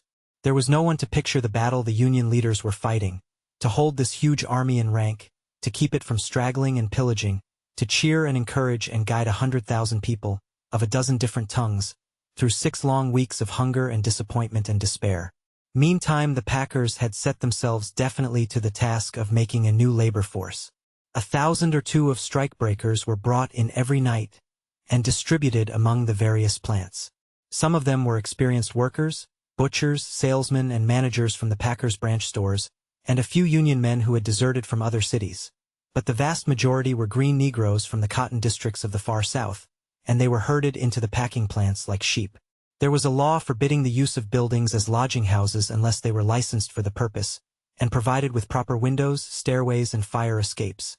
But here, in a paint room, reached only by an enclosed chute, a room without a single window and only 1 door, 100 men were crowded upon mattresses on the floor. Up on the 3rd story of the hog house of Jones's was a storeroom, without a window, into which they crowded 700 men, sleeping upon the bare springs of cots, and with a second shift to use them by day.